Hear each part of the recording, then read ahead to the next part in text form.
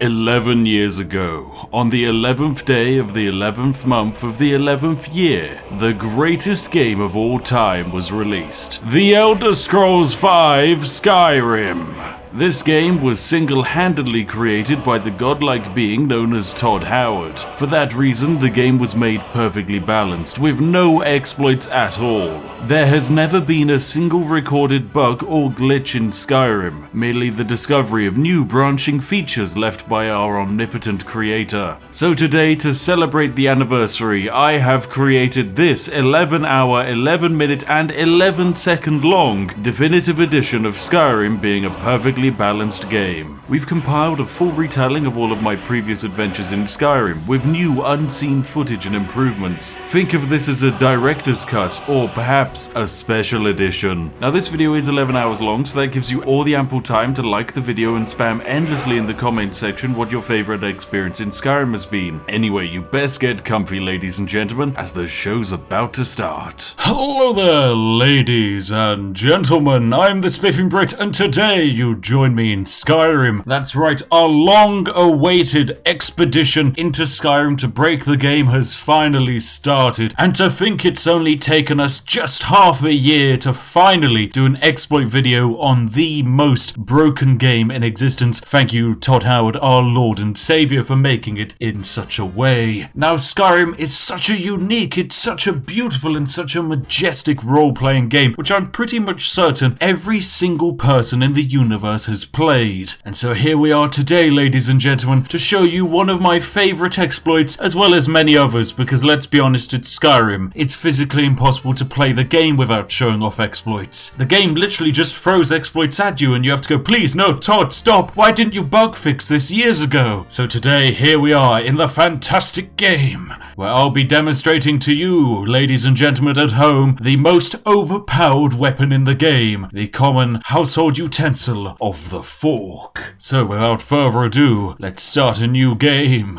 Oh, here we are. We're in the character customization. I have the alternative life start mod installed, mostly so that I don't have to sit through that horrible, fantastic tutorial that Todd Howard created for all of us at home. So yes, we need to create a character slash hero to be our adventurer through this wonderful world. Now there are many different people to choose from and many adventures we could have with some of these fantastically beautiful people. Oh, but I've got an idea, ladies and gentlemen. I have a fantastic idea. I think today, ladies and gentlemen, we should create the greatest man ever to exist. Now, many of you at home might have been watching E3 and think, well, of course, it's got to be Keanu Reeves. But no, ladies and gentlemen, it's not. It's Keanu Reeves' long-lost cousin, REANU KEEVES. That's who we're going to be creating today. And I think unlike our previous adventures into Skyrim, we probably shouldn't just make all of our characters of eyes that stare into the void, no matter how much I do enjoy it. Oh my goodness, eye height slider. Oh, Todd, you shouldn't have given me such powers. Oh yes, REANU KEEVES, he's going to have very low down eyes for some reason. Oh my goodness, what a beautiful little goblin. Oh, I need these massive eyebrows. Yes, we want the bushiest boys alive. In fact, you know what? We're going to have his eyebrows kind of migrate away from his eyes. They just don't want to be included there. They want to be free. Right, I don't want to say weird things happen every time I create a character, but, you know, I'd say this one's gone surprisingly well. Right, now we just need REANU KEEVES' beautiful hair. Oh, there we go. It's perfect. Oh, it's absolutely beautiful. I mean, I'm pretty sure Keanu Reeves' actual chin isn't like that, but REANU KEEVES can be. That's the joy of creativity and imagination. That's what Todd Howard wanted to teach us about. The joy of creating something beautiful. Yes, very beautiful, aren't you, REANU KEEVES? Right, let us finish and name our character. Yes, REANU KEEVES. Perfect. The greatest hero I could ever wish for. Right, now we just need to pick our life. You know what, we could do the vanilla start, but I think so many people have seen it, it's best we probably skip it, and instead we'll go for arriving on board a ship, and I'm gonna say we just arrived in Dawnstar for some reason. Yes, this makes sense. After trying to escape the success of his cousin, Keanu Reeves, REANU KEEVES decides to jump on board a boat and sail away to a far-gone land, where Todd Howard, one of his friends from primary school in the chess club, promised him safety and sanctitude by porting him into a game just like CD Projekt Red, but inside this game, Todd Howard promised him godhood, and so that is what REANU KEEVES is striving for today. What a magical journey we're going to go on. I'm so excited. Right, ladies and gentlemen, if you are ready for this, make sure you are sat back, that you are relaxed, you have a nice warm cup of tea in front of you, as we're about to begin the life of the greatest hero ever made. And you know what? REANU KEEVES, he's a lovely guy. Look at him. He's so majestic. And you know what? He's willing to do a special offer just for you, the ladies and gentlemen at home. The first 5,000 majestic sausages to like this video will be visited in their sleep tonight by REANU KEEVES. That's right. This magical, beautiful creature will just spontaneously, sometime around midnight, you'll open your eyes and there he is, standing at the end of your bed, giving you a wave, and then he'll disappear forever, never to be seen again. Who wouldn't want that beautiful service? God, I don't know if that's going to have a positive or negative reaction on how well this video does. Anyway, REANU KEEVES, you know, he's just arrived by boat. He needs some supplies, so where is he going to get the supplies from? Well, we're in Dawnstar, ladies and gentlemen, and as we know, Todd Howard left a little surprise for REANU KEEVES in Dawnstar. Near this mine here, we go to these rocks, and these rocks are very special rocks. What's that? Search chest? But hang on a second, that's not a chest, that's a rock! Oh no, it isn't, ladies and gentlemen. This is in fact very much a chest, full of literally everything you could possibly need. So we're going to be grabbing all of the fun items which have actual magical enchantments on them, as these enchantments are going to become very useful later on. And even a wooden sword. Wow, this is like the second most powerful weapon in the game. So many valuable items are left in here. I wonder where they all came from. Why is there a chest here? Well, basically, Todd Howard decided that the magical roaming bands of traders known as the Khajiit, who go from town to town giving you magical supplies, needed to have a place to store their goods. And for some reason, Todd decided to not bury this beneath the ground, but he decided to place it slap bang right here. Thank you, Todd. But of course, we don't actually have enough items to create a god tier level 4. We're going to need some more items, and we're also going to need some enchantments that we actually want. So to get those enchantments, we're going to need to have the Khajiit restock their supplies. And how are they going to restock their supplies, you might ask? Well, it's quite simple. We need to just stand here and wait. So this is where the Khajiit will arrive eventually when their trade caravan comes, and so we will simply stand and stare and wait for their arrival. I will see all of you in about 17 hours, as Todd Howard decided to make the time passing animation incredibly slow. My goodness, these cats really do take a long time. You know what? Maybe REANU KEEVES can do something first. You know, just to test out some of his incredible powers. Well, you know, REANU KEEVES, he likes money. He loves to make money. But where's the best place to get money? Well, best way to get money in this game is probably by trading. But trading's a little bit tricky because, you know, you need items to actually trade and traders who want to buy from you. So what if there was a way to bypass literally all of that? Well, we're going to head over here to this wonderful, is this some kind of mortar and pestle? Nice. Some kind of alchemy shop.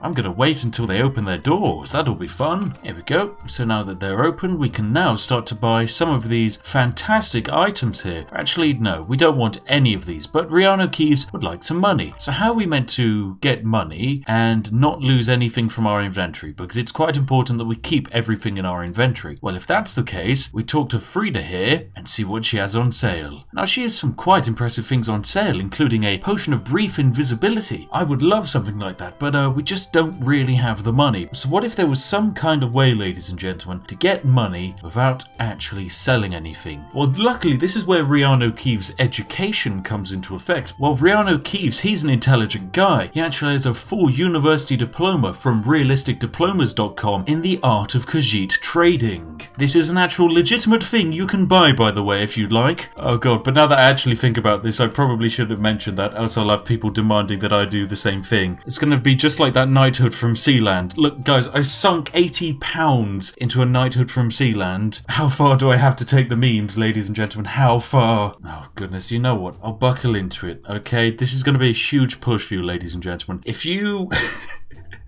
If for some reason this video can hit 20,000 likes, I have no idea how, I will buy a fake diploma in Khajiit trading from the University of Australia via realisticdiplomas.com. Oh goodness, the things I do. Anyway, let us see how REANU KEEVES can put his realistic diploma to good use. Well, so how do we do this wonderful thing? Well, you want to hit on REANU KEEVES, go over to Frida here, and then hit E. And suddenly, things have gotten a little bit wacky because we are now in in our sell screen. So as you can see in the bottom left, we have the letter E, and that means we can sell items. Whatever we sell here, we gain money from. For example, this ale, we sell, and as you can see, Frida's gold goes down and our gold goes up. Yet the ale doesn't go away. Also, you might remember that we don't actually have any ale in our inventory. Now this can be advanced by looking even further down. This here is the potion of brief invisibility, an item that I'd love to have but will never be able to afford. Yet for some reason it now says only 69 in value, and also I can sell it. Well, hang on a second, what has REANU KEEVES done now? Well, what's happened here, ladies and gentlemen, is that REANU KEEVES' art of Khajiit trading is so powerful, he's able to go over to this lovely little Frida here and convince her to buy her own items off of herself and give the money to REANU KEEVES. And Frida's gold goes down, and ours goes up, and our speech level's up. Yep, that's how it works. And you know, we're so good, we're even going to sell it to her, even when she has no gold. So we're gaining no gold from this, but we're selling her this potion. And our speech just keeps on going up. As fast as I can hit enter, it's gonna go up, and that's a level up, ladies and gentlemen. Speech level 22. Come on, Frida, keep buying all of your own potions. Yeah, Todd Howard, this game, it just works, doesn't it? Just works. Perfect release quality. By the way, I'm playing on Skyrim Special Edition. This is meant to be the Mastered Edition they released well after the game, and the game is 10 years old at this point, so it's not like they haven't had time to patch it. Although, to be honest, I mean, they have been too busy implementing Fortnite into Fallout 76, so I can't blame them for not focusing on patching this. Anyway, there we go. What a success. We've had an absolutely brilliant sale time with Frida here. Alternatively, there's another way to do this even more and gain more money. What you're going to want to do is drop down a save. So we drop down a save here, get out our fists, punch Frida, and then immediately reload the game. And for some reason, Todd Howard has her be hostile for a second and then immediately resets her. But in resetting her, an issue arises. Her money has been reset, so has her entire inventory, meaning she now has 2 potions of brief invisibility.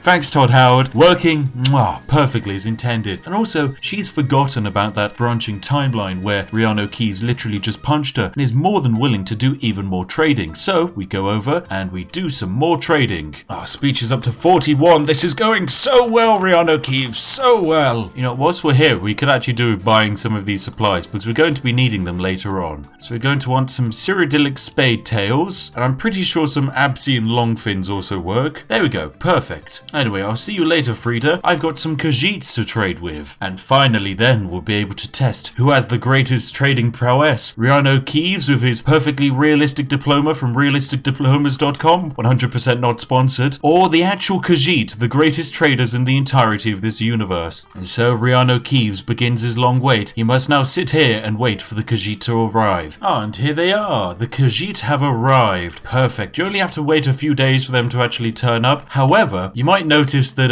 Skyrim has kind of Skyrimed. Now these 3 Khajiit aren't actually all the Khajiit. There's a 4th one of them, and it's the 4th one that you can do the trading with. The rest are kind of useless. So where is the 4th one? Well, thanks to Todd Howard's ingenuity, for some reason you have quite a high chance of them just leaving the 4th one behind. And you can find the 4th one by just running along this road, and there she is standing on a rock over there. Thanks, Todd Howard. Very cool. Now these Khajiit will have the same inventory as the one we literally just stole from not that long ago. So if we check what they have for sale, we can see that basically, as we've waited a few days, that chest over there is reset and is now filled with all of the goodies that we see in her inventory. Now this is absolutely fantastic because there are some great things in here. For example, an enchantment that we need massively. The Necklace of Minor Alchemy. This means created potions are 12% more powerful. That is incredibly overpowered. But how do we get it? We can't afford it. It's 1,417. Oh, actually we can afford it. Okay, let's just buy it. And now we are down and the Khajiit now has 2,000 gold. But don't worry, ladies and gentlemen. We've said hello to our Khajiit friend over here. And now we're going to run this way. So we've just bought that fantastic alchemy thing. That is brilliant. That means all of our potions are so much stronger. And trust me, that's going to be necessary. But now that we know that the Khajiit inventory has been reset, what you want to do is run down this hill. And we're going to run all the way over to the mine. Come on, REANU KEEVES. It's not even that cold. So there we go. We just jump our way over here. And over here, wabam, we have our friend, the chest. Here we go. Chest. And as we can see, her entire inventory has been reset. And these are all of the items included. So we'll just grab all of the soul gems as always. Also, all of the gold that we gave her ourselves has also been deposited in here. So that's 2,167 gold we've just gained back. And there we go. Success. We've managed to get all of the items we like. So what do? Well, we just have to run back to our Khajiit friend. So you just run all the way back up the hill over to our lovely friend Khajiit Trader. Now of course her inventory hasn't reset because we've literally just gone back and forth, so we need to find a way to reset our lovely Khajiit friend's inventory, and the best way to do that is by dropping down a save and then punching her, and then immediately loading the save. And now for some reason she became hostile, resets her hostility, and her gold has been reset, but not only that, so have all of her weapons. You know, I'm going to repeat this process a few times. I'll see you once I've gathered all of the supplies that I like the look of. Now you might be wondering, why is REANU KEEVES so destined on accumulating so much money and power, and why on earth does he have a diploma from realisticdiplomas.com and not an actual reputable college like, I don't know, the College of Winterhold? Well, it's because the College of Winterhold didn't want REANU KEEVES. Apparently they took one look at him and decided no. So REANU KEEVES is on a mission to become the most powerful man alive and force the College of Winterhold to accept him for what he is, the Lord and Saviour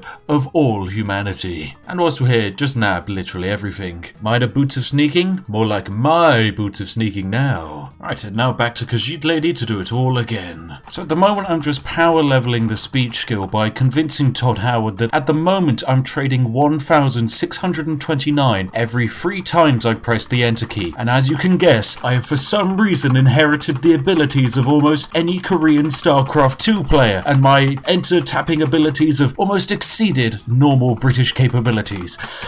Oh, I'm gonna need a new keyboard after this, but it's worth it for the video. Go for it, keyboard, go! Oh yes, speech skill 49, come on, let's get it to 50.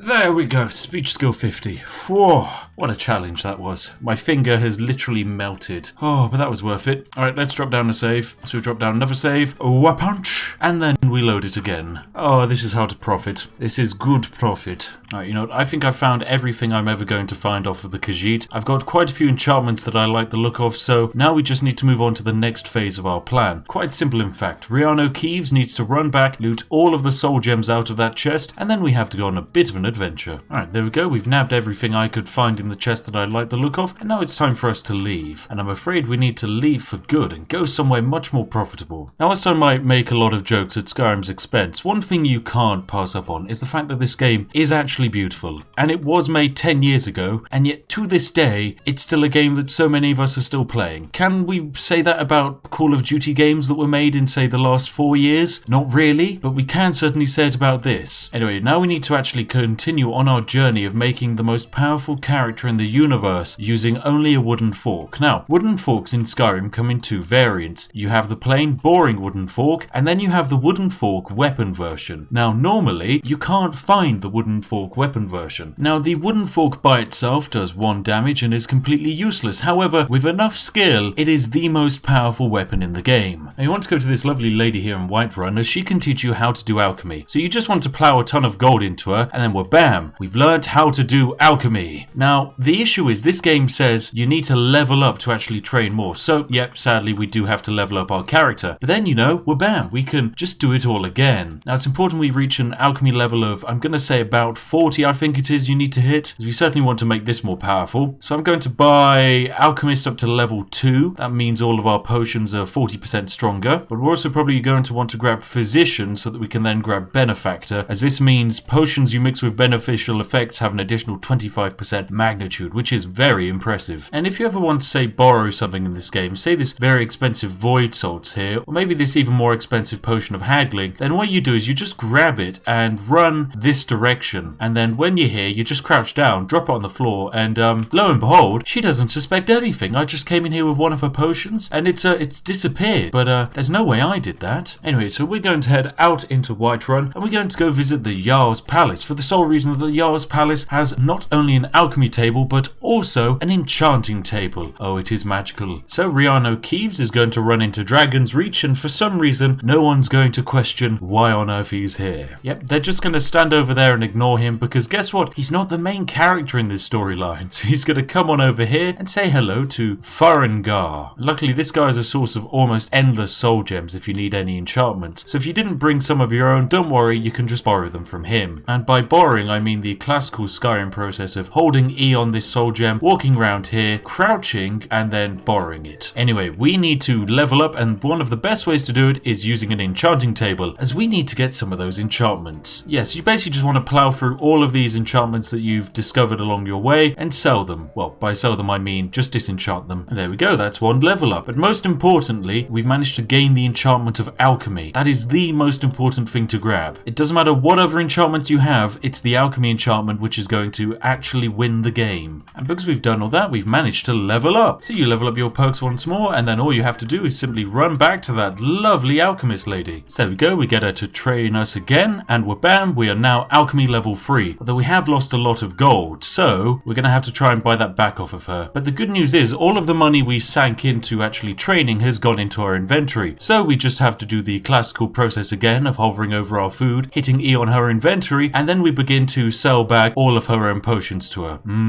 Balance, Todd Howard. Well anyway, something we want to do is use the blacksmith's forge to create some items. So on my adventures around and about Skyrim, I've been able to locate quite a hefty supply of silver ingots, which is perfect. That's exactly what we want. So what you want to do is you want to jump on down here and basically start creating some nice jewelry using silver, because silver is a nice cheap resource to have. So you want to basically forge lots and lots of silver necklaces and silver rings. Now these are going to be our pimping equipment, so we want as many of these as possible because we're going to be using these bad boys to create some of the most broken enchanted equipment the world has ever seen. So there we go, we've just crafted a ton of jewelry. Very successful. Now we just kind of need to go and enchant it all. Right, and the next step, as soon as you start doing this is going to be it. This is going to be the start of the great adventure, and there's no going back once you begin, ladies and gentlemen. So ladies and gentlemen, we need to begin by creating some brilliant alchemy items. Remember, we already have the necklace of minor alchemy. Now we just need to create ourselves a nice little ring. Let's go over to this arcane enchanter. We grab our silver ring, find an enchantment. Well, of course we want alchemy. This means created potions are 8% more powerful. Very nice. Now we just use the soul gem to do it. Now, after you buy all of the grand soul gems off of Farragnar's secret fire, you want to simply drop down another quick save, give him a bit of a bat, and then immediately load the quick save again. And every time you do this, his inventory should perfectly reset, and he'll have a brand new grand soul gem for you to buy. And this is the easiest way to get grand soul gems in the game, sadly. And then of course you just immediately sell everything and get all of your money back from Farangar. Lovely. So how many grand soul gems are we up to? We're now up to 5. Not bad at all. Right, next up, ladies and gentlemen, you're going to need to go get some ingredients. Some very specific ingredients, but luckily they're not actually that difficult to come by. So what you want to do is you want to gather ingredients for Fortify Restoration Potions and Fortify Enchanting Potions. Fortify Restoration Potions, not difficult at all. All you need is some salt piles, either small antlers, small pearls, Cyrodiilic spade tails,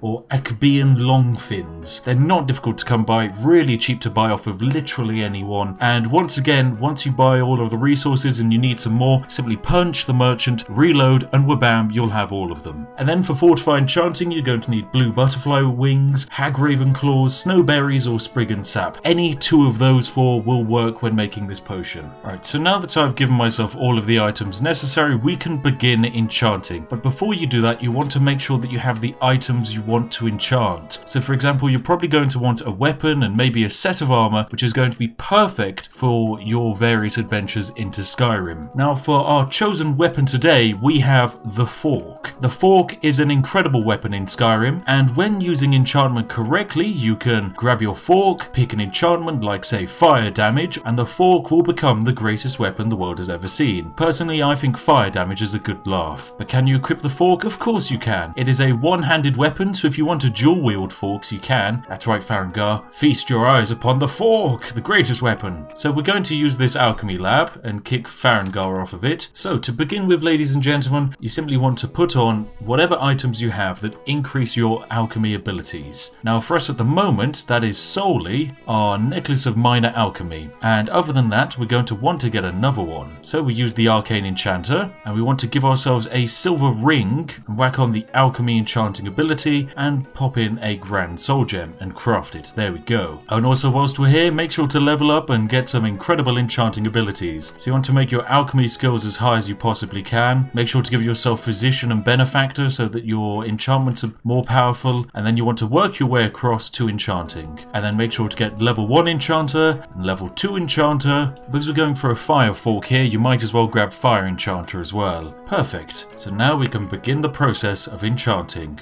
So make sure you've whacked on your silver ring of creative potions and more powerful. So there we go. Now all of our created potions are going to be 12% more powerful. Very nice. So you whack on that and you want to make a fortify restoration potion. How do you do that? Quite simple. We're going to use some small antlers and some salt piles, craft them together, wabam, fortify restoration discovered. And now that we've made one fortify restoration, you simply quit the alchemy table. You want to take off your necklace and rings. Then you want to chug the fortify restoration potion, making restoration spells 39% stronger for 60 seconds, so you give that a chug, and then you check your apparel again, and suddenly crafted potions are now 16% more powerful, and 11% more powerful. Good, so you put both of those items on, use the alchemy lab once more, and make yet another fortify restoration. So you have the potion added to your inventory, you quit the crafting table, you once again take off your apparel, and then you want to chug the potion, which is now at 58%, so you chug that, and then your necklace is now up to 19% and the ring is at 12%. Now eventually you're going to reach a point where it simply doesn't increase anymore, and at this point, don't worry, do not panic. Simply make sure that you have the highest number you possibly can. Drink the restoration potion, which is 69%, so you give it a chug. I put on my necklace, I put on the rings, and now this is when you want to do your fortify enchanting potion. So you use the alchemy lab, and you want to get your ingredients, use the butterfly wings and the snowberries. And so you want to craft, wabam, fortify enchanting. You want to craft a few of these. Just 2 should do for us, as we're simply going to be making a necklace and a ring. So there we go. We have our fortify enchanting recipes, and we come over here, we use our items, and we simply chug this lovely bad boy here, fortify enchanting 11% stronger. Use the arcane enchanter, and we want the item of the silver necklace, the enchantment of fortify alchemy, and the grand soul gem. And now we craft this, and then we do the same for the rings. So there we go. And now once we've done that, we simply have to start over once again at the alchemy lab. Oh, goodness. So now we're effectively on season 2 of the loop, so you want to go back to your alchemy table once again, make a fortify restoration potion. So bam, we create one, we quit the alchemy, but as you can see, it's already at 46%, which is much better than last time. We want to take off all of our alchemy bonuses, chug this potion of restoration, bam. Now that that's drunk, we want to put back on our iron gauntlets of major alchemy, which are now at 24%, our necklace, which is now at 16, and our ring, which is now also at 16. And then we want to use the alchemy lab again, and bam, another fortify restoration. So then we immediately quit, items, apparel, take it all off, drink that potion, now at 75%, put the items back on, now all at 19% and 29%, use that alchemy lab once more. Oh, this beautiful loop, I love this game. Thank you, Todd Howard, beautiful game, perfectly working as intended. So now our necklace and ring are up to 27%, the gauntlets are up to 41%. This is when we're starting to hit the snowball now, ladies and gentlemen. Oh, this is going well. Now at 160% stronger alchemy spells. This can only get better, ladies and gentlemen. Yep, we've hit the cap, 33% and 51%. So we're going to have to now basically cash in and make our fortify enchanting potion. So we create that, and actually we create a few of these because we're going to need them. So we go about 3 of those, and then you want to come over to this bad boy, the arcane enchanter, and you want to chug your first potion of enchanting, use the enchanter, and then we want to make a silver ring, give it the enchantment of fortify alchemy. Bam, it's now crafted potions are 33% more powerful. That seems good. Let's make that immediately. And we want the silver necklace. We want to give it the enchantment of alchemy and fill it with yet another grand soul gem. So we craft that as well. Very nice. And then once again, we start the loop again, but now season 3, where fortify restoration gives us 220%. Very nice. So you quit the alchemy, bam, you jump on out, you want to take off all of your items, which have technically lost their power-ups, you want to chug your potion, fortify restoration, and now you just have to work your way back up again. Simple, rinse and repeat. So now we're reaching the point where our iron gauntlets are now at 56% more powerful potions, and our necklaces and rings are offering 36%. So now our fortify restoration potions are up to 284%, which does make them very powerful. Our rings are now up to 42%, our gloves are up to 65% more powerful. Now potions are getting very wacky. 322% stronger Fortify Restoration potions. Yeah. Honestly, the more ingredients you have, the longer you can do this for, the more overpowered you're going to end up. The choice is yours on how much you want to break the game by. The higher your alchemy level and the more powerful your starting enchanting gear is, generally the faster the process will be, so you don't need to worry about gathering as many ingredients. But realistically, as we're now increasing about 100% potion strength per tick now, as soon as you hit the snowball, it just becomes too easy. So our next potion is going to be 600% stronger. Yep, this is Todd Howard at his finest. Now our Fortify Restoration, 870%. If you're enjoying it, ladies and gentlemen, hey, make sure to give it a like, because by God, filming these and getting these ready, they do take a long time. I was in lots of collusion with the YouTuber YMFHA, I do believe it is. He's a lovely YouTuber. He does a lot of these Skyrim videos, and he is an absolute god of Skyrim and has given me some of these fantastic cheesy exploits. Like, look at this, 1,562%. Whoa, what a classical exploit this one is. Every time we craft one of these, we level up basically twice because just of how powerful it is. 900,000% stronger than previously. Okay, now we're reaching the point where we need to be careful because we can integer overflow the game. Oh, right. Use Alchemy Lab. Fortify Restoration. Bam and bam. Whatever number that is. Good. We'll take that. You know what? Yes. This seems fine. This seems fine. Oh, right. Chug potion. The completely broken one. This potion is worth over 1 million gold. And now, I don't know, potions are just god tier. So, use Alchemy Lab. Now, this is where we want to use Fortify Enchanting. So, let's make a few of these bad boys. This seems fine. Now we quit the alchemy. Okay. And we go over to the Arcane Enchanters table. Now we want to chug our potion. So we go items, potions, Fortify Enchanting, use the Arcane Enchanters table. We want to go item, fork, enchantment, fire damage, and the game's just crashed. Oh, Todd couldn't handle it. Oh my goodness, he couldn't handle it. Right, I'll be back in a bit once I've got this to work again. Oh my goodness, that was brilliant. Right, so I'm back, ladies and gentlemen. Time for another run at this lovely enchanting loop. This time I've given myself a few more bonuses. Instead of just our ring and our necklace and our gauntlets, we now also have a nice shiny crown to help us out. So once again, we're going to begin and do our Fortify Enchanting loop, and this is when the journey is going to start, ladies and gentlemen. Okay, and so it begins with our first Fortify Restoration. Right, now we're hitting the lovely point where our potions are now at 84,000%, so we'll just craft one of these bad boys, and I think this is going to be the limit that I'm going to say we're going to hit, as I think going beyond this might be a bit of an issue. So we're going to chug this potion, and then we're going to start creating our Fortify Enchanting potions. So we can now craft 21,000% stronger potions and so on. So what we want to do is now make a new potion. We're going to make our Fortify Enchanting, so we need the blue butterfly wings and the snowberries. And there we go. For 30 seconds, items enchanted are 4,299% stronger. So we'll just make a couple of these bad boys. And by crafting one of these, our alchemy is increased from about 50 to 64. Anyway, we're just going to quit the alchemy. And now it's time to create a brand new thing in the Arcane Enchanter. And before we use the Arcane Enchanter, we want to make sure we chug our potion of Fortify Enchanting. The strongest one we have, which is this bad boy here. So now 4,600% stronger. And we want to choose the item we'd like to enchant. And I think for our first thing, we'd like to enchant a silver ring, go to enchantment, and Fortify Alchemy will be the best one. This means created potions are 6,700% more powerful, and this is going to last forever. With a Grand Soul Gem, this becomes 5,000% more powerful. Good, so we craft this bad boy, enchant it, and now we need to start making some more. So we want a necklace, and then we need to chug our lovely potion of enchanting. Then we go into the Arcane Enchanter, we get our necklace, we choose the enchantment of alchemy, we use our soul gem, and now we have a 4,000 powerful necklace. Bam! Now we chug another potion, we use the Arcane Enchanter. This time we want the item of the fork, we want the enchantment of, I'm going to say, actually yes, we want one fork to do fire damage. It's going to do 5,000 fire damage. Brilliant. And then we want a soul gem on it, and perfect. Enchant the ultimate fork. Actually wait, no, we want a rename item. This is going to be Bernie Fork.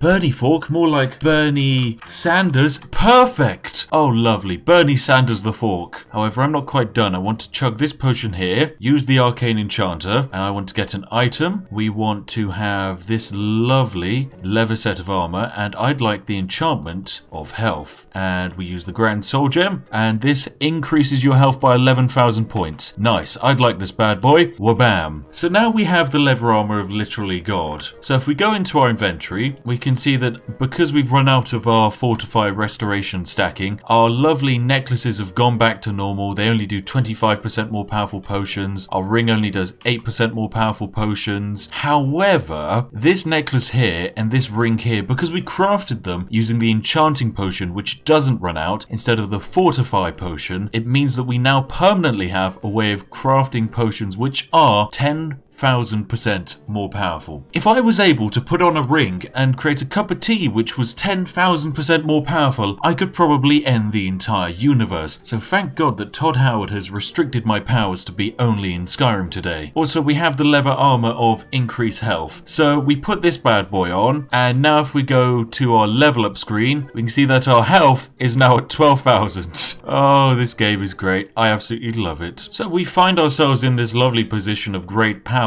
What do we do? Well, logically, I'd like to make a potion. A very special potion. What potion are we making today, ladies and gentlemen? We're going to be creating a potion of unknown effect.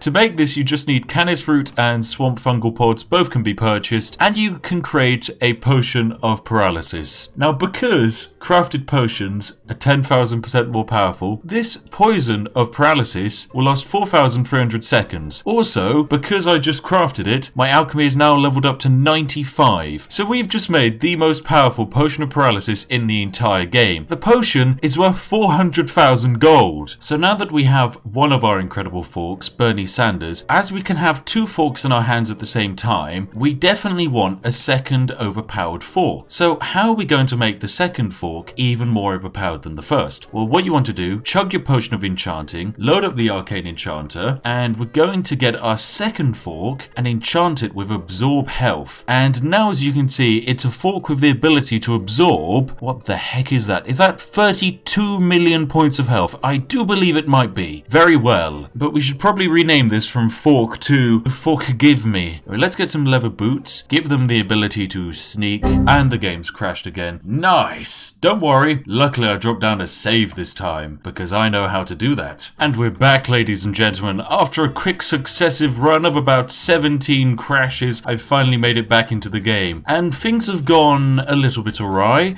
We have Bernie Sanders here, quite a good weapon, but actually, apparently, it could be better. It does 5,000 burn damage, which is incredible, enough to destroy anything in this game. However, it's not quite fork give me, which is so powerful, it's worth negative money. You know what, I think it's time for REANU KEEVES to go on his adventure with his fantastic realistic diploma from realisticdiplomas.com, perfectly balanced and 100% not sponsoring this video. REANU KEEVES is going to go to the College of Winterhold and proudly present the fact that he probably should be in the college. If anyone disagrees, well, then they can have a meeting with Bernie Sanders and fork give me. So, Mr. Carriage Man, take me to Winterhold. Ah, Winterhold. It is permanently freezing. What a lovely place to be. Look at that, a magic college of Winterhold where all of the smartest people go. You know, smart people, REANU KEEVES, they go hand in hand. Actually, it's quite cold over here. I don't think REANU KEEVES knew just how cold it was going to be. I mean, he's not even wearing shoes. Here we go, College of Winterhold. What a lovely place. Hello there, friend.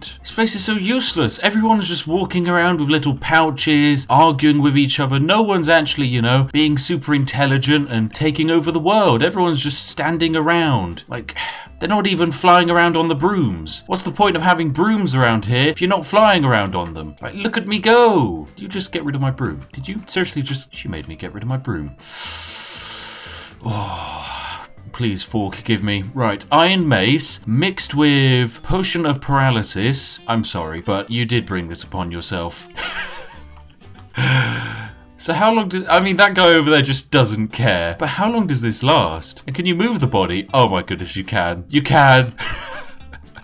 Right, this way. We're going this way. Oh, okay. So this character is going to be stuck like this for the next I think 29,000 seconds. How long was that? Oh. Goodness. How many minutes have I accidentally stuck them for, actually? So it lasts for 240,000 seconds, basically. Well, sadly, this means the potion lasts for 4,000 minutes, and 4,000 minutes in hours is 66.66 hours. So this is 66 real-world hours, ladies and gentlemen, which is, probably more hours than anyone actually ever put into Fallout 76, and that's how long we've accidentally stuck this poor little NPC for. And they will permanently be stuck in this position, and I've accidentally got them stuck at the bottom of the stairs. Right, you know what? You just stay there. You'll be fine. Oh, don't look at me like that. Come on, you're looking like you're judging me. Oh well. Alright, well, surprisingly, no one seems to mind when I paralyze people for 66 real-world hours. Oh, hello there. It's Frauda. Oh, I have an idea. I have a very good idea. So Frauda is giving us a lovely little tour of the ramparts, and this gives me a fantastic idea, because Frauda here is very near a very steep edge. Alright, so where is the nearest edge? Oh, there's one. Quite good. Okay, so Frauda, just walk up to this very risky bit of tiling here, and boop, and there you go, Frauda. You are now paralyzed. Right, so how do we get her over that edge? Misk, drop down the bucket, the legendary bucket of gravitational assistance, and goodbye, Frauda.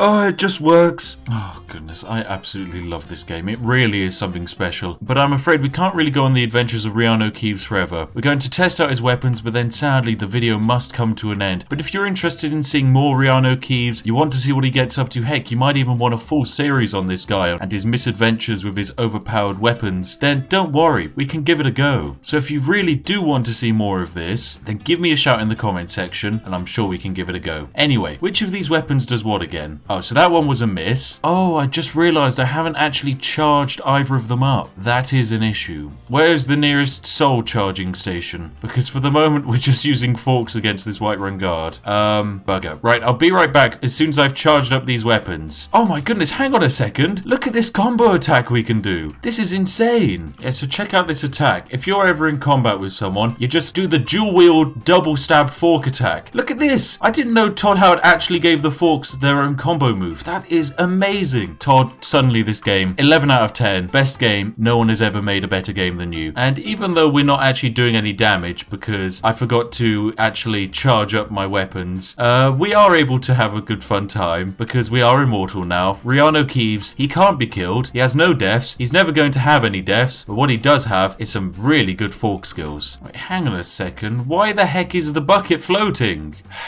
Todd. Oh, no, there's the bucket now. Okay, thank you, Todd. Just Skyrim, being Skyrim, doing Skyrim things. So apparently, for some reason, the fork does not allow you to recharge via natural means. However, there is a way around it, which I'm going to have to investigate. Basically, in the enchanting section, you can use Soul Siphon, and that means the death blows to creatures trap 5% of the victim's soul into recharging the weapon. Now, this means, theoretically, if we were to fight creatures with these weapons now, we're able to actually siphon their souls and charge up the weapons. So I'm not going to have to go out and kill a bear. And then finally, we can temporarily end part 1 of the adventures of REANU KEEVES. Now, please forgive me, cow, because there's not many other creatures around here. Oh wait, there's a chicken. A chicken. Chickens work.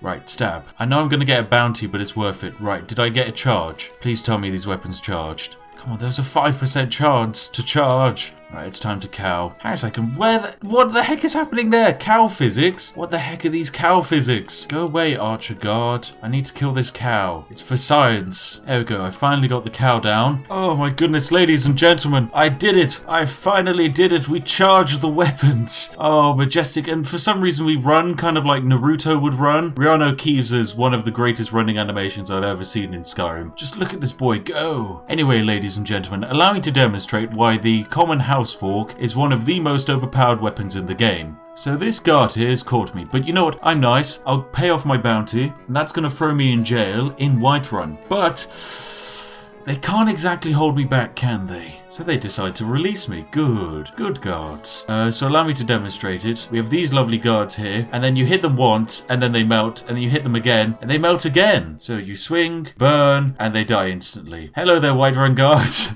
Please, trust me, this is a fork. It's the weakest weapon in game. Now prepare to be burned. Oh, goodness, I love this game. Hello, beggar person. Sorry. Oh, Mr. Priesty boy. Hello. Bye, Mr. Priesty boy. Hello there, cow. You didn't see anything happening, did you? Good cow. Let's just keep this as a secret between you and I, okay? Between you and I. Hello, Whiterun guard. What's up? You don't like me? Well, I'm sorry. I'm prepared to be evaporated. Oh, goodness, what a game. What a game, ladies and gentlemen. I love these forks, and they are the most overpowered weapon in game. Just look at them go. Now, REANU KEEVES, although some would say he's struggling to live up to the success of his cousin, Keanu Reeves, I would prefer to say that REANU KEEVES is actually bloody smashing it right now, considering our first episodic documentary into the life of REANU KEEVES has gained 1 million views, and also this absorbent amount of thumbs up. I have never even seen such a high number, and consequently the channel itself also managed to reach the 500,000 mark. Both myself, REANU KEEVES, and my editor are absolutely over the moon, and to each and every one of you, I raise a cup of tea. A glorious cup of Yorkshire tea nonetheless. Absolutely perfect. Yorkshire tea is in no way associated with the Spiffing Brit, however it is also the greatest tea in the entirety of the universe. 7,000 out of 10 people interviewed on the qualities and tastes of Yorkshire tea said they would recommend it to a friend. But enough with the wonderful sponsorship that 100% is not a sponsorship. I think it's time we dive into the video and make REANU KEEVES all the more powerful. I mean, come on, we want to see his life adventures. Hang on a second. I realize we still need to give REANU KEEVES some shorts. And shoes. Oh, he just needs a lot of everything. But nonetheless, REANU KEEVES, there's one thing he probably should do. You see, he needs to make a potion. He wants to make a very powerful weapon. You see, last time, we made a exceedingly powerful fork. We have Bernie Sanders and Forgive Me. Forgive Me, of course, being a weapon so powerful, I can't even put a soul stone into it. Because Todd Howard decided if you enchant a weapon and you make it too powerful, there's no way you should be able to add more soul stones. Bernie Sanders is kind of similar, however, using a few console commands, you can actually add in soul stones. However, we're likely going to have to reforge Forgive Me because, by goodness, yeah, that's just too much apparently. Negative 2.1 billion in value. Apparently that can destroy the game. But nonetheless, here we are in this fantastic game with 2 brand new wooden swords. As today, I intend to show you, the lovely ladies and gentlemen at home, the power of wooden swords. Just look at how powerful they are. So yes, we need to find a way to make these wooden swords better. And for that, luckily, we're here with Arcadia. Now firstly, we want to go to the lovely lady here in Whiterun and buy a few items from her. We'd like a few ingredients, and the ingredients in question that we're looking for are some blister wart, and then you also want some Spriggan sap. Here we go. However, she only has 1, which is a bit of a shame because I'm afraid, Arcadia, you know what that means. I need your inventory refreshed. Terribly sorry, love. It's wooden swording time.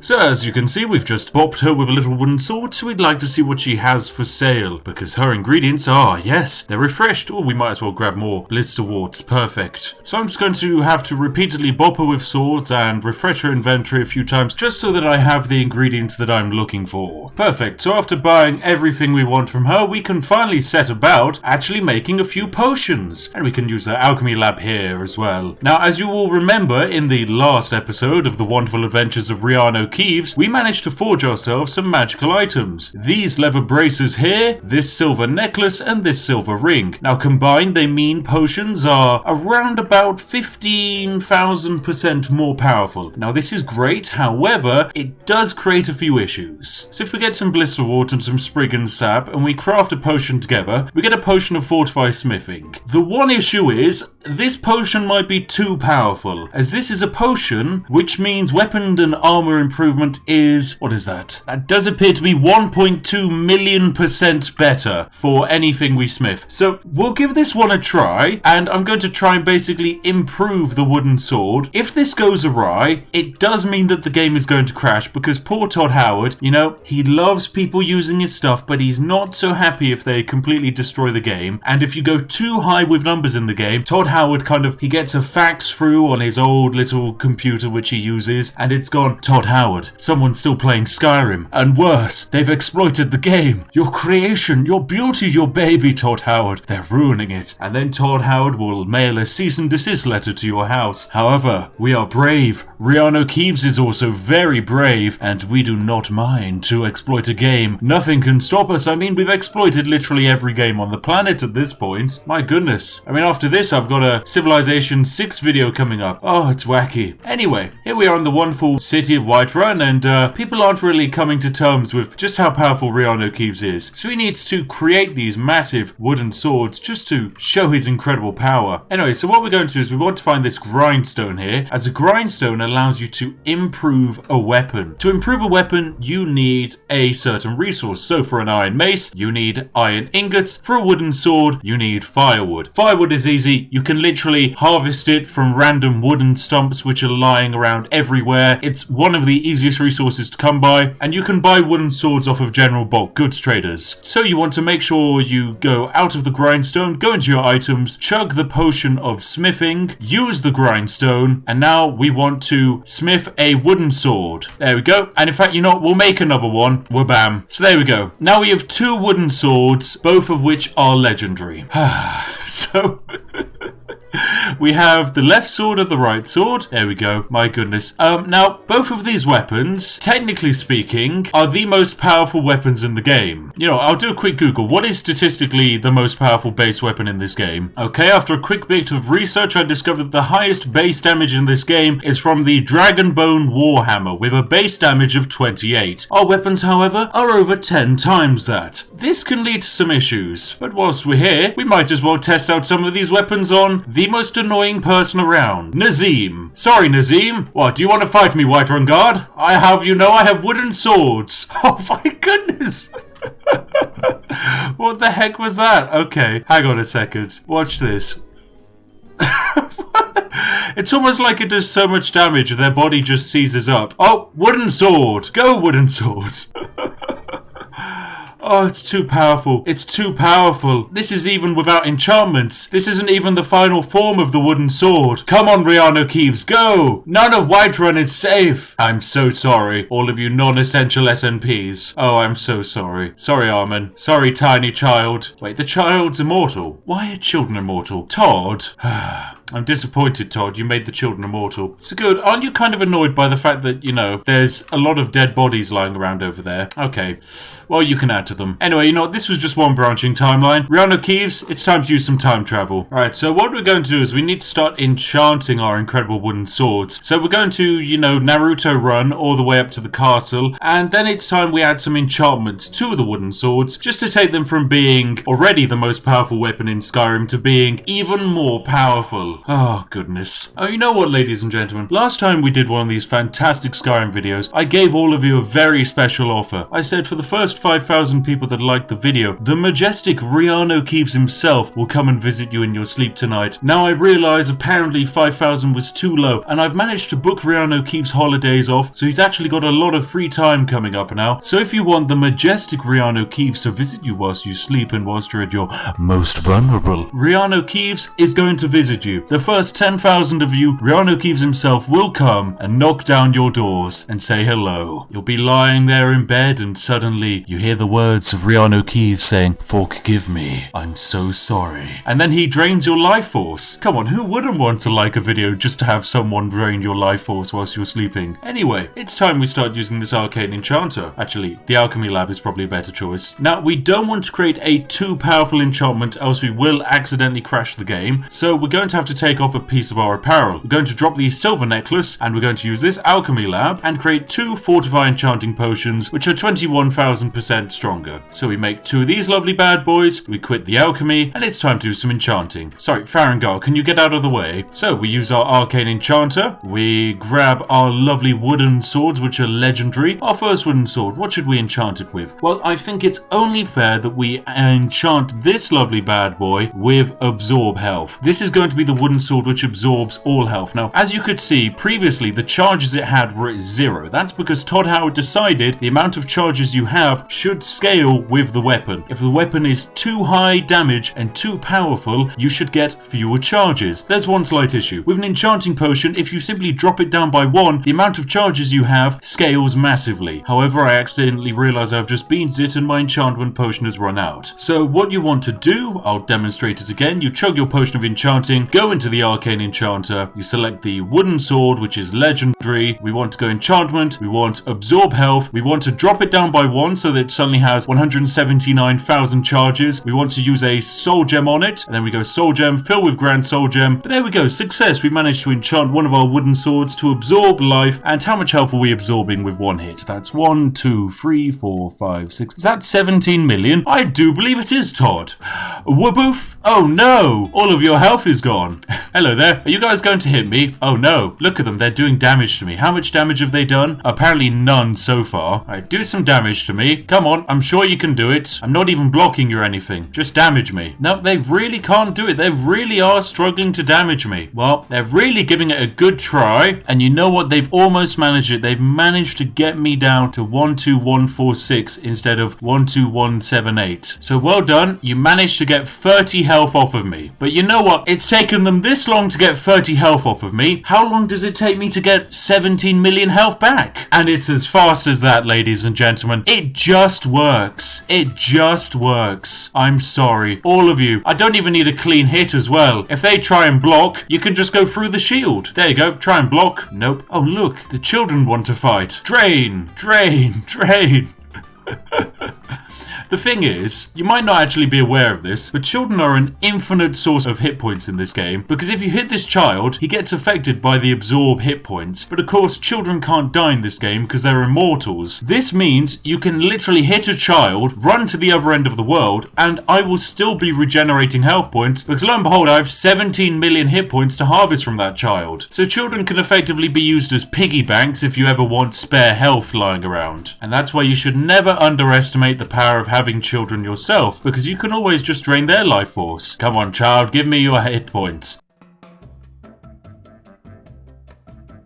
So there we go, we have one wooden sword crafted, now we simply need a second. And for that we're going to chug this potion of enchanting, and it's time we make the second most overpowered wooden sword in the game. So you want wooden sword legendary, and then soul trap, and we're going to create a sword which basically harvests the souls of people.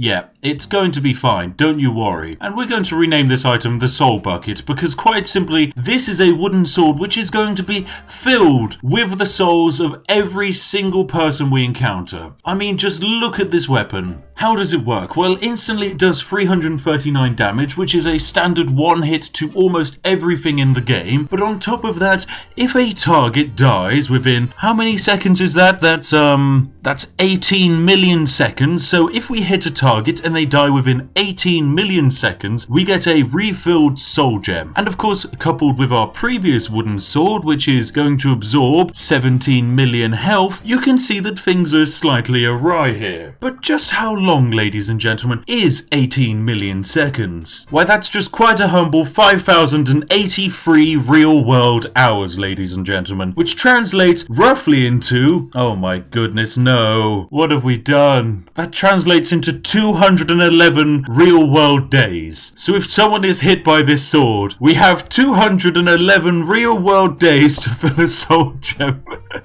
I don't think there is even anyone who has 211 real-world days worth of playtime in Skyrim. Imagine that. You can start the game, hit an enemy, run off, do the entire game and campaign 4 times over, come back, finish them off, and wha-bam, soul gem is filled. Soul gem is filled. Oh my goodness. REANU KEEVES, what a man. What a man indeed. Beyond, I think it's time you create some wacky potions, because at this point we can create some hilarious potions, my friends. I actually want to see what is the strongest paralysis potion we can make, because obviously we made this one here, which lasts for 240,000 seconds, which is good, but it could be better. I feel like it most certainly could be. So, if we want to do that, we're going to have to use the alchemy table, and we want to make a potion of restoration. So for that, that, we want to put on all of our items to make better potions, use the alchemy table, create a potion of restoration, meaning restoration spells are 800,000% stronger, so we craft that bad boy, we quit the alchemy, drop down to save because by god I don't know what's going to happen, and then you want to take off all of your clothes, chug the potion of restoration, put back on all of your clothes. Oh no. Oh no no no no no no no no no no no no no. What have we done?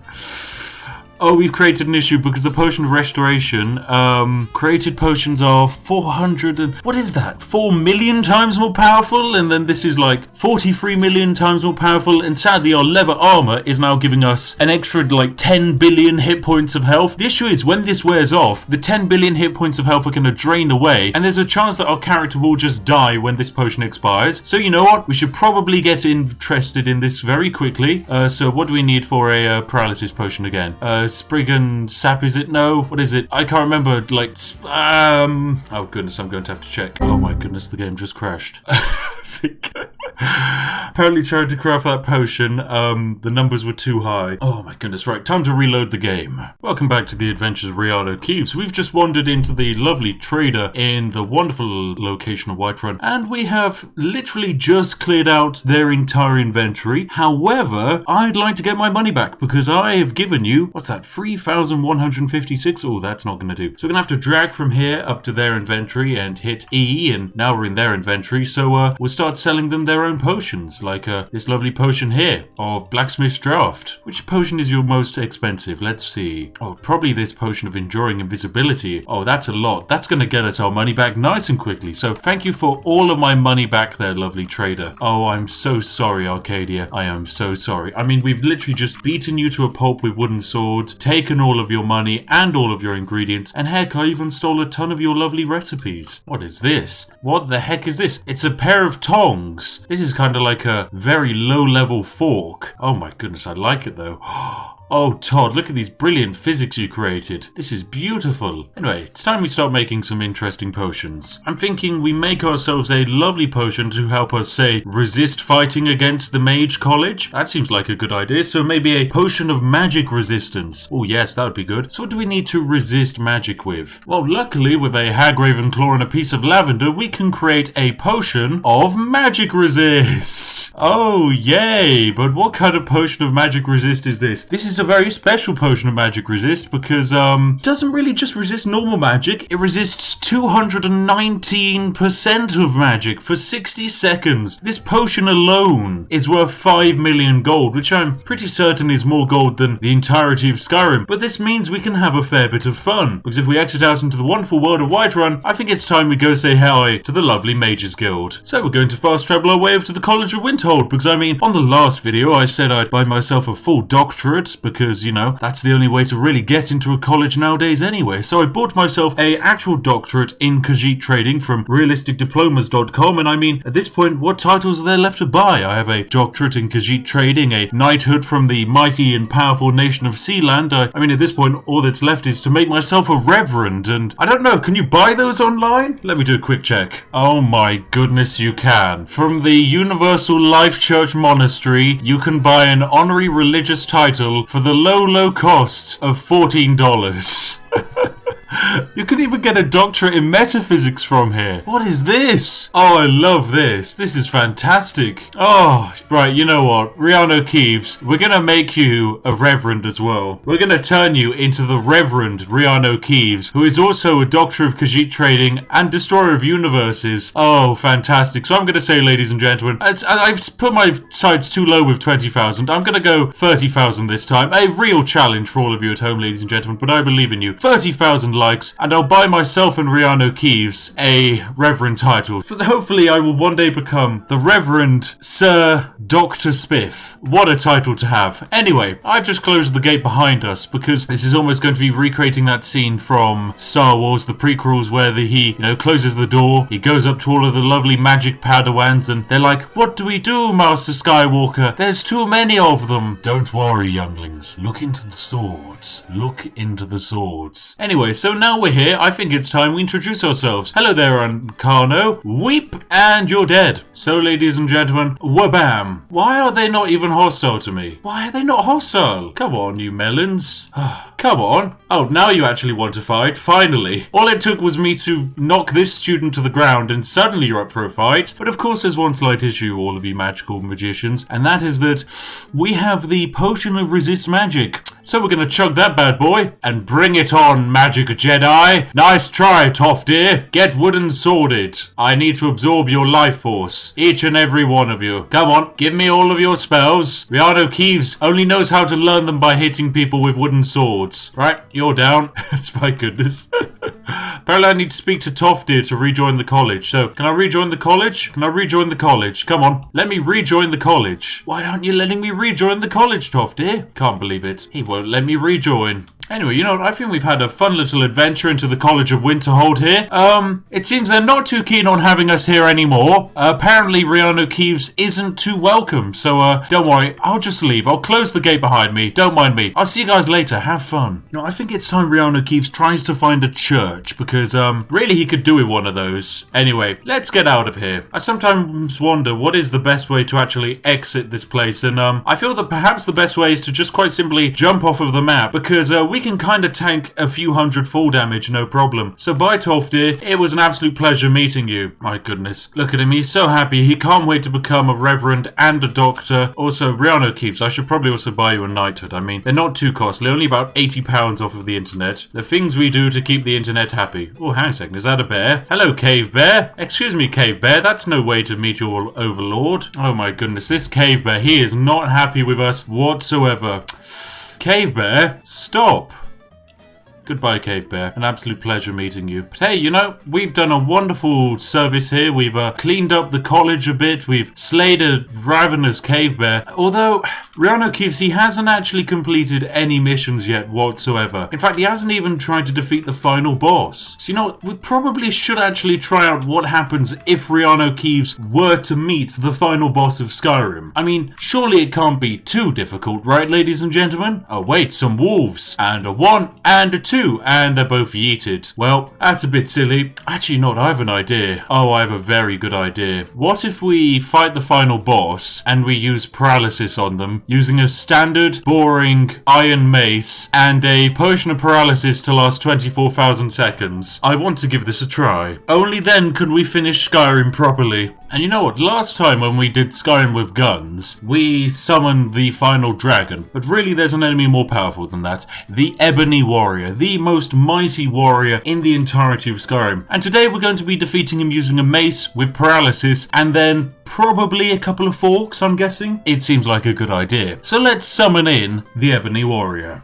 Oh, here he is. Hello there, Ebony Warrior. So, as you can see, he's actually pretty powerful, because he himself just hit me there. Look at that. He did over 100 damage. This is the most damage REANU KEEVES has ever received, my goodness. Don't just yeet REANU KEEVES about the map. He's a busy man. Oh, come on. Get back up, REANU KEEVES. It's pretty cold, okay? He just lost his footing on the floor. Yeah, look at this. The Ebony Warrior, he's mental. If we try and hit him with this lovely iron mace, we do almost nothing to him. Absolutely nothing. And look at him, he's draining our health constantly. We're down to only 11,000 health. So we're going to have to call upon a little bit of magic here and apply the potion of paralysis to our iron mace and hit. He resisted the potion of paralysis? What is this? Right, apply it again. Go. Seriously, he's resistant to paralysis. You telling me Todd Howard detected that someone might try and cheese the game this way? Oh well. Todd Howard didn't prepare for the iron sword of drained 17 million health and wabam! Oh, we drained his health. And again! Go again! We did it!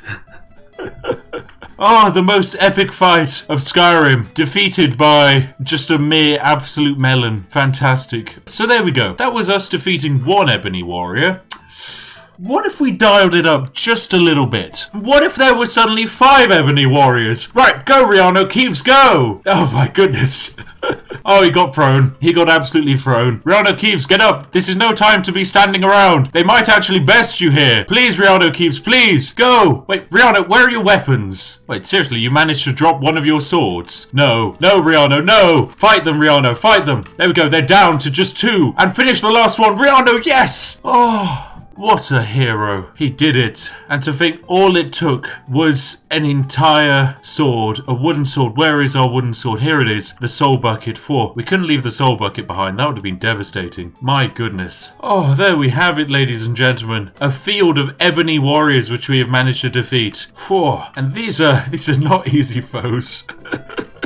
Remember, this is completely unmodded Skyrim, ladies and gentlemen. You can do this at home. You can sit down, relax, grab a cup of tea, load up your own REANU KEEVES, and away you go. My goodness, what an absolute gem, ladies and gentlemen. I mostly just wanted to make this video here today, ladies and gentlemen, to say thank you all for the absolutely majestic response we had for the last Skyrim video. I mean, to even be at a place where the channel is at 500,000 subscribers, it has blown me away. We only hit 100,000 in January. We've only been on YouTube for just under 3 years now, and it has been an absolutely incredible journey. So to each and every one of you watching at home, thank you very much. I tip my hat to all of you. You are all fantastic, majestic sausages. Thank you very much. The Queen is proud, I am proud, but most importantly, REANU KEEVES is happy. Anyway, today, ladies and gentlemen, we are with REANU KEEVES, and we are going to be demonstrating some fantastical, wonderful exploits in Skyrim. Previously in Skyrim, I've shown you just the fantastic Fortify enchantment loop, where you can basically take all of your gear from being just standard normal weapons to going completely off the rails, and allow me to demonstrate. You see, a normal weapon in Skyrim would look something like this mace over here. This iron mace, which is fantastic and does, what's that, 10 damage. Very good. That's absolutely wonderful. 10 damage is great, you know, you could be wailing away on a boss and eventually you might actually manage to defeat it. However, there are some other weapons in this game that are much more powerful, like for example Bernie Sanders, a fork which does 5,521 points of fire damage. That is effectively the equivalent of 550 hits of this iron mace, except in one gentle quick stab of a fork, as well as the legendary fork Give Me, which has the ability to absorb the life force of the entire universe in one hit. But of course, in the last episode, we decided to test out the wooden sword. We managed to get the wooden sword's base damage up to 341 and 221, and create, of course, a wooden sword which manages to absorb 17 million health. But today, you know what? I've had enough of weapons. We don't need weapons. I was actually wondering where to put our weapons, because of course we don't really want anyone stumbling upon them. So we basically just want to place them somewhere where no one goes, and that way, hopefully no one's ever going to steal the power of REANU KEEVES. So what's an aspect of this game which no one has ever visited before? Well, I think I found a pretty decent location. I mean, here's Amryn's house, an NPC who I've just not heard of at all. Hello, she just said excuse me to me. She doesn't seem too happy. Well, anyway, we've just come into a house, and I'm noticing there's a chest up here. If I crouch down, I am completely hidden, so I'm just going to use this chest up here, which has 7 gold in it, and just deposit all of our weapons. Yeah, we don't want to really be using weapons today. I kind of just don't really have need for weapons at all. It's not that REANU KEEVES a pacifist, because trust me, he's much more of a pacifier, you see. It's just that REANU KEEVES, he doesn't really want to be constrained by channeling his power into, say, a physical object. He'd much rather just release it from his body. And so that's why today, ladies and gentlemen, we're going to be using no weapons whatsoever and demonstrating to you, the lovely ladies and gentlemen at home, how you can completely and utterly break Skyrim, a perfectly balanced game with no exploits by the way, by maxing out your unarmed damage to ridiculous quantities, meaning you will never ever need to pick up a weapon again. In fact, picking up a weapon would probably be worse than just using your bare hands. So, let's begin, ladies and gentlemen. And without further ado, make sure you sat back, you relax, you've got a nice warm cup of tea in front of you, and hey, you might be one of those fantastic and lovely people who like the video. If you are, REANU KEEVES, he's over the moon. He'd love to take you out somewhere. And I've spoken to him. We're going to be doing an extra super duper special offer just for all of you lovely ladies and gentlemen at home. The first fantastic 10,000 of you lovely ladies and gentlemen at home to like the video will be taken out tonight by REANU KEEVES for a fantastic romantic candle-lit dinner with REANU KEEVES as he stares lovingly into your eyes whilst you stare into the abyss of his soul. And best of all, you don't even need to pay for the meal. REANU KEEVES is so good at trading and haggling, he can convince the waiter who's serving you to pay for your meal. So why not like the video today and secure your place with a romantic REANU KEEVES? Isn't he just handsome? Anyway, it's time we probably begin our adventure. So, where are we headed first? Well, there's one or two little exploits I'd like to show you, lovely ladies and gentlemen, just quickly before we head out into the wider world of Skyrim. And so for that, we're going to need to go into the Drunken Huntsman, a fantastic little pub in Whiterun. Now, in the Drunken Huntsman, you can quite often find lots and lots of people who will be mercenaries and follow you. Like, for example, Janassa. So Janassa costs about 500 to hire. So there we go, we'll hire Janassa, and I'll show you as to why Janassa is actually a wise investment. Now, over your many travels in Skyrim, chances are you're probably going to have a large amount of pretty valuable resources lying around in your pockets. However, you don't really want to sell them because let's say you don't have too many of them. For example, these flawless sapphires worth 500 each. They're absolutely fantastic. Now, what if there was a way to, say, take your 2 flawless sapphires and kind of merge them together and then separate them into more flawless sapphires, like say 3 flawless sapphires? Well, to do that, ladies and gentlemen, you're going to first need a Janassa, and then you're going to want to get your flawless sapphires ready and just drop them on the ground. There you go, they're both on the ground. Whilst we're at it, let's drop some rubies and some flawless diamonds worth 1,000 each. There we go, fantastic. So lying down here on the ground, we probably have a cash value worth of around about 3,600. Now, how are we going to try and duplicate those items? Well, how you want to do it, ladies and gentlemen, is do a little quick save, because we know we've got them already there on the ground, ready for REANU KEEVES. Now what you want to do is talk to Janessa and say that I need you to do something. Now at this point, you can basically command her to do things for you. So what you do is you simply point on what you want her to do, and in this case, by hovering over an object, you can make her pick things up for you. So what you want to do is basically stand a bit close to this door over here, and then ask Janassa to take that,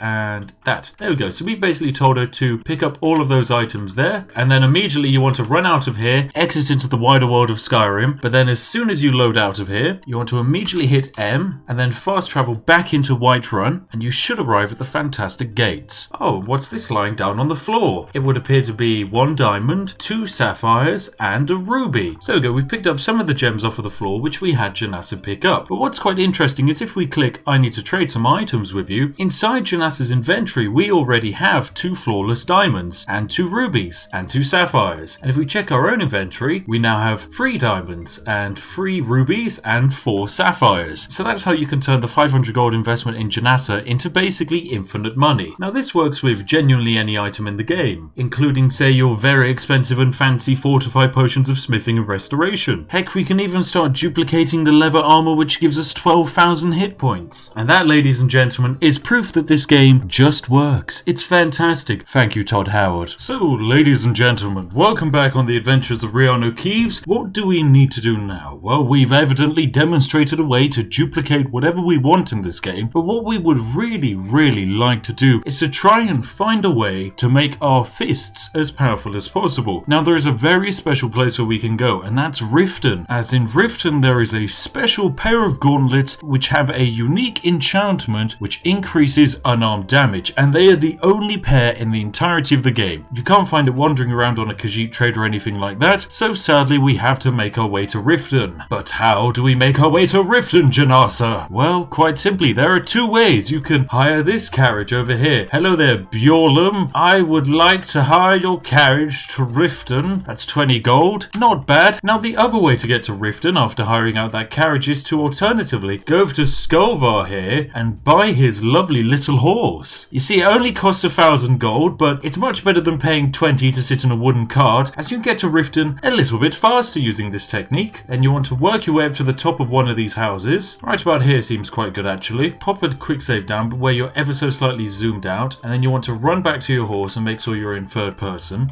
So yes, you sink the horse's head into the shadow realm, and suddenly you've got a pretty perfect setup. So now we're just going to zoom in, and we're going to take a look at REANU KEEVES, and hit E, and away we go. There we go. We've just... Where have we gone, actually? I mean, where did the body even start heading there, REANU? Where were you going? You're just teleporting off into a random... And away we go. And this is Skyrim, ladies and gentlemen.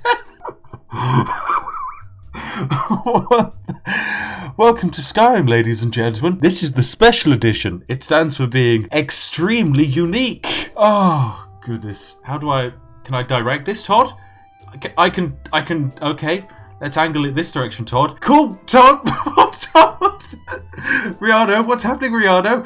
REANU, where are you going, REANU? Please, REANU, be careful. Oh, goodness. Oh, he just keeps going, doesn't he? I see, we're next to Solitude. We ended up all the way next to Solitude from... Where did we start? We started over at the Whiterun Stables. So, ladies and gentlemen, that's how to beat the fast travel in Skyrim to get to your location before you even knew it was your location or that you even wanted to fast travel there. I mean, that probably is faster than the normal loading time. With the fine art of horse tilting, you can never really be too certain where you're going to end up, but I mean, at the cost of £1,000, it's much more fun than just taking a horse and carriage. Welcome back, ladies and gentlemen. We've made our way to Riften with the fantastic REANU KEEVES, and just in time to hopefully help out a few members of the Thieves Guild with their adventure. But just before I do so, I'd like to mention that I have a slightly special video in the works. Now, many of you will have probably watched my Steam Sale is a Perfectly Balanced Game video, and that's because, I mean, it is pretty interesting and it does kind of teach you a little bit about the Steam Sale. However, the main issue that stops that exploit from being ridiculously overpowered and actually breaking the complete economy of Steam is the fact that there's a points limit. Now, there is technically a way to break that points limit and get it to increase for free and at a unlimited rate. However, doing so is a massively blatant violation of the Steam's terms of service, and so consequently I will not be making a video on it until after the Steam summer sale has ended, because doing so now might have my Steam account suspended, and I would most certainly not like that happening. So if you guys are interested in seeing how I managed to break the Steam sale to effectively stack an unlimited amount of -£5 discount coupons for free, then feel free to tell me in the comment section that you'd like to see it, and I'll make sure to bump my editor along and see if we can get it done as soon as possible. Anyway, onwards with joining this Thieves Guild. Now, when I say joining the Thieves Guild, we're not exactly completely joining it. I mean, realistically, we're just kind of wandering down their hallways and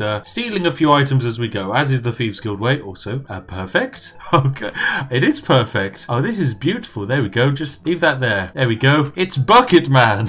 Okay. Oh, I love this game. Oh, right. Anyway, we're going to say hello to this lovely man here. Now, he's basically going to give us a special little quest, and our special little quest involves stealing a certain item from someone. So what we have to do is quite simply steal an item from this lovely lizard man here, and then get it out of his lovely little box over there, and then plant it on that man elf over there in the distance. Now, to actually get into that box, we'd actually need to get a key. However, I'm not really that interested in keys, and so instead I'm just going to pop on a special little item I made earlier. This is of course the silver ring, which has the effect of pickpocket success is 10,000% better. So what you want to do is pickpocket Madacy here, drop down an autosave in case this goes horribly awry, and then pickpocket their market key. There we go, success. And then you want to leave and crouch down, come on over here, and then open up this sliding door, steal from the box whilst you're hidden, and grab Madacy's silver ring. Lovely. Oh, and also the 50 gold and the sapphire, that seems good. And then what you want to do is crouch down and go over here to Branchy, and in Branchy you want to deposit that silver ring. There you go. Oh no, he noticed. Now basically, even though we'd bugged up this quest, we've still been invited to the Thieves Guild, provided we can fight our way there. Now actually fighting our way there isn't too difficult. I mean, we just have to wander through the main entrance. Although I now realise that I've actually left all of my weapons behind. So but today, you know what, I've had enough of weapons. We don't need weapons. Looks like we're going to be using the woodcutter's axe today. Alright, okay, it's combat time. Let's get to chopping some lovely bandits. Hello. Right, luckily we do have almost infinite health, so really we can just leave Janessa up to do everything, but we might as well help out a little bit. I mean, this is the weakest REANU KEEVES has ever been, technically, and when I say weak, I don't really mean weak. I mean, the guy is absolutely mental. Anyway, we're just going to walk past all of that. It doesn't really interest us, and instead drop down here and through this doorway here. There you go. If you go through this doorway here and then immediately turn left, you'll end up with our lovely friend through here. Here it is, Guyon the Fist. Now, Guyon the Fist has a very unique weapon, except he keeps stepping on his own bear traps. Anyway, so yes, what you want to do is just steal his fist off of him. There we go. So you just want to beat him with your little axe until he eventually gives up. There we go, fantastic. And Guyon the Fist has been defeated, and on his body you will find Gloves of the Pugilist. I have no idea how to pronounce this, but basically it is the only item in game which has the enchantment enchantment of unarmed strikes do 10 additional damage. So naturally, you want to grab these bad boys. And that's basically us done. We don't need to do anything else in the Thieves Guild, so we probably just want to leave, really. Goodbye, Thieves Guild. It's been a pleasure. So there we go. Thieves Guild has been completed. Now it's time for us to leave. Oh, and there we go, ladies and gentlemen. We've finally managed to horse teleport our way back. Although it's safe to say it's had some kind of lasting damage on the game, because this entire front of the stable house has been turned to Play-Doh. And not only that, but a few of these graphics are now having an issue. Yeah, Todd, what's going on here, Todd? Todd, can you give me back my stone wall? Todd? Anything other than the seizure wall would be good, Todd. I mean, just whatever this Play-Doh thing is, just take it away, please. Oh, goodness. Anyway, hopefully it'll fix itself. But now that we finally have the enchantment that we needed, we can finally actually get on with what we need to do in today's video. And that is to become the single greatest one-armed punching machine. Now, there are a few ways to increase your unarmed damage. The main way, which most people will probably know in this game, is to go into the skill section and come on over here to heavy armor. And then over to the left of heavy armor, just after Juggernaut, which we might as well pick up, is this section here, Fists of Steel. And this means that unarmed attacks with heavy armor gauntlets do their armor rating in extra damage. Now that's very impressive. But of course, to actually get this, we're going to need a high level in heavy armor, and sadly we're only level 20, so we need to get to level 30. Now, how can we get to level 30? Well, there are a few ways to do it, but alternatively there's the absolute mega cheese way. And as you know, come on, we're REANU KEEVES, so we're going to go the cheese way. So for that, what you want to do is go into skills and move on all the way over to smithing and buy steel smithing. And there we go, perfect, steel smithing purchased. Now you just want to run on over down to the forge. So bam, we find ourselves in front of the blacksmith's forge, where we can actually start making steel armor. Now this is heavy armor, it's very powerful, as you can see, an armor rating of 41. Look at how nice it is, fantastic. Now we'd like to make one of these, as by wearing this, we're going to be able to increase our heavy armor skill. And once it's high enough, we can finally make those heavy armored gauntlets. But first, we actually need to start making them. So let's make some steel armor. What do we need? 3 leather strips. Well, I sadly don't have any leather strips, I don't think. Very well, if that's the case, we must simply wait for daytime. And here we go, we can finally start buying some equipment from these lovely little traders here. Oh look, leather strips, fantastic. I'd love to buy, we'll buy all of these, why not? So what I'm going to do is forge a piece of armor which is going to basically guarantee incredible strength. So what you want to do before you go into the forge is chug your potion of smithing and then use the blacksmith's forge to create some steel armor. Wabam, craft it, and then you want to run on over to this bench and use the workbench and improve that steel armor. And there you go. So this is the steel armor that we've just created, and with our potion activated we can craft it, and as you can see, wabam, the armor rating of this single piece of steel armor is 293,000. Basically, we've just created the strongest piece of armor this game has ever seen, and it's just basic steel armor. There you go, look, it's even legendary. But the most important thing is that this is heavy armor, and it raises our armor stat up to 293,000. At this level, it basically means we physically can't even take damage anymore. Once you have your fantastic legendary piece of steel armor, you want to run up to Dragon's Reach, and it's time to get enchanting. Because, a piece of steel armor on its own, providing you like 300,000 body armor, it's not as good as it can be. So what you want to do is run over to this enchanting table here and get ready to pop an enchantment. Specifically, you could also do with maybe chugging a potion of fortify enchanting, but be warned, this can crash your game. And you know what? I like to take risks, so that's exactly what we're going to do. Pop on the arcane enchanter, get the steel armor ready, choose the enchantment of fortify health, and the game's crashed. Right, give me a little bit to load it up. Right, welcome back, ladies and gentlemen, to a slightly more stable timeline. Now, effectively, the potion of enchanting I was using previously was a little bit too powerful, so I've created one which is almost exactly 50% weaker. As you can see, it only means that enchanted items are 150,000% stronger, which is perfectly balanced. So what you want to do is make sure you have this potion ready and go up to this arcane enchanter, tell Farengar to just yeet off and let you use the enchanter and chug your potion of enchanting. Now you want to go into the enchanter itself, select your fantastic steel armor of legendary and enchant it with fortify health. As you can see, it's quite high. And then, I don't know, use a black grand soul gem. Let's rename this item. I think we should call it Yorkshire Tea Gold. Fantastic. And craft. Oh, perfect. Now we've created a legendary piece of armor. But let's take a look at what we've just created here today, ladies and gentlemen, and the implications of what we've just made. And here's the item in question. Yorkshire Tea Gold, a legendary set of heavy steel armor. The armor itself provides a armor point value of 293,000 with a market value of 2.8 million. However, the real caveat of this fantastic item is the fact that it increases your health by 22.4 million hit points, which effectively grants you immortality, just like the refreshing taste of Yorkshire Tea Gold, which you can buy online today for the low price of only $5.99. My goodness, never before has such a fantastic tea ever been created. Oh, it's fantastic. Now you might be wondering, come on Spiff, why would you even need a piece of heavy armor which increases your health by 22.4 million? It's kind of pretty useless. I know, ladies and gentlemen, but in the wise words of Greek philosopher Moto, I like 'em big.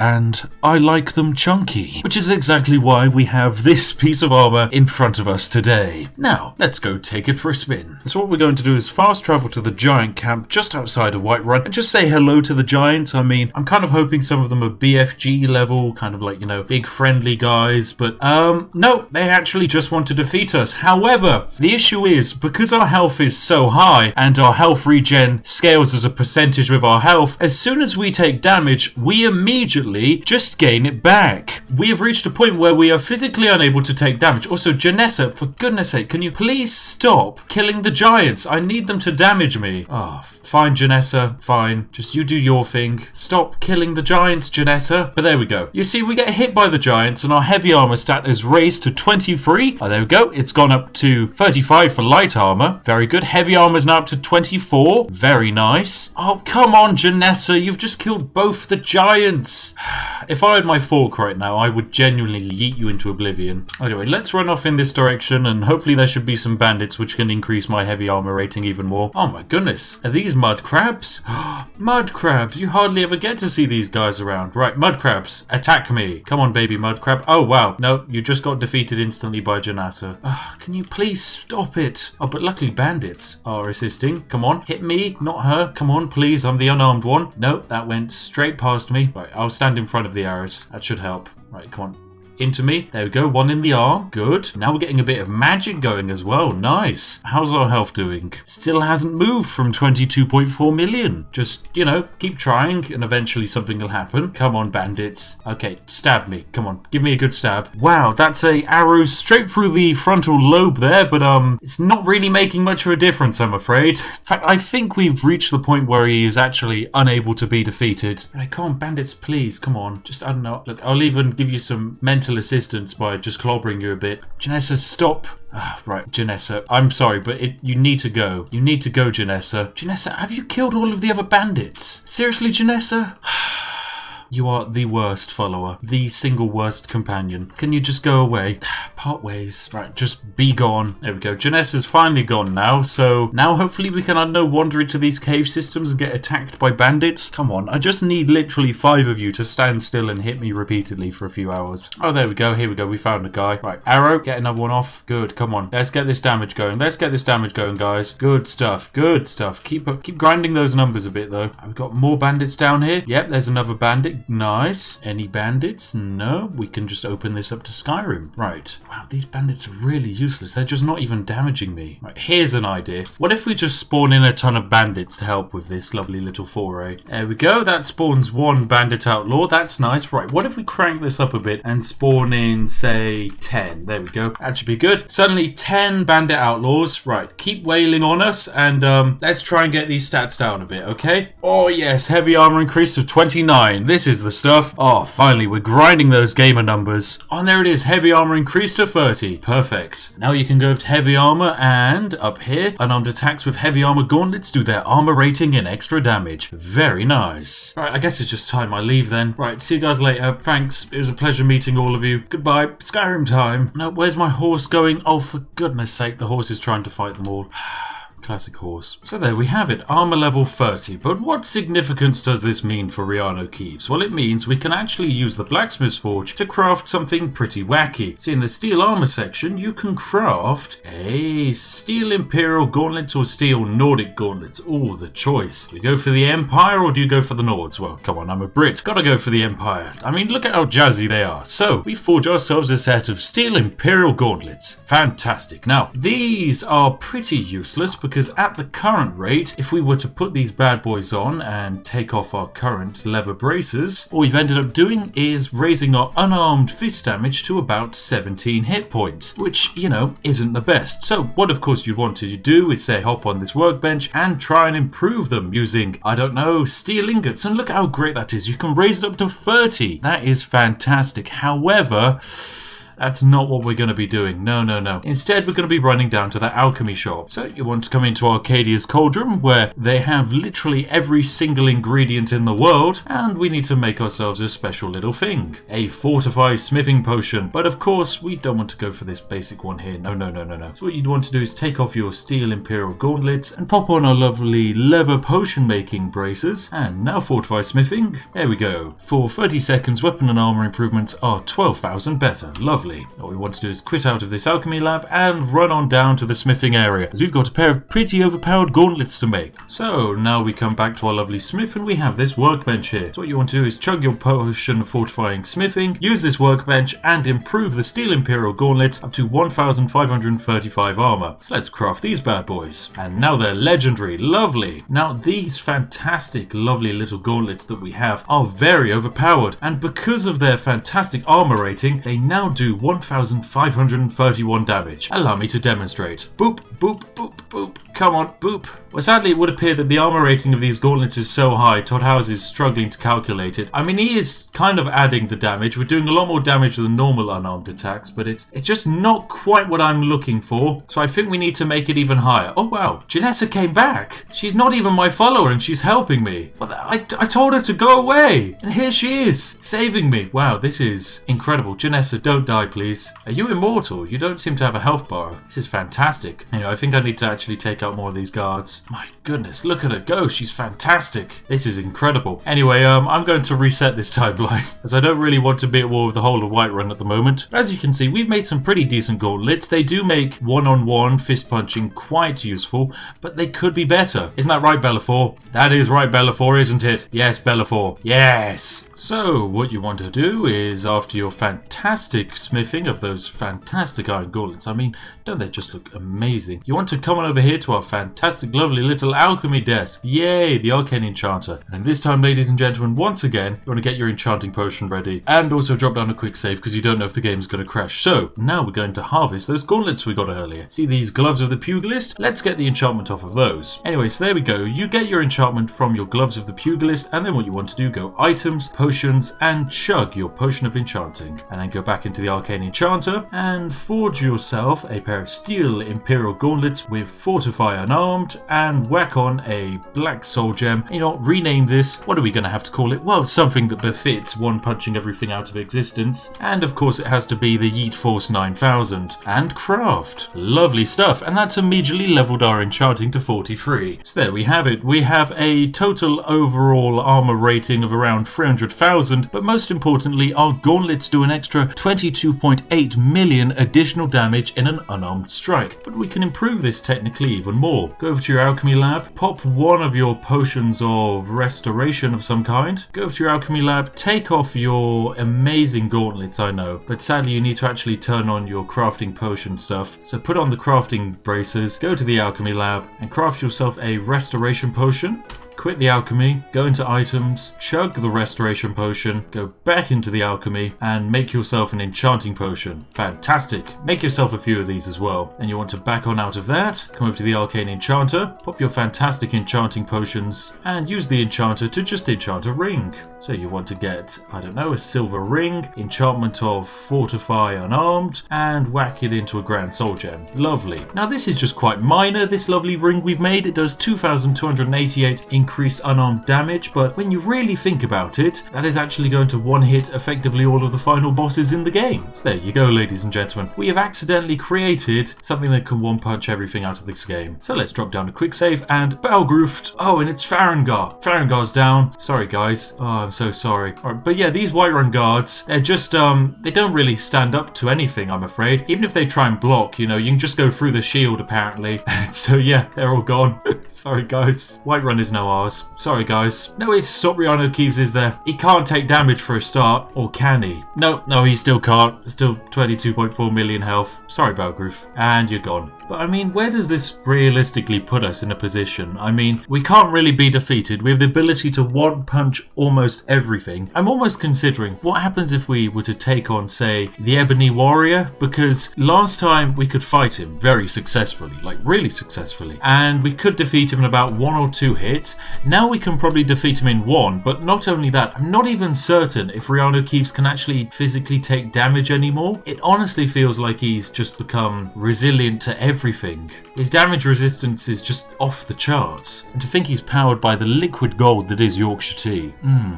It is tasty. Welcome back, ladies and gentlemen, to the adventures of REANU KEEVES, where, as you can see, he is asserting his dominance over most of Skyrim by just power posing on top of this tiny tower we found. But he has finally reached a point where his weapons have just overtaken everything in the universe. I mean, I say weapons. His weapons tab is actually empty other than these iron arrows, but hey, we'll get rid of those. As you can see, he doesn't even need to hold weapons to be the most powerful being. All he needs is the Yeet Force 9000 and a small amount of Yorkshire tea gold. And suddenly we find ourselves with a immortal character with 22 million health who also has an armor stat so high he physically can't take damage. And what better way to demonstrate this than in the fantastic world of Skyrim, where today, ladies and gentlemen, we're going to find a nice open space and see if we can get some challenges for our lovely hero to fight. Oh, this is a good start. You see, we have wolves in front of us now. One wolf, however, it's not going to be that effective, but what if we had multiple of these bad boys? Like, for example, 25 of them. There we go. Suddenly we have a lot of wolves. Hang on a second. These aren't wolves. These are actual saber-toothed tigers. Okay, well, let's see how they do against REANU KEEVES. It would appear most of them are not really managing to do any damage, but what if REANU KEEVES starts to fight back? Well, all it takes is a yeet, and that's 1 down. Yeet again. A boof. A lawak. Oh, fine. Yes. REANU KEEVES. The greatest. Whoa. What a nice triple KO there. And a yonk. Oh, and there we go. All of the wolves have been defeated. Well, and also the saber cats. Now that wasn't too difficult, was it? So what if we try and find a slightly more difficult boss to fight? I was wondering, it might be a good idea to try and summon the ghost of a frost giant because, you know, it does seem like quite an impressive little enemy to fight. I mean, I'm pretty sure this is one of the most powerful enemies in the game. It was added in the Dragonborn DLC, and he's immediately increased my heavy armor skill just with every hit he does. What a lovely guy. Wow, look, we've leveled up. So maybe we should have a few more of them. Like, say, 30. I don't know, that seems like a good amount to have. Right, come on, grind up these levels. If anyone's going to be able to inflict any damage on REANU, it's probably going to be you. Oh, goodness, this is a mess. Oh, what have I done? Heavy armor 39? Good. Keep grinding, guys. It's gamer time. Now, remember, other than the summoning in of creatures, this game has been effectively entirely vanilla Skyrim and needs no mods to recreate this fantastic Skyrim experience. Right, have we taken any damage? Let's go to the level up screen. Nope, no damage has been taken. My goodness, just look at them continue wailing on poor REANU. Right, REANU, it's time we fight back. So that's a 1 punch and another 1 punch and another 1 punch. Come on, REANU. Let's start lowering some of these bad boys down. The advantage of fighting ghosts is that you can just run through their legs and smash the attack button. Oh, we're actually doing quite a good job, I think. How many of these did I spawn in? This appears to be going on for quite a while. My goodness. And thus was the day that REANU KEEVES defeated 20 frost giants. Oh, not even just a normal frost giant. This is a ghost of a massive frost giant. Wow. What a fantastic experience this has been. Right, I'm sorry, you're gone now. A yeet. Oh, there we go. Fantastic. And now just their bodies are lying hidden on the floor. Yes, Todd, I will pretend that I can't see this rough outline of a ghost body. Now let's go do a good thing to increase REANU KEEVES' karma, like defeating all those bandits over there. Ah yes, Fort Greymore, where they put up these little wooden defenses to protect themselves. Shame I can just hit them and get rid of them in one go. Oh, hello there, bandit highwaymen. Oh, you guys look pretty impressive. And a boop. Oh no, you're gone. What a shame, bandit highwaymen. Can't you put up a decent fight against us? Oh, I'm so sorry, bandit men. Wabooshk. You know, sometimes I wonder if perhaps Skyrim wasn't meant to be played this way, and you're actually meant to, I don't know, take it seriously now. Wow, did you just shoot REANU KEEVES? Yep, straight through the nose. Wow. How's he meant to smell tea now? How's he meant to smell tea now? What have you gone and done? Right, where's that man with a bow? You're gonna have to pay for that, mate. Hello, bandit outlaw. Wabooshk. There is only one last bandit outlaw remaining, my goodness. Well, that was quite easy. Turns out bandits aren't the trickiest once you have immortality in a one-punch fist. Right, time to hurl myself off the ramparts and go on an adventure. Although actually, there is a much better way of trying to go on an adventure, and that's using the random adventure location device, also known as a horse. And the best way to enjoy a horse is to quite simply tilt it out of existence. So, let's see where REANU KEEVES adventures are going today. First, you tilt your faithful companion into the ground, and then hit E. Seriously, no, we don't want to have an adventure here. Tilt further, horse. Further, yes, good horse. Right, now we go. And there we go, it's adventure time for REANU KEEVES. No, it's not, because the game has just crashed.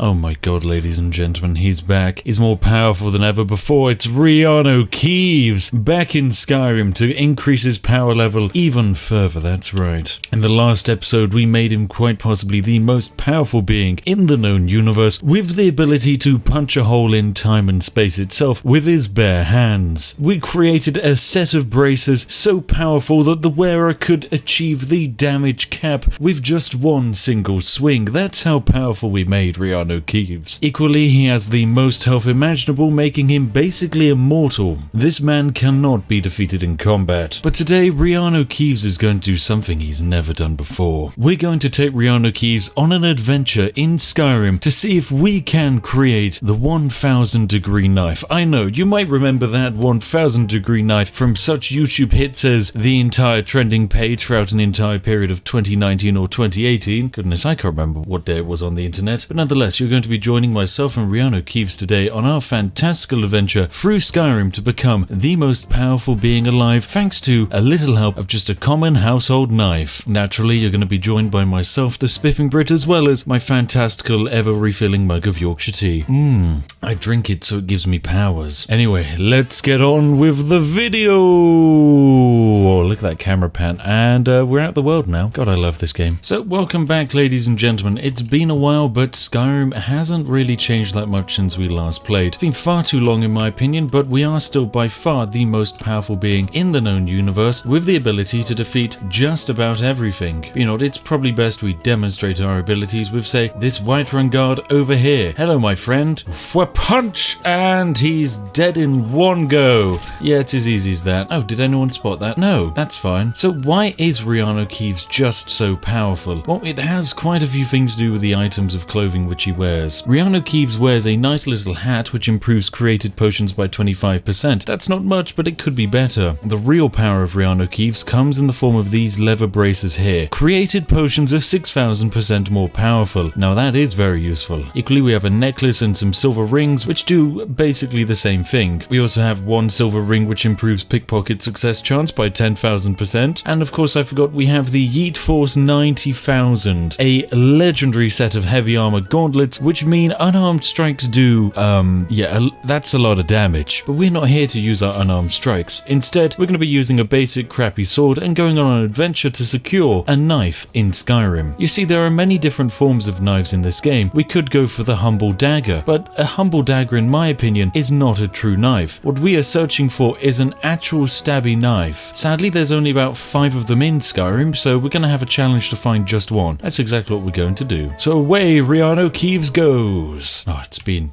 so long. I'm so excited I haven't even reminded you all to sit back, relax, and even give a like to the video. That's just how much I want to dive into this world. Mostly just because we're literally running around with a god, but you know, remember, this isn't a god who we've kind of made this way due to cheaty console commands or modding of the game. This is actually just a 100% developer-approved way of playing Skyrim. Technically speaking, we haven't done anything the game says you shouldn't do, and it technically isn't cheating either. It's just creative use of some mechanics in the games. Right, so our first destination is going to be to grab that knife, and there should be one knife positioned all the way over in Solitude, so we're going to be running on over to Solitude to be borrowing that knife. Now, there are of course a few different ways to get to Solitude. We can take the fast travel system. Instead, we're going to take horse travel. Oh, I accidentally stole this horse. Oh well, I'm sure no one will mind. So what you want to do with your horse is simply take it to this rock, push it over, and then sink the horse into the floor, and then escape and get off the horse. And now what watch as our character phases into the Shadow Realm, and hopefully we'll be one step closer to solitude. Game, have you crashed? Game, Todd, respond to me. Oh god, the console's not even working. He's trying to lock me out of the system. Look, I know REANU KEEVES is very powerful, Todd, but you've just got to let him be. I know you made a fantastically, perfectly balanced game with no flaws whatsoever or even exploits, but just allow me to cheese the systems, please, Todd. Oh god. Wow. We've actually made it, although my horse is in a bit of a unique situation. Not sure how gravity is taking effect here, but nonetheless, thank you, Skyrim. So, we've arrived at a very unique place. You might recognize us immediately, and if you do, Jesus Christ, you've probably played far too much of this game. But hey, this is the lovely trading docks just south of Solitude. Now, in the warehouse over here, there is a very special, unique item which we're wanting to get our hands on. So let's go say hi to this fantastic area. It's basically just a trading company. They own a dockyard, and probably not going to be too happy with me digging about their warehouse, but you know, good old East Empire company, 100% not ripping off a completely different company with a similar-ish sounding name. I know what your game is. Anyway, we need to make our way inside the lovely East India Trading Warehouse to find ourselves a knife. Now, getting inside would actually be quite a challenge. Not too sure just how well we could go about doing this, but apparently if I crouch here, I am actually completely invisible to everyone, so I'm just gonna break my way inside of here. Let's drop down a quick save though. I'm not particularly sure why the game allows me to do this, but you know it does. And wow, yep, it's as easy as that. Let's go inside the East India. Let's go inside the East Empire Company warehouse. My brain wants to keep calling it the East India Company warehouse, but you know. All right, now that we're in here, fantastic. Where is my stabby knife? Also, I should probably level up because I have a bunch of spare skills. And as you can see, our health is it's quite good. Our alchemy is not too bad either. Now, in one of the buildings on the upper levels around here, there is a. Why the hell is there a goat in here? Sorry, this is a warehouse. Why is there a goat? You know, I'm just not going to ask any questions. Oh, there's a guard. Oh, he wants me to leave. Well, it's fine because I can just stealth away, and for some reason I'm really good at stealth. Anyway, I'm out of here. Oh god, there's another one. Crouchy times. Oh, and now they want to fight me. No, I'm just leaving this place. Please ignore me. I'm looking for a knife, that is all. Is it up here in this hut somewhere? On this table maybe? No, I think it's the other side. Anyway, I'm improving my stealthy abilities. Just gonna sneak our way around this warehouse. Don't mind me. I'm just a very large, ridiculously powerful man sleuthing around. You shouldn't ask any questions. Okay, right, I didn't want to have to do this, but if you're certain, I will have to punch you. Oh, this is awkward. All this for just a knife, and I'm pretty sure it's up in this house and everything. Sorry, excuse me, just let me through here. What do we got here? Iron dagger, some gold. Oh, a dock work is here. It's okay, just please ignore me. You can't kill me, so you shouldn't really try. Okay, look, please stop stabbing REANU KEEVES. Your knives do nothing. Please. Please, I don't want to have to do this. Can't we just talk about this? No, don't have a chance, do I? Oh, great. Fine, you leave me no choice.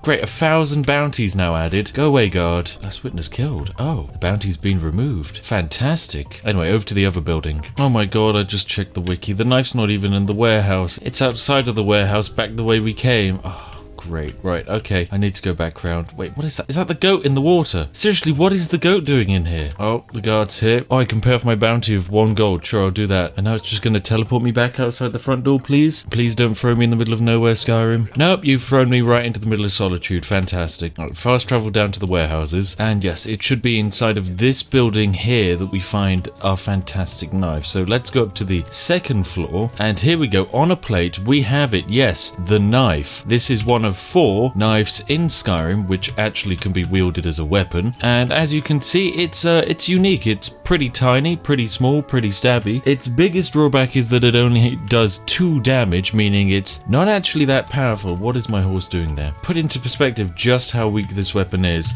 Let me drop down a quick save and demonstrate. Stab. It's really not doing much here, if I'm being honest. Yeah, we can't fight people. This knife's not going to be enough. Like, even with like a really heavy power swing, sure we can kill someone, it's just going to take half an hour. Anyway, now that we have our knife, it's time for us to travel right back to Whiterun, as we have some science to do. Well, actually, before then, we should probably see about trying to duplicate our knife. You see, there are a handful of ways to duplicate items in Skyrim. One way is to use the Whiterun doors trick if you have a couple of followers. However, I prefer to use the autosave item duplication glitch, which is a bit temperamental at best, but when it works, it really works. So what you want to do is you want to drop your item, then pick it up, wave it in front of you, and then press the autosave button, and then immediately spam the E key, and hopefully the amount of times you press the E key is the amount of times you're going to get this item. So And if we check our items and go to weapons, nope, we only have one knife. Fine, we're gonna have to duplicate it via the other boring means. Now, after a while spent duplicating knives using the Whiterun doors / just slowing down my CPU with a bunch of throttles and spamming the F5 and pickup key, I've managed to get myself 5 weapon-based knives to work with. Now, knives are good fun. You can do a lot with a knife, and so we're going to do a crazy amount with our knives, because you see, by itself a knife isn't actually all too powerful. Just 2 damage, it's not going to really kill anyone, or if it does, it's going to take you about half an hour. It's honestly about as effective a weapon as a small potato, vaguely resembling a shiv. Now, with our 5 knives, we're going to make some knives of basically varying degrees of impressiveness. At the moment, we don't actually have any items on which are going to make our enchantments any more powerful, and consequently we're going to be making the lowest quality flaming knife actually imaginable. So for that, we're going to want our basic knife, our enchantment of fire damage, because of course at the end of the day that's basically just heat, and yes, it would appear if we use our fantastic grand soul gem, we can make it so that our knife can deal 20 points of burn damage to a target. So let's rename this item. This is no longer just a knife, this is going to be the level 10 knife, or the 10 degree knife. It's nothing too powerful, honestly it's just going to feel like a slight tingling burning sensation, so all in all, not the best knife in the world. However, I do believe we still have an enchantment potion lying around somewhere. Ah, here we go. For 30 seconds, items enchanted are 3,000 times stronger. Now this seems more like it. And you know what, I think we're going to chug that potion to just see how powerful an item we can enchant when we chug our glorious potions. Now this is only going to last 30 seconds, so we need to be quick with this one, ladies and gentlemen. Right, REANU KEEVES, chug the potion which is temporarily going to make you the greatest enchanter the world has ever seen, and let's go make ourselves a knife. So we go into our arcane enchanter, grab our item of knife, enchantment of fire damage, soul gem of course, 7,000 something charges. I want soul gem, grand soul gem, and then can we rename item? I want the 100 degree knife here because I reckon we can go higher than this, and let's hit craft. Okay, bam, we've just made ourselves the 10 degree knife as well as the 100 degree knife. One can only do about 20 worth of fire damage, the other can do about 7,000. As you can guess, one is slightly more powerful than the other. So we've actually been given a mission by the Jarl to defeat a bandit camp, so we're going to go say hi to them. It's just a simple case of kill the bandit leader at the Silent Moon's camp. We can do that, no problem. Alright, here we go, it's the Silent Moon's camp. I'm pretty sure we did come here once before and murder everyone, so there's probably not going to be too much conflict, if I'm honest. Oh wait, no, they've got someone up here doing something. What's going on in here? Oh, fantastic, we've got a bunch of bandits. Okay, right, let's hit them with this knife. Okay, evidently the knife in my right hand is the knife of immediate death, and this one, oh, that's the 20 points of fire damage. There we go. The 10 degree knife, it's okay. Couple of swings to murder someone. 2,000 degree knife, well, it just immediately murdered Janassa. Rest in peace, Janassa. F in the chat, ladies and gentlemen. That is not the death pose I think any human being wants to go into. Oh my god, your spider's not going to be happy with that. This man, even worse back posture. My goodness, have these people never even visited a chiropractor? This is terrible. Anyway, this is good. It would appear we murdered a huge quantity of bandits, but we still haven't killed the leader of them, so we're going to go and have to find him, and I do believe he's going to be hiding down below. Although already I can kind of tell that our weapons are pretty powerful, but they could be better, couldn't they? Right, where are those bandits? There we go. We've got a bandit outlaw here. Let me just slash you with that. Okay, right, I'll finish you off with a proper one. And who are you? You're just bandit. You're dead immediately. Oh, I killed the bandit leader. Oh, fantastic. This was actually ridiculously easy. I don't even remember killing anyone called bandit leader, but you know, apparently we did. Anyway, sweet. That was a glorious success. Let's go collect our bounty. All right, what are you going to give me? 100 gold? That's all? My weapons are incredible. You need to pay me more. You have no idea how much the 100 degree knife costs. Oh my god, the 100 degree knife? 100 degree knife is actually only worth 361 gold, whereas the 10 degree knife is worth 545. I'm sorry, but what broken economy system is this? This one does 7,000 points of fire damage. This one does 20. Skyrim, can you not evaluate the difference in power level between the two? Oh my god, this guy, the amount of side-eye I'm being given by Preventus at the moment, this is just downright silly. Anyway, fine, let us make an even more powerful knife, one which even they won't be able to contend with. For that, we're going to need to put back on all of our alchemy stuff, because we need to make ourselves another enchanting potion, but this time even more powerful. So I want my silver ring of increased potion creation, as well as my leather braces of increased potion creation. And you know what? I think we're ready. We're ready to use the alchemy lab. Get off, Farengar. You're just making garbage. I know what I'm making. I'm making true science. I'm putting knives together and we're making them the most powerful weapon in all of Skyrim. Although not that any of you seem to understand what that means. Anyway, we can actually make a fortify enchanting potion. We have the ingredients left over. However, if we were to make it, oh, this isn't the best. It would only be that items enchanted to 3,000 stronger, and that's already what we have. So, do we have anything else which is better? We'll make one fortify restoration spell. Crafting this one potion is actually 100,000 gold worth of potion, so that's kind of just a demonstration of what we're working with here. And already we're just gonna chug this bad boy. Oh, right, this is gonna be a lot. Increased potion making of about 12,000%. Back into the alchemy lab. Let's make ourselves a potion. Alright, fortify enchanting. Bam, bam, bam. Craft. Is this gonna work? Okay, apparently the restoration potion hasn't actually triggered because our circlet here, which normally provides only 25% improved alchemy, is now offering 3,000. Same for the leather braces, so we're just gonna basically wear them and put them off and on again. And hopefully this should be enough to kick the game into actually realizing just how powerful we are. Bam, bam. There we go, that's more like it. Items are enchanted of 30,000% stronger. Let's also make a forge one as well for no particular reason. Actually, we've just made a potion of damaged stamina. I like the look of this. What on earth is this? We've just made a brand new potion. You know what, whilst we're at it, let's just mix a couple of random ingredients together. Bone meal and Daedra heart. Craft it. Created a potion of resist fire. Okay, let's mix a couple of other stuff. That one just failed. That's okay. Potion of restore health. I like the look of that one.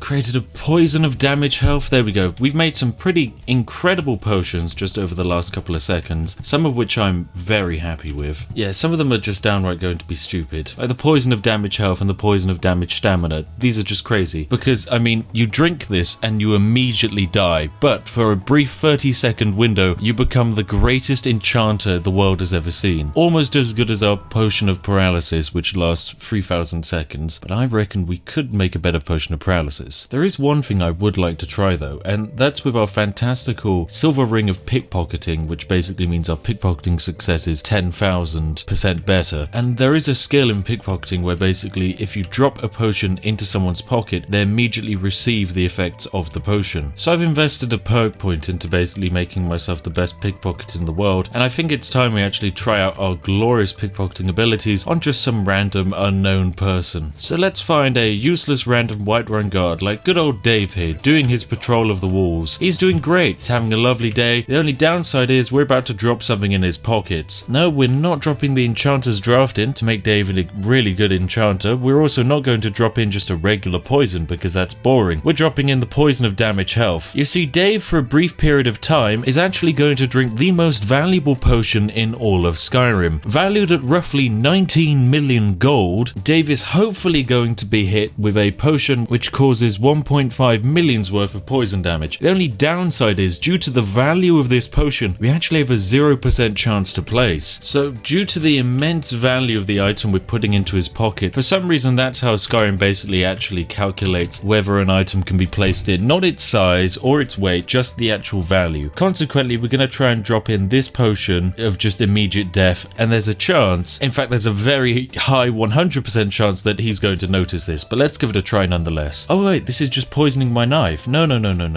I want to give. Oh my god, it just works anyway. Well, he's dead. What a shame. For one brief moment, he was technically the richest man alive in terms of just value of potions contained in body. Oh, hello, courier. You're looking for me.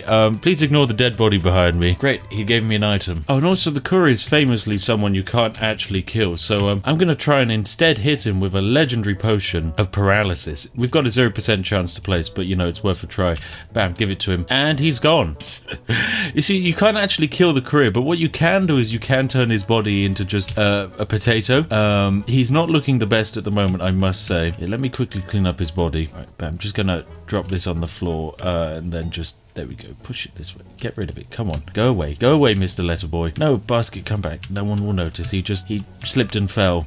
Quick, someone help him, he's fallen and he can't get up. Oh my god, Valkyrie, go in the water. Go in the water. Get in there. There we go. He's in the water. Lovely. Oh, look at him swim. He's having a lovely swim right now. Yes, that is not how bodies float. But you know, that's fine. This is fine. Anyway, I'll see you later, Courier, in about 3,000 seconds time when you eventually wake up. Anyway, let me quickly hit good old Heimskir here with the potion of stamina. Bam, let's go to potions and drop our potion of damage stamina. There we go. Give it to him. And wow, he's fine. He just took 1 million's worth of stamina damage and he's still standing. What an incredible man. You know what? I'm not going to ask any questions. Maybe no one realized just how powerful that man is. Also, God, please ignore the floating very rigid messenger in the water. God, I love potions. They're great fun. Anyway, it's time for us to do some enchanting and potentially cause the game to crash at the same time. So let's get our potion of enchanting, which is going to make items enchanted stronger by 300,000% for quite a while. Let's quickly pop that one, and it's time for us to enchant yet another knife. This time, it's going to be the 1,000 degree knife. So we're going to get our knife, go to enchantments, select fire damage. We need to drop this down just a little bit. There we go. That's perfect. Give it a grand soul gem, and let's rename this item. This time, it is the 1,000 degree knife. Bam, perfect, and craft. Oh yes, this is going to be a good one. Statistically speaking, this is a weapon which is going to do 68 million points of fire damage just immediately, actually, all in one go, which is kind of ridiculous when you think about it. And there we have it, ladies and gentlemen. We have our 1,000 degree knife. Skyrim's currently most powerful weapon by far, with a base damage of just 3 and a value of only 361. This is the most powerful weapon in all of Skyrim. Let's go give this bad boy a try. Now, I've moved myself over to a nice clear open space where we have a bunch of woolly mammoths, and I'm going to try and defeat basically a very large amount of very mean beastie boys. Anyway, let me just quickly evaporate this mammoth with a knife. Yeah, he's done for. And you too. There we go. And we got another mammoth. I'm sorry, this is how you guys went extinct, isn't it? A guy with a tiny butter knife who has the ability to incinerate everything instantaneously. I mean, this knife is just actually ridiculous. Anyway, I need to fight something big and powerful. Oh, actually, there's a messenger over there. That's something easy to fight. There's some trader on an escort mission with a dude helping him out. Yeah, actually, it's stabby time. Who are you? Imperial soldier and a noble. You've nothing to say to me. Oh my god. Okay, right. Sorry, Imperial soldier. You're gone. Your horse is now dead immediately. What on earth was that?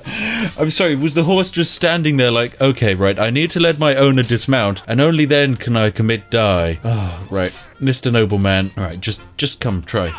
There you go. I can just block you with my butter knife. There you go. How does that feel? Can't even damage me. I mean, you haven't even got much of a sword yourself. You've just got a tiny knife. Right, let me put you out your misery. There we go. That's what you get for having only a steel dagger. I'm sorry, horse, though. That was very funny. Alright, so in this lovely open landscape, I have an idea. I'd like to try and fight a dragon, but not just any dragon, you see, ladies and gentlemen. A great big fiery dragon. The reason why is because when we were making our wacky potions, we accidentally created a potion of resist fire, which is unique because it's a potion of resist fire which is going to apparently negate 900% of fire damage for 60 seconds. I'm interested to see roughly what that means. Admittedly, REANU can't die anyway because he has about 2.4 million health, but you know, it's always worth a shot. So here we have it. I've just spawned myself a dragon, and hopefully this bad boy's got some fire attacks in him, but there's only really one way to know. That's to have him actually fly into me. Come on. He's looking a bit spindly and white, so I'm hoping there's a bit of flame in him. Come on, hit me with some flame. God damn it, I chose the frost dragon.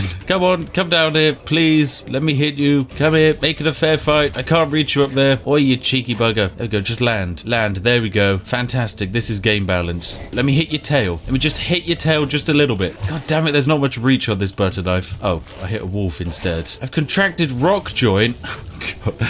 Oh no, REANU KEEVES. You sadly got early onset rock joint. This is terrible. Come on, frost dragon, come down here. What am I meant to do to you when you're flying around up there? Just land. Land, please. Right, I'm gonna wait, and one day you'll land. Right, I'm actually having to plink at you with a bloody bow and arrow because you're an absolute pain. Fun fact when it comes to archery in Skyrim, if you ever wondered why there's not many exploits showing you how to get good at archery, it's because the fortify like archery damage exploit only goes up to about 256 because the archery skill in Skyrim is bugged, and if you go any higher than that, your bow and arrow is actually going to do less damage. Another interesting fact is is that the skill is also bugged for archery, and for some reason, any skill which improves your archery damage also improves your unarmed damage, which is pretty strange because that basically means if you want to go for an unarmed build, just make a bunch of potions to increase your archery damage by 100%, and suddenly your unarmed damage is increased by 100%. See, that's an exploit I didn't even know when I made the last video. Let me try and shiv you. Come on, let me add it. Let me add him. Oh my god, let me add his bloody tail. No, this is just not going to work at all. Right, I'm actually going to have to summon the Ebony Warrior to help me fight a dragon, and then I'm going to have to kill the Ebony Warrior after he kills the dragon. Hopefully that's how this is going to work. And here we go, we got the Ebony Warrior here. Now, Ebony Warrior, I know you want to fight me, but instead, could I please entice you to fight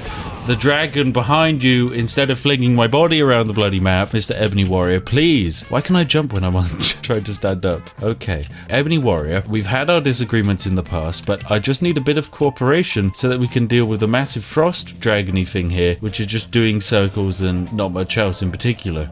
What? Have I just been hit by paralysis arrow? Oh god, REANU KEEVES, no! Wake up, my boy! Oh no. Oh no, this is not good actually. Right, there we go, stand up. Why can you jump while standing up? Why is this okay? It makes the standing up animations very derpy. Alright, Ebony Warrior, I'm sorry, but you need to get yeeted in one single swing, of course. Right, and can I have your bow and arrow, please? I need it. And the ebony arrows. There we go, I can kind of just leave the rest on the ground, but I'm gonna need that bow and arrow to take down that bloody dragon. Oh my god, the dragon landed. The dragon landed. Oh my god, finally. Right, knife time. It's knife time, ladies and gentlemen. And a stab. And it's gone. Oh my god, next time we're getting a fire dragon. Ice dragons suck. These are terrible. When would anyone want one of these in the game? Right, now can I have a flamey dragon? Right, bam, I've spawned an actual proper elder dragon, which this time is going to breathe fire. Come on, like dragons probably should do. Hit me with the flame. I want to know. Oh, you even land on the ground. That's nice. That's really nice of you. Right. Fire. Amazing. Right. Is it doing damage? Let's quickly check. Nope, it's done no damage. Great. So we can't even test if my potion of resist fire is going to even work. But for a brief period, let's try it anyway. Right. We can now resist 900% of fire and he's dead. We're going to need more dragons. Right. That's more like it. 7 elder dragons now to contend with a man who can one-hit everything and also can resist fire, is immortal, and there we go. That's more like it. Have we taken damage? We still haven't taken damage. Right, hit me with the fire. There we go. That's a lot of fire now. This is a huge amount of fire. We still haven't taken any damage though. That's an issue. I can't bite me. Physically bite me. There we go. Just put it in my face. REANU KEEVES is lit up like a Christmas tree at the moment, but it's not actually really killing him. Yep, you know what? This is fine. This is perfectly fine. Just one guy being lit on fire. Something almost relatively artistic about what we're seeing here today, ladies and gentlemen. Really is. It's just modern art right now. It really is. Very beautiful. Very beautiful. This is a brief look into what REANU KEEVES' soul is like. It's just a brewing fire, really. My goodness. Have we taken Skyrim too far? Probably yes, but the developers, you know, they don't mind. It's fine. Skyrim is a game which anyone can play in whatever way they feel like it. If that means 7 elder dragons trying to defeat an immortal god, then so be it. You know, it's time to clean up some of these dragons. Right, sorry, you're gone. You need to be gone too, sorry. You should end up with a pile of dead elder dragons lying around here. If only this game would let you jump and swing and hit at the same time. Right, and you're gone. Oh, you're next. You are next. You should not have landed on the ground. There we go. Another dead one. Just 3 more to go now. Right, who's brave enough to land next? Oh, you are. What a mistake to make. Swing and hit. Perfect. Is there even any space to land which isn't just a dragon's corpse? Oh, you found a space. Good job, elder dragon. A swing and a hit. You're gone. There's like a brief flame from when the tiny fork hits them and incinerates their entire body. Watch this, there we go, bam. You see there's a very brief period of flame and then the body kind of just jiggles around. Fun fact, I've never actually finished the main questline of Skyrim because I got to the final mission of the game and then all of the AIs glitched out and I couldn't finish the game. Thank you, Todd Howard. I 100% still don't hold it against you, and it's 100% not the reason why I make videos on your game where I find issues with them, I promise. God damn it, I want my fun back. You know what, I think that might be it for today's video, ladies and gentlemen, but REANU KEEVES' adventure into Skyrim isn't isn't over at all. There are a few more things I want to try out. I want to see if we can actually make archery a viable skill set in Skyrim and try and finish the game with about as many exploits as you're used to in these videos and with hopefully as much ease. And then there's also magic in Skyrim, because you see, in the previous Elder Scroll titles, magic was literally a game-breaking thing which would take players from just having minor buffs and bonuses to genuine godhood, and most of the time it wasn't even an exploit, it was just intended use of game mechanics. Now of course when it came to Skyrim, Todd Howard saw this and decided to nerf it completely and utterly by making it so that you couldn't, say, levitate, you couldn't boost your own stats and so on, and also took away the ability to make your own spells, which is really disappointing. So the mage build of Skyrim, whilst it is still viable, it's 100% nowhere near as powerful as it should be, and so we could take a look into making it oh so more powerful, couldn't we, REANU? Yes we could, I know you want to, I know you do, you really do, your beautiful face, it's written all over that you want to become the greatest mage the world has ever seen. Hello there ladies and gentlemen, I'm the Spiffing Brit,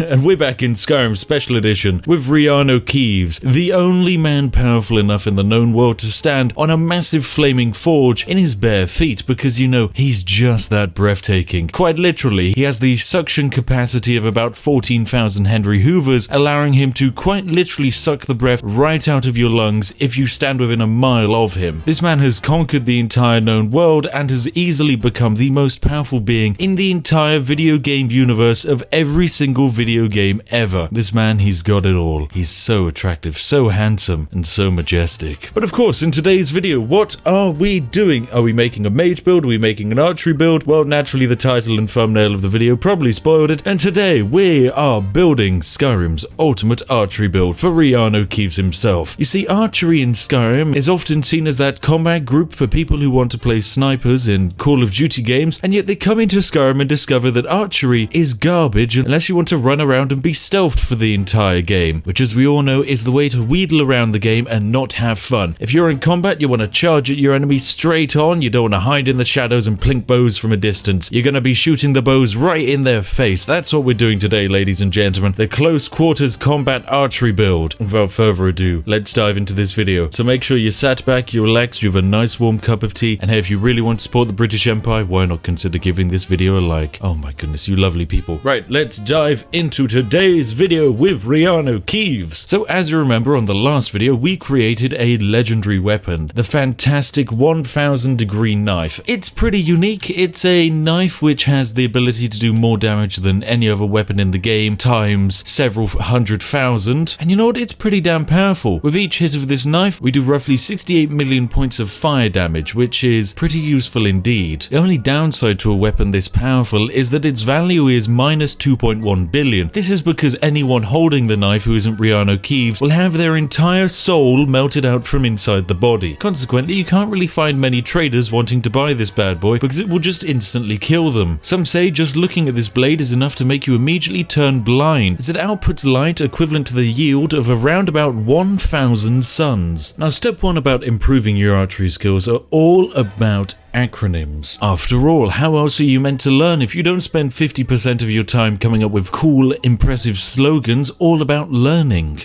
A modern teaching system. So naturally, today, we're going to be using the acronym of TWIT to improve our archery. TWIT, of course, stands for Train, Weaponry, Improve, and T. T, of course, being the most important one, not because it necessarily adds to the archery build, but we're going to be drinking a metric ton of it whilst we actually build this character. Not just any tea. Yorkshire tea, the greatest tea in the known universe. Speaking of which, now a message from our sponsors. Yorkshire... Oh, wait, no, they didn't sponsor today's video. Oh, I'm sorry. Who was the only available sponsors for today's video? Raid Shadow Legends. Oh, God, I'd rather yeet myself off of a bridge. Nope, no sponsors. Anyway, as I mentioned, the first stage of making REANU KEEVES the best archer in the known universe is, of course, training. And for that, we need to set about finding ourselves someone who can actually teach us archery, because whilst we can train ourselves in archery by running around the landscape of Skyrim and just plinking away at people, instead it's much more effective to find someone who can teach us archery for us. After all, if we check our skills, we only have a skill of 19 in archery, meaning we're not actually going to do much damage with archery. So we're going to hop on REANU KEEVES' horse over here and go pay a visit to a fantastic teacher of archery. Oh my god, hired thugs here to teach me a lesson. Wow, I wasn't actually expecting this. Oh no, look at how they decimate REANU KEEVES and his being by doing no damage to him. Oh,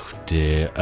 You really shouldn't have wanted to do this. It's not good for your health. Well, I suppose this gives us a perfect time to demonstrate just how bad at archery we are. See, we're going to use the Imperial bow with ebony arrows, the best arrows quite simply in the game. And let's hit this hired thug here. As you can see, we did hardly any damage. Admittedly, our archery skill is improved, but it could be a lot better. Yes, we are just terrible at archery at the moment, hardly doing any damage at all. Well, it looks like we're going to have to use something else instead. We're going to be using the Yeet Force 90,000 legendary gauntlets instead to do 22 million unarmed damage to these people. So I'm sorry, wabam, wabam, and finally, wabam. Oh yes, that's a good one, REANU KEEVES. Oh, and the body slam too. It's unnecessary, but in terms of style, you know how to make the crowd happy, don't you? Now we're going on a journey to Riverwood, interestingly enough, because it's actually the source of a fantastic archery trainer who we're going to be borrowing the assistance of. And here we have it, the fantastic Riverwood. What a beautiful little village it is. Now, Riverwood has a unique archery trainer who can train you up to level 50 in archery, which is quite good. That's probably all we need. But what makes this archery trainer so impressive is that he's available as a follower, which makes him extra spicy indeed. So let's go find our new friend. Now, the person we're looking for here today is, of course, Faendal, an elven archery dude who hangs around his house around here. Of course, he's got his door locked at the moment, but REANU KEEVES doesn't really know what a locked door is. There we go, fantastic, we're in. Oh, he's not even in this house. Oh, this is terrible. Oh, here we go, he's over here chopping wood. Perfect. Now, Faendal here, before he wants to be your follower, he has a lovely little quest. Basically, we have to deliver a love letter to someone. So we're going to do our lovely archer teacher a favor by delivering his love letter. Here we go, I have a letter for you. There we go, fantastic. We've managed to ruin the potential love blossoming between that lady and good old Sven, the local poor village oaf, who has no idea what's just happened and how I've destroyed his love life. But you know, it's a necessary thing in order to get what I want. Alright, there you go, Faendal, I've done it. Oh, there we go, you've given me some gold, lovely. Now what we're going to do is we're going to talk to Faendal here and have him train us in archery. And of course, this is going to cost us a fair amount of gold. Around about just over 1,000 gold has been spent on improving our archery skill here. However, what we can then do is have him follow us as a follower and then simply trade some things with him. And all we have to do is just take the 1,350 gold we just gave him off of his person. It's as easy as that, ladies and gentlemen. Free archery levels. It just works. These poor AIs, I feel so sorry for them. Anyway, Faendal, I'm pretty sure it's time for us to part ways. Oh my goodness. Anyway, we're just going to quickly kill Faendal. I didn't quite mean. What the hell was that kill move? Just body slam Faendal backwards onto a table. Oh, I'm sorry. What have I done to you? Now, sadly, he can't train us anymore until we improve our character's level, and then he can train us some more. But you know what? He's kind of done everything I need him to do. That's just one of the fun ways you can improve your archery level. If you want to train more, then all you have to do is simply level up your character, and he'll train you a further 5 times, which is quite useful to have. But basically, he's the best person to learn archery off of because he will give you all of your money back, which is lovely. Oh my god, what the heck was that camera angle? Ah, Skyrim, you just work sometimes, don't you? Perfectly balanced game. No exploits whatsoever. No glitches either. It's just, why is my horse stuck? What? How did it get in here and why is it not able to get out of here, Todd? This is fine. Right, can I dismount the horse? Let me get off the horse. Eventually. And so there we go, with our archery skills improved, we're going to fast travel back to Dragon's Reach, and it's time for us to get on with our glorious improvement of archeries. Now we've come down to Arcadia's Cauldron over here, where we're going to be able to buy a bunch of fantastic ingredients, which are going to be very useful. And she does have this one potion here, Potion of True Shot, which means bows do 20% more damage for 60 seconds. A very unique potion indeed. I'm actually very interested to know just what we can do with a potion like that. And of course, before we leave, we're just going to buy her out of all of her ingredients because ingredients are great. Now right here we're going to craft ourselves a potion which will fortify our archery skill, which will be quite useful indeed. There we go, Fortify Marksman. Now of course we haven't exactly got ourselves the best potion of archery just yet. This Fortify Marksman potion only means that our bows will do an additional 360,000 damage for 60 seconds, which is of course a useful potion to have, but it's not perfect. I would like more, and so I need to find a way to have more. Now of course, sadly I've given this trader all of my money, but luckily in in return they've given me ingredients, and because my alchemy is so powerful, I can take these ingredients and make them into more money. So I'll use this alchemy lab here quickly, and we can create a damage stamina potion right here. There we go. Valued at roughly 1.7 million. This damage stamina potion is going to do wonders at getting all of our money back. And there you have it. Alchemy is quite possibly the best way to turn about 10 gold in Skyrim into the equivalent of 1.7 million. Admittedly, no trader has 1.7 million lying around in their inventory, but you know, if they were to ever actually have that much gold, you could very easily steal it from them. Oh, and of course, that's speak level 100. Yes, I forget,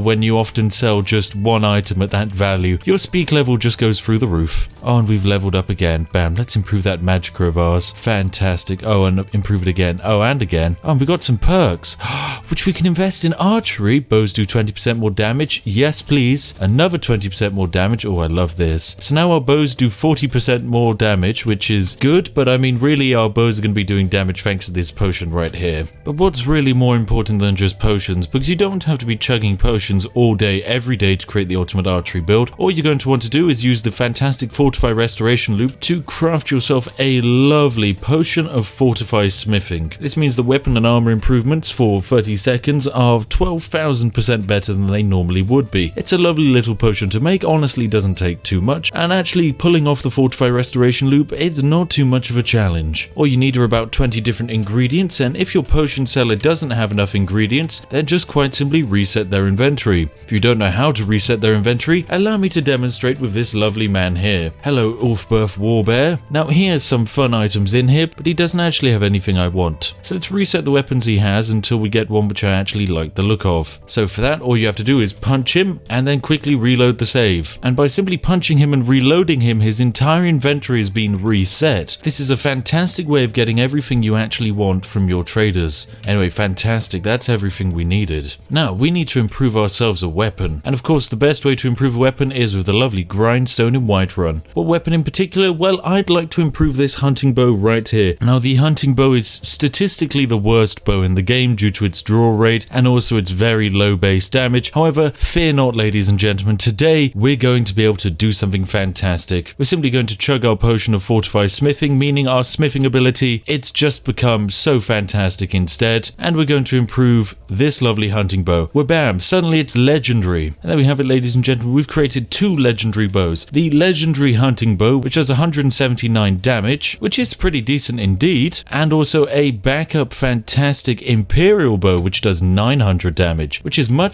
better. I mean, it just straight up one-shots all of the guards if the arrows don't actually just phase through their heads. But you know, it's pretty powerful. You can basically wipe out most of the civilians at great range. Sorry, Nazim. It's fantastic. Or at least it is when the arrows actually hit, because you have no idea how tricky it is to actually land an arrow in this game. My goodness. Arrows in Skyrim basically have the accuracy of a potato strapped to a paper aeroplane and lobbed out of the window of a car going 71 miles an hour. But thanks Todd for trying to create the best player experience by just having you have to shoot more and more arrows. Now, the thing is, because our best bow does 903 damage, we actually won't be able to one-hit the legendary Ebony Warrior with this bow, because the Ebony Warrior has around about 2,000 HP, which basically means it would take 3 hits in order to defeat him. By that time, he'll have been able to swing about a bit and it will be relatively annoying. However, of course, we could just chug our Fortify potion and just absolutely smash him almost instantly. You know what, let's give that a try, see if we can one-hit him. Interestingly enough, though, when fighting the Ebony Warrior in Skyrim, and if you are using a range build, just don't aim for his head, because the character model doesn't actually have a hitbox above his shoulders, so you have to repeatedly only hit him in the body, which, you know, is just another way of Todd saying screw you to all of the players who actually wanted to have a viable time with archery. Oh, you silly people. And with bam, here we have it, ladies and gentlemen, the fantastic Ebony Warrior. Now, interestingly enough, you're not actually able to steal anything from the Ebony Warrior, because this character has a unique modifier making him 110% harder to pickpocket. This is, of course, unless you're wearing a ring, which improves your pickpocket success chance by 10,000%. Yes, I know, this game does just work. Right, bam, let's try and pickpocket the Ebony Warrior.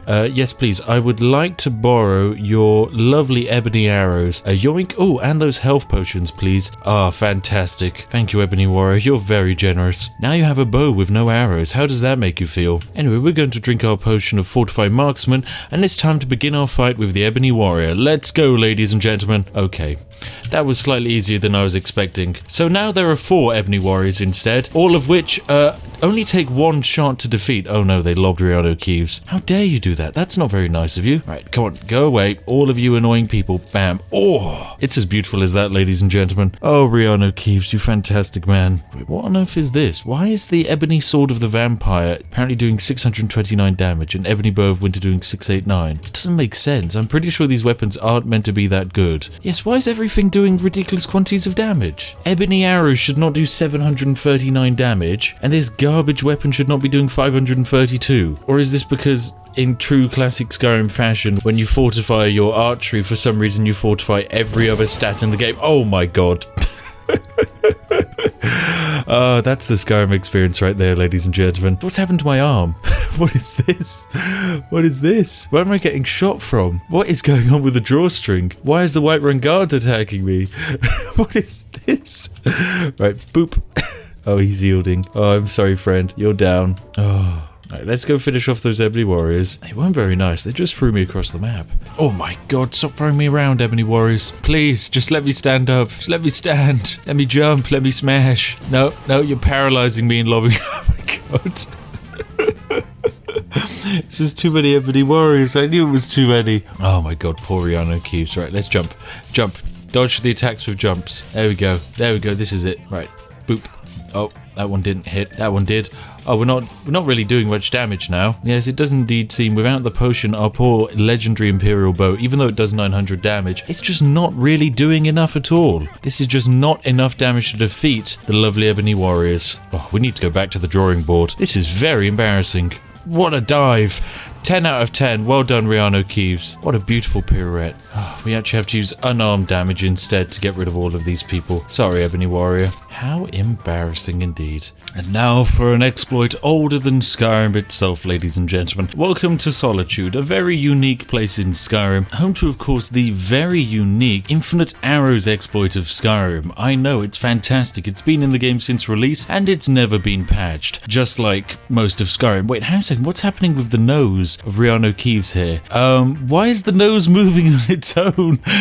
What's going on? I've never seen this in Skyrim. My goodness, that's incredible. What a unique thing. Are there two REANU KEEVES here? Is it separating two images of REANU? Oh my god, it's cloning him. We have multiple REANU KEEVES. Okay, it turns out REANU KEEVES is just an amalgamation of hundreds of REANU KEEVES stacked on top of each other. Anyway, all you need to do in order to get this exploit to work is quite simply wait until 8 AM. I know, it's as lovely as that. And at 8 AM, this lovely Solitude Guard is going to come out of his barracks. Now, this Solitude Guard has a fantastic set of steel arrows, which we're going to steal from him. In return from stealing his steel arrows, we are going to give him a single ebony arrow. Lovely. He doesn't even notice because we of course have a plus 1000 bonus to pickpocketing, and so we can put basically anything in his pocket. Anyway, he is now going to start his archery practice for the day because, you know, that's everything this guard does. But instead of using the regular steel arrows, he's going to be using the ebony arrows, which I just put into his inventory. And here we have it fantastically. Our lovely bowman here is just going to keep shooting ebony arrows into that wall for as long as he physically can. As he has an infinite supply of regenning arrows, we're going to end up with an infinite supply of regenning ebony arrows. This is the easiest way to basically end up with a limitless supply of arrows at very little expense. At this point, you can just leave your computer alone, return in about half a year's time, and you'll just have a silly amount of arrows. It's fantastic. Right, let's go collect some. There we go. Lovely stuff. Fantastic. Oh, there we go. There's another one and another one. So we've turned our supply of 4 ebony arrows into suddenly a supply of 10. It's as easy as that. Technically speaking, it's also infinite money because ebony arrows can be sold for about 7 gold. So you can kind of just sit here and generate a small amount of money. Remember, just about every single game I'll lay my hands on, I will turn into an economic tycoon money-making sim if I can. And I always can, trust me. Oh yes. You know what, ladies and gentlemen? I've got a special offer just for you. To the first fantastic 6,969 people who like this video, REANU KEEVES has a gift for you. Come midnight tonight, REANU KEEVES is going to launch a love letter with with your name on it through your window, and trust me, it's going to make your heart melt, which may cause a large quantity of discomfort, pain, and potentially death. Remember to probably leave your window open unless you want it absolutely smashed by an infinite stream of ebony arrows. Speaking of infinite stream of ebony arrows, thank you very much, Solitude Guard. Oh, this is just what I wanted. Oh, that money. 6.5 hours later. You join us back in the fantastic city of Whiterun, where we have the lovely arcane enchanter right here, ladies and gentlemen, which allows us to enchant all of our weapons. Now, as you remember, we have a fantastic Imperial bow which does 903 damage. The only downside is our Imperial bow only does 903 damage, and whilst this is enough to definitely kill most of the enemies in the game with relative ease, it's not enough for me. I always need more, and so consequently we're enchanting this bow to make it even better. So we're going to make ourselves a couple of fortify enchanting potions, which are going to improve our enchanting abilities by quite a lot. 92,000%? Ooh, I think we could do better than that. Yes, 30,000% does look much better, although we're going to have to definitely drop down to quick save, because as is often the case when I try and enchant something, there's a 90% chance the game is just going to crash and explode. Anyway, we've got our potion of enchanting, and it's all ready and lined up. I think it's time we enchant this bow. So, ladies and gentlemen, we chug our potion of enchanting. It's very powerful. We drop into the arcane enchanter. Let us select our legendary Imperial bow, and for enchantments we want fire damage. Fantastic. Drop that down just a bit. Lovely stuff. And we're also going to want frost damage. There we go. Drop that down just a bit and enter. Lovely stuff. And that's all we want. In terms of soul gem, let's go for a grand soul gem. Oh, we're going to need to rename this item, and we're bam. We've just created a legendary bow. Of course, I wanted to call this bow a Song of Ice and Fire, but for very obvious copyright reasons, instead we have a Song of Flame and Chill, the lovely knockoff version of a classic George R.R. Martin book. Now, Flames and Chill, which incidentally is a British slang term used for ordering a kebab and watching Netflix, is actually the most powerful weapon in Skyrim, and quite possibly the most powerful weapon I've ever created in Skyrim. It's more powerful than our unarmed fists, it's more powerful than any of our knives, because this bow not only has a fantastic damage output, it also has a absolute ridiculous enchantment. You see, Song of Flame and Chill burns any target for 67 million points of fire damage. It then also immediately hits them with 67 million points of frost damage, meaning that this bow simultaneously sets you on fire and then freezes you instantaneously. The fire has the same thermal yield as about 14 small nuclear bombs, and the frost yield is roughly on par with watching the entire box set of the legendary film Ice Age on a loop for 24 years. That's just how powerful this bow is. It has no counter whatsoever, and it just instantly kills people. Oh, it's lovely. It really is. There's no counter, Whiterun guards, and you know it. It's a one-hit bow, and you know what one-hit bow means. Instant victory for REANU KEEVES. Although, my goodness, it's so hard to aim bows in Skyrim. Oh, hello there, Whiterun guard. Boop, such a pain to aim, but hey, we do have this lovely infinite one-hit murder weapon. Lovely stuff. Sorry, Whiterun, you're a bit beansed. What's this? You can still put up a fight, Ulfrid Battleborn? Do you not know who you're trying to defeat at the moment? This is the legendary REANU KEEVES, with a bow which has the ability to shatter realities and destroy just about everything you know and love. And yet you want to stand in front of REANU KEEVES? Watch as your son gets flung across the entire map, like the garbage person he is. Yes, he couldn't stand up to REANU KEEVES. Neither can you. I'm sorry, Ulfrid Battleborn. Goodbye. Oh yeah, you think you can just lie on the ground because Todd's made you an essential character? Think again, for I have the disable console command,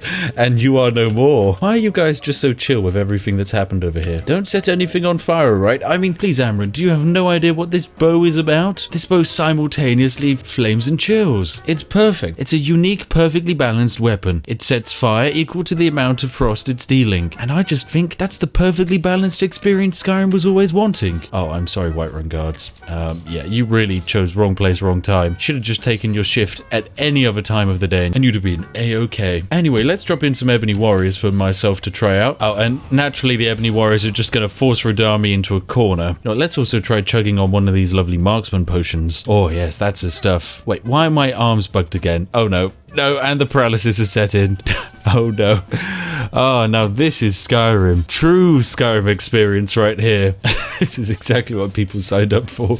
I really hope Elder Scrolls V is just this, but more. It's probably just going to be Skyrim, but just on the Nintendo Switch 2 or something. Imagine if the Elder Scrolls V is advertised as being a completely different game, then you load up into the intro sequence, and then it just cuts you into the Skyrim world. Hang on a second, we just got flung over Whiterun. Oh god. And here we have it, ladies and gentlemen. The true glorious design Skyrim experience, which is defeat defeating the Ebony Warrior with one hit with a bow, which is ridiculously far too overpowered for this situation. Upon hitting him, we will do equivalent to 120 million damage, more than Skyrim can probably even comprehend. And that's as simple as it is, honestly. It's not pretty, it's not majestic. I'm not even going to pay off my bounty. I'm sorry, Whiterun guards. Goodbye. And goodbye. Oh my goodness. Bows. They're good fun. They really are. And if you actually invest some points into the archery skill tree, you can have more fun with a bow. You can actually aim down sights. You can get 3 times damage if you're in sneak mode and you get an unexpected hit off. That's right, we're doing 120 million damage now, but if we were to activate sneak mode as well, we'd times that by 3, meaning instead we'd be doing 360 million damage, which is, I just don't even have statistics or even comparisons to quantities of damage that size, ladies and gentlemen. It's ridiculous what we've done to Skyrim, but I absolutely love it. Hello there, ladies and gentlemen. I am the Spiffing Brit, and today we're back in Skyrim doing something absolutely stupid with REANU KEEVES. We are going to see if it is physically possible to paralyze every single NPC inside of Skyrim. I know, this has never been done before. Why? Because it's a very stupid and silly idea. And secondly, because no one's ever had the power to do so. But ladies and gentlemen, we have REANU KEEVES, the strongest video game character ever created. If you need to know why he's so powerful, just look at all the videos we've done on him. We've created him into being the ultimate being of true power. And in today's video, we're going to freeze the entire world of Skyrim using simple paralysis potions. I know. Every single NPC in Skyrim is going to get stuck in place, and I don't really know what it's going to do to the story. Probably entirely derail it. Is it entirely possible? I don't even know. But there's only one way to find out. So, ladies and gentlemen, make sure you're sat back, you're relaxed, you have a nice warm cup of tea, and hey, if you're feeling particularly fantastic today, you might have even given the video a like. Well done, because if you haven't, REANU KEEVES will paralyze you for 4,000 real-world hours. Anyway, let's dive into this video. So, the first thing we're going to need for this video is a very large amount of preparation. Now, of course, there are many ways to prepare in Skyrim. If you were to say fight a dragon, you'd go and find yourself some good equipment, some good armor, and a nice sword. In our case, if you're attempting to paralyze the world, we're going to need a metric ton of ingredients to create paralysis potions. And then we're also going to need to make paralysis potions which are powerful enough to actually last a long enough time. You see, if we were making just paralysis potions which were going to last about 5 seconds, then sure, that's great, but we're not actually going to be able to paralyze the entire kingdom of Skyrim by just having everyone stand still for 5 seconds. We're going to need more time. An example of, say, one potion which would keep people locked in place for a while is this potion of poison of paralysis. It causes a target to be paralyzed for 92,000 seconds, which is equivalent to 25.5 hours, meaning we could paralyze someone in Skyrim, and provided we kept our computer open for an entire real-world day, they'd stay paralyzed, which is very useful to have. So we're going to be needing to make these potions of paralysis. How do you make a potion of paralysis? Well, it's just 2 ingredients. But then again, that's 2 ingredients which we need to gather for every single NPC inside of Skyrim. In total, with the current version of Skyrim, there are exactly 1,016 NPCs in Skyrim, and hopefully we're not going to miss anyone. So yes, there are 1,016 people in Skyrim. Technically, there are also 88 extras in the Dragonborn DLC, but we're not going to be fussing about that, so we need ingredients for exactly 1,016 paralysis potions. Fantastic. How on earth we meant to get all of that? Well, I've gone all the way over to the Solitude Alchemist shop over here, the Angeline's Aromatics. I know, they sell some fantastic ingredients, and we're going to be needing some of these ingredients. So let's wait until it's daytime and then we can go indoors. Now, we've made our way inside of the shop, and the shop is very important because it has several ingredients which we're going to need. Most importantly, canis root. This is an amazing ingredient which is actually really useful. So what we're going to do is we're just going to crouch down behind this pillar here with the lovely canis root that we need, and we're just going to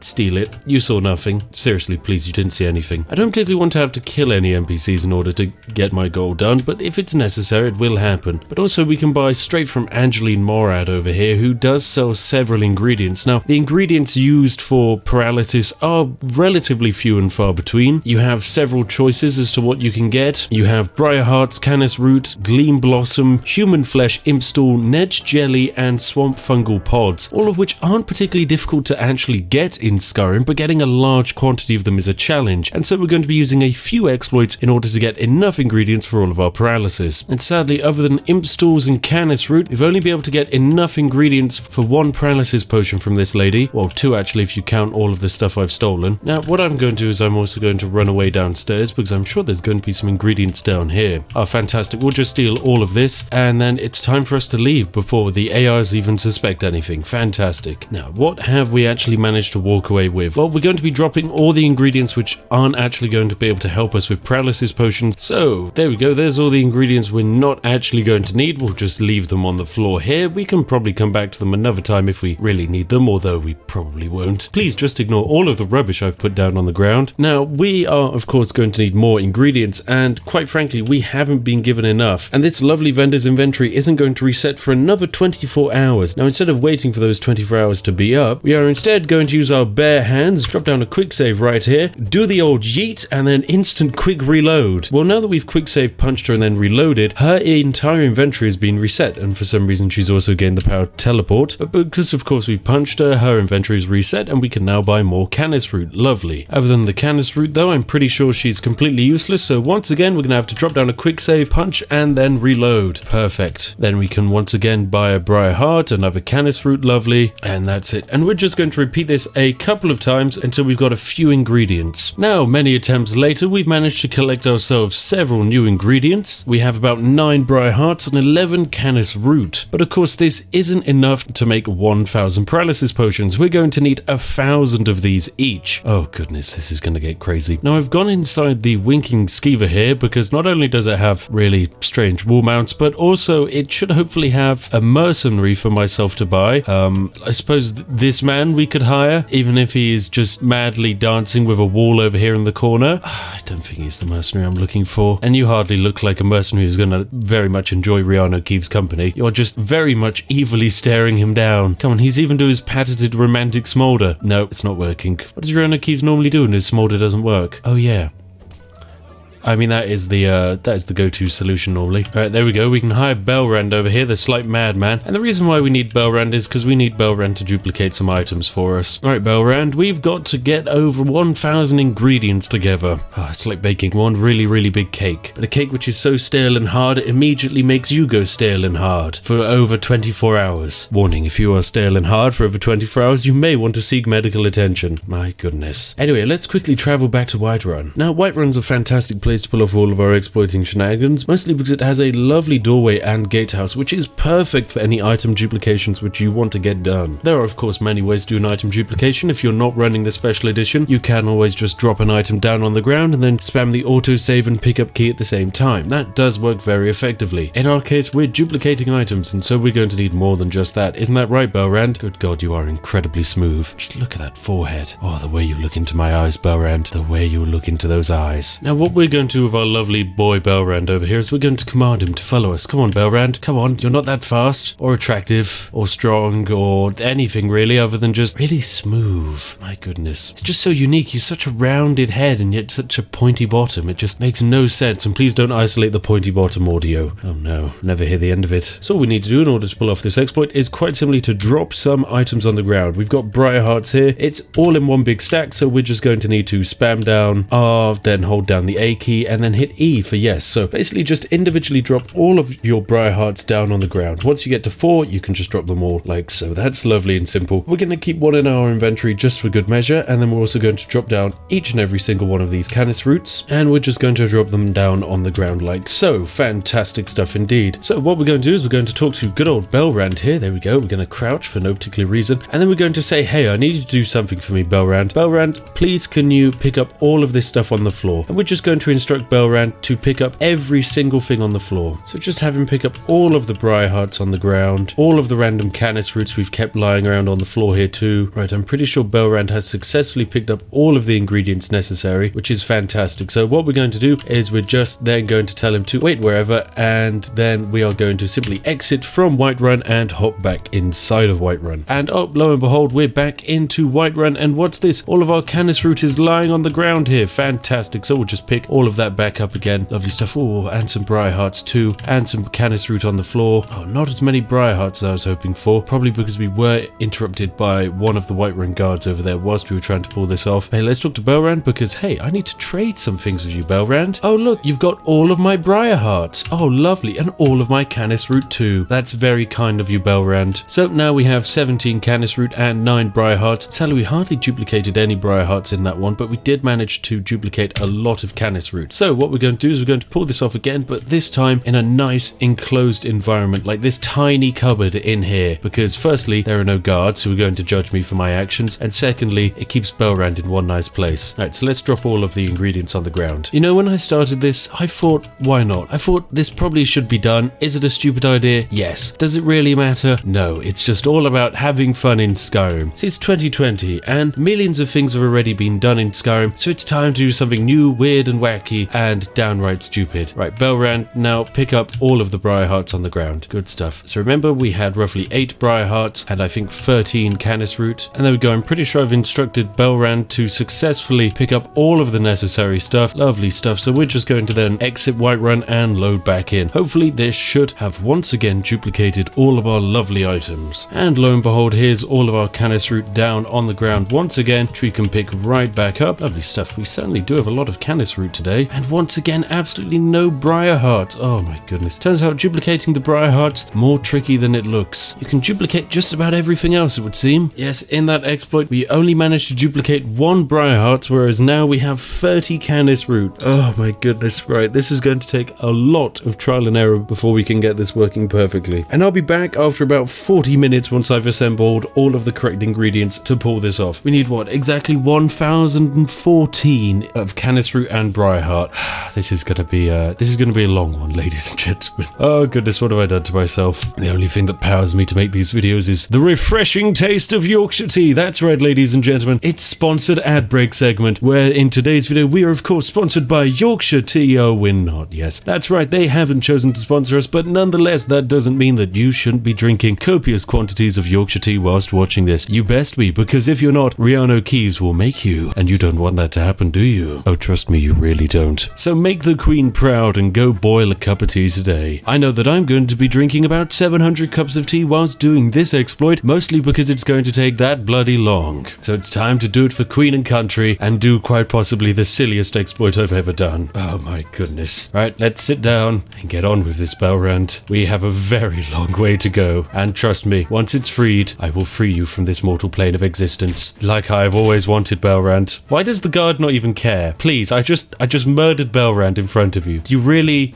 You just don't care, do you? Oh my goodness, what have I done? Oh, Belrand. I mean, look at this. I could put on his iron armor, which sure, it's pretty good. It's got an armor rating of 51. It's not quite as good as my armor rating of 400,000 though. Sorry, Belrand. Your hide boots though. Oh, that's a good point. REANU KEEVES has never actually worn shoes in his entire life. Right, let's put REANU KEEVES' first shoes on. Wow. Oh, these hide boots. Suddenly REANU KEEVES has some cute, warm, fluffy booties to wear. Oh, that's fantastic. Not that he's actually going to do this, because we're going to have to travel back in time, because we actually need Belrand alive. Probably. Okay, actually, maybe we don't. Right, let's just get a different follower. Oh, cool. The courier's got a letter for me. Nice. What have I got here? Letter of inheritance. Oh, this is because of Janessa's death. Right, that one's useless. Letter of inheritance. Oh no, Belrand's death. I've been given 300 gold pieces. Poor Belrand. He only cost 500 to hire. Honestly, not bad. Kind of pays for himself. Oh, fantastic. In this pub over here, I think we've discovered some people to hire. Here we go. We got Simnir here. Oh, this man wants to participate in a drinking contest. Sure, drinking contest. You don't stand a chance. We physically can't be killed. Right, let's do this. Right, Sam Gwivine. Drinking contest versus REANU KEEVES. Good luck, my friend. Let's do this. We can't lose. REANU KEEVES physically cannot lose in a drinking contest. Although I'm pretty sure there isn't even an animation for it. Oh no, we fell asleep.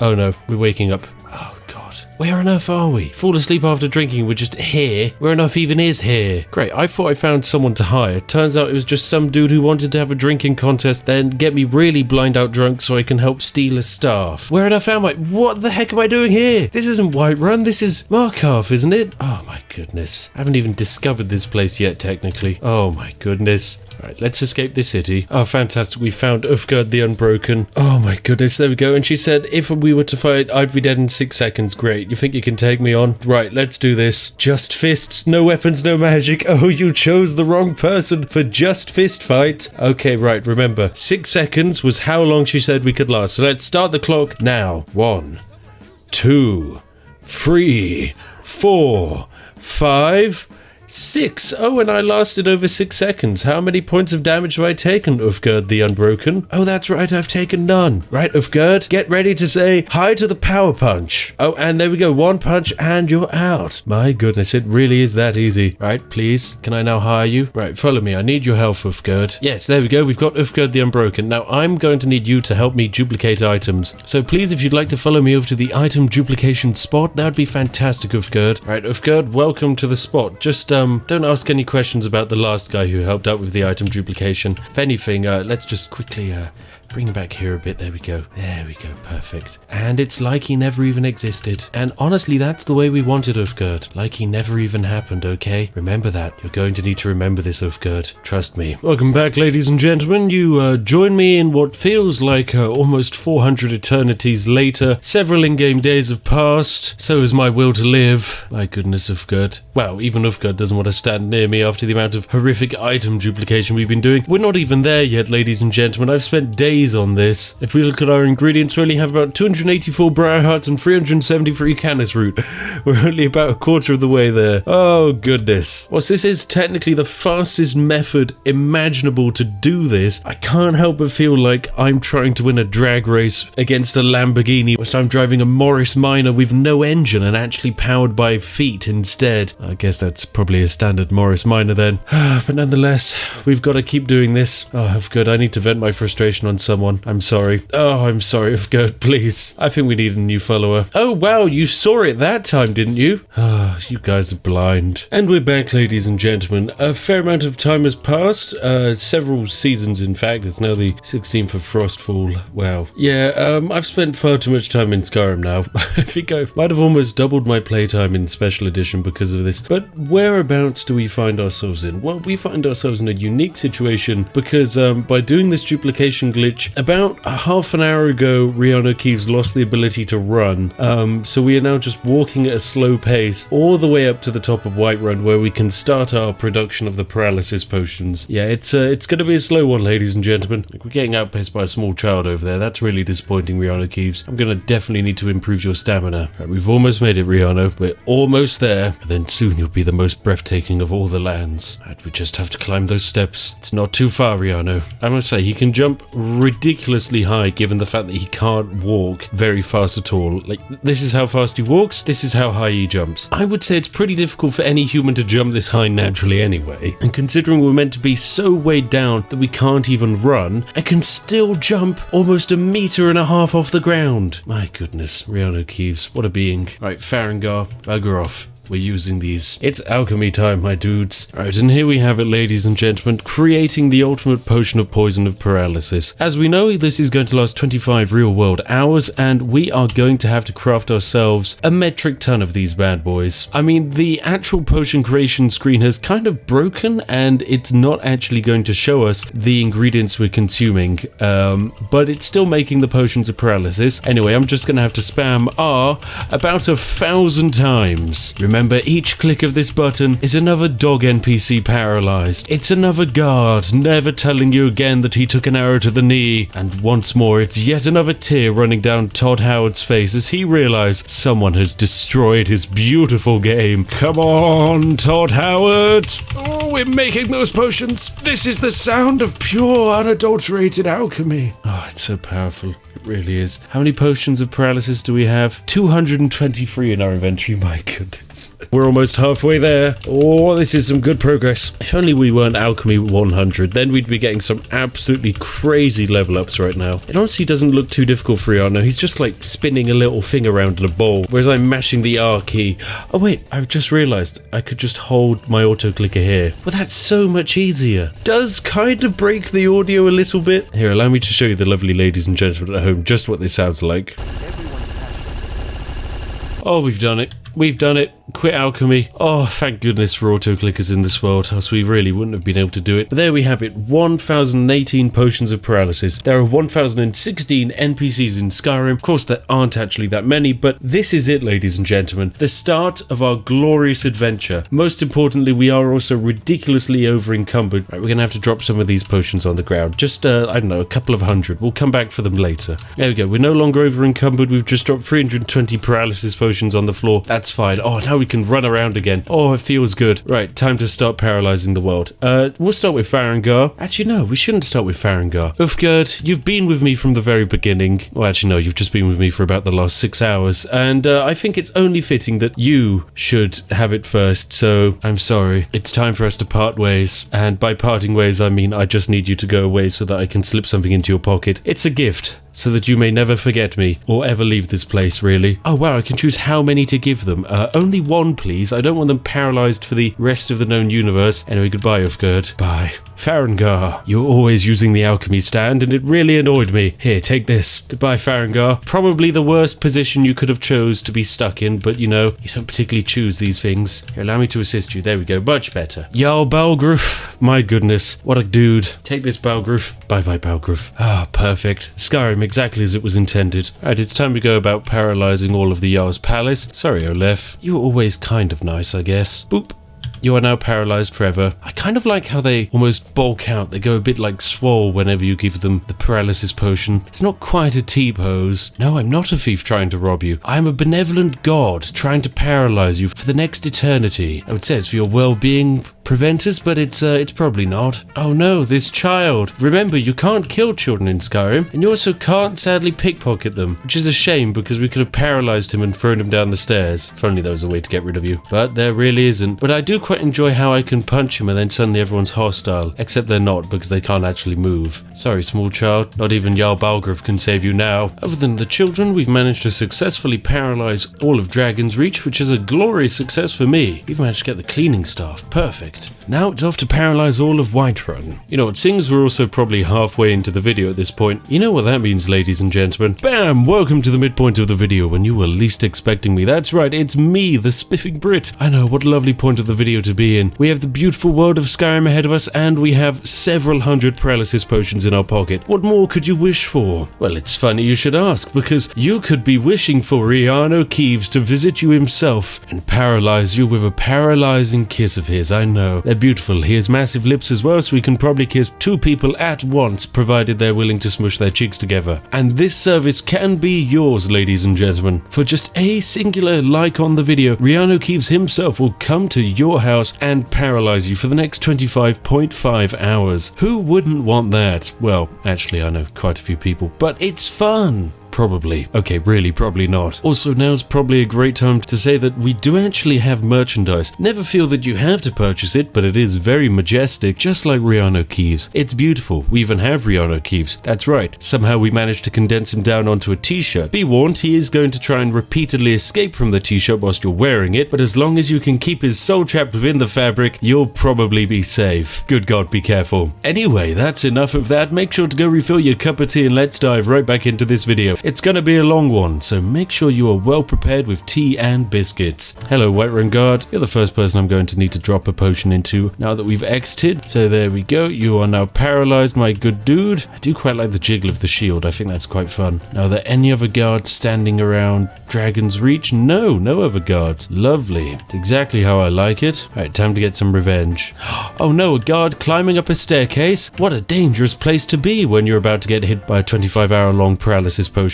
Oh no, help, I've fallen and I can't get up. He does slide really well. There's really not much friction on a Whiterun Guard, if I'm honest. It's quite impressive. Anyway, Heimskir, you're gonna get paralyzed in a pretty unique position, I've got to be honest. Bam, there you go. Wait, are you still going? He's still talking. How are you still talking? You've been paralyzed. This makes no sense. You've been paralyzed, Heimskir. He says he breathes no loyalty. You can't breathe. Nothing in your body can move. Oh my god, I'm scared. I can't even comprehend what your being even is. Right, let's go finish off the Warriors Lodge. There we go. And of course the Grey Mains too, they've got to go. A dupe. Oh, they do just fall in a really satisfying way. On Danica Pure Spring. Hello there, Danica. And paralyzed. Oh my goodness, that one didn't work? Never had that. Right, that's a shame. Guess we've got to finish you the old-fashioned way. Fantastic. Oh, Whiterun, what a lovely place it is. I've already paralyzed most of the marketplace. Oh, excluding this lovely guard here. Hello, guard. Please, here, take this potion of paralysis. We're running low. We only... Oh my goodness, what's happened to your shoulder? Oh dear, that's certainly not healthy. Anyway, Sigurd, I'm pretty sure you're in a unique position because you raise your arms. There's not many NPCs who do that. Well, they don't appear to be able to pickpocket you whilst you're doing it, and that is a shame. Wow, I only get to pickpocket you when you're in a normal position. How boring. Oh well, goodbye, Sigurd. But yes, the marketplace is mostly completely organized perfectly. We have a guard who managed to fall face first through a shield. We've dealt with all of the bannered mare. We've dealt with the potion shop. I think we've only got a few more guards to go, provided we ignore all the children. Oh, how could I forget you over here? I'm sorry, Olava the Feeble, but no one is allowed to escape the paralysis potion. Oh my goodness, your arm's gone inside your body. Oh dear. I feel like the more we use the paralysis potions, the more it's breaking people's arms. There we go. Oh, your shoulders just stiffened. That's fine. One for you as well. Oh my goodness, you did a full spin, a nice little dance move there, Alfred Battleborn. My goodness, what a pivot. So powerful. And of course, Adriani over here. Here we go. Take your paralysis potion. Okay, this does not seem comfortable at all. Yeah, maybe I can help you with a torch. You appear to be a bit stuck. There we go. We just push you out of the chair. Come on, come on, come on. Get out of the seat. Get out of the seat. There we go. There we go. Much better. That's fine.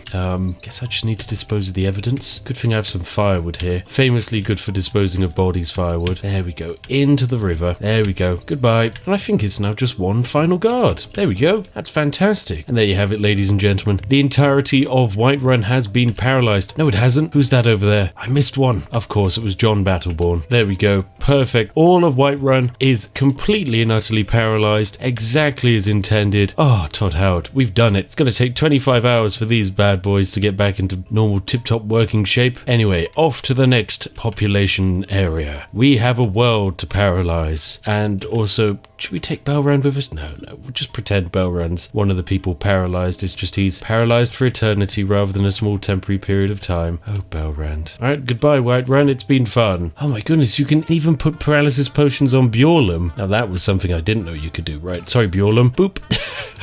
He just looks so natural and chilling. Like, this is pretty similar to regular Bjorlum. Can we just sit in your cart anyway? Despite the fact that we can't go anywhere? And you're really paralyzed? Wow, yes, we can. Right, off to our next city to paralyze. I say, you know what? Let's give Windhelm a go. Let's go paralyze the true king of Skyrim. Alright, sorry, Jarl Ulfric.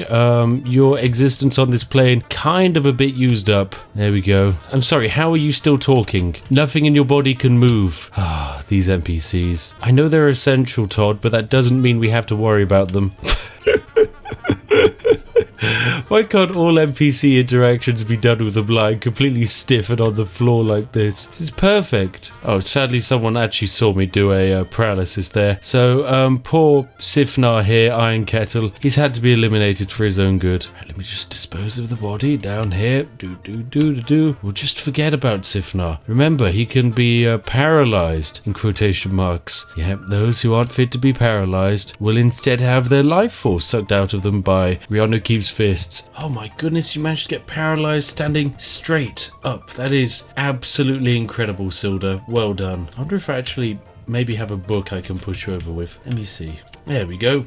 Perfect. I love the way physics works in this game. And by works, I mean doesn't particularly work. You know, it's just a unique mesh of things which should have a physical reaction, but technically kind of don't for some reason. Oh, now this is just perfectly natural bar interaction right here. And it's going to stay like this for the next 25 hours. Here, sir, allow me to give you a tankard. Yes, good. Good stuff. Enjoy that beverage. Oh, you want another? That's fine. I've got another for you. There you go. This is how humans drink, right? This is how they consume the beverage, which isn't tea, that other form of beverage. Oh, wait, you want another? Oh, don't worry, I've got some Nord mead for you there. There we go. I like how technically people can just walk into this scene and it's all perfectly fine. Just everything. Please ignore the stationary dead bodies. Worst thing is, they're not even dead. They're not even dead. Oh, God. What have I done? Right, on to the next city. Oh, fantastic. It's the College of Winterhold. Oh, yes, I've been suspended, so I'm not allowed to talk to these people. Not that it particularly makes much of a difference, because I don't need to talk to them. I just need to paralyze them. Oh, my goodness. These are all of the people which REANU KEEVES KEEVES magicked the last time he was in here. I think that might be the best way of describing it.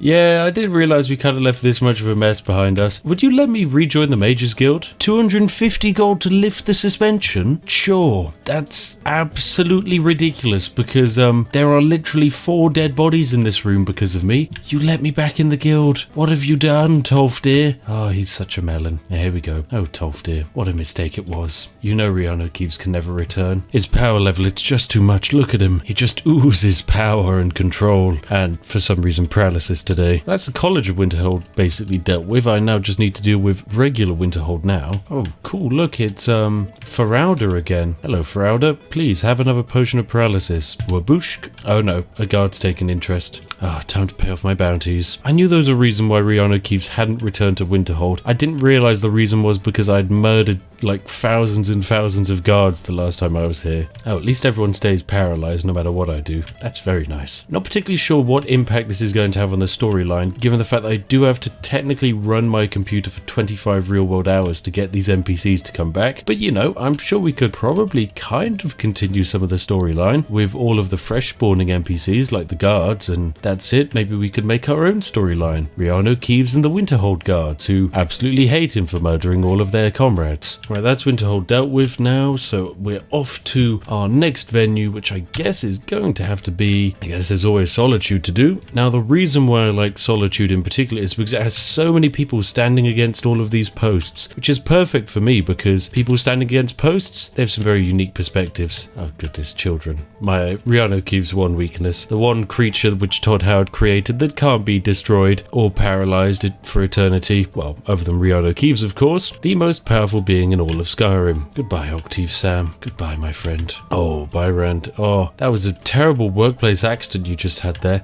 and also a pretty bad position to get paralysed in. Oh no! Who's this? Ferda? You're walking down a flight of stairs. Oh, that's a very dangerous place to be, my friend. Don't you know that whilst walking down any slope, there's a 70% chance that REANU KEEVES is going to paralyze you and you're going to slide down on your nose. I didn't even realize Solitude had this many NPCs, if I'm honest, and yeah, we're slowly making our way through all of them. Slowly.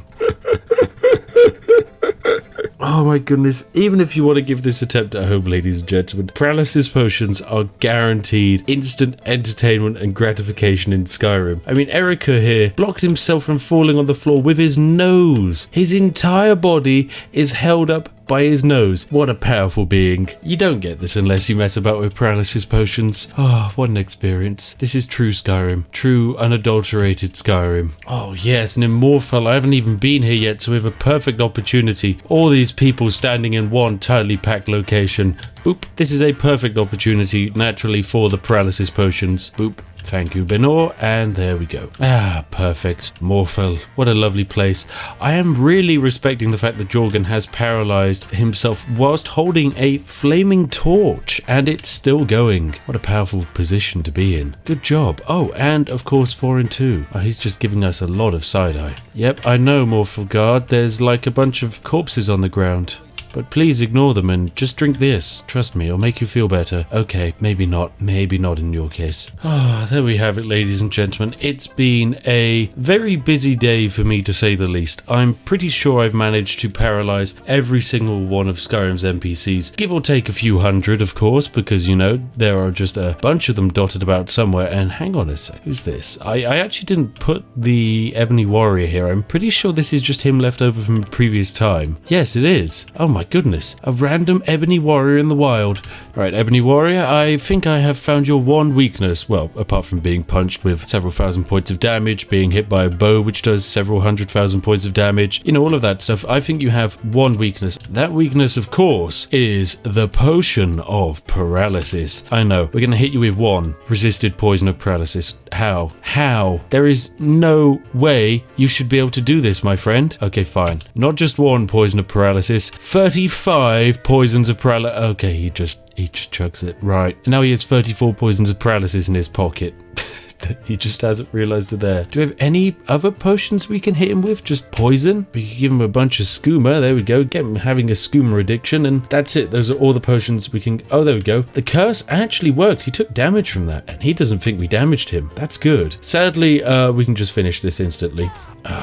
Goodbye, Ebony Warrior. Welcome back, ladies and gentlemen. I'm the Spiffing Brit, and today we're back in the wonderful world of Skyrim with our legendary hero, REANU KEEVES, the most powerful being in all video game universes. And no, the character you're about to put in the comment section is not stronger than a man who physically wears an iron piece of armor called Yorkshire Tea Gold Legendary Edition, which adds so much health it creates a stack overflow error, meaning that if he was to ever take off his own armor, he would immediately die. Now that's one powerful thing. Also, he does more unarmed damage than the game can feasibly calculate. Now, on his last adventure, he kind of paralyzed most of Skyrim, and so as we go around today, I managed to reset some of the NPCs by editing the save files, but we might be encountering some strange situations. Oh well, it's fine. Some of the guards are fine, others less so. And interestingly, even though people are paralyzed, they're still technically alive and talking. I mean, Heimsker is literally down on the ground, not able to move his fingers, yet for some reason he can still keep going on about the elves. Trust me, he had it coming, ladies and gentlemen. So we're back in Skyrim, and what are we going to do with ourselves? We have a crazy amount of power and the ability to just about destroy everything in the game, but I personally think we're lacking one fantastical thing, and that is the ability to shout. See, right now, REANU KEEVES knows basically no shouts at all, yet we only have Elemental Fury and we haven't even purchased it yet. Now, shouting in Skyrim is brilliant. You can effectively turn yourself into your own hype squad man, with the ability to create sonic booms coming out of your own vocal cords, which is honestly incredible. The only downside, however, ladies and gentlemen, is that there's a delay between each shout, a charge. I know, so if you're trying to shout someone down, well, by the time you've got your next charge ready of your shout, they've stood back up again and they're now hitting you. Admittedly, we can't be killed by any mortal weapon and hits, but still, it's annoying to know that when REANU KEEVES shouts an enemy on the floor, they'll just get back up again. So, we need to build the legendary Skyrim 100%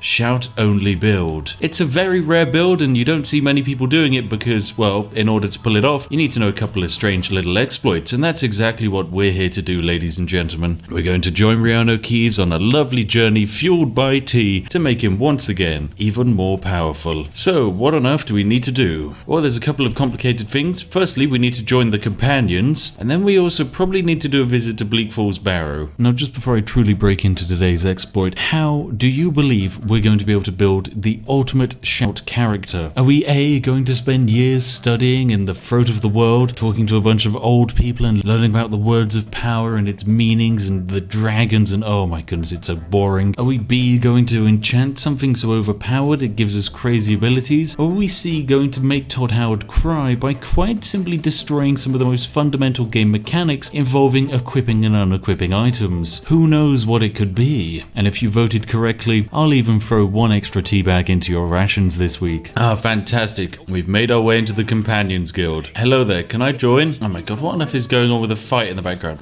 No wonder the Companions are low on members, because they're just wailing away on each other. Anyway, we're only in the Companions, not to actually help them out, but to just steal their one super duper special ability. Hello, Codlack Whitemane. You've never even heard of this outsider? Sorry, Vickers. You've never heard of me. Never. This man has literally killed almost 1 million dragons and the Ebony Warrior about 40 times. You want to know how powerful I am, Codlack Whitemane? You dare to question my skill? Vilkas will test me. Lovely. Okay, Vilkas, let's see what you've got. Alright, let's see how Vilkas can handle REANU KEEVES. This man seems to think that we're no more than someone who cannot even put up a fight against him. Well, let's see. Alright, out into the back. Let's do this fun fight. Okay, Vilkas, let's see what you've got, my friend. What are you able to do? Or do I just need to punch your shield? Okay. Oh no, you're going to try and hit me. Okay, right, hit me, Vilkas. Hit me. I want to see what you can do. Don't just stand there. Fine. One tiny punch. I know I'm mightier than I look. I'm the bloody strongest person in the universe. Sorry, the sword is worth more than me. Vilkas, I will literally have your head on a pike. REANU KEEVES has more money than anyone else in this entire universe combined. Wait, where do I need to take the sword? Oh. Right, he's kind of paralyzed right now, and he's not going to be unparalyzed for about 40 days. Can I still do this quest? Right, this could be an issue. Oh, I knew paralyzing everyone could have some drawbacks. Time to wait out the paralyzed effects. Okay, I've waited 24 hours. He's still stuck down on the ground. Is there a cure potion or something? Alright, it would seem the only way to fix this is to disable and enable our lovely NPC friend. Alright, and there we go, he's back, and he's no longer longer paralyzed. Fantastic. Ah, lovely. Right, take this sword. Oh my god. Are you okay, Farkas? Farkas, are you okay? It's bench? You sit on bench like this, do you? Is this how it works? I think you might have an issue there, Farkas. Right, now I effectively have to be an errand boy for the companions for the foreseeable future so that I can simply progress along their quest lines and gain one very important feature. Effectively, we need to become a werewolf, and the only way to become a werewolf in Skyrim is to contract lysanthropy or something, the werewolf disease. Now, apparently we have a lovely mission over here. Apparently Belrand needed something, but Belrand is dead. Oh, why have we killed everyone? How am I meant to gain bloody werewolf disease if I've murdered everyone? How do I make him live again? Right, the old disable enable trick. Nope, that's just made him naked instead. How do I bring an NPC back to life? Todd, please? I could use your assistance here. Oh, and ladies and gentlemen, I've just spoken to REANU, KEEVES, and apparently he's got a limited offer for you, the lovely ladies and gentlemen at home. For this next short period of time, the first 6,000 people to place a like on this video will not be hit by the incredible sonic boom of REANU KEEVES when he escapes into the real world. Your loved ones, family and friends, and just acquaintances will probably all not survive having their eardrums ruptured by the force of 17,000 jet engines. The continuous sonic booming of REANU KEEVES will also not only destroy everyone's hearing, it will also speed up the rotation of the Earth, causing everyone to get flung around as if they were in some kind of massive galactic washing machine. If you want to survive this ordeal, then pledging your allegiance to REANU KEEVES might be your only way. Right, I think I've actually been able to do it. Apparently I need to go intimidate a stable hand somewhere.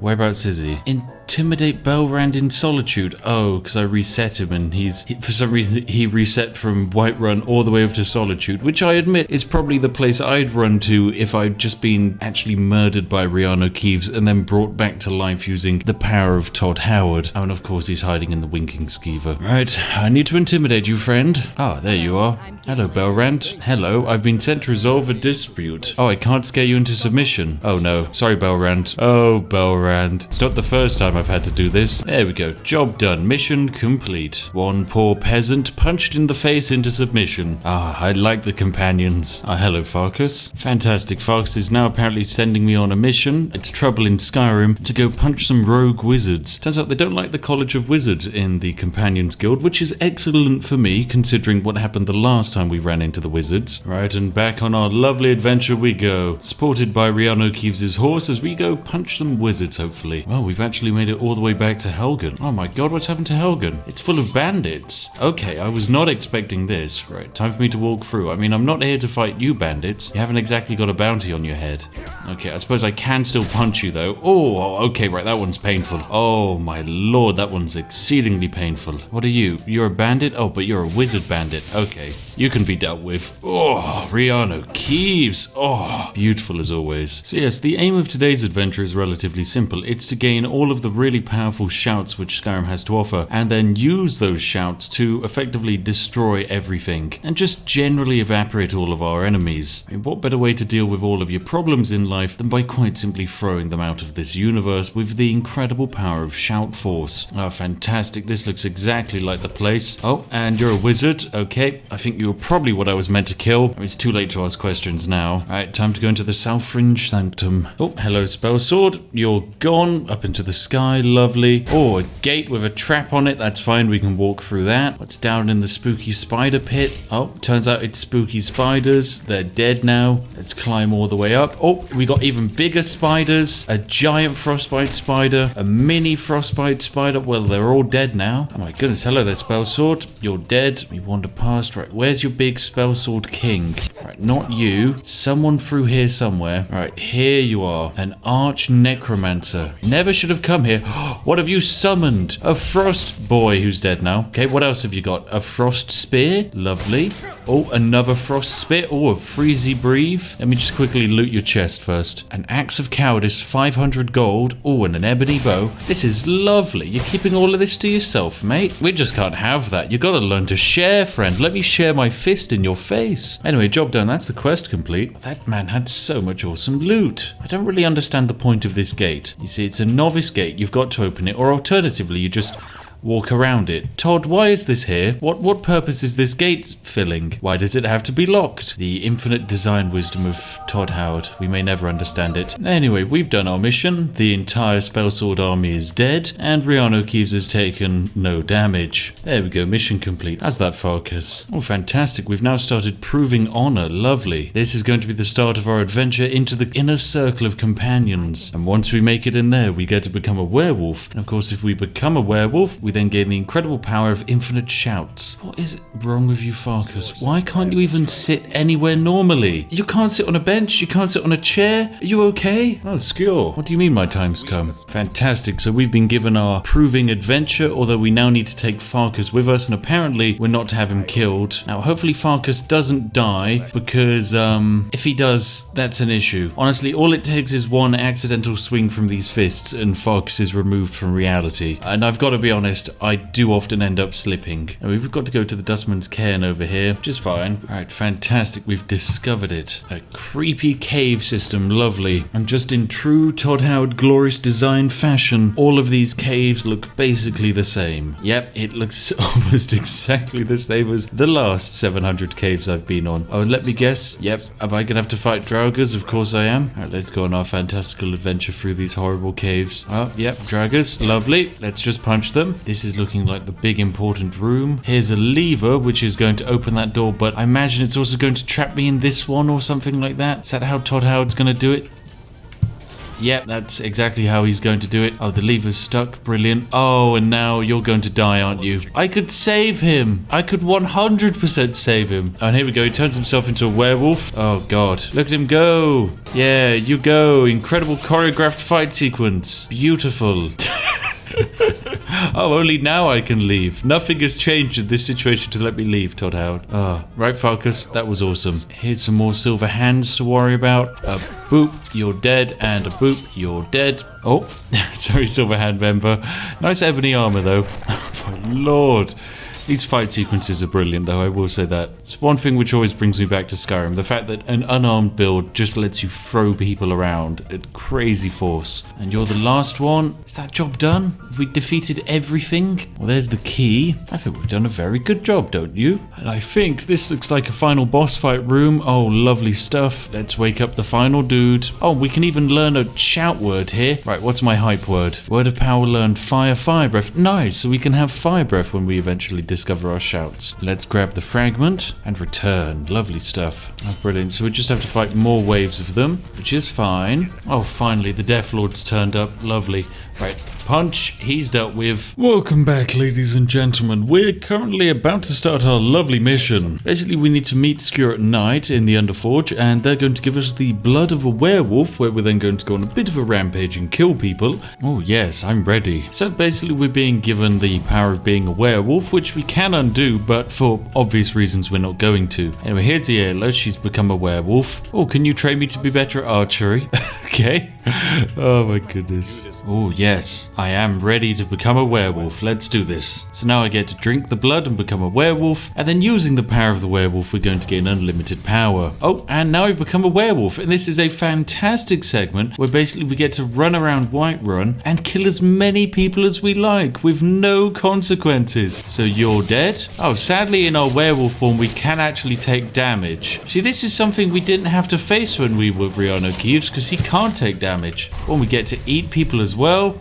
Tasty. Oh, and I think that's the end of my werewolf powers. Yep, I only got to kill and murder one person, but now I gain permanent werewolf powers, although technically if anyone sees me using them, I'll be told off. And there we go, I can now transform into a werewolf. Lovely stuff. So as much as I'd love to continue helping out on this mission, I've got other things I need to do, Ayla the Huntress. Sorry, the companions are just going to have to slowly die off themselves. We actually need to do one of the first missions in the game, because I haven't gained the Unrelenting Force ability, because I haven't completed Bleak Falls Barrow. Now we're back, ladies and gentlemen. We've gained the power of being able to transform into a werewolf, but most importantly, what's next? Well, it's that lovely monument up there on the mountain, Bleak Falls Barrow, the one classic tutorial venue we're yet to go to. And so, equipped with our hover horse, oh my goodness, what is wrong with this horse? Is it okay? Yep, it's fine. And so equipped with our horse, we're going to go see if we can pick up a wonderful word of power. Oh, we've also picked up a monument for 500 gold from an inn. Trust Trust me, he's very important. He's going to grant us the ability to shout an infinite number of times. 6.5 hours later. Right, now we've just been on our fantastic adventure for Bleak Falls Barrow. It was,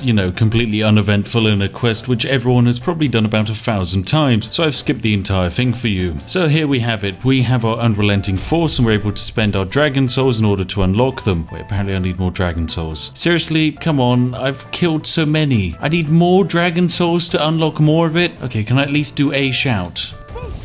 Oh great, I can do foos. Lovely. That's hardly going to cover it. I need more dragon souls. Alright, well you know what that means. It means I need to get creative with console commands again. I suppose I could just go and fight dragons and find them on the map, but no, that's not going to happen. Right, there we go. I've spawned in an elder dragon. Lovely. Now admittedly, I am using a melee build, so I'm going to be in a bit of a tricky situation here, where basically I need Stenvar here to shoot it down. Please land. Please. I will shout foos at you if you don't. Please believe me. Oh, beans. Alright, there we go. Land. Land. Land. Nope, it's not landed. Come on, my fists don't reach that high. Wait, you land, but you land over there. Oh, for goodness sake. Right, I have to run all the way over to you. Stay still. Stay still. Don't you dare take off. Oh my goodness, I hate you. Alright, at least I still have this bow, I guess. I haven't got the potions to go along with it, but it will still do the trick. There we go. That's one dragon dealt with. Give me its soul. We can all be happy. Come on, melt away and give me souls. Oh, I love this bow, though. It is still really good fun. Oh. It's great. Apparently this dragon doesn't melt and give me souls, which is a real shame. There we go. Kill this dragon. I think this one counts as a proper dragon, and so it should... Wait, where'd that arrow go? Just kill it. There we go. This one should kill it now. Fantastic. This one should be a proper dragon, and so I should get souls from it. No. Beans, Todd Howard. Now you make me have to cheat in dragon souls. And there we go. I've got 4 dragon souls. Don't ask where they came from. I'm just going to spend and upgrade my unrelenting force to make it much more exciting. The only downside with all of these fantastical newfound abilities is that Fusro Dar, or Force Balance Push, an absolutely incredible ability, is great fun, but it does have one key major weakness. That being that it has a 45-second recharge time, so I can fire it off. And now I'm going to have to wait for 45 seconds for this entire thing to come back. Apparently I hit a deer over there and I've added a bounty to myself. For goodness sake. Ah, brilliant.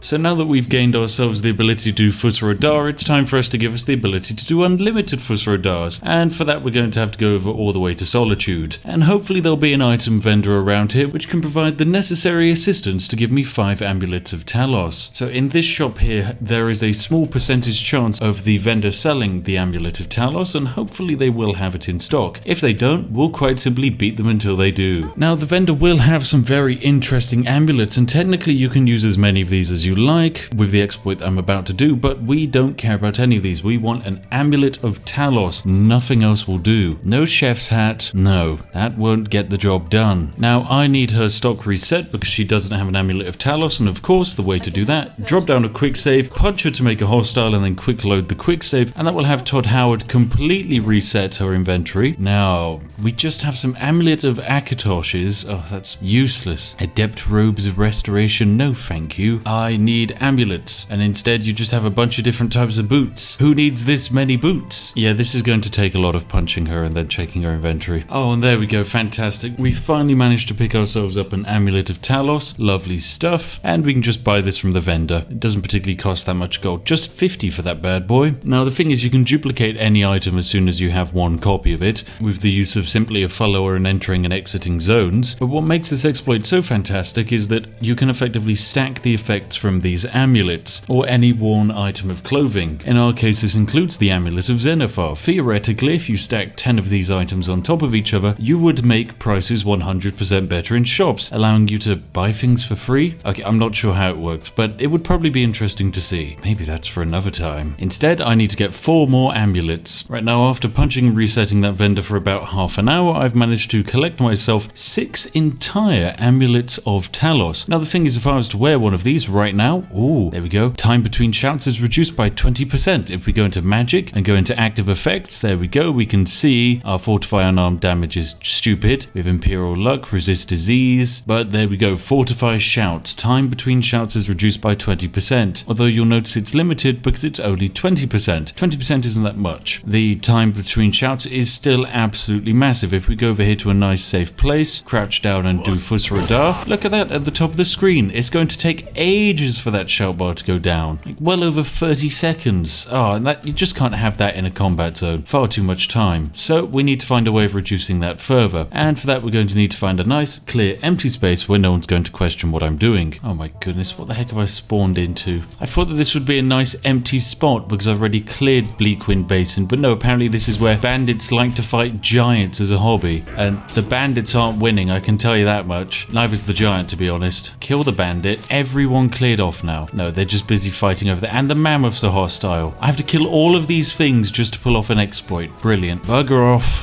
Bugger off. And bugger off. There we go. Lovely stuff. A nice, clear, empty canvas workspace where I can now begin my exploit. Lovely. So what do you need to pull off this exploit? Well, quite simply, you need a follower, the ability to turn into either a werewolf or a vampire, and then however many items you wish to stack the effects of. In our case, we want to stack the Amulet of Talos, so we have 5 of those. I brought a 6th along for good luck, just in case things went wrong. Now, just to be safe, we're going to drop down a new save file, and then we're going to talk to Stenvar. Oh, apparently I've been a good friend to him. Stenvar, I've been a good friend to you. How are you going to feel when I turn into a werewolf, though? That's the thing which I really want to know. Now that I have the beast form selected in my menu, effectively to turn myself into a werewolf, all I need to do is press Z and I will transform. Allow me to drop down a save file and demonstrate. Bam. I transform into a werewolf. Lovely stuff. There we go. Now I'm a werewolf. Now no one wants to talk to me. Not even my friend. Nope.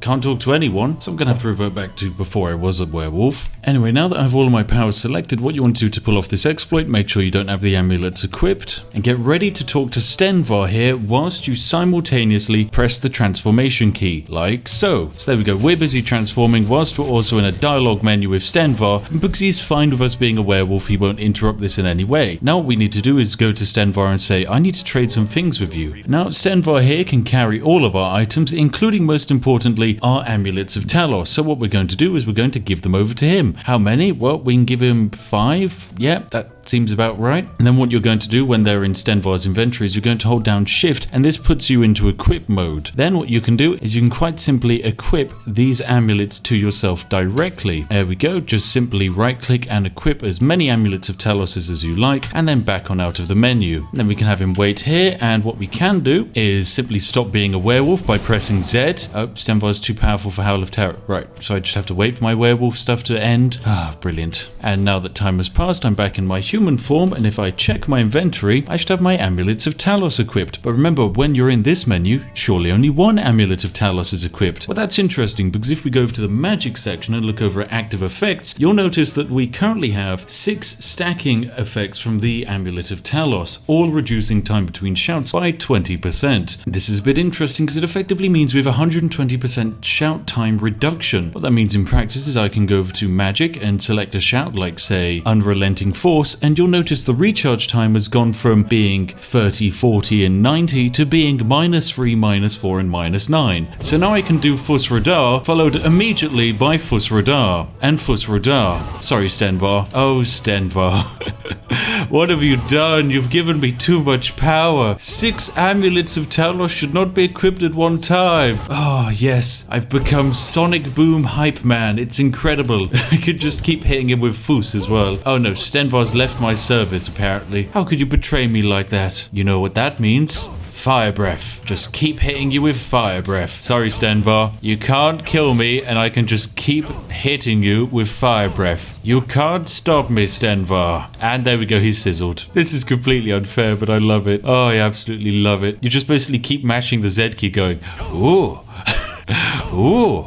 So I'm quite happy with this brand new ability. Anyway, can we get an F in the chat for Stenvar, who will not be returning for Skyrim 2? Poor man, he tried his best. Anyway, it's time for us to go use our newfound abilities for glorious success. Alright, now that it's daytime and I have my lovely shout abilities, going to go see just what kind of creative shenanigans we can do with our shouting. Like, say, finding some guards on a stair. Oh, Boom. Ooh, that was the fire one. I was wanting the unrelenting force one. Down the stairs you go. They really do go flying.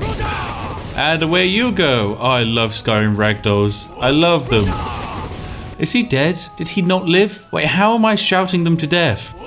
Are you telling me they can die? Apparently they can. They take full damage? I mean, I would imagine you could probably snap your neck doing something like that, but I didn't realize you could actually straight up murder Whiterun guards doing this. Right, anyway, let's have them run up the stairs towards us. Yep, you get nice and close, you. Yes, you need to get close for your shot. And away you go. Oh, look at him fly. Oh, he definitely did not survive that one. My goodness. All right, come over here, Skyrim archers. You need to get a bit closer to line up a better shot. Come on, trust me. Trust me. Climb up the stairs. I promise nothing will happen to you. Yes, good, Skyrim archer. Good. Come to me, little guard. Whoop, and duck, and shout. Oh, they just go flying when they're on stairs. Oh, they're like glorious ragdolls. Right, and... Oh no, that was just a brick wall. Right, I need to line you up a bit better. Go back this way. There we go. We've almost lined him up perfectly. And away he goes, straight into the water. Wait, how does he die from that? Does he just straight up drown? I'm not sure. Well, apparently all of the guards are dead. This one took an arrow to the head. I'm not sure where from, because I didn't fire a single shot. Oh, another Skyrim guard. Lovely. Come with me up the steps, Skyrim guard. Come to me. Come to this point here. Who's this? Hemsker? Apparently I can't use shouts in water, of course. Yes. Skyrim guard. Away you go. Oh my goodness, why are you so angry? Why are you so high up in the air now? My goodness, that's the highest I think I've ever flung one. I don't think she survived that one though. Oh my goodness, what happened to that poor woman over there? She just kind of did a flip on the floor. I'm amazed by the range of this. You kind of just hit people anywhere. Oh my goodness, how incredible. All right, let's go say hi to the Jarl. Into Dragon's Reach we go. I mean, he's essential NPC, so I can't technically kill him. All right, there we go. Oh, of course, everyone's hostile. Lovely. Right, now, could you all line up for me so I only have to do one shout? Good? That looks good. Oh, lovely stuff. I'm noticing they are all standing back up again. Right, there we go. Oh, goodbye, Jarl. You can go away, guard. I'm sorry, you can't stop me. I'm going to stand on this lovely seat and just shout at you. I will keep shouting at you. You can't take me off of the seat. I can shout harder than you can come at my direction. Is everyone just kind of collecting at the doorway over there? Yes, they are. Lovely. We can just keep them over there. Perfect. I've managed to stack them all over by that doorway over there, so that whenever they get up, I can just hit them with another one, and then they're all straight back down again into a lovely kind of pile of bodies. Oh, it really is beautiful. Such a horrible mess. Just fleshy body parts stacking on top of other fleshy body parts. They can't even stand back up. They can't even stand. It's so much fun. Oh, I love this ability. Well, this is Skyrim. Thank you, Todd Howard. You've created something absolutely incredible. An unmatchable power which allows you to push any NPC anywhere. And an unlimited amount of times, too. Don't make me foos you. I will foos you. REANU KEEVES can really foos you up. Ah, what an incredible adventure for REANU KEEVES. So much power. Wonder what other dragon shouts there are out there. Now, I've been investing in some other shouts, and some of them are downright stupid, including my favorite one here, which is Whirlwind Spirit, which of course, as you can imagine, with no delay, kind of makes you run across the entire map. You can kind of just hit Z and fly, and you can do Whirlwind Spirit and do this and fly around, just teleport all the way across Whiterun if you want. You can get on top of the buildings and do it, but most importantly, it's great fun for confusing the guards. It can also be used for a bunch of speedrunning stuff too. Now, of course, with our newfound shouty power, we can use it to get up with some mischief and hopefully try and get to, you know, that hidden chest over in the Skyforge which has all those goodies in it. So in order to do that, what you want to do is find this barrel over here in the corner near the Whiterun gatehouse and position yourself over on top of it and simply use it to try and jump your way out of here. There you go. Once you've kind of jumped out, you want to kind of glitch through these walls, and once you manage to jump through that gap there by hopping, wiggling and jiggling for about half an hour, I'd suggest trying to hop backwards and then using the shout command as well. I find that works quite nicely. You're going to simply run around the outside of Whiterun. Also, this is what Skyrim looks like when when you're instanced in that zone. I think it's actually pretty nice how they've managed to try and optimize it. Admittedly, it does look a bit janky when you're inside and looking out at objects from a distance, but I'd say they did a decent job. Well done, Todd. Anyway, you're going to want to run all the way around here. Try and look out for various strange textures which will have you phase through the reality of the world. They're a little bit dangerous, but you're relatively safe. All you need to do is run around all of this. If you encounter anything too dangerous, just reload to save and do it again. Then all we're going to do is quite simply climb all the way around here. Find this massive gap in the ground here. I know it's nice and spooky, but actually you can walk up over it. Turns out textures don't necessarily mean there's nothing there. Then what you're going to do is walk through this rock here in the corner because it doesn't actually have any physical properties. And now suddenly we're underneath Skyforge. Well, actually we're inside Skyforge. As you can see over there, there are the companions standing around doing kind of nothing, I guess. And there's a strange floating chest. This is because every single vendor in Skyrim technically needs to have an inventory attached to them. And in the case of Skyforge and the owner of Skyforge, that's where the chest is for everything you can buy from the Skyforge man. So we're just going to walk our way over to it. It's a bit of a strange invisible path, so you might not find it first time. All you need to do is kind of wiggle around until you find the right spot where you can access the chest. And there we go, perfect. So now we're inside the chest and there's the owner of the chest standing above us and we can steal everything inside of it. You got a wolf helmet, some branded iron shield, some elven shield, some war hammers, some really lovely loot, and if you're starting out of the game, this can effectively be a source of just about every single weapon you'll ever need. It's absolutely brilliant. Alternatively, you can just steal everything in here, including the 1000 gold, and just run away and be a millionaire. It's really up to you. It truly is some fantastic stuff. But then of course, what happens once you've taken this entire chest? Surely you can only rob it once. Well, actually that's where you're wrong. What you can do is simply punch that man standing above there who operates the Skyforge. If you manage to aggro him, then once again you reset his entire inventory and he's back to normal as if nothing ever happened. Anyway, all we need to do to get out of there is just simply phase through the rock, and now we're back in Whiterun proper.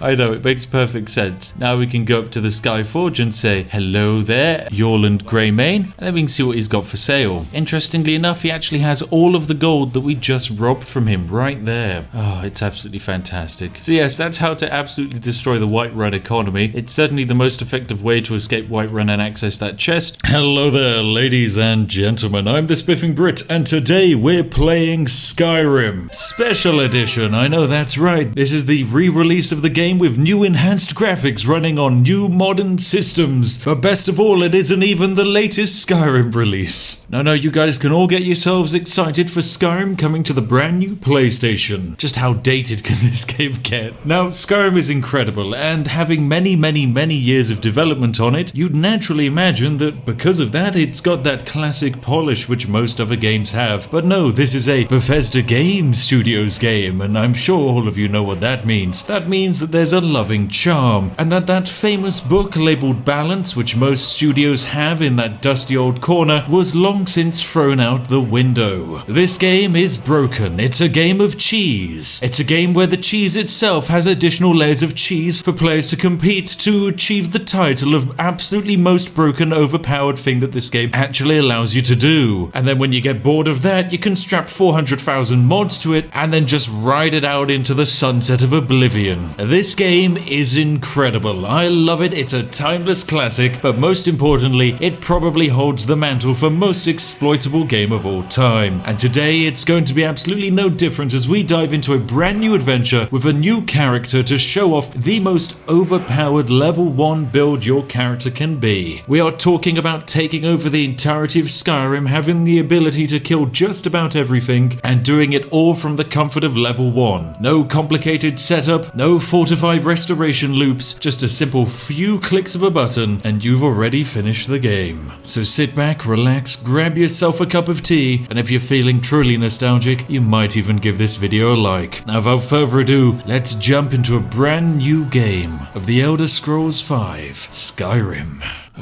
Here it begins, the iconic intro. I'm so excited. Todd Howard is like a whole brand new world that I've never experienced before, excluding the last 700 or so times I've experienced this very world. But trust me, it never gets old. Oh yes, the man who dies, the man who doesn't die, well, yet at least. And then Mr. Shoutman. Anyway, I'm just going to AFK through this entire intro scene until we get to that lovely, lovely character creator, because we have to create the most powerful wizard we have ever seen in Skyrim. Someone who has the power to raise more dead than ever previously calculated. Well, here we have it, ladies and gentlemen, the legendary Skyrim character creator. So naturally we need to create a powerful and amazing necromancer. Naturally, when it comes to creating a powerful necromancer, you need a necromancer whose nose is very powerful, and definitely someone with a very powerful bone structure. You see, when your job primarily revolves around resurrecting skeletons all day, you naturally need to be powerful when it comes to bone. Oh my goodness, look at this sweet specimen we've made. So we've created our character. I mean, just look at him. He's beautiful to say the least. And as you can see, he has true control over all of his facial bones, meaning he must be a good necromancer. And for that reason, we need to name our character. We're going to be naming our legendary character today, Barry the Bone Raiser. He's so good at raising bones, ladies and gentlemen. I mean, just look at his incredible eyes. Oh, they're so mystifying and beautiful. So Barry the Bone Raiser is about to be born into the fantastical world of Todd Howard's Skyrim. And let's go see how long it takes for him to destroy the game.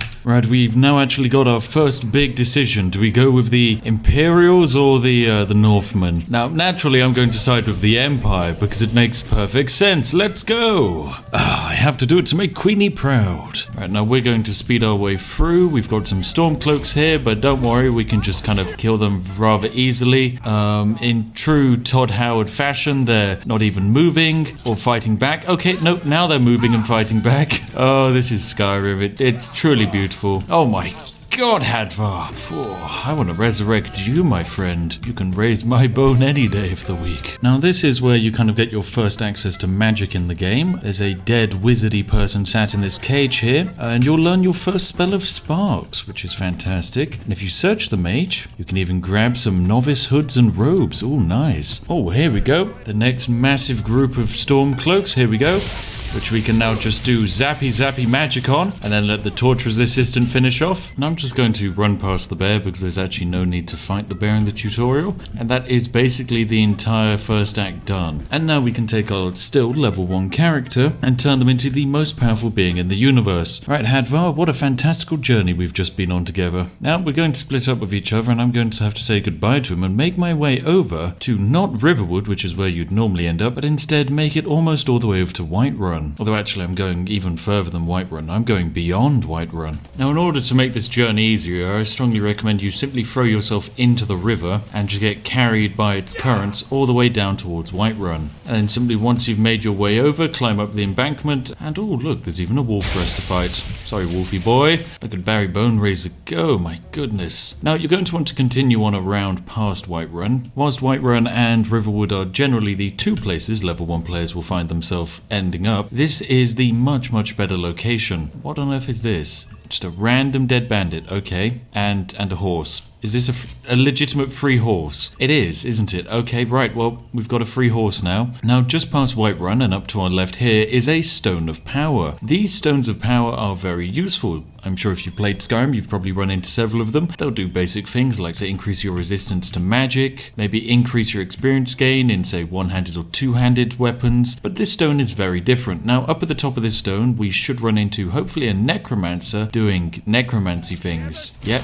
Come on, you raise up those skellies. And now what we're going to do is we're going to simply fight the necromancer, which is surprisingly easy, and then his one skelly friend who's immediately gone and died. Now you see, we've killed this skeever which has chased us, and this skeleton, and this necromancer here, but why on earth have we done it? Was it to simply steal from this necromancer? Was it to simply observe this random looking stone? Was it perchance to destroy this game's very balance? Well, it's to do the latter, because this is the ritual stone, ladies and gentlemen, which is a random stone in the middle of nowhere which anyone can access at any stage in the game, I'd like to point out, and it grants quite possibly the most powerful spell. This grants you the ritual ability, which can be used once per day to reanimate nearby corpses to fight for you. Now naturally it's a stone, so you can only have one of these bad boys at a time, so you're going to have to sadly give up your increase in experience, but it matters little when you've just gained control of quite possibly the most powerful stone in the game. Now, unlike most other raise dead spells where you can say bring a corpse of a fallen enemy back to life to serve you, this isn't limited by stupid game balance and design constraints. You see, normally resurrecting dead dead bodies only works up to a certain level. I think it's around about level 40, but beyond that, enemies cannot be raised. This spell, however, is a bit of an exception because it raises undead up to level 75. It raises literally anything up to level 75, excluding horses. So that means you can resurrect giants and mammoths to fight for you from level 1, provided you can actually find a dead one of them, or kill it yourself. I don't know, it's up to you. Equally, unlike most undead spells, this spell does not actually add to your party limit, so you can have as many undead as you like, and it also raises all undead within a radius of 75 feet, meaning I don't just have to manually click the necromancer to raise them as undead. I just simply stand in the middle of all three of these guys, hit the Z key, and suddenly our skeleton friend is going to come back to life, so is our necromancer here, and so is our tiny skeever companion. Now, these are our 3 brand new companions who, as you can guess, are going to follow us around the world. Come on, my friends. Now, they are going to be a little bit undead and consequently slightly groggy, but they're our friends and they'll join us on all of our merry adventures. Now, of course, this spell has a couple of limitations. For example, it only lasts technically about 200 seconds, but there's some very unique things you can do to get around this limitation. I mean, did you know you can also only use this spell once per day? Wow, that's a great balancing factor there, Todd Howard. I'm sure there's absolutely no way it can be cheesed. Oh, and what's this? The dead bandit we found on the road earlier. Lovely, he's just sat here. He'd be perfect to be resurrected. Okay, right, let's resurrect this bandit. So I hit the Z key. Oh no, this power can only be used once per day? Are you telling me we can't resurrect the bandit? Oh, we're gonna have to come back tomorrow to resurrect the bandit, but by then all of my followers will be dead. Well, it turns out there's an easy way to circumnavigate this, ladies and gentlemen, by just hitting the T key and fast forwarding time 24 hours. By doing this, we bypass Todd Howard's limitation of only allowing us to do this spell once every day, because as soon as we come back, an entire day has passed and we can now do the spell again. Of course, when we come back, all of our companions are going to also be dead, but don't worry. In previous necromancy spells, the undead are very limited, because once you've used them once, they'll turn into a pile of ash and they can't be resurrected again. This, of course, is entirely different because this spell is completely and utterly broken. And I can hit the Z key, and now we have our skeever, a bandit, a skeleton, and a novice necromancer, all to assist in our fantastical journey. Right, my friends, come with me. And oh my goodness, what's this? A wolf that we murdered earlier. Oh, well, you know what this means. All right, let's get all of our friends together. Come on, everyone stand over here. Good stuff. And once again, we'll pass 24 hours. And there we go. 24 hours has passed. All of our undead friends have died. And what we can then do is simply resurrect them all back up again, including this brand new wolf friend of ours. And now our party is 6 people strong. All right, come on, all of you follow me. And as much as I'd love to continue to Whiterun, instead we're going to go to Riverwood first because they've got a bunch of NPCs simply standing out in the open. But ladies and gentlemen, we haven't even gotten fully started yet. We are going to take this very small party and effectively a militia force and take it to silly levels. Now, our little party is looking great, but we could really do with finding some isolated members of Riverwood and ganking them against a wall and turning them into the undead. So I'm hoping that, oh yep, here's a great opportunity, the fantastic Faendal over here, as well as Gadur.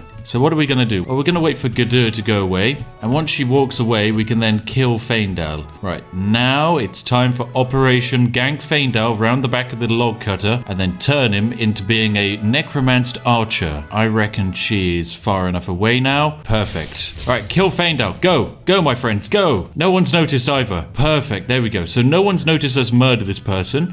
Oh wait, no they have. Okay, right, kill Gadur. Our skeleton has armed himself with an axe. Okay, it's looking good. I've got to be honest, I think we probably have this fight, but it doesn't hurt for me to join in with an axe. Oh my goodness, that's the blow we were looking for. Now that's the last witness killed, meaning our bounty has been removed, and all that's left is for us to simply resurrect all of our fallen comrades and the brand new Gadur and Archer to join our midst. So let's allow some time to pass. And there we go, all of our resurrected friends have flopped on the floor, so let's quickly revive them. Ah, fantastic. Now Gerdur is back. We've got our wolves, Stephen Skeever's back, even our bandit over here, and you can just see how stupidly far the radius is because we were standing here and we've managed to resurrect Faendal, who's standing right the way over here. Hello, Faendal. Now Faendal does come with his fantastical bow, which is lovely, but look at our fantastical party now. Oh, it's brilliant. Right, let's move these guys into the main town. Come on, gang, we've got more people to recruit. Wow, I actually hardly see any any guards out and about. The only person sat outside at the moment is goddamn Hilda here. Okay, fine. Right, we're gonna murder Hilda. Right, let's drop down a quick save. Sorry, Hilda. Right, go on. Wolves, go. This will be nice and easy. And there we go. She's dealt with. Now we're going to simply allow some time to pass, and then we're going to add a very, very elderly lady to our army. Some would say aggressively recruiting the elderly for an armed forces operation is a little bit immoral, but don't worry, ladies and gentlemen, because I am not limited by such difficult constraints such as actual morality. You've just come outside, Sven, and I'm afraid Hilda here is dead on the floor. Such a shame indeed, Sven. Look at all these dead bodies. Who's going to clean them all up?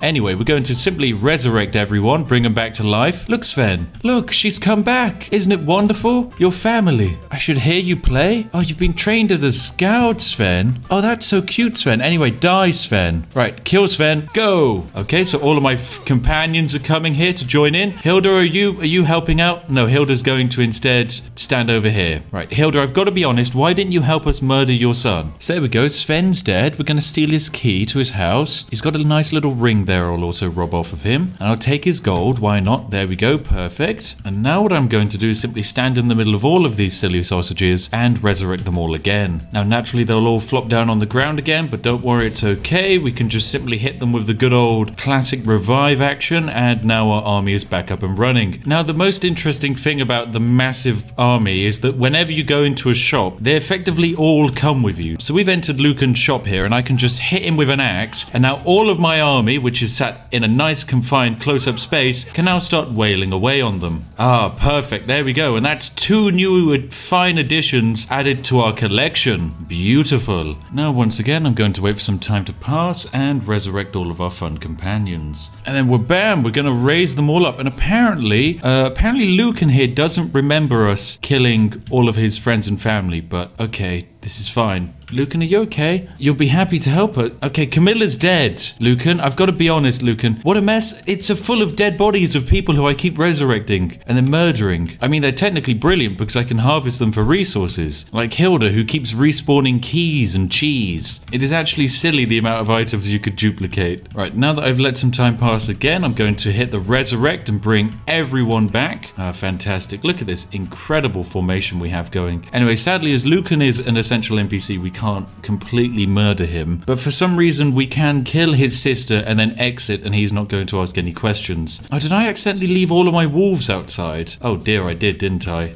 Oh, they're not looking too great. I suppose wolves and skeevers can't actually follow us indoors, but skeletons can. And there we go. We've once again passed some time so that I can resurrect all of these wolves and all of these people, and now our army is back up to full force. Lovely stuff. All right, come on friends, let's go get some guards. Now I've spoken to Barry, and apparently he's got a very fantastic limited time offer for all of you, the lovely ladies and gentlemen watching. Apparently the first 6,000 people who like this video will be visited by the legendary Barry Bone Raiser and have their very bones raised. I know. I mean, he is surprisingly handsome. Now, you might also be wondering why on earth we're going towards Whiterun. We've got a bunch of guards we can pick up, but most importantly, to all of you who've played Skyrim before will remember that the companions are currently fighting a giant out in the farm, just outside of Whiterun. Now, all that we need to do is walk over to said giant, watch the companions defeat it, and then resurrect its corpse. Upon doing so, we've just gained a massive high-level giant to join our army. Now, if you're watching this, you're probably thinking that, come on, Spiff, this is a very slow way of progressing through the game. It would be much easier if you could instead resurrect all of these people over and over again, instantaneously without having to wait 24 hours, because you're not actually able to wait 24 hours when you're in a fight. No, you see, when you're actually in combat, you can't skip time, meaning we need to find a new way of circumnavigating that should we ever need to resurrect people in the middle of a battle. Anyway, it doesn't matter much because we've just added some more companions. There we go, and our party has gained 3 people. Right, come on my minions, we've got a giant to summon. Now, the only thing we need to look out for in this entire engagement is a Whiterun guard. Provided we don't get spotted by one of those bad boys, we are in the money. I'll drop down a save here, and we're just going to run our way over to the giant, make sure as many of our companions are here as possible, and let's fast forward 24 hours. Now, a Whiterun guard is probably on his way, and we wouldn't be able to do this fast travel if he was trying to actually attack us, so we've got to get this done before the Whiterun guard arrives. And I'm hoping that by standing in this spot, I can resurrect the giant as well as the vast majority of my loyal followers. So there we go. I'll hit them with that. The Whiterun guard is on his way, so I'm going to hit the Z key. And now my massive giant friend, come on up, my friend. Whiterun guard is now here. He'd like to try and fight us, but luckily we now have a giant to assist us. And as you can guess, giant, quite useful in terms of combat. So we're just going to surround this Whiterun guard and gank him.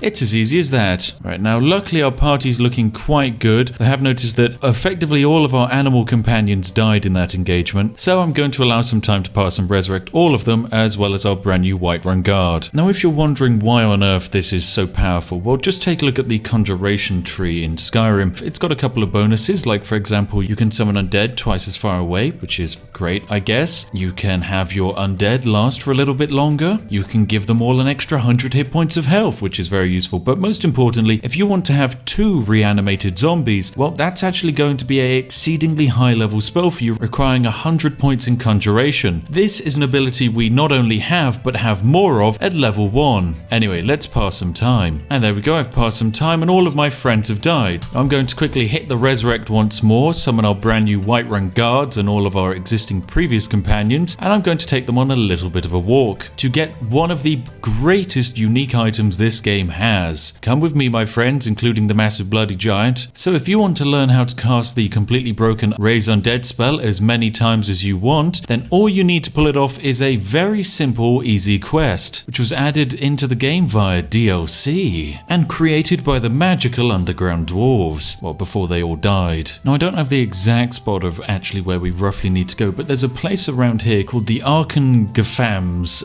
Look, I've nailed the pronunciation of it, don't worry. Now, this location is a very unique and special dwarven ruin, which provides a stupidly overpowered unique item. Now, we are going to have to effectively cross the entire world getting to this place, but don't worry, it's all going to be worth it. Now, we do technically have a giant in our party, but it is going to definitely slow us down, and I'm going to have to definitely revive all these individuals multiple times on our journey, so sadly the giant just is going to have to be left. But don't worry, his corpse will probably remain for us to pick up later on. Ooh, but speaking of people that we can use, look at this. This is a prisoner convoy, also known as a perfect opportunity for me to test my magic and free an individual. So good luck, Imperial soldiers. This is an extra 4 individuals to add to the mix. Oh, and you're handcuffed, but honestly that doesn't matter. Oh, there we go. Look at that. All of those people lovingly added to the fray. And there we go. After waiting another 24 hours, I can bring back all of these lovely individuals. So that's 3 Imperial soldiers added to my army, as well as a Stormcloak soldier, which, as you can guess, are decently high leveled enough, or basically be able to hold their own in combat. Not that they even really have to do that, because there's a huge amount of people to stand behind them and assist them. Oh god, it's a mud crab.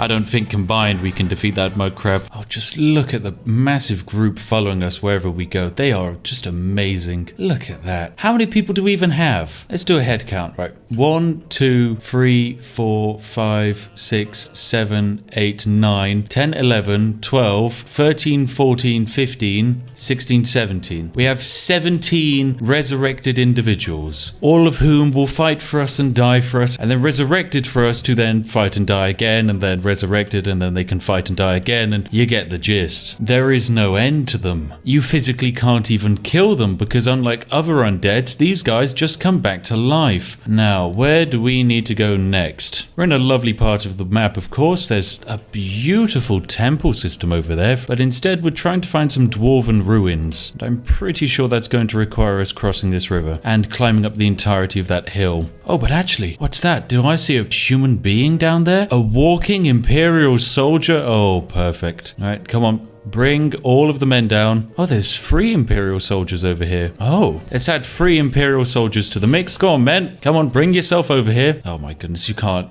escape. You can't escape. Right, time to fast forward some time and bring all of my dudes back. Now, the biggest annoying factor and limiting part of this exploit is the fact that you can only do it once a day. Whilst sure we're able to bypass an entire day using the wait ability, we do have to group all of our people up again if we want to start summoning them again. Hence why, sadly, we have to lose some people, like say a novice necromancer, because we're not able to continuously cast the revive spell, because every time we cast the revive spell, we first have to kill all of our existing revived creations. Anyway, I'm going to now try and cross this river, and hopefully all of my minions will follow me. Come on, minions, get into the water. Now, just up there, I'm pretty sure, is where we need to go. I can see that lovely little icon on the map, meaning that there is some kind of magical tower, and I'm gonna guess that that's the one we're looking for. Now here's a handy dandy trick. If you want to get all of your companions over to you in one easy move, simply hop inside any building and hopefully all humanoids should follow you. Oh yes, here's all of our available companions. There we go. By hopping in and out, we've respawned all of our current living companions and brought them to our location. With these 4 people, we should be able to actually easily clear through the dungeon. Alright, there we go. I can see the map icon. The place we're aiming for is just straight ahead. And then once inside, I just need to complete a very easy quest of just walking through and clearing out a dungeon and a couple of classic Todd Howard specials, also known as very basic easy puzzles, and then I'll be able to show you the final most definitive feature of Skyrim necromancy. Oh, and we've just run into some bandits. A bandit chief. Oh, right. Well, if these guys know magic, that'll be fun. I could do with a bandit that knows magic. Oh, and a vampire fledgling. My goodness.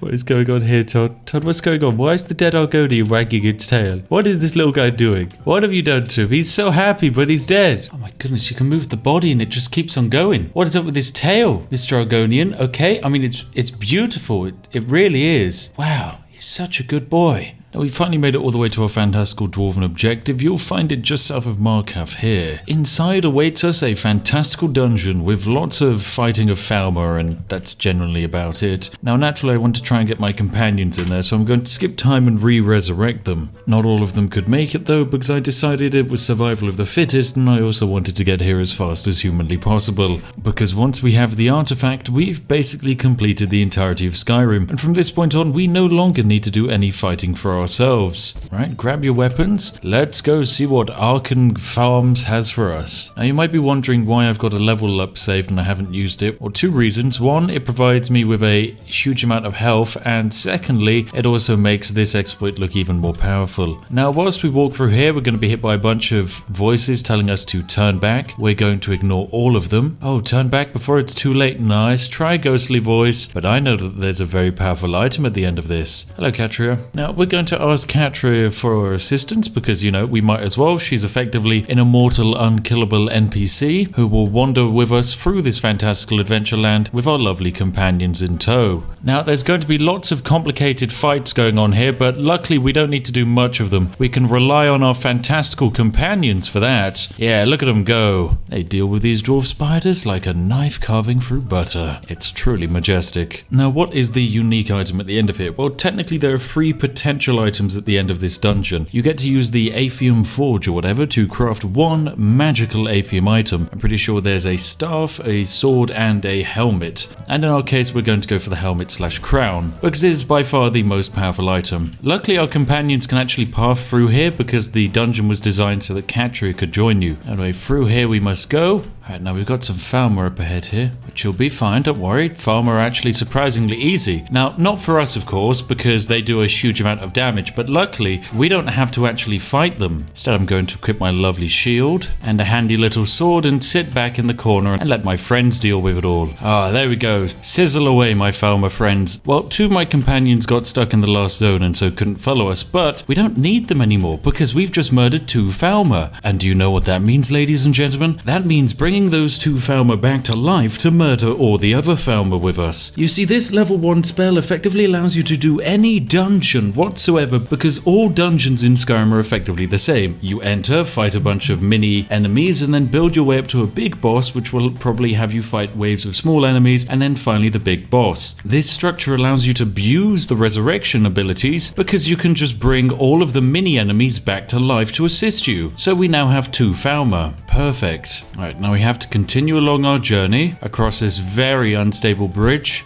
Now there's Falmer literally everywhere here, but don't worry, we'll be fine. And by that I mean we need to get away from here and let our minions do it. My god, luckily they've got all the ranged attack and melee attack that we're going to need to get through this dungeon. But still, I really wasn't built for combat. The Falmer friends, however, now they're perfect for combat. Just look at them go. Ah, fantastic. That's all of them dealt with. So once again, we're going to let some time pass and bring them all back. Right, now we can't get through there, so we're going to have to go this way across this very rickety looking bridge. Alright, come on my friends. Oh, we've got the whole gang together here. Come on guys. This is perfect. I'm guessing, yep, more Falmer in here, lovely. Alright, I've once again added even more people to our army. We've gained another Falmer and another chorus here, or charius, I don't know what they're called. In order to do an upcoming puzzle, we're going to need a bow. But the game's aware of the fact that the player might not have a bow, and so they choose to leave one here. There we go. And it's not just any bow, this is Zephyr, a stupidly special bow because it fires 30% faster than a standard bow, which, as you can guess, makes it very useful. Now there's a little bit of a challenge here. You see, you have to solve this puzzle by hitting these things with a bow. Now this puzzle's actually surprisingly easy. You go 1, 2, and then this one is 3, and this one's 4,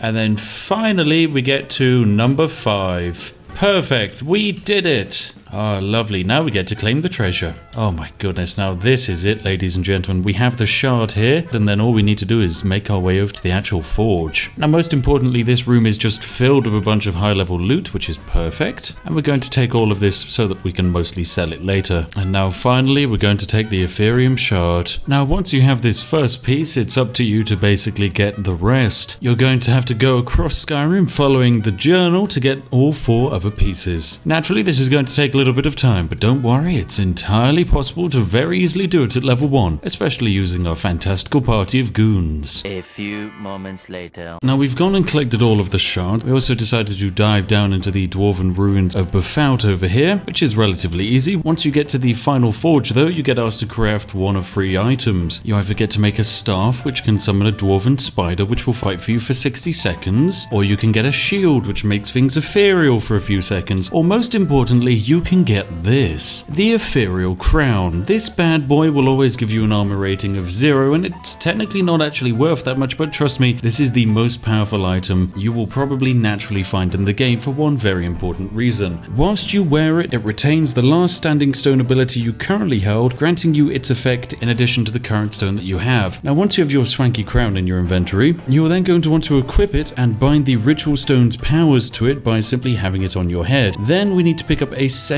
set of stones powers. In our case, we're going to go to the Guardian stones just because of how easy to access they are. It doesn't matter what other bonus you go for because the only one that matters is the ritual stone. You can have whatever bonus you like, ladies and gentlemen, and you can even change this bonus around. All that matters is that we've gone to the ritual stone first to lock it into this helmet. Right, now to activate another stone, we're going to go for the warrior stone. So we're going to accept this, and this is going to remove the ritual stone from us, but you'll notice the ritual stone has just been added back in. That's because the ritual stone has now become bound to this crown. This is an interesting little situation to say the least, because if we bind the ethereal crown to our favorites and switch back and forth between this novice hood and the crown, you'll notice that the ritual stone is removed and then immediately added back onto us. Now I can't believe that no one tested this, but for some reason when you have daily limited modifiers and take this hat on and off, well guess what, it breaks the game. Oh hello there bandit. Now you might be thinking, how on earth can it break the game? Well, when it comes to simply bringing a dead body back to life, like say this bandit that we just killed here, we can use the ritual stone, and for once a day we can resurrect the dead. This gets a little bit more complicated because remember the game limits it to once a day, but if we quick switch out of the ethereal crown to the novice hood and then put it back on and then reselect the ritual stone again, we can then cast the spell again. But remember the power can only be used once a day, but that's fine. We take off the hood, put on the crown, equip the stone, and wha-bam, it can go again. And it's as simple as that, ladies and gentlemen.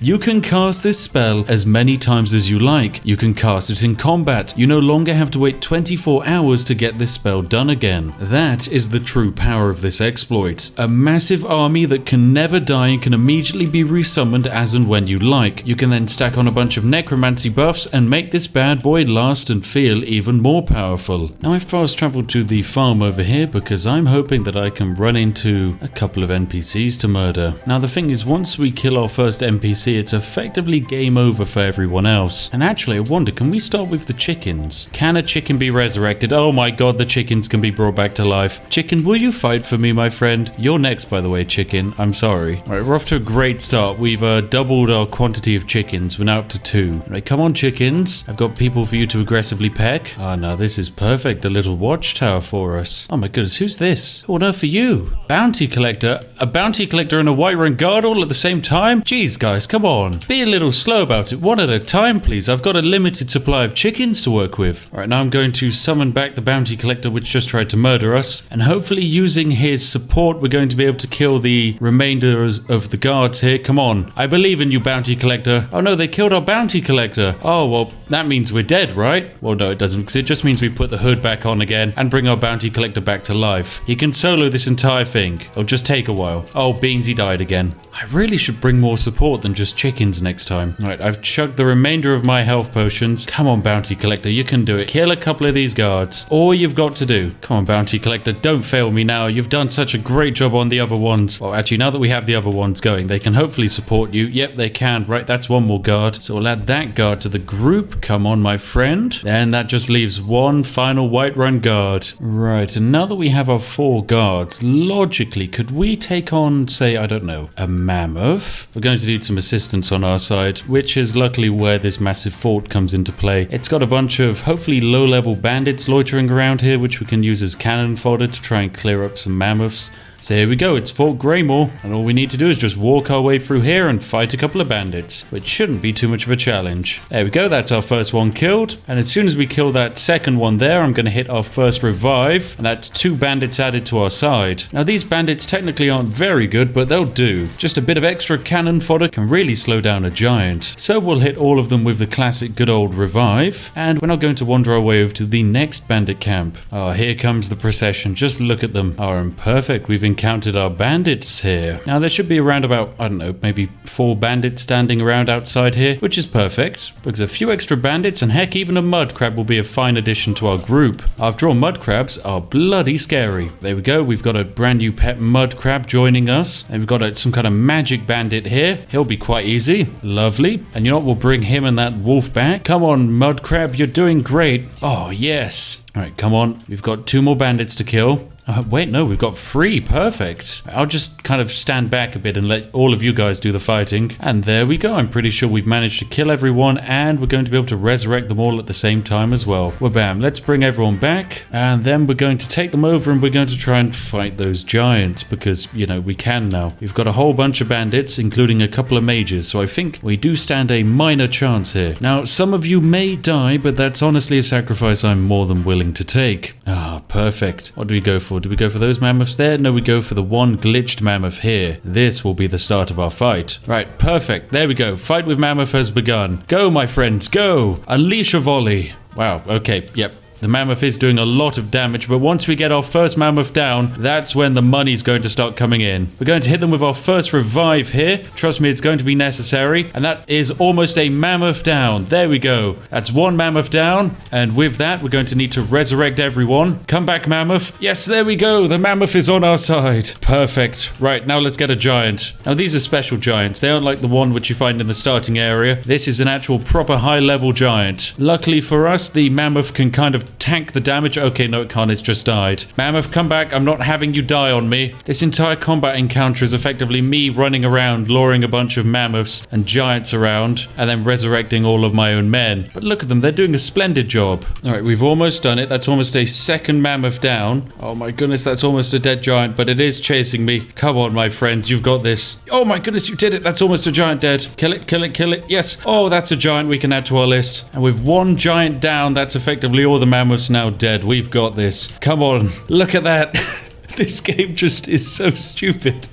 We're resurrecting a giant to fight for us at like level 3. Oh my god, we've just got 2 mammoths on our side now. Nope, that's all of them. That is all of them. Oh, we've done it. We've just cleared out the giant camp using only a bunch of crappy level 10 bandits or something. Oh, and in return, we've picked up 2 giants and 3 mammoths to fight for us. Oh, this is just perfect. And so here it is, ladies and gentlemen. Barry Bone Razor and his legendary fantastic army of very low-level bandits and mammoths. It is stupid the fact that you can do this from level 1. It's not even that difficult. It's just do a couple of fetch quests and then use your stupidly overpowered abilities to cheese a bunch of boss fights. It's silly, it's cheesy, and it's everything I love with Skyrim exploits. Welcome, ladies and gentlemen. We're back into the fantastical body of the legendary legendary Barry Boneraiser, our fantastical necromancer who has the ability to resurrect the dead. I mean, it's quite impressive. He can literally do it like so. Wabam! Yes, you dead bodies, come back to life. Oh, we need to do it again. Oh no, a couple of mammoths have toppled over. But yes, as you can see, our power is exceedingly incredible because we have the ability to resurrect just about everything. But the only downside is this kind of dark magic, well, it draws the wrong kind of attention. Rival wizards look at us and go, my god, that's a war crime, you should stop. And so we need to stop those rival wizards. And the best way to do so is to become immune to their magic. Now, in order to do so, we quite simply need basically nothing. It can be done at any stage in the game and is exceedingly easy. It is quite simply the Fortify Restoration loop. We only need to do it once and to a very small amount, and then we're going to be able to be immune to magic. Now, many people believe the Fortify Restoration loop is exceedingly complicated and requires lots of difficult setup. Fun fact, ladies and gentlemen, it doesn't. We're going to be pulling this bad boy off at level 3. If you didn't see last week's episode, then I strongly recommend you catch it up to see the glorious creation of Barry Boneraiser, who raises everyone's bones, including my own. And anyway, with all of that said, I think it's time we take our lovely party and start collecting the ingredients we need to break the game. Now, we're going to have to say goodbye to most of our undead companions because they quite simply don't fast travel in the same way we do. And fast traveling is exactly what we're going to need to do. You see, we have this lovely Bjorlum here, and we're going to need to use him to make our way over to Riften. Now, you might wonder why Riften's even important, considering it's a pretty garbage hold. Riften has exceedingly fantastic value in the fact that the Riften docks contain naturally spawning locations for 2 ingredients necessary in the creation of restoration potions. And here we have it, the lovely Riften front gates. Let's make our way through. Oh, hold. Oh, of course, the goddamn visitor tax. Yep, this is a scam.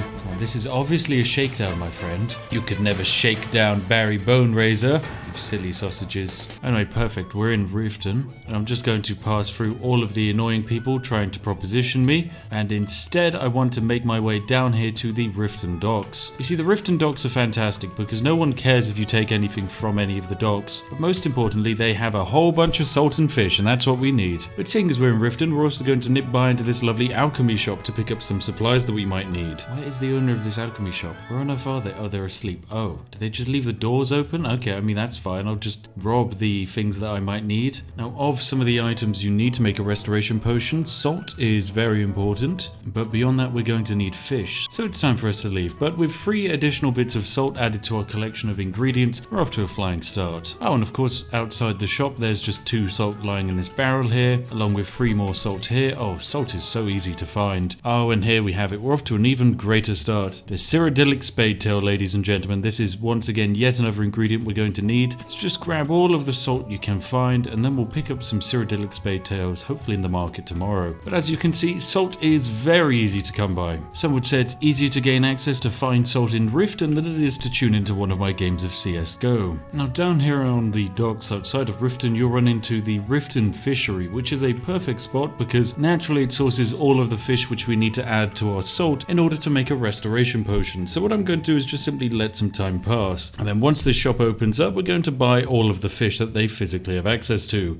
And there we go, now it's 10, the fishery is opened up and we can hop on in. Now luckily I've come to the alchemy shop, and of course, lo and behold, we have lovely Hafjorg here who is selling the fantastical Cyrodiilic Spadetail, which we need. Now she only has 2, which is a bit of a fundamental issue for me because I need more. So when you need more Cyrodiilic Spadetails than Hafjorg actually has, well, what you want to do is quite simply shoot her in the head with an arrow and then immediately reload the save. You see, by absolutely turning her into aggressive mode, her entire inventory resets and I can go into her ingredients and hopefully, yep, there we go, it's another Cyrodiilic Spadetail. Thank you, Hafjorg. So after taking that, we now have 4 Cyrodiilic Spadetails in our inventory as well as 23 salt piles. Good stuff. But I'm afraid, Hafjorg, I'm going to need more. And so we're just going to have to be continuously repeating the aggro. Now, after collecting all of your lovely Cyrodiilic Spadetails and adding them to your ingredients section by repeatedly punching the shopkeepers, you're going to want to make sure you have one other item, just any piece of apparel which increases alchemy skills. In my case, I've picked up this lovely necklace of eminent alchemy. This item isn't too hard to come by. You can either pick it up off of loot from dead bodies, provided you're above level 30, or in my case, as I'm only level 4, I instead just have to murder the bard in Whiterun and steal it off of his corpse. Or you can pickpocket it from him, you know, whichever one is easier, but I find murder far more exciting. Now, once you have this item worn, simply go over to this lovely alchemy lab here and make yourself a potion to fortify restoration. Now, by using this lovely necklace, we're going to be able to make a restoration spell which fortifies restoration by 26%. So we'll be drinking that bad boy and backing out of this alchemy tab. Now then, before you make sure to drink this potion, make sure to remove your necklace. This is because the alchemy skill is kind of absolutely buggered in Skyrim, because the restoration fortification actually generally for some reason improves all effects off of literally just about every item. You can use fortify restoration, for example, before equipping an amulet of Talos to get a minus 500% reduction in shout cost time. It's absolutely silly some of the things you can make. Anyway, we're going to be drinking our fortify restoration potion. Now remember that this necklace as a base only actually makes crafted potions 20% more powerful, but we're able to break this by drinking this potion of fortify restoration. So we drink that potion and then pop on our apparel, and then use that improved apparel to make a brand new fortify restoration spell of 26%. Back on out of the menu, make sure to take off my necklace and have that register, then drink my improved restoration potion, wait for the potion to take effect, then pop on my necklace, and oh my god, I'm going to need more items than this. 6.5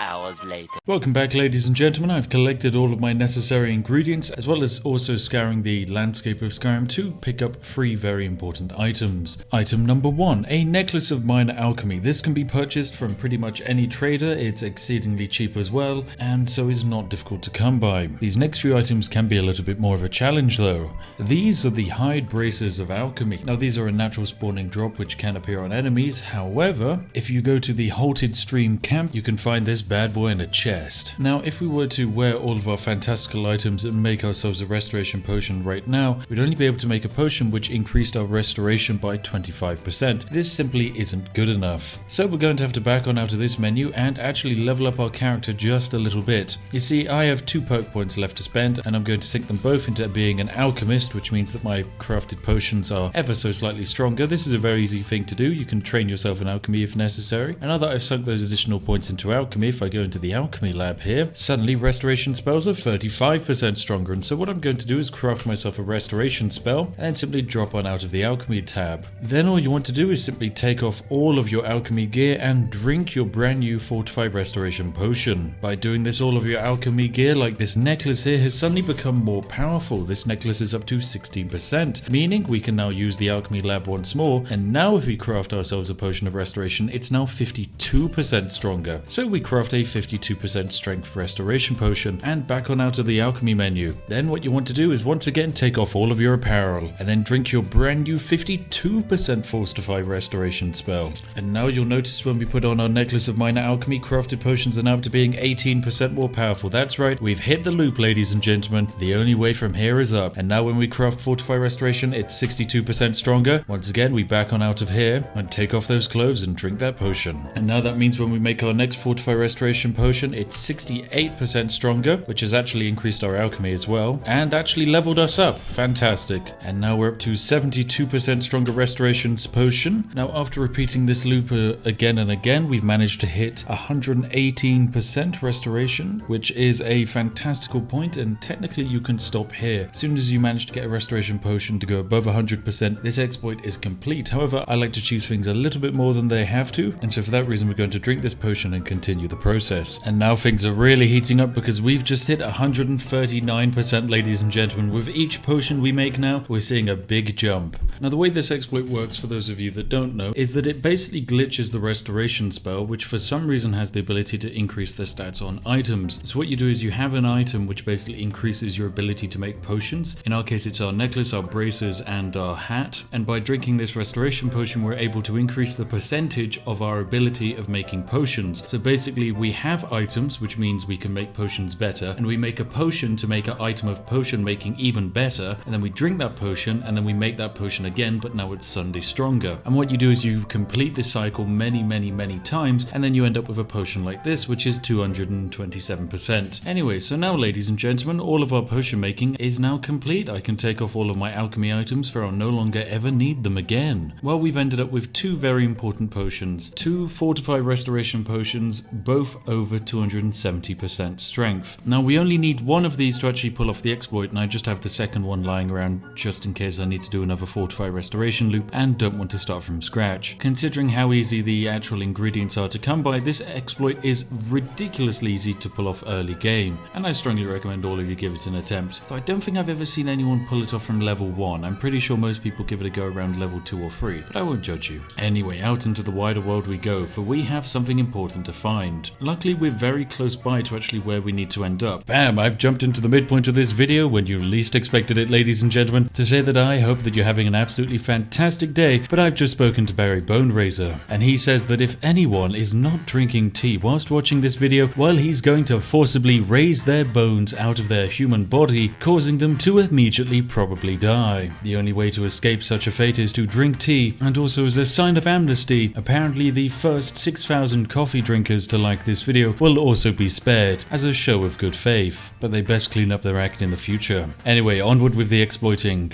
By the end of this video I want to be able to eat a fireball to the face and have absolutely nothing change. That's the dream. What you want to do after finishing up in Riften is simply hop over to the stables here, and we're going to be taking our lovely alchemist on a journey. You see, now that we have our fortify restoration spell, we can now gain perfect immunity to magic. How are we going to do this? Well, we're going to need to head on over to a very important location, ladies and gentlemen. You see, right around here is a certain stone of power, one which I want to gain control of. And so we're going to go on a lovely adventure over there. Oh, hello there, Khajiit merchants. Now I've made my way over to Shaw's Stone, which tells me I'm pretty close by. I'm roughly about halfway there. I just need to make my way around the mountain, and then we'll have made our way over to the Atronach Stone, ladies and gentlemen. Now, what is this stone? Well, there are many stones of power in Skyrim, as I've demonstrated in last week's episode, where we found the stone of absolutely destroy the necromancy side of Skyrim. This stone, however, is something slightly different. The Atronach Stone fortifies magicka by 50 points, basically meaning you permanently gain an increase of 50 magic. However, it comes at a cost. That cost is that the wearer can only generate magic at a decreased 50% rate, basically meaning it's harder to cast spells. But this does all come with an even greater buff, which is that the user is given 50% spell absorption. What this means is that you have a 50% chance to absorb any spell cast on you. This is a really good bonus, especially if you're fighting a bunch of wizards, but it does come with a big downside that it's only 50%. That means that the other 50% of spells are getting through. That's absolutely terrible. We can't possibly have that. Now we're getting pretty close, ladies and gentlemen. The actual getting down this mountain part is a little bit tricky, but you can always just go for the patent-pended Spiff strategy of just yeeting yourself down any old cliff and just watching your kneecaps snap away. Now you'll notice up on our lovely mini-map, the fantastic icon meaning that a stone is nearby has appeared, directing us towards our lovely goal. It's just over here somewhere, ladies and gentlemen. Perfect. And here it is, ladies and gentlemen, the fantastic stone itself. Oh, look at it, beautiful. Now if we were to hit E now, we'd end up with 50% spell absorption, and that's fantastic, that's lovely, but it's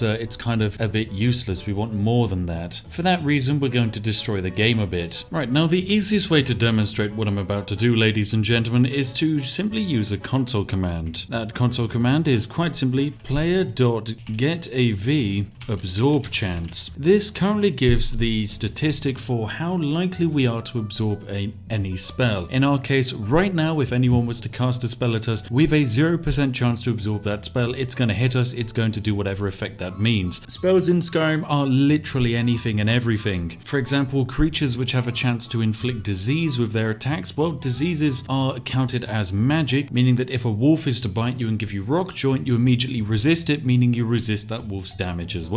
It's a very strange, complicated system, but effectively absorbing magic is much more powerful than the game would have you believe because of just how many things are passed through as magic. This means you can no longer even be paralyzed, because quite simply even trying to paralyze yourself, what's going to end up happening is that you're going to absorb the paralysis spell immediately. Now this is of course a 0% absorb chance. It's not what we want over 100%, and so what we're going to do is go up to the stone here, drink a lovely fortify restoration potion of 156% strength, and then activate the stone here. Now because this potion is over 150%, what you'll notice is that our brand new magic absorption chance is now 128%. This is fantastic. What this means is we have a 128% chance of every time a spell hits us, we just absorb it. And that means 128% chance, that's over 100%. That means every single spell from this point on which hits Barry Boneraiser is now immediately absorbed. He is immune to magic. So let's actually try and demonstrate this monstrosity. Now what I'm going going to do to demonstrate my supreme power is quite simply spawn in a whole bunch of wizards. So I'm going to spawn in a Arch Pyromancer High Elf. This is a fantastical fire wizard who is level 46, has over 575 hit points and a pool of over 500 magicka. This makes them very powerful, so let's crack them down right here. Naturally, they're immediately going to start attacking us, but you'll notice that as they hit us, nothing is happening. We haven't taken any damage despite having a fireball straight to the face. And have we got another one coming? Yep, there we go. That's another spell right into the kidneys. Now, each of these spells would normally do very large amounts of damage because this is a Arch Pyromancer, ladies and gentlemen, a level 46 enemy. Certainly quite a challenge. Well, you know what? Let's get a couple more of them. How about another 5 Pyromancers? Right, come on, hit me with what you've got, guys. No, still nothing. Right. So, turns out they're kind of rubbish, and this means we can just very slowly kill them with our plinky bow. Okay, do you guys want to, like, calm down the spells for a little bit? Now, actually trying to fight a Pyromancer for us is a bit of a challenge because they're very high level. I mean, just look at them, ladies and gentlemen. I'll try Battle Axe on one of them. Right, come on. Over here, Arch Pyromancer. Swing and chop, swing and chop. Okay, we're going to be here for a while trying to kill these bad boys. But the good news is that we can no longer take damage from them, and we are effectively immune. Meaning, even though it might take me 5 hours to kill them, that's fine. Because this is a level 48 enemy. And Barry Bone Razor, well, he's technically just level 3, which makes him pretty useless. Actually, no, there is one thing I can do. I'm pretty sure I can raise the dead. So, is there any dead around me? Probably not. Oh, and also I found the much easier way of getting the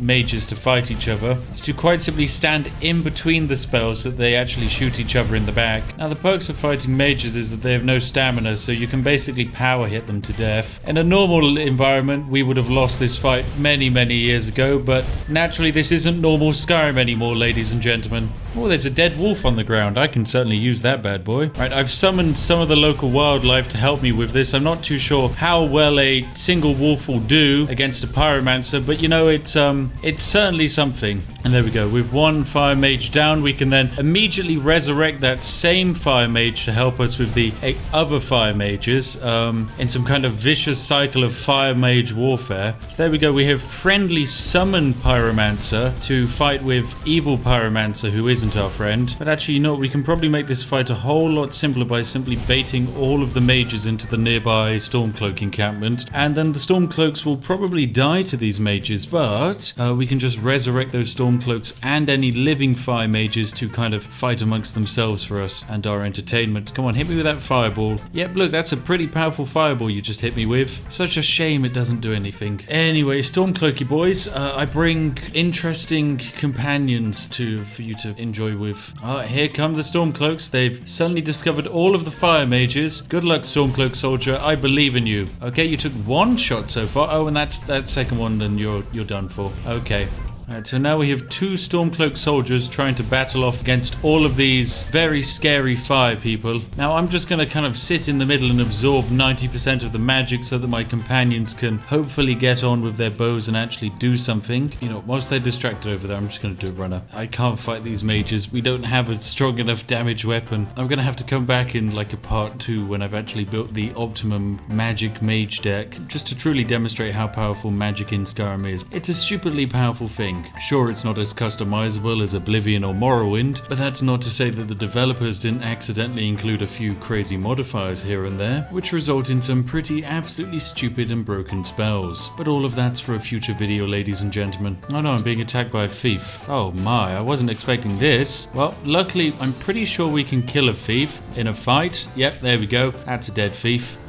But if only we had some kind of offensive combat magic, then we'd be much safer in actual hand-to-hand combat. Because at the moment we're immortal to magic, but we're just not dealing enough damage in return. But what are we doing today in Todd Howard's greatest creation of Skyrim? Well, we're going to be designing the ultimate mage build. We're going to be seeing if you can defeat the entirety of Skyrim with only magic. We'll be using all of the tools at our disposal in order to create the highest feasibly damaging spell this game has ever seen, allowing you to relive the reminiscent days of when the Elder Scrolls series actually had very meaningful magic damage, because in Skyrim, I'm afraid, once you get past like level 20, all of your magic spells suddenly are about as effective as blowing bubbles onto Satan himself. So sit back, relax, grab yourself a cup of tea, and if you're feeling especially fantastic, you can even give a like to this video, because we're about to dive into the world of REANU KEEVES once more and build the ultimate mage build. We'll be incinerating, freezing, and zapping millions of NPCs on our glorious journey, all in the name of becoming the greatest mage Skyrim has ever seen. So without further ado, ladies and gentlemen, let's dive into this video. And here we are, ladies and gentlemen. Oh, look at this lovely, beautiful, majestic individual. You might not recognize him, but ladies and gentlemen, it's Keanu Reeves. Wait, no, it's not Keanu Reeves. Oh, it's REANU KEEVES. Yes, Keanu Reeves' long-lost cousin, who is slightly derpy, but also just like Keanu Reeves, is literally a god amongst men. So consequently, we've had to trap him inside of the world of Skyrim to stop him destroying the reality of time and space. Currently, REANU KEEVES has access to some incredible weapons in Skyrim, like, say, the Oath Blade. Oh, doesn't that look great? No, actually, that's garbage. Instead, he has access to a bow which does over 67 million points of damage, theoretically, and is so powerful, the game calculates it at being worth minus 2.1 billion. Because why not? Well done, Skyrim and Todd. But you see, REANU KEEVES isn't actually perfect, ladies and gentlemen. He has bows which do thousands and millions of damage, he has knives which do billions of damage, and he has armor which protects him from just about everything. But there's one thing he doesn't have, and that's the adoration of mages across the land. Some of you might remember all the way back to our first ever Skyrim video. I'm pretty sure REANU KEEVES beat the ever-living Magicka out of the head of the College of Winterhold, and so consequently we've been on a bit of patchy terms with them ever since. But that's all to be changed today. You see, we're going to go and march over to the College of Winterhold, get ourselves reinstated, and then also demonstrate how to create the most damage actually possible with a destruction class spell. Now, before we jump into the exploit, ladies and gentlemen, how do you think REANU KEEVES is going to exploit Skyrim today? Do you think A, he's going to become the most powerful wizard alive by casting a fiery meteor strong enough to destroy the entire world? B, do you think he's going to have the ability to just summon hordes and hordes of AI units to fight for him? Or C, do you think he's going to transition into becoming the Emperor from the Star Wars franchise? And I don't mean the actual rookie Emperor in like the prequels or the Emperor in the original. I mean the Emperor at the end of the last Star Wars film, you know, where he's literally casting massive laser beams into the sky to bring down spaceships. Because that's completely balanced, isn't it? So hop down into the comment section and leave your vote. Now, the issue is REANU KEEVES is technically level 44, which means he's facing quite high level enemies. And whilst he technically can't ever die because he has more health than this game can actually calculate, his magic spells are actually very slow. They take ages to kill an enemy. Now, there are ways to increase the damage of destruction spells. Now, what you can do is you can invest perk points into picking up augmented shock, frost, or fire. Now, we want to pick up shock because the shock spells are the most powerful DPS spells in all of Skyrim. So we've already sunk 2 perk points into augmented shock, meaning we do an additional 50% more damage with any shock spells we have. If we wanted to increase our destruction damage even more, we could go into the Dragonborn DLC and pick up a Dragon Priest mask, which would increase damage done by shock by another 25%. And then finally, what we can do is create fortified destruction spells using alchemy, which would increase the amount of damage we're doing. Now, as you can probably guess, ladies and gentlemen, all of those previous ways I've mentioned of actually increasing damage are absolutely pathetic in comparison to using alchemy. Alchemy in this game is absolutely and utterly balked. I honestly believe that the people designing this game actually sat down and drank half of the potions that I've created in Skyrim, and that by drinking them, their minds melted to the levels required to actually allow them to approve alchemy to be added into Skyrim. So, as I mentioned previously, we're going to be making our way all the way over across Skyrim up to Winterhold College because we need to gain access to some very high level spells. Now, of course, the spell we're looking for is the highest DPS spell in the game, meaning the highest damage per second. Now, naturally, as soon as we spawn in, we're going to get attacked by the guards because, as you can probably guess, we've got a bit of a bounty. Oh yes, 2 grand's worth of bounty. Right, let's pay this off. I've paid off the bounty, so now I'm free. Lovely. But anyway, we're over here to pick up one very important spell. A spell called Lightning Storm. This is a master level spell requiring you to have 100 in the destruction category.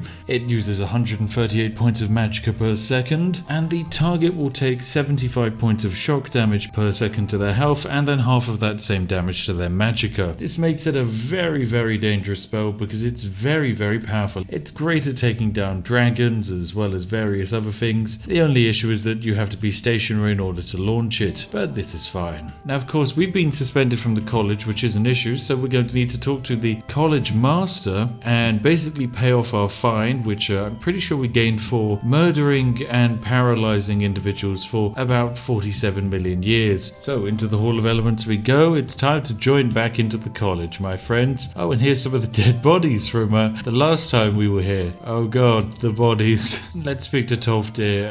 Tofdir, do you remember me, my friend? Last time I was here I kind of murdered you about 40 times over. There was an instant, wasn't there? Yes, Tofdir, I committed a war crime in your school. Oh, of course, it was the first time that I've committed a war crime, so it's fine. Yep, 250 gold in order to join back the college after murdering about 7 people. Sure, that's great. Oh my god. What a mess. Anyway, so we're back into the College of Whiterun, which is lovely. We've learned so many wonderful things. But now we're going to actually need to try and source some improvements to our knowledge, and by that I mean we need to learn the spell Lightning Storm. Right, now we're going to be on the lookout for the incredibly gifted Mage of Feralda. She's in the Hall of Countenance over here. She's basically the highest expert in terms of destruction spells in the entirety of Skyrim. Oh, and here she is. Now, Feralda's brilliant. She's the only way of gaining the master level destruction spells, but in order to actually start the quest line so that you can learn these master level destruction spells, you need to achieve destruction level 90. So I'm going to ask her for some training. Now, sadly, I actually need to level up more in order to train with her, but already we're pretty good. We're at destruction level 67, so we're over halfway to achieving our goal of 90. So now we just need to find nice and happy ways of farming destruction spells and destruction skill levels. I realized that I've also managed to pick up the spell Thunderbolt here, which is quite a nice high level spell. It does a good amount of damage, but as you can see, it does technically eat up about half of our magicka to use it, which is an issue. Now, as you'll probably remember from the last video, we built a 100% resistance to magic build, but when you have 100% resistance to magic in your build, it means that you're actually unable to regain magicka. This is one of our biggest flaws, because it basically means we can use spells only once. We've used our spell and now we're down to 1184 magicka. So either we need to find a way to gain magicka, or we need to find a way to never deplete magicka. Finding a way to gain magicka is rather simple. We could try and brew some potions which give us magicka, or we just absorb magicka from the spells being flung our direction. But what if we're fighting an enemy which doesn't have any spells? Well, then suddenly you have an issue. So how are we going to actually stop having to use magicka? Well, it's very simple. We're going to just need 4 custom enchanted items. Now, as you can see, our lovely friend here, Farengar, has some lovely items in his inventory. He actually has access to this incredible Master Robes of Destruction. My goodness, just look at this lovely item. What this item offers is effectively it allows us to cast destruction spells at a 22% cheaper rate, and it allows our magic to regenerate 150% faster. This is very useful because it basically means if we were to say stack this effect 5 times, destruction spells would cost over 100% less to cast, meaning they would cost nothing to cast. So all we need to do is stack this effect 5 times or find a more potent effect and just tip it over to 100% less to cast, and then suddenly all of our master level destruction spells don't cost us anything, we get to keep our immunity to magic, and everything continues to be broken. Now I just need to make enough money in order to buy that. So it's time to go sell some of my very expensive potions that I've created over the years to some of the merchants around Whiterun, and then go and buy myself that lovely Master Destruction t-shirt, and then break it down and use its enchantments to create the most powerful set of armor. Now, of course, I effectively have this potion of paralysis here, and I can just sell one to these vendors and get infinite gold, because I effectively have 1,000,000 potions lying around. Now, whilst the vendor only technically has 208 gold, what we can do is, of course, drop down a quick save, then give her a little boop with our magic, and then reload that save. Now she's back alive again, and now that she's back, she has an entire full set of gold lying around. Lovely. And there we go. Now we're up to 4 grand, and then we just repeat. This is how to really make money. Alright, and now that we have all of our money, we can go to Farengar and buy his lovely Destructo robes. There we go. Lovely. 7,200 gold down the drain. Oh, and of course, I'm an absolute melon. We've already learned the destruction enchantment, haven't we? Yep, I've already broken down something in order to get the destruction perk. Alright, well, all that means left is I need to build myself the ultimate destruction equipment. Now, of course, the way to do this is to use the Fortify Restoration loop, and if you need a guide for that, you can take a look at my last video, and that will show you how to basically set up the Fortify Restoration loop. But once you've set up your Fortify Restoration loop of basically drinking potions and then stacking them on top top of things, you'll eventually make yourself an enchanting potion, drink that enchanting potion, and then enchant onto a set of items, basically an improvement in alchemy, meaning your crafted potions are stronger, which is exactly what we've got on this silver ring and this necklace, which basically results in us being able to make incredible potions, like this one I made earlier. This potion of fortifying enchanting. It means that for the next 30 seconds, any items I enchant will be 92,000% stronger. What an incredible little item I've created. Well, what we can do with this item is we can basically find any random item which I want to improve, like say these hide boots, then we can slap on some enchantments. Now on this lovely piece of leather armor here, I'm going to be able to basically apply this enchantment. So what we're going to want to do is apply a fortified destruction and magicka regen enchantment, but we can also fit on a second enchantment if we really like. And so what I'm going to add on is a fortified restoration and magicka regen enchantment as well, just to make sure that our health never dips down too much and we're able to shrug off most damage in the game. Right, I've got this lined up. I'm going to chug this potion and then pass this through. Alright, let's drink my enchanting potion. Oh, so for the next 30 seconds we can enchant at an incredible rate. Select the leather armor, then we want fortified destruction, and then we want to fortify restoration and magicka regen. Incredible stuff, lovely. Right, and then we want to apply a soul gem. We're going to naturally apply a grand soul gem. Let's rename this item. It's no longer going to be leather armor. This is of course going to be 40k power armor on steroids. It's absolutely insane what we're about to create, so let's enchant this item. Ah, goodness, it just works. This is all thanks to the lovely fortify restoration loop in this game, which just breaks just about everything. So of course now if we hop into our inventory, we have access to the incredible 40k power armor on steroids, which is a unique item. It offers 30 armor, weighs 6 weight, and is valued at 125 gold. The issue is, that's not all, because this piece of armor makes it so that destruction spells cost 3 million less magicka to cast, and also restoration spells cost 3 million less magicka to cast as well, making it quite the powerful little piece of armor. So we're going to slap it on now, which will make us quite powerful, but most importantly, it's going to make it so that magic spells no longer cost anything. So no longer are we burning for all of our magicka to shoot out a little thunderbolt. We can actually check our skills over here and see that our magic has not gone down, but equally it's not gone up, because it's physically impossible for us to have our magic go up because of how much we've stacked our resistance to magic. So now we can cast infinite destruction spells, but our destruction spells don't do incredible damage, so we're going to need to find a way of improving it. Now, welcome back ladies and gentlemen. You'll remember that we've just crafted ourselves the ultimate piece of armor, which allows us to cast magical spells effectively for free. What a lovely item to have. The only issue is we need to level ourselves up to level 80 destruction magic so that we can gain access to the highest DPS spell in the game. And of course the best way to level up in Skyrim is to actually do damage with destruction spells. So we need to actually find a way of doing high damage with my destruction spells. And how are we going to do that? Well, we're going to have to go back to our classical fortify restoration loop strategies and using our apparel, which allows us to create potions which are stronger. Now in Skyrim there are potions which allow you to increase your damage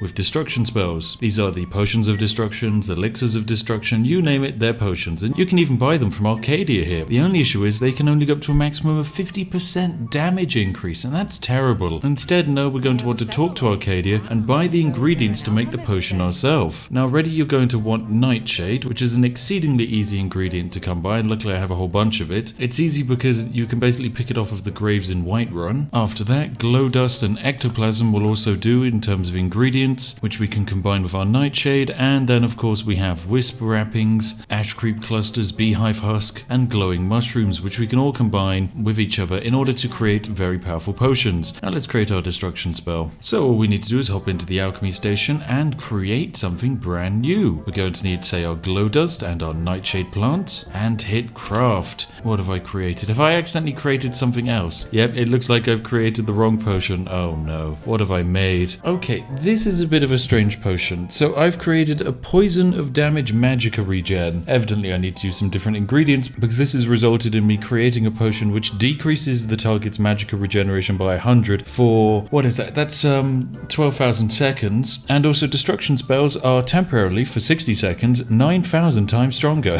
That's a very interesting potion to have. Oh my goodness. We should probably take this somewhere and try it out. Right, let's try and make our other destruction potion. So we're going to want, once again, ectoplasm and Nightshade and combine the two, and perfect. We've created a potion of fortified destruction. But this potion might also kill us on the spot when we drink it, because if we take a look at it, oh my god, destruction spells are 10,000% stronger. Perfect, same as the last one. The only downside is when we drink it, you cause 4,000 points of poison damage. Anyway, let's go out into the wider world and try and source ourselves a nice fight in order to increase our magic on. Maybe some great big giants or something. Alright, I've fast forwarded myself over to a giant camp here because giants are a great source of experience, and you'll notice that there's even a little cave in there for me to clear afterwards. But yes, giants are big spooky boys that do a lot of damage, and they are also a pain to kill. So let's try and fry a mammoth. As you can see, we did some damage, but that mammoth is well and truly still alive.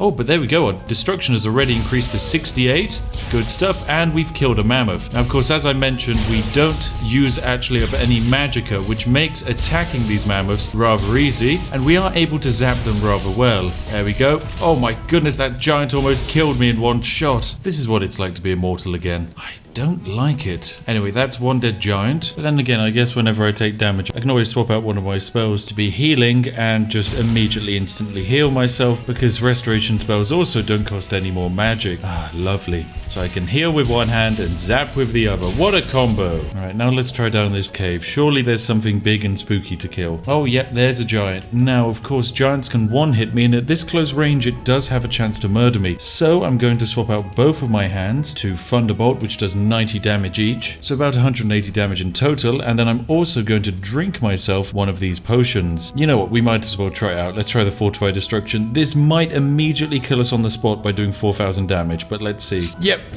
Yes, it did. That is the worst potion I've ever made.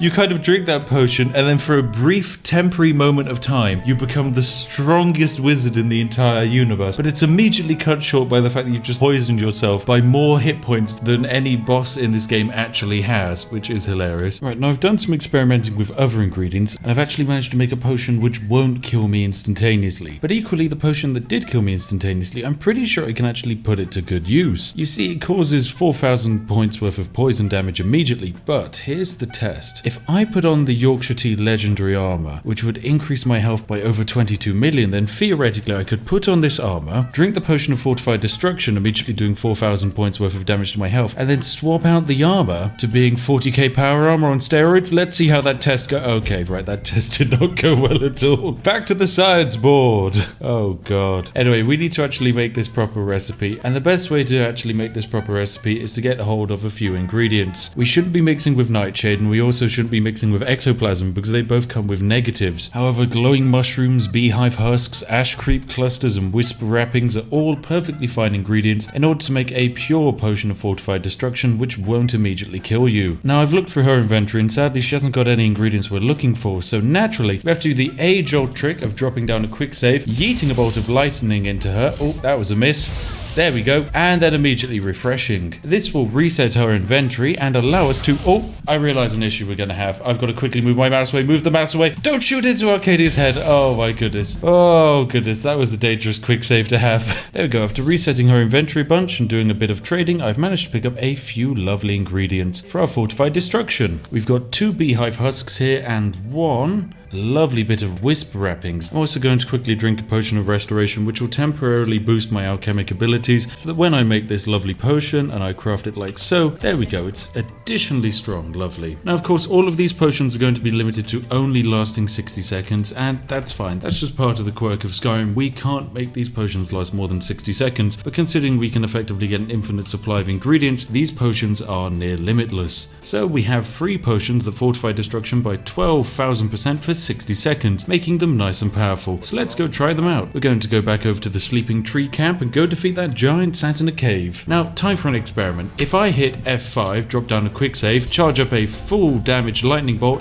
and yeet this giant, you'll notice we don't even do half of its health. Now, if we do a quick reset, and now drink one of our newfangled potions of increased damage, preferably not the one that immediately kills me, for 60 seconds we are now the strongest wizard in the entire universe, and shoot that lightning bolt. And And it's dead. That's lovely. That's an instant kill right there. Is that literally the only monster down here? Great. I came all the way down here for a bunch of mammoth cheese. All right, and onwards our adventure goes. We've got more things we need to kill because that hardly increased our destruction skill. My goodness. Maybe we need to do more flame damage. Maybe that's the aim because flames are damage per second. So surely you'd increase the amount of XP you were gaining. Right. This is the science experiments we have to do. Right, apparently there's a cave over here. So if we throw ourselves into a cave or something, I'm sure we'll find lots of enemies to kill. Oh my goodness, what's this? It's just drunken people standing here. What, you're just drinking? Something tells me that this is 100% a trap. No thank you. This is 100% a trap. I mean, sure, maybe they're actually lovely people, but I'm not ready to test that out. So, instead, I'm going to drink my potion of increased destruction damage and set fire to everyone. And there we go. The revelers are dealt with and the bounty is cleared because there's no one here to see the bodies. So temporarily, we just did more flame damage than an enemy be able to process, which is good. Now, were these people evil? No, it would seem that they were actually perfectly normal. Oh dear, I'm a murderer. Oh, well, that's just another body to the tally, really. Oh, and fantastic, a giant for us to try out our spells on. Right, giant, please absorb my fire magic. Right, and sizzle. And he's dead instantly. Brilliant. Okay, that one did not go so well. Give me more people to kill. I need to improve my skills. Very well, I guess we're just going to have to walk into this cave system and try and sizzle our way through without overpowered damage. Anyway, let's sizzle these skeletons to death. Sorry, bony boys. Wow, you really did not stand much of a chance. Oh yes, it's some kind of necromancer up here. Right, let's sizzle you. Good. And then, this is where the Master Necromancer is going to have an issue because I have 100% magic resistance, which means, if anything, this only makes me more powerful. So now I can just improve my levels on someone who is probably very resistant to my magic damage. You know what, let's switch around to Thunderbolt as well, just to do that additional bit of extra jazz. Yeah, look at that. Oh yeah, that's the level up right there. Oh, good stuff. Rest in peace, Master Necromancer. You really gave it a good try. Oh, here's another Bony Boy. Bony Boy zap and Bony Boy dead. Something tells me bony boys aren't very resistant to magic. It's absolutely amazing being a god in Skyrim. You can just do so much. Effectively, I'm just going to have to run across the absolute wilds of Skyrim and yeet any wild animal I run into. I just need any drop of XP. Come on, even you butterflies. I'll sizzle you. I just need a crumb of XP, please. Oh my goodness, I think we found a cave. Yes, the Moss Mother Cavern. Hello, Valda. How are you doing? Oh, I can spare a potion. Apparently this guy needs a healing potion, but luckily I have potions of ultimate healing in my inventory, which I can just hand him.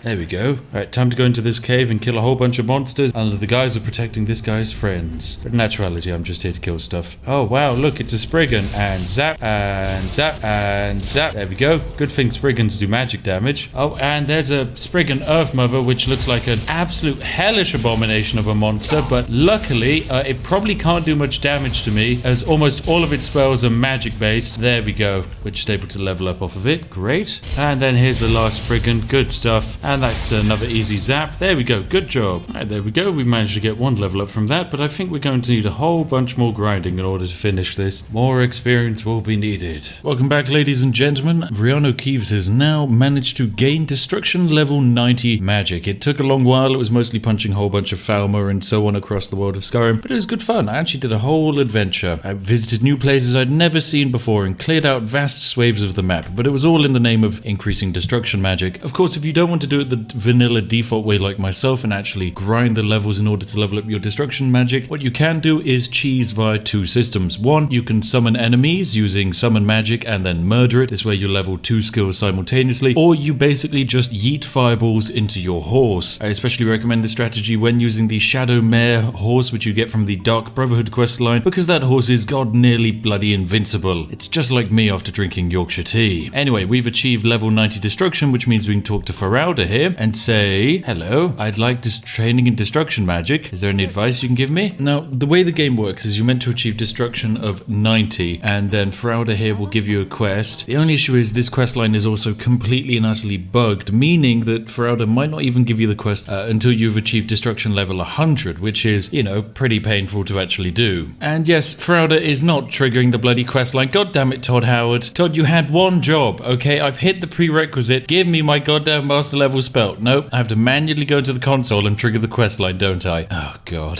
This game's like 10 years old or something. Actually, no, it's not 10 years old. It came out in 2011, didn't it? My goodness. I mean, it's an old game, but it certainly, it's got polish. Okay, let me just put that on your face, Frauda. Goddamn derpy broken quest line. Hi there indeed. Alright, there we go. Now I've started the actual quest. So we're now going to learn from basically a book. Alright, now I've got to go basically place this book on a whole bunch of pedestals across Skyrim and then set them on fire. So go to like a frosty place and cast a frost spell, go to a flamey place and cast a flamey spell, and then do a shock spell. Oh, it's all a wonderful, lovely paper chain. I've no idea what this is meant to tell me, or REANU KEEVES about how to use destruction magic properly, considering you can literally use any level spell in order to complete these missions. Alright, world map. Where's our first objective? Now, I'm pretty sure it's the ruins just over here, which I'm running to. They're not too far out of Dawnstar, so pretty easy to come by, and it shouldn't be too difficult to clear, considering we're effectively an immortal who's immune to magic. Alright, here we go. The ruins have been discovered. So far, we have a skeever to fight, which will, you know, be very challenging. Okay, right now, give me the pedestal to put the thing on. Here we go. Got a whole bunch of skeevers to electrify. Wow, Todd Howard, 11 out of 10 challenge. Really enlightening. Okay, so basically you go to this ruin, you plop down the book and then cast a fire spell at it, and then we're off to the next ruin to try and do a frost spell. Lovely. Well, that's actually going to take us to just about over here, just north of Riverwood. Quite the adventure we're going on. Oh, looks like this one might be a bit more challenging because we've got some actual banditos here who want to try and fight us, which is fine. We can kind of just vaporize them with some singy fire. There we go. Look at that. What a satisfying kill cam. Right, now we've finally made our way up to the top. It's really quite high up, this lovely little shrine, so it should be a little bit of a challenge. Oh, and when we get up here, naturally, we're going to get attacked by a whole bunch of angry boys. Luckily, we're very good at magic, so it doesn't make much of a difference to us.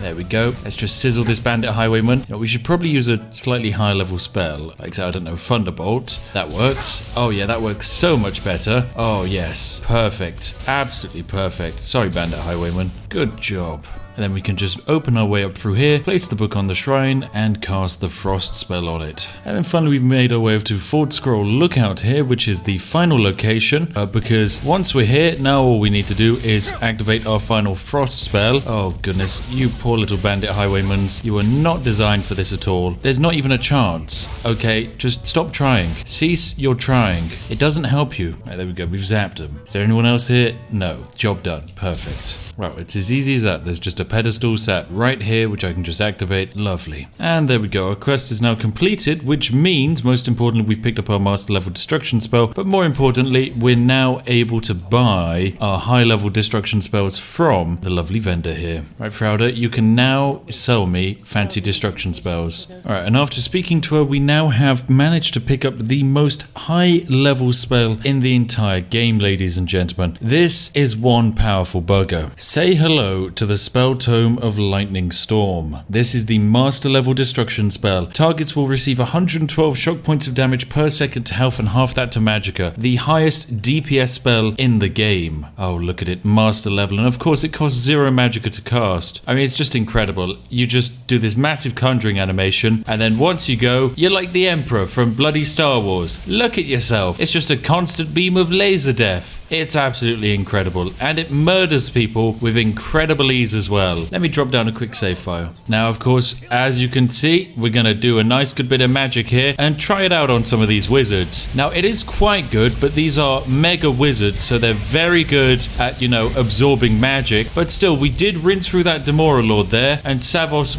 is slowly dying. But notice how it is only slowly, okay? He is still alive. That is an issue. Oh my goodness, although we did manage to kill Sergius there with almost instantaneous ease. That was quite possibly the easiest kill I've ever managed. Although we have just been kicked out of the guild again. Yeah, we got kicked out of the guild. Right, now let's reload and try this same battle, but this time with our brand new increased destruction potions, and see how quickly we can defeat Savos. Alright, potions, and let's fortify destruction by 12,000%, and now, ladies and gentlemen, our 100-point damage spell per second is now 12,000 times stronger, meaning everything we hit is an instant murder. Ah, yes, look at it, it's perfect. Unlimited power. I love magic, I really do. Now, naturally, what do you do when you you have unlimited power, you make your way to the town square in Whiterun and electrify some peasantry. Say hello, my friends. We're about to make things spicy. Ooh, and zap-a-doo.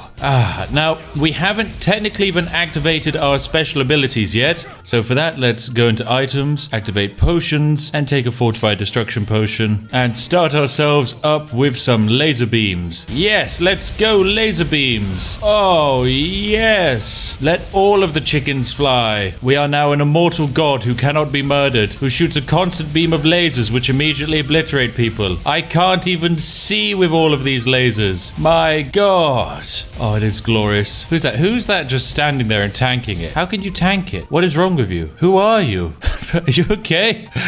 Let me fry you. Vingar, let me obliterate your bloody soul. Vingar, are you just... He's an immortal. Of course he is. He's an immortal. Like children. God damn it, Todd. Why did you have to have morality and give children immortality? Makes no sense. I want to be able to evaporate everyone into being piles of ash. I don't even know who this was, but it was someone from the clan Battleborn who I was technically allied with. Now, of course, what do you do with your newfound unlimited power when you've just evaporated the peasantry of Whiterun? Well, you take yourselves out to the countryside nearby Whiterun and find the command to summon in a whole bunch of dragons. So here you go, ladies and gentlemen. This is a run-of-the-mill Elder Dragon, one of your classic fancy dragons. Now, what we can do is we can try and fight him. He's coming back round for an attack run. Now, we're not going to use the potion on this attack and just try and defeat him using our glorious magical abilities. Although it turns out he's not interested with us and has instead decided to aggro all of the enemies in Fort Greymore. God damn it, Elder Dragon. You know, that's a famous quote with films. Never work with animals and never work with children. Never work with dragons either. Bloody annoying bastards. Alright, are you happy now, Elder Dragon? Are you now going to come and fight me, or are you going to whizzle around Fort Greymore for eternity? Lovely, right? You want to fight in Fort Greymore? That's okay. Now I just need to fight this Elder Dragon here, okay? You leave me no choice. So, as you can see, fighting this Elder Dragon, it's okay. It's not going terribly, but we haven't killed it yet. And that's kind of embarrassing. Now, of course, we are immune to dragons because we can't take damage via fire, because that's a magical attack.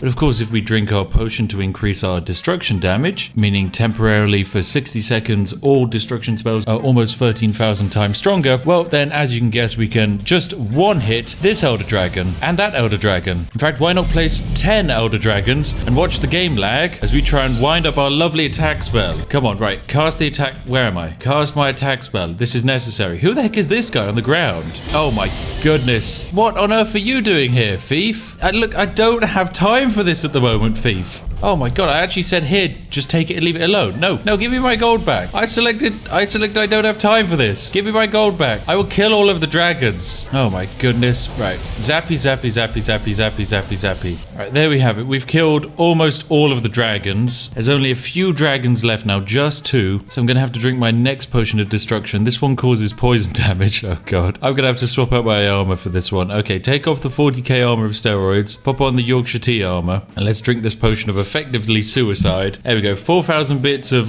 poison damage, just so that I can now one-hit dragons. There we go, that's a dragon one-hit, and that's another dragon one-hit. You love to see it, ladies and gentlemen. So that is how to turn all of your magic attacks into glorious one-hits and eviscerate all of your enemies. It's perfect, and it's perfectly balanced. You see, this has been one of my most favorite things to do, because magic in Skyrim has always been a bit of an issue for me. In comparison to previous entries into the Elder Scrolls franchise, it's been quite tame, if I'm honest. Previous Elder Scrolls entries allow you to make your own spells and just basically go absolutely wild. You can levitate, you can go fully invisible, you name it, it's broken, but it kind of works with the canon in a way which makes it very enjoyable. Anyway, I'm just kind of hoping that in Elder Scrolls 6, when it eventually gets released in around about, I don't know, 2047, the developers have really put some thought and effort into having a great time with some of the magic. So that's my dream for Skyrim 2. And I hope you're listening, Todd Howard. Oh, it's going to be fantastic. Most importantly, we're going to have all of you join us for the journey, as we're about to create a brand new character whose one aim in life is to become the richest sausage alive. And that's just exactly what we're going to have him do. So make sure you're sat back, relaxed with a nice warm cup of tea in hand, and most importantly, if you're feeling especially fantastic, you might have even liked this video. Now let's jump into the game. Oh, it's a brand new game!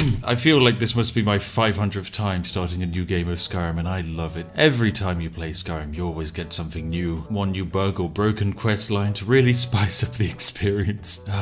So it begins, ladies and gentlemen. Skyrim. What a lovely game. It's actually quite old now, but that still doesn't stop its replayability from being absolutely fantastic, the graphics from being very enjoyable, and the entire world design being just exactly what you'd want from this kind of game. I'm sure as you know, this game was created by Todd Howard, the most legendary game designer of all time. Well, behind all those other legendary game designers who he keeps losing all the awards to. Who are you? We need to make our character. Fantastic. This is our lovely first start, and we're going to be able to build the fantastical Todd Howard himself. Because that's right, today, ladies and gentlemen, in order to make the richest man in Skyrim, we need to start with the person who became the richest man because of Skyrim, and that would be Todd Howard, a man with an estimated net worth of $10 million, who once famously said that game developers should stop worrying about what platforms they put their game on, because at the end of the day, if all developers aimed for the largest platform, everyone would be making board games because there's a lot of tables. What an incredibly smart and individual man, who then went on to port Skyrim onto physically every single device in existence, including a Samsung smart fridge. So yes, let's make the actual wealthiest man in the Skyrim universe. Okay, I've spent probably the last half an hour looking at about 47 different reference images of Todd Howard, and I've created this. Now, of course, most of you might look at this and think, okay, that's not Todd Howard, but the keen artist amongst you will just deep down know that emotionally and physically what we have in front of us today is Todd Howard. I mean, he's beautiful, he's got his eyes, he's got his nose, he's got his chin, but they never added in his hair. Otherwise, this is almost perfectly my Skyrim representation of Todd Howard. Let's finish and name our character. Welcome into the world of creation, Todd Howard. You are going to be one beautiful and rich sausage.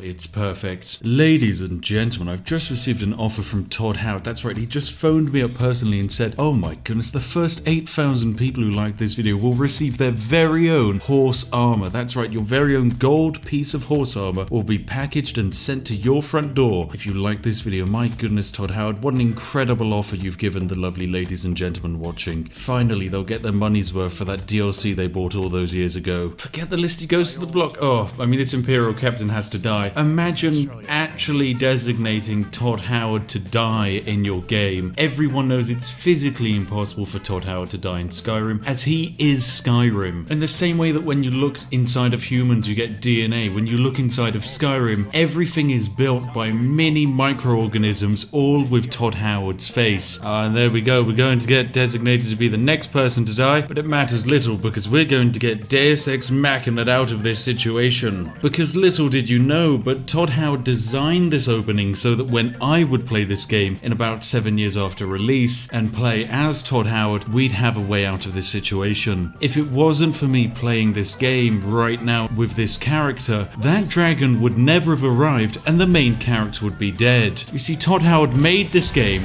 to be a wonderland for himself, like the omniscient, benevolent god that he is. Alright, let's get on out of here. We've done a fantastic job. Now it's time for us to make our escape. Oh my god, I just got yeeted by a dragon shout right at the start of the game. Oh, Todd Howard is not happy by that. We'll have to murder this dragon. Oh my god, I'm just getting yeeted everywhere. God, Todd Howard's spending more time with his face on the floor than anywhere else. Is that bad? Okay. Oh no, he is not looking okay at all. What a tragedy. Right, onwards, let's go. Now, who do we side with? The Stormcloaks or the Imperials? Or apparently neither, because the event hasn't triggered. Oh, we haven't even done the tutorial yet. The game's already buggered. Oh, brilliant. Right, let me run over the triggering point. There we go, fantastic. Perfectly balanced game. Still working. Still working. Oh my god, look at this. What a beautiful game. Right, naturally we're going to side with the Imperials because it just makes perfect sense. Right, Hadvar, you're right. Let's keep moving. What a great idea. Take off my bindings. Now I can look around. Aren't I a beautiful specimen? Certainly not quite as bulky as you, Hadvar, but my goodness, I am an attractive sausage. Right, let's get some clothes on and some weapons. Oh no, just look at this.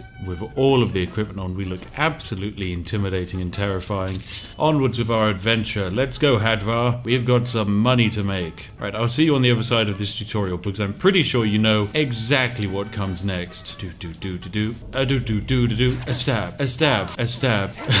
The combat. It never ceases to amaze me. Oh yeah, you go, Hadvar. Good job. I'll be back in a bit once I've escaped this tutorial zone. I do not want to look at mods, Todd Howard. Fun fact about the mods in this game, technically as Todd Howard made Skyrim, he also made every single mod in Skyrim. Now of course, those mod developers out there will be saying to themselves, no, but I made my mod for Skyrim. I made the mod which adds guns to the game. No, you didn't. Todd Howard made that mod when he incepted the idea into your mind whilst you were sleeping. That's right, Todd Howard has made every single mod in Skyrim. You own nothing and he owns everything, just the way he intended it. Now of course, as you can guess, I love metagaming Skyrim, and so in that lovely room in the tutorial area where you see that bear sat over there, well, it's not going to ever aggro on you, but it's a living creature, meaning you can sneak past it, and whilst you sneak past it, the developers thought it'd be a great idea that you could generate experience. The only issue is that left open the possibility that players like me would be able to just walk themselves up to a corner like this and press the auto run key of C and just run into a wall, and whilst we do this, we'll be generating experience in the sneak category. I've already leveled up a couple of times, and guess what? We're going to level up again just by running into this wall. There we go, sneak level 17. Now I'm actually going to go AFK, make myself a couple of cups of tea and come back, and hopefully we'll have a nice little bit of upgraded sneak. It really is that easy, ladies and gentlemen. Welcome back, ladies and gentlemen. Progress has been fantastic. We've now become level 7. We now have 47 points into sneak just from running against that wall. I've made a nice few cups of tea whilst we've been doing that, so it's actually been a lovely time for me. Now whilst I'm here, I'm also going to boost up my lovely one-handed damage just a little bit more. And now I think it's time for us to go fight this bear that we've been trying to hide from for so long. Whoosh, whoosh, whoosh, and oh, nice animation. Oh, Todd, very good. High quality. Now, Todd loves money, so of course we'll be taking the bear pelt off of the bear. That's 50 gold right there, Hadvar. That's a huge amount of money. We love money, don't we, Hadvar? Don't you just feel the burn of loving money? It's perfect. Right, out we go, Hadvar. We've completed the tutorial. What a glorious adventure it's been. Freedom awaits. Most importantly, we did the tutorial without experiencing any major bugs. Well, excluding all of the major bugs we actually did run into, but remember, they're not actually bugs. They're just gameplay features. Now, of course, Todd, what do we say to all of those people that say the bugs aren't just features and that your game's actually broken? Well, Spiff, we tell them that the game just works. Why did I decide that to be the voice of Todd Howard? Oh god, my throat is going to murder me. Alright, Todd, let's go make some money. Yes, Spiff, I love money.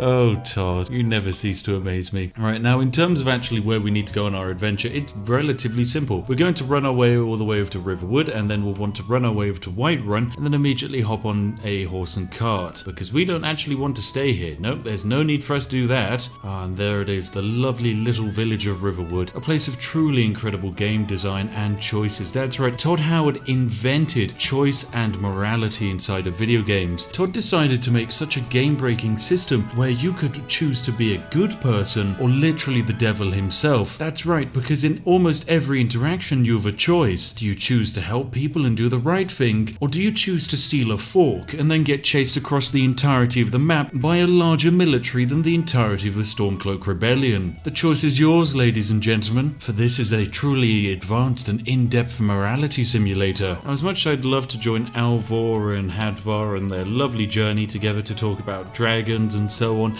and the dangers to Skyrim, we're going to do none of that. Instead, we're going to run all the way to Whiterun because we have an important mission, and that mission is money. There it is, the Whiterun stables, the place where we're aiming for. All we have to do is cross the map and watch a giant get murdered, and then we can hop in a wagon and finally be free to start our own adventure. Right, here we are, perfect. We've made it to the lovely stables. Yorlum, I'd love to hire your carriage. Where do I want to go? Well, I'd love to go to the wonderful, you guessed it, ladies and gentlemen, it's Windhelm. That's right, we're going to Windhelm. What a lovely adventure it's going to be. And welcome to the city of Windhelm. Now you might notice it's cold, it's desolate, and honestly, why on earth would anyone like to live here? And it might be very easy to mistake this place for Scotland, but actually no, this is an entirely new creation, inspired by Scotland, handcrafted by Todd Howard himself. Now what we're going to do is enter Windhelm. Now luckily, Windhelm is currently in the process of having a major tragedy happen. And that tragedy is that there's a mass murderer running around, and no, before you start thinking, lying about it. It's not actually me. And so what that means is we need to work out who's doing these murders so that we can stop them and then murder them. Now, in order to start off this mission, we're going to speak to Captain Lonely Gale and ask him about the murders. And he's going to tell us that there's a killer on the loose in Windhelm who's killed 3 people so far. My goodness, that's a whole bunch. And he's only attacking young ladies. Oh, now this is very interesting. Sounds like we have a mission. Welcome back, ladies and gentlemen. We find ourselves in Windhelm. Now, I had to run back and forth multiple times and reload and fast travel a whole bunch just to get this quest to work, because this is one of the buggiest quests to initiate ever. But yes, welcome. This is, of course, the quest line, which is called Blood on the Ice. A quest where there's been a terrible murder and the Windhelm guards want to hire us to find out who did it. Alright, there we go. We've started the quest, Blood on Thin Ice. All we have to do is question the witnesses. It's brilliant. We're basically a detective. Oh, and interesting. We get to pickpocket a body and take everything. Lovely stuff. I'll be taking all of these gems. I mean, it's just money and it's hardly like you're going to be using it. Oh, look, I'm actually still alive, guys.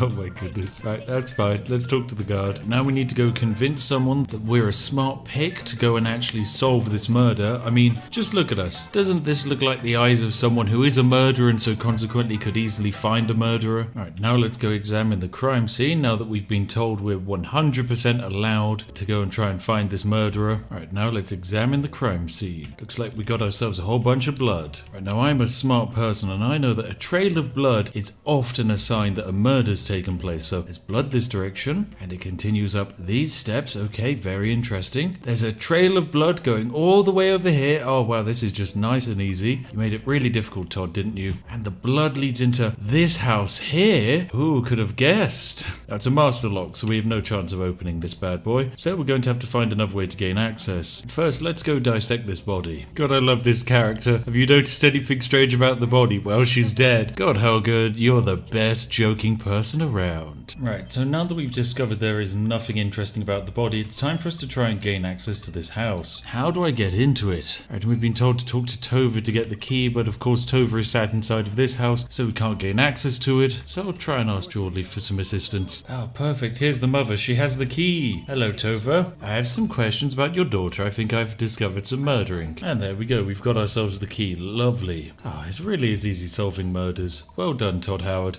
Right, ladies and gentlemen, let's look for clues in this funky looking house. We can investigate the pots and pans. We can investigate a bloody chest. We can see 2 lovely little journals which we can discover for clues. And we can discover that this wardrobe is actually nailed to a wall and we can open up a false back panel. Oh my lord, it's a bucket of nuggets. Lots of tasty giblets and stuff. Wow, and a creepy altar. Brilliant. Looks like someone's trying to use these body parts for a gruesome end. Let's read the journal. Oh, and there we go. Underneath these letters here in the corner, we have ourselves a strange amulet. Oh, well, would you just look at this? Now, this is what we've been searching for. Hello there, strange amulet. We're going to take you. Now, this strange amulet is actually a very unique item, because not only is it worth a decent amount of money, because it has a value of 1,000, there's also a little bit more to it. It's an infinitely duplicating item, which makes it very, very fancy. Anyway, we're going to report on all of the lovely news, and we've got this really awesome strange amulet, so why wouldn't we report it? Actually, can we put this amulet on? Oh, yes, we can. Look at how cool Todd Howard looks. I mean, it doesn't actually fit through the clothing, but it doesn't matter. Oh, yes, and of course, Jurlif refers me to Calixto at the House of Curiosities, as he'll probably give me a bit of gold for the amulet. That's awesome and incredible. Lovely. Basically, we're going to be able to sell this item to the owner of the Curiosity shop. Mostly because the owner is absolutely bloody insane, I imagine. Welcome back, ladies and gentlemen. Where on earth am I? Well, I'm back in Windhelm. Now, I was going to sell that amulet for 500 gold, but it actually doesn't make sense for me to do it yet. No, instead, we need to level up Todd Howard. You see, Todd Howard needs to have 2 very important skills. One is sneak, because as we all know, Todd is very good at sneaking his game onto every single platform in existence. And the other skill we need to level Todd Howard up in is pickpocketing. That's right. You see, Todd is actually an expert in pickpocketing. I mean, I think he started getting into it when he added the horse armor DLC to Oblivion. Yes, that was probably his first and greatest attempt attempt at pickpocketing, so now we're going to need to train him a bit, but luckily we can actually use a few exploits to train pickpocketing rather easily. Now we're going to speak to Silda here. We'll basically pay 200 gold to upgrade our pickpocketing ability, so we're going to be trained twice and actually get ourselves up to level 17 in pickpocketing, and we've just handed over 410 gold. So what we're then going to do is just crouch on down, try and get around behind her, and actually we can go into the level up section, and we're going to upgrade our first level of pickpocketing to light fingers, and then we're going to upgrade our stealth as many times as we can, just to make ourselves additionally hard to detect. And now when we crouch down here, beyond that Skyrim guard, we are now hidden. Perfect. There we go, and now that we're hidden, we can actually go up to her, and we have a chance to steal back our gold. A 31% chance to get back all of the gold we had, which is probably quite a good idea. So what I'm going to do is drop down myself a quick save and attempt to pickpocket this gold. Oh, and beans, it didn't work, so what we do is we reload the quick save, open up the pocket, and try and steal it, and that didn't work, so we go again. Now this effectively allows us to double level up our pickpocketing. The pickpocketing is actually a terrifyingly easy skill to level up for several key reasons. The difficulty of pickpocketing is based mostly from the weight of an object, which means that it's easy to steal things like gems, and gems have high value, and the value of the item you steal is what determines the experience you get from it. Stealing 411 gold coins at a weight of 0 basically means that we're stealing a value of 411, which is a decent amount to level up our sneak on. Anyway, we're going to try and steal it, and let's go again, and one day we'll get our little dice roll. And there we go, fantastic. We've grabbed the gold, and our pickpocketing is increased to 20. And now that it's increased to 20, we can speak to Silda, and we can actually pay to have our pickpocketing skills increased again. Now, it's actually smart to not give her too much gold, because the less gold you give her, the easier it is to steal back off of her. So I've given her 210 gold, and now if I was to pickpocket it, I have a 46% chance of doing so, even whilst detected. So what I'm going to do, drop down a quick save, hide here, pickpocket her now, and we have a 71% chance of getting all our gold back. Perfect, and that's leveled up our pickpocketing to 23. We then stand up, talk to her, get her to train us in pickpocketing, then hand over another 280 gold, which of course we're then going to just steal straight back from her. Thank you very much, Silda. And then once again, we're just going to steal it back. Glorious, there's another level up. Then we can speak to Silda, and we can hand over our gold once again to level up. Lovely stuff. Now we've managed to basically level ourselves up a few times, but leveling up off of Silda is actually a bit of a challenge. It's easier to just simply steal off of other random people. These garnets are perfect. They're valued at hundreds, and they're definitely worth it. 69% chance to steal, let's give it a go, and we're bam, that's massively leveled me up. Perfect. I mean, we started on level 15 pickpocketing, and we're already at just under 30. That is genuinely how easy it is to level up pickpocketing. It's ridiculously easy. Now we can just run around this man, drop down a crouch, walk up behind him, and pickpocket something of value. Oh, an amethyst, that'll do lovely. Well, bam, thank you very much. That's an immediate level up, and I'll even take his gold as well. And a gold necklace worth 120. Oh, beans, he discovered that one. Now the thing is, when you're not detected, it's exceedingly easy to steal these items. So look at this, value 120, 90% chance to steal. Well, bam. How on earth did I get detected? 10% chance. Captain Lonely Gale, my friend, please. All right, let's go again. Steal that amethyst. There we go, we level up. Then steal this ring of resist magic. This doesn't have much weight, but it has immense value. So of course we're going to try and steal it. And that's another immediate level up right on the spot. In fact, I'm pretty sure we went up 2 levels. And then there's a golden necklace here, so we'll steal that as well. Oh, and look at that, we're now level 33 in pickpocketing. And we have all of these items to sell. Oh, and here's Nils, lovely. We'll drop ourselves down another quick save, steal this amethyst out from his pocket, along with this silver garnet ring. Oh, don't mind if I do, that's a level up. Oh my goodness, just running around Windhelm is enough to just steal a million items, which have great value. This is perfect. Right, let's level ourselves up a little bit more off of Silda. There we go. Now we've hit level 9.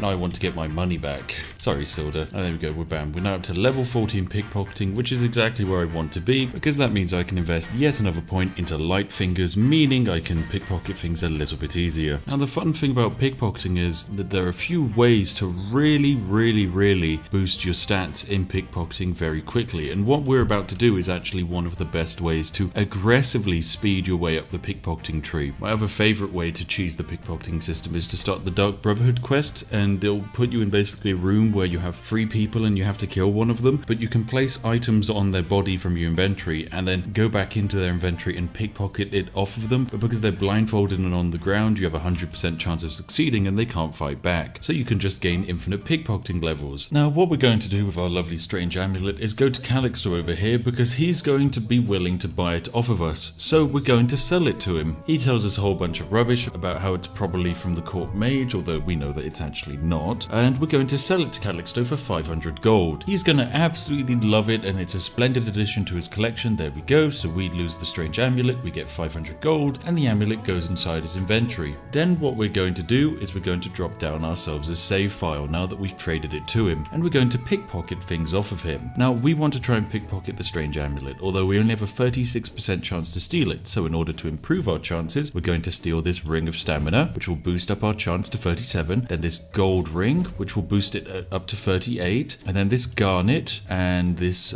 gold, and oh no, we can't boost it any further. Very well, let's run our chances. 38% chance to steal, let's go. And it worked, and that's boosted our pickpocketing right the way up to 45. Lovely. Anyway, now that we've pickpocketed it off of him, what we can do is do something quite creative. We can go to him and say, hey, about that amulet, and he says, hey, have you decided to sell it yet? And I say, hey, yeah, you have yourself a deal. And so he once again takes the amulet out of my inventory and gives us 500 gold. Anyway, we've dropped down ourselves a quick save, and we're going to try and steal this amulet, now with a 41% chance to succeed because we've leveled up from stealing this amulet. So we try it again, and bam, we level up to 48. Would you look at that? That's just perfect. There we go, we've even gone up a level. Then what we're going to do, once again, come around the corner and sell the amulet back to him. Every time we do this, we get 500 gold. Now there are lots of ways to get lots of money from the AI, but this is by far the easiest and also one of the most profitable because it also trains up your levels. Things like, say, the Khajiit trading exploits, where you can steal the gold from traders' inventories, are brilliant, but traders don't have an infinite source of gold. You have to reset them to get gold back into their inventory, and even then they don't have much gold. Calixto over here, however, probably has never bought a single DLC in his life, and so consequently has infinite gold to spend, and he will spend it on this strange amulet. There is no limit to the amount of gold he has, and there's also no limit to the amount of levels we can gain from stealing his amulet back off of him. And there we go, we'll sell it yet again, and there we go, another 500 gold. If we check our inventory, we're up to 2,600 gold, and now we have a 47% chance to steal this amulet every time we do it. Oh no, he saw us that time. So what you say is, I'd rather die than go to prison, and then just reload your quick save. It's a 50-50 chance, so it's not that bad. And we're bam, there we go. Pickpocketing increased to level 54, and we're actually up to level 12 now. Goodness. Oh my goodness, our pickpocketing's level 54. This is okay, quite high indeed. Now go once again, strange amulet removed, dropped it down. We're hidden in this corner, and we can steal it with a 50% chance of success. Lovely. Well, bam, and then we level up to 56. So we go up basically 2 levels every time we steal this amulet, and we get 5 gold. This is just quite simply unfair. I feel like maybe he has, I don't know, some kind of short-term memory issue, considering we keep selling him this amulet, he keeps giving us 500 gold, then we just take it out of his pocket, stand up from behind him and go, hey, I found this amulet, would you like to buy it off me? He's like, this will make a splendid addition to my collection. Yes, 500 gold. Oh, goodness. Anyway, let's get that strange amulet off of him. And there we go, we've hit level 60, perfect. Now, he has asked us to leave, so that's exactly what we're going to do, but most importantly, we've left with the amulet still in our inventory, so we can go back whenever we like in order to get infinite gold. And there we go, he's even going to invite us. And the thing is, we can give it back to him at any time. When he's out and about, we can sell him the amulet, which is absolutely fantastic. Right, we're going to level up our pickpocketing just a little bit more, and now our abilities to pickpocket are just going to be insane. Welcome back, ladies and gentlemen.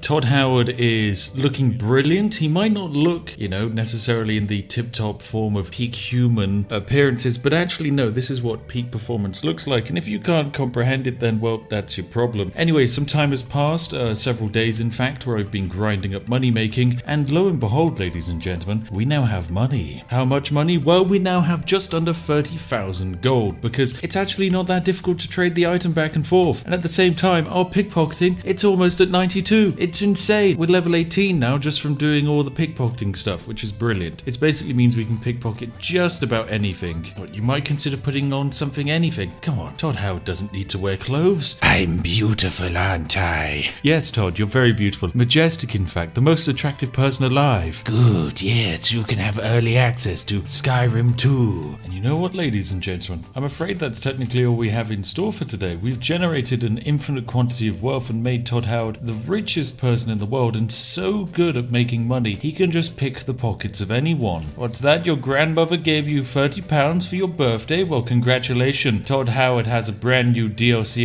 experience for you, and trust me, you're going to love it. Yes, you will love it. It's everything you love about Skyrim, but more. We've added in 40 new dungeons which look identical and branching dialogue options. You love branching dialogue options, don't you? Yes, Todd, I'm sure Timmy's going to love the branching dialogue options. Instead, we'll be destroying Skyrim with a brand new super duper jazzy exploit to help you bypass basically all combat in the game, and I guess pacifist the game if you really wanted to, because instead of actually fighting, you'll be having other people do all of the fighting for you. Similar to the adventures of Barry Boneraiser, our incredible necromancy character who managed to, at level 1, basically summon endless hordes of the undead, we will be creating a character who would be able to go toe-to-toe against Barry Boneraiser, the instantly, endlessly summoning undead lord, because we're creating a hero who has the ability to summon endless hordes of werewolves. I know, what an incredibly perfectly balanced power this is. So today, ladies and gentlemen, we'll be discovering if Skyrim is in fact a perfectly balanced game, or if the ability to summon an endless, unlimited army of noob-crushing werewolves may perhaps be a slight balance oversight on the end of Todd Howard. I mean, Todd would never design a feature which doesn't work, can be exploited, or is just completely and utterly broken. No, he's such a perfect being, he would never do such a thing. Unless... So it's time to begin, ladies and gentlemen. Make sure you're sat back, relaxed, you have a nice warm cup of tea in hand, because we're about to break Skyrim harder than Todd Howard broke my bank account with that horse armor DLC. So let's throw ourselves into this lovely and majestic game for one more super duper fantastic exploit extravaganza. Now, if you can believe it, we're not actually going to be making a new character for today's video. No, instead, we're going to be playing as the lovely and fantastic REANU KEEVES. That's right, he's back, ladies and gentlemen. For those of you who don't know who REANU KEEVES is, he's Keanu Reeves's more beautiful cousin. Yes, he's basically everything you love about Keanu Reeves. However, when Keanu says that we're breathtaking, REANU KEEVES prefers to instead steal our oxygen from our lungs. He's a very interesting character and has accidentally become more powerful than basically God. So what do you need to do to actually pull off this exploit, and what are we going to need to do to actually pull it off? Well, this exploit can be attempted with any level character, and all you need to do is basically join the companions. That's right, they're the basic warriors guild situated right the way down in Whiterun, and you want to know what they love to do? They love to fight people. But equally, it turns out several of them are werewolves, and being a werewolf is a very powerful thing indeed. Now the thing is, REANU KEEVES is already a member of the companions, because a few videos ago we decided to join the companions to gain the werewolf ability for the sole intensive purposes of it allowing us to stack clothing items. We've since used this ability to gain an unlimited amount of Fortify Shout bonuses. But I mean, you can do this with literally anything. If you turn into a werewolf, speak to a companion, and then equip items as you're trading them to and from the companion, you can equip anything an unlimited amount of times. It's an incredibly easy way to pull off the Fortify Alchemy loop. But today we're not going to be messing about with that, no. Instead, we're actually going to be finishing all of the companions' quests, because right at the end of the companions' quests, we get to pick up the lovely bonus in our werewolf skill tree of being able to summon werewolves. Now, summoning werewolves sounds like a really fun ability, because that would mean logically I wouldn't have to fight at all. And I'm sure Todd Howard's done something to at least balance the werewolf summoning ability, because if he didn't, that would be, I know, it would be absolutely terrible. Now, today what we're going to do is travel right on over to the Valfheim Towers over here, because that's apparently where the next quest on the companions tree takes us, and as soon as we do all of these lovely quests, we won't just be REANU KEEVES, the immortal character with unlimited health and infinite damage. We will become REANU KEEVES, the character who is literally God, but now also has an entire army of endlessly spawning werewolves which can just rip and tear their way through all of Skyrim. And here it is, ladies and gentlemen, the lovely tower where apparently the Silverhand leader is hiding out. This is great for us because these Silverhand peoples, they don't particularly stand much of a chance against us. All I have to do is actually change my apparel around a bit. I'm currently wearing armor that basically makes my destruction magic super duper powerful. However, there isn't really much of a need for that against these puny mortals with stabby sticks, because as fun as having all of your magical spells cost basically negative of magicka to cast, it's not really needed. So instead of wearing the 40k power armor on steroids, we're going to wear the Yorkshire Tea legendary armor, that's right, and we'll be using the Yeet Force 9000 power gauntlets to do 22 million damage to all of the enemies. So let's just put our basically redundant magic away and use our very powerful ground pound fists. Oh, silver hand enemies, you really think you can kill me? Don't you know I'm an immortal? Oh, here's the leader. Apparently you're not impressed. You're not impressed by my abilities. I'm literally a god to you. You're not even doing damage. Right, that's it. That's it. Power stomp. Oh yeah, there we go.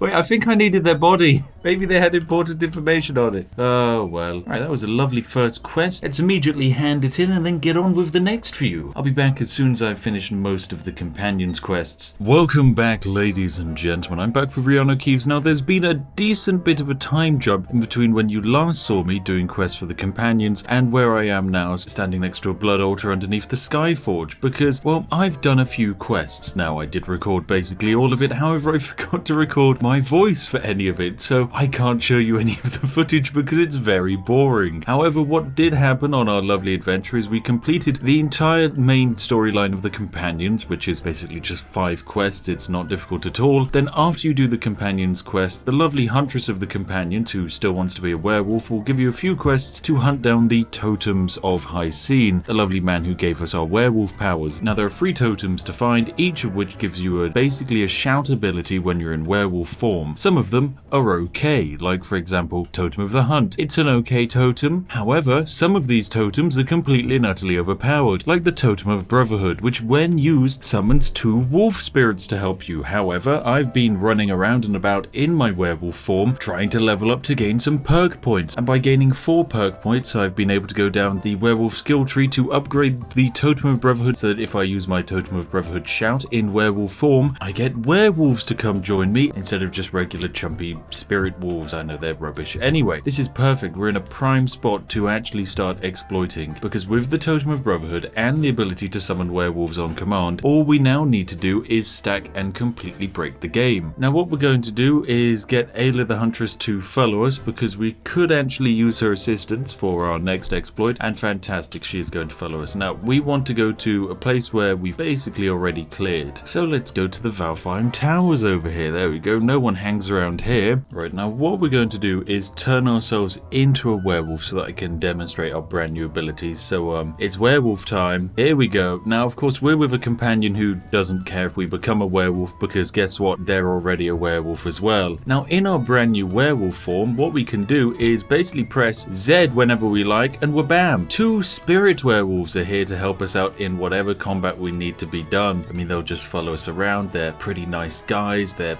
actually pretty powerful as well. They'll do a very decent amount of damage, and they'll follow us around for as long as we're a werewolf. They will sometimes clip on terrain, but you know that's exactly what the NPC pathing is like. Barry Bone Razor leading around an army of 10 skeletons, which will of course all basically get accidentally stepped on. Sure, that's a powerful thing to have, but I'd much rather have 5 werewolves than 10 skeletons which have been brought back to life, because werewolves are pretty damn punchy, or at least they would be if they didn't keep getting stuck on the trees, Todd. Oh goodness. Right, we're going to go take our werewolves and have them fight this bear here. Why not? Now the issue is we can't use the power again because there's a limit on the shout. There's an actual cooldown, and the issue is by the time the cooldown's finished, our werewolves basically have to go away again. They're on a 75-second-ish cooldown. Now let me find this beastie boy. Come here, beastie boy. Hello. Right, now we summon our werewolves. Our werewolves now fight the cave bear for us. They fight the cave bear for us. They fight the cave bear for us. The cave bear is attacking me. Werewolves, please. Todd, I hate you. I hate you, Todd. All you have to do is hit the cave bear. There we go. Now you guys got the memo. No, you're just gonna stand around the cave bear. Oh my god, Skyrim, you are the worst. You are actually the worst. Evidently, 2 werewolves, not enough damage. Not enough damage at all. So what we're going to have to do is find a way to get more werewolves. Now, how are we going to get that shout time lower so that we can summon infinite werewolves? Well, it's quite simple. All we need to do is have our lovely companion come with us. Let's close up this door. Don't worry, Ayla the Huntress. It's completely safe in here with me. Now, on my various travels, I've gone to many merchants, I've been to many places, and I've managed to collect myself 6 individual amulets of Talos. These amulets are very common. They are so common, in fact, they are only worth 25 gold. In fact, not even that. They're just basically everywhere. Everyone's got one. And what this amulet does is it reduces the time between shouts by 20%. On its own, it's not game breaking. However, what if you were to wear 6 necklaces at the same time? Well, Todd's smart. Todd says, no, you can't wear 6 necklaces at the same time to stack modifiers. You can only wear 1. Okay, Todd, you win this one. Right, now how on earth would we be able to theoretically stack the amulets of Talos? Well, it's pretty simple. All you need is a companion who doesn't mind if you turn into a werewolf, and then what you want to do, make sure you've gone into your magic, your powers, and actually got beast form selected, and then transform into a werewolf whilst you're talking to your brand new companion. And also make sure to not have the amulets equipped. If you get this right, fantastic. If you get it wrong like that, where I accidentally transformed too quickly, then go back and try again. Right, now fantastic. If you get the timing right, what happens is you transform whilst talking to her, allowing you to trade with her whilst being in the form of a werewolf, which is pretty special because technically in a werewolf form, no one's going to talk to you, no one wants to talk to you. I mean, there's not much difference between that and real life, to be honest. Now, what you're going to be able to do is go into your own inventory here and simply give your brand new friend all of your amulets of Talos. There we go, we'll just hand all of them over. Fantastic stuff. Then what you're going to want to do is go into their inventory. If you're on console, there should be an equip button, but on PC, you actually have to hold down shift. And then what we're going to do is just click on the amulet, slide down and select one of them, and we've now just automatically pulled that amulet from Ayla's inventory into our own. And so we're just going to hold down shift and click a few more times. There we go, the trade is complete. We can back on out of here. And what's interesting is we're now technically wearing 6 amulets of Talos, meaning we have a fortified shouts to the point where it's been reduced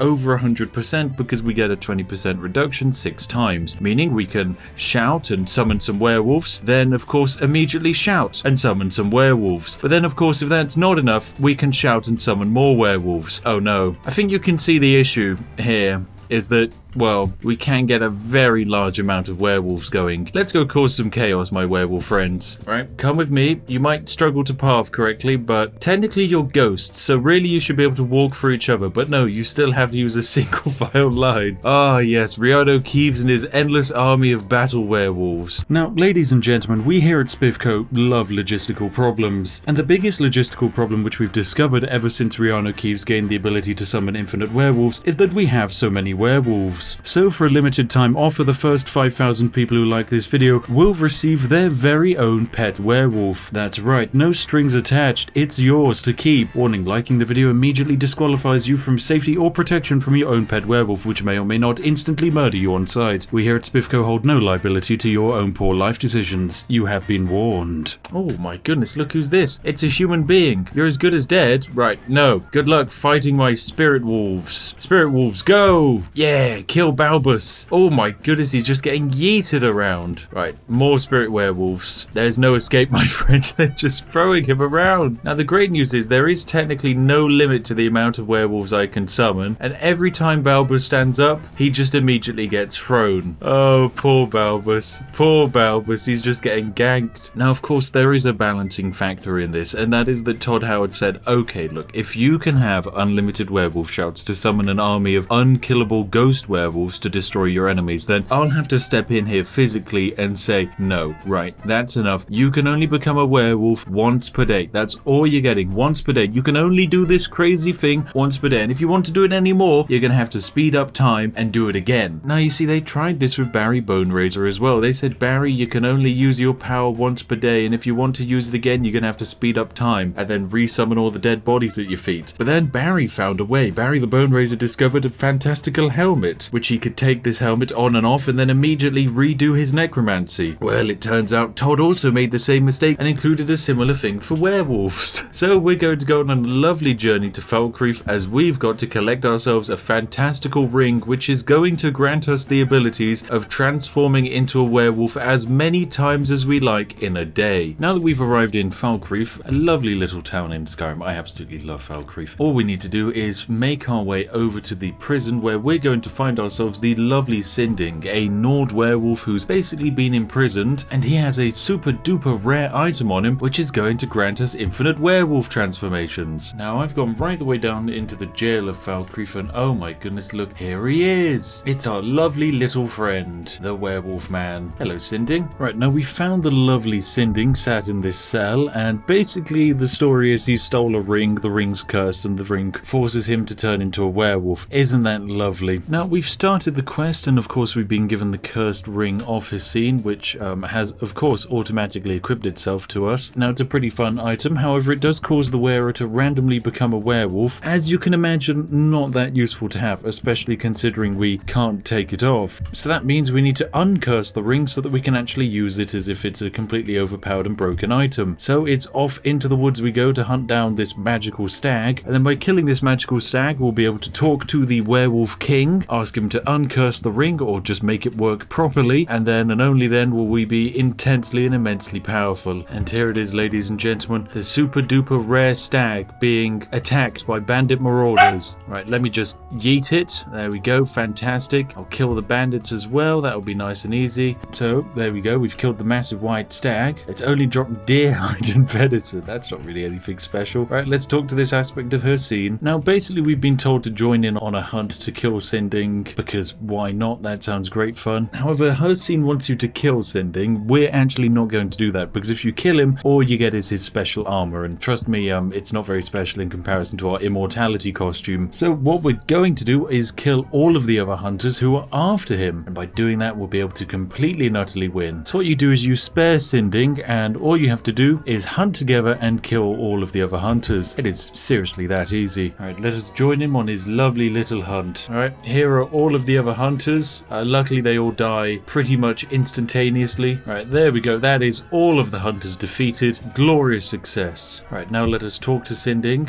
There we go, and he says he's going to make his little home here. He's going to live here. Isn't that lovely? So what we will do is just simply walk on out of the exit, and then on the outside, hello, it's the spirit of Hesine. And what we want to say is I defy you and your vile tasks. Now what he does is he basically gives us a blessing because we hunted the hunter, and he kind of likes that as some kind of Lord of Mega Hunt. Right, now after talking to the spirit has basically updated the Ring of Hesine for us. That's right, this is the brand new non-cursed version of the Ring of Hesine. This provides additional transformations for werewolves, basically meaning you can transform as many times as you like in a day. So if we were to go to magic and powers, you can see beast form is not available. It's a power that can only be used once a day. Well, what a shame. How are we going to fix that? Well, we go over to apparel, we equip the Ring of Hesine, and then now when we go to magic and powers, oh look, it's the Ring of Hesine. Take on the form of a werewolf. So we just simply equip that power. I forget that I'm completely naked. I should probably put some clothes back on. I mean, REANU, you are beautiful, but still, please put some clothes on. All it takes is a strong gust of wind and suddenly this video is being removed from YouTube. Now, one of the issues is whenever you go in and out of the werewolf form, effectively all of your items reset, meaning that we're wearing technically only one Amulet of Talos. However, great news is that after our lovely transformation, all we have to do to actually transform again is take the Ring of Hesine off, then pop the Ring of Hesine on again, and now if you go to magic and powers, you can transform into a werewolf again. And so with that, we have infinite werewolf transformations, infinite werewolf summonings, and oh dear, Todd, it would appear that you've given me yet another way in Skyrim to summon an infinite army of werewolves. Oh dear, oh dear, oh dear. Alright, I'm going to equip all of my lovely items, find someone to fight, and then go absolutely insane on them, because why not? It will be absolutely great fun. So we've arrived at Fort Greymore, ladies and gentlemen, guarded by some bandits, which means that it's the perfect opportunity to transform into our werewolf form, which we can now do an infinite number of times per day, meaning for every single combat we can just tag in and out of werewolf form. Alright, now I think it's a great opportunity to start summoning as many werewolves as we can outside of the lovely fort, and then I guess all we have to do is just walk them inside of the fort and let them do all of the fighting. So this is 16 werewolves, 18 werewolves, and finally 20 werewolves. There we go, that should be enough to take just about any combat of the game pretty much instantaneously. So we're just going to let the werewolves run on in now and let them have some fun. Now they are technically fighting high level bandit marauders, and whilst the werewolf DPS isn't necessarily that high, the werewolf's ability is its ability to yeet people, and my goodness, do werewolves yeet well. Right, we're just going to feed on this body because we can. There we go. Now what's great is, as a werewolf, in order to level up, what do? You just eat more bodies. We're just going to summon in a few more werewolves to help with clearing the fort out. I don't think werewolves can climb stairs necessarily, but they can yeet bodies really well. Right, let's chase after this archer. Yeet him, go. Ah, perfect. Right, let me just feast on all of these bodies. Got a level up coming in soon, hopefully. Now, the more bodies you end up eating, the longer you can stay in werewolf form, which is absolutely fantastic. Alright, let's just make our way out into the wilderness and find some more people to gank. Oh, here's a mammoth. Mammoths are always quite a nightmare to kill. However, Mammoth v Werewolf is evidently a combat which someone probably had on their 2020 score list. Right, Mammoth versus Werewolf. Who will win? It's not looking good for the Mammoth.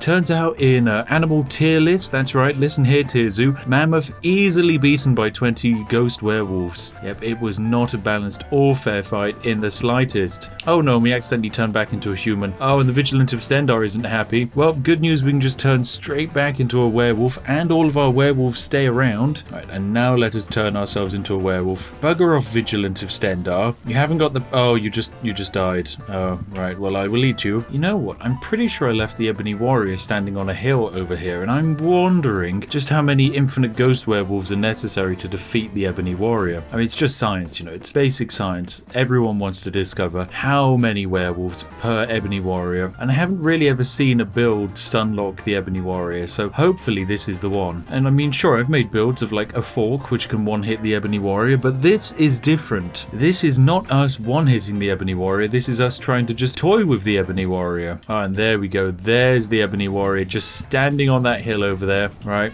time to start spamming away. There we go, the Ebony Warrior has activated now, but luckily our army of ghost werewolves are here to fight him. Now, turns out Force Radar does work on ghost werewolves, but this should still be a winnable fight. Alright, come on werewolves. Ebony Warrior's health still quite high, but what's lacking on the Ebony Warrior is his ability to resist getting yeeted around like a ragdoll, because it doesn't matter if you're the strongest enemy in the game. What matters is if you can somehow resist the infinite stunlock that is an unlimited army of ghost werewolves with no physical form. And here we have it, ladies and gentlemen, the Ebony Warrior effectively being cyberbullied by an endless army of non-stop werewolf monsters.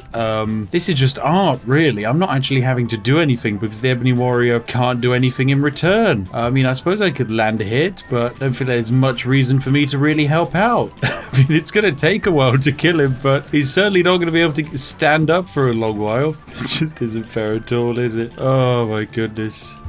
Oh my goodness, he just went flying there. Oh no, that one was majestic werewolves. Well done, well done. Now chase him down. Chase him down. We can't let him stand back up again. If he stands up again, he's an annoyance. Oh my goodness, did I just turn back to human form? I did. This is the issue. If you spend too long in werewolf form, eventually you turn back to human form. I'm sure I'd be able to turn back into werewolf form and finish this one off, but I think it's pretty clear that the Ebony Warrior can't win against an unlimited horde of endlessly fantastic werewolves. Right, time to just punch the Ebony Warrior. Yep. Sorry, Ebony Warrior. When 70 werewolves aren't technically enough to take you down instantaneously, just punch you to death. That's the easier way. My goodness. But there you have it, ladies and gentlemen. That's how to completely break Skyrim, by being able to turn yourself into a werewolf and then summoning infinite werewolves so that you end up with, well, basically werewolf squared. This hasn't been tested completely perfectly, but there's a chance if you drink the restoration potion as you select the Totem of Brotherhood, then the game might bug out, and instead of summoning just one werewolf, the restoration potion might drive that number into insanity, because as is often the case with basically any power that you get given in this game, if you drink a restoration potion whilst being given it, it's completely and utterly stupid. I mean, heck, if you pick a perk on the level up tree sometimes whilst you have a restoration potion's effects active, you can have that effect basically be stacked infinitely forever. It is insane what you can do with restoration potions in this game. Hello there, ladies and gentlemen, I'm the Spiffing Brit, and today we are playing the fantastic game of Skyrim, but this time with a twist. We're going to completely and utterly smash this game using only one hit point. That's right, our character will only have one single sliver of health, meaning if so much as a gusty fart from a dragon comes wafting our direction, we will fall over dead. Now, of course, this game is Skyrim, created by the legendary video game designer Todd Howard, who, as we all know, is effectively our one true god. Now, Todd, in his infinite wisdom, made Skyrim one of the most difficult and challenging games ever created, and just like Thanos boss himself, he even perfectly balanced the game to make sure there were no bugs or exploits, and instead only intended features. Now today, using a whole array of intended features and game mechanics added by the one and only God Todd, we will be showing just how incredibly fun Skyrim can be when you only have one hit point. This is the ultimate challenge of Skyrim, and ladies and gentlemen, it's going to be perfectly balanced. So make sure you're sat back, relaxed, you have a nice warm cup of tea in hand, and if you're feeling especially fantastic, you can even like this video. Now without further ado, ladies and gentlemen, strap yourselves in, for this is going to be one of the greatest videos of all time. So let's jump right into it and make a brand new character for our legendary one health adventure. Let's go, my friends. Oh my goodness, here we go, ladies and gentlemen. The low sounds of rumbling, the lovely introduction, you know what time it is. It's probably my 70th time starting Skyrim again, but my goodness, what an experience it always is. Ah, the glorious, beautiful world of Skyrim, created by a whole bunch of visionaries working complete overtime. My goodness, isn't it truly lovely? Now, when it comes to designing our character, at the end of the day, our character is only going to have 1 HP, which does generally make the game slightly more difficult than it was ever intended, because so much as an arrow or a skeleton simply swinging in our general direction will instantaneously kill us. There is basically nothing you can do to avoid this. I mean, sure, there are ways to, of course, add additional health by, say, leveling up or having items that fortify your health. However, I believe that would completely and utterly destroy the balance of a 1 HP run. Consequently, we will not be adding any more health to our character beyond 1, meaning the only way we can defeat this game is if we manage to convince all enemies to either not attack us, or we kill them before they can even land a hit. This is going to take one hell of a broken, overpowered build to beat, and trust me, I know exactly what I want to do. So let's design our lovely hero. So we're going to be playing as a lovely wood elf. Of course, we could make the bulkiest wood elf imaginable, but no, we are noodle wood elf.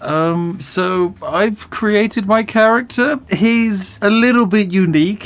He's really long in terms of head shape, and my goodness, is he just the finest specimen of beautifulness that I've ever seen. So it's time for us to finish and name our glorious character. Well, here we have it, ladies and gentlemen, the ultimate glorious character. It is Nigel the Noodle. He is the living embodiment of a wet noodle. It does basically no damage, but my goodness, is he not a beautiful little sausage. Now, of course, I can't actually lower my health until I get a health bar, and that won't happen until the legendary Dragon Ex Machina happens, and we get saved from getting our head lobbed off. As in, is that man over there smiling? Why are you smiling? We are literally all about to get murdered. Everyone else is looking pretty sad, but nope, you're looking pretty happy over there. Oh my goodness. Oh, lovely. It's a glorious dragon here to save us. Fantastic. Now, of course, if we were to get hit by anything from that dragon, we're dead instantly, but now's the time because we finally get to take control of our character and we can move. Lovely. Fantastic. Let's make our way into the keep, and this is where the hellscape of our life begins, because now I need to simply set the command to lower my own health to 1 HP. So it's time for the ultimate command, player.setav health to 1. There we go. Now that is our entire health point lowered to 1 health. How on earth can we test it? Well, if we stand up here and get breathed on by a dragon,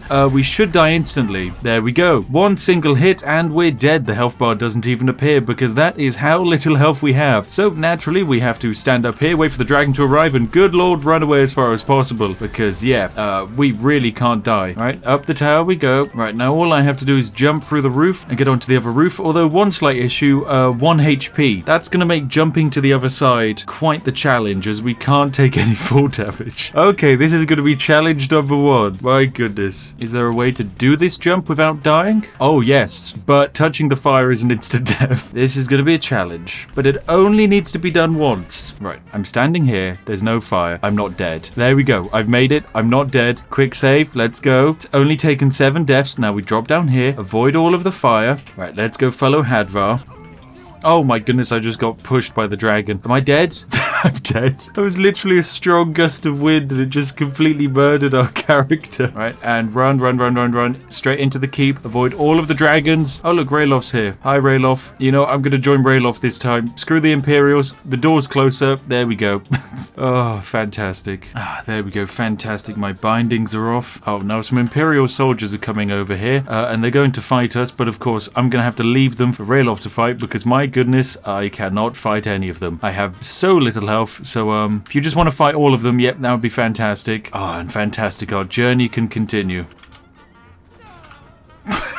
Okay, that's another death. Turns out I can kill myself by just walking a bucket against a wall and standing next to it. Alright, here we go. This is the room where we finally get to gain a bow for the first time. However, we don't actually need to fight in that room at all, because it's a bit of a challenge as they have a whole bunch of archers, and until we have a bow of our own, it is basically just suicide. However, if we just simply walk away from the room and let Ralof do all the fighting, it's a win-win for us. Right, now, has Ralof dealt with all of them? Oh my goodness, he has. Look at that wonderful man. Doesn't even need me here. Now luckily we have a whole bunch of longbows and arrows scattered all over the ground for us to pick up and take, and trust me, we're going to be needing them. Ah, fantastic. So it's time for us to equip our actual weapon of choice now, which is going to be a longbow until we can find something a little bit more powerful. And now it's time for the most important section of the game, the bear section, because there's an enemy over there and it's technically sleeping, so it's not aggroed on us. Now is the perfect time to metagame our sneaking stat, because we're going to need the highest sneaking level possible to actually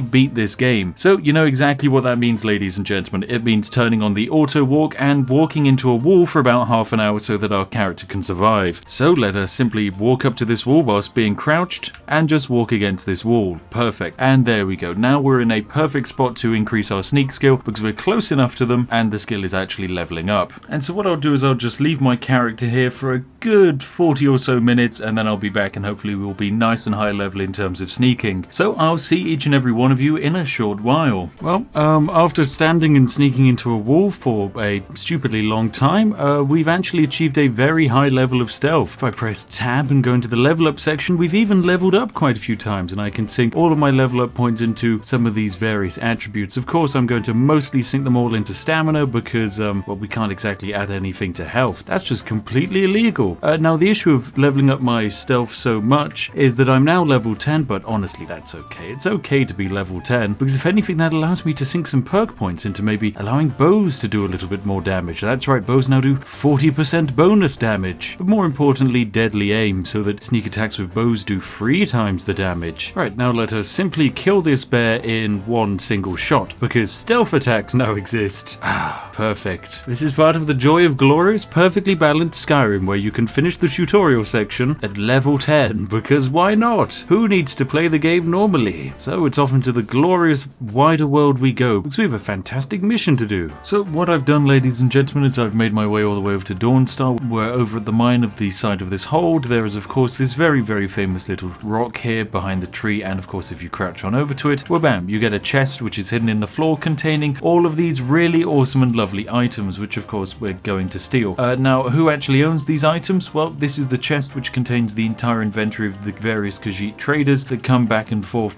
between this hold and several others. So all we want is to basically take all of their various items, but what we're going to want to do is basically wait for the Khajiit traders to arrive in a few days' time so that we can continuously punch them to reset their inventories, because what we're going to want in order to make our character actually safe are a couple of very important items that allow us to basically craft a set of equipment with the correct enchantments to keep our legendary character Nigel the Noodle alive, because he's just a weak little noodle. He needs protection. Every minute in Skyrim, a Nigel the Noodle dies of purely natural causes, but with your help and with just one like on this video, a Nigel the Noodle can be saved. Do your part so that no Nigel the Noodle has to live a disappointing life of death. They can be saved with your help. Thank you for watching. Who are these people? Oh, it's the Khajiits. They're here. Fantastic. Now, one of these various Khajiits is the actual owner of the caravan. Pretty sure it's our lovely sausage here. Yes, it's Madran. And so all we have to do is to basically go into his inventory and see what he has to sell. Now, of course, as we can see, he has some pretty jazzy items. He actually has one item that I want, which are the iron gauntlets of minor archery. This is an item that I'd really like to get my hands on. So what I'm going to do is sell him a few of his items that I actually stole from him, like the iron greatsword of sparks we don't need, this iron sword, wooden sword. I know it's the most powerful weapon in the game, but it's got to go. But what we definitely do need and want are his very important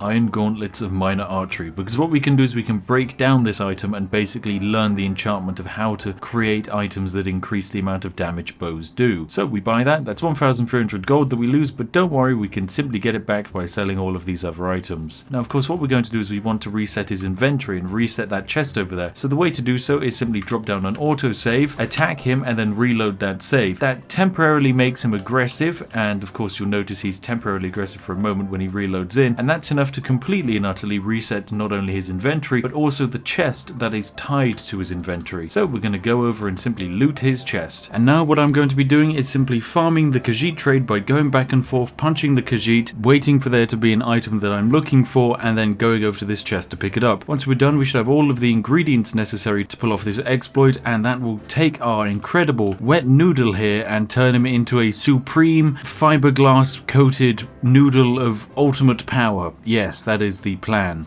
Soon the entire world will learn to fear the legendary Nigel Nude. And here we have it, bam, hide braces of major alchemy. This is actually really good. This means that crafted potions are 17% more powerful if we wear it, but more importantly, if we break down this item, we gain the ability to add the alchemy buff to any items that we own, e.g. basic silver rings. Now of course what I'm going to do is not actually spend 1,200 gold to buy these. Instead we're going to do the 5,000 IQ trade of, instead of buying something, just go and rob it instead. So we're going to run our way over to the lovely mine and find that glorious little chest. So bam, here's our lovely little chest in the ground, and would you look at that, it's the hide braces of major alchemy, and yoink, they're now mine. And you know what, I think we're ready to move on to the next stage of the exploit, because we've got items of smithing and we've got items of enchanting. So I'm pretty sure this is now the perfect opportunity to move on to the next location. So for the next stage of making our character into a god, we're going to need to simply travel on over to Whiterun, which is something we actually haven't done yet. And the reason we're doing that is because Whiterun has basically the easiest locations to pull off this exploit in terms of having access to a forge and also having access to an alchemy and enchanting table that are next to each other, which is absolutely imperative. Now basically we need as many bits of jewelry as we can get, basically as many silver rings. Now we currently have 2 in our inventory, but that's honestly not enough, so the way we're going to have to do it is to generally buy them from traders. Now in terms of having access to a good supply of silver rings, this lovely lady over here in Whiterun always has a good supply of silver rings, so we can buy 2 of them off of her. That gives us 4 silver rings, but of course we need more,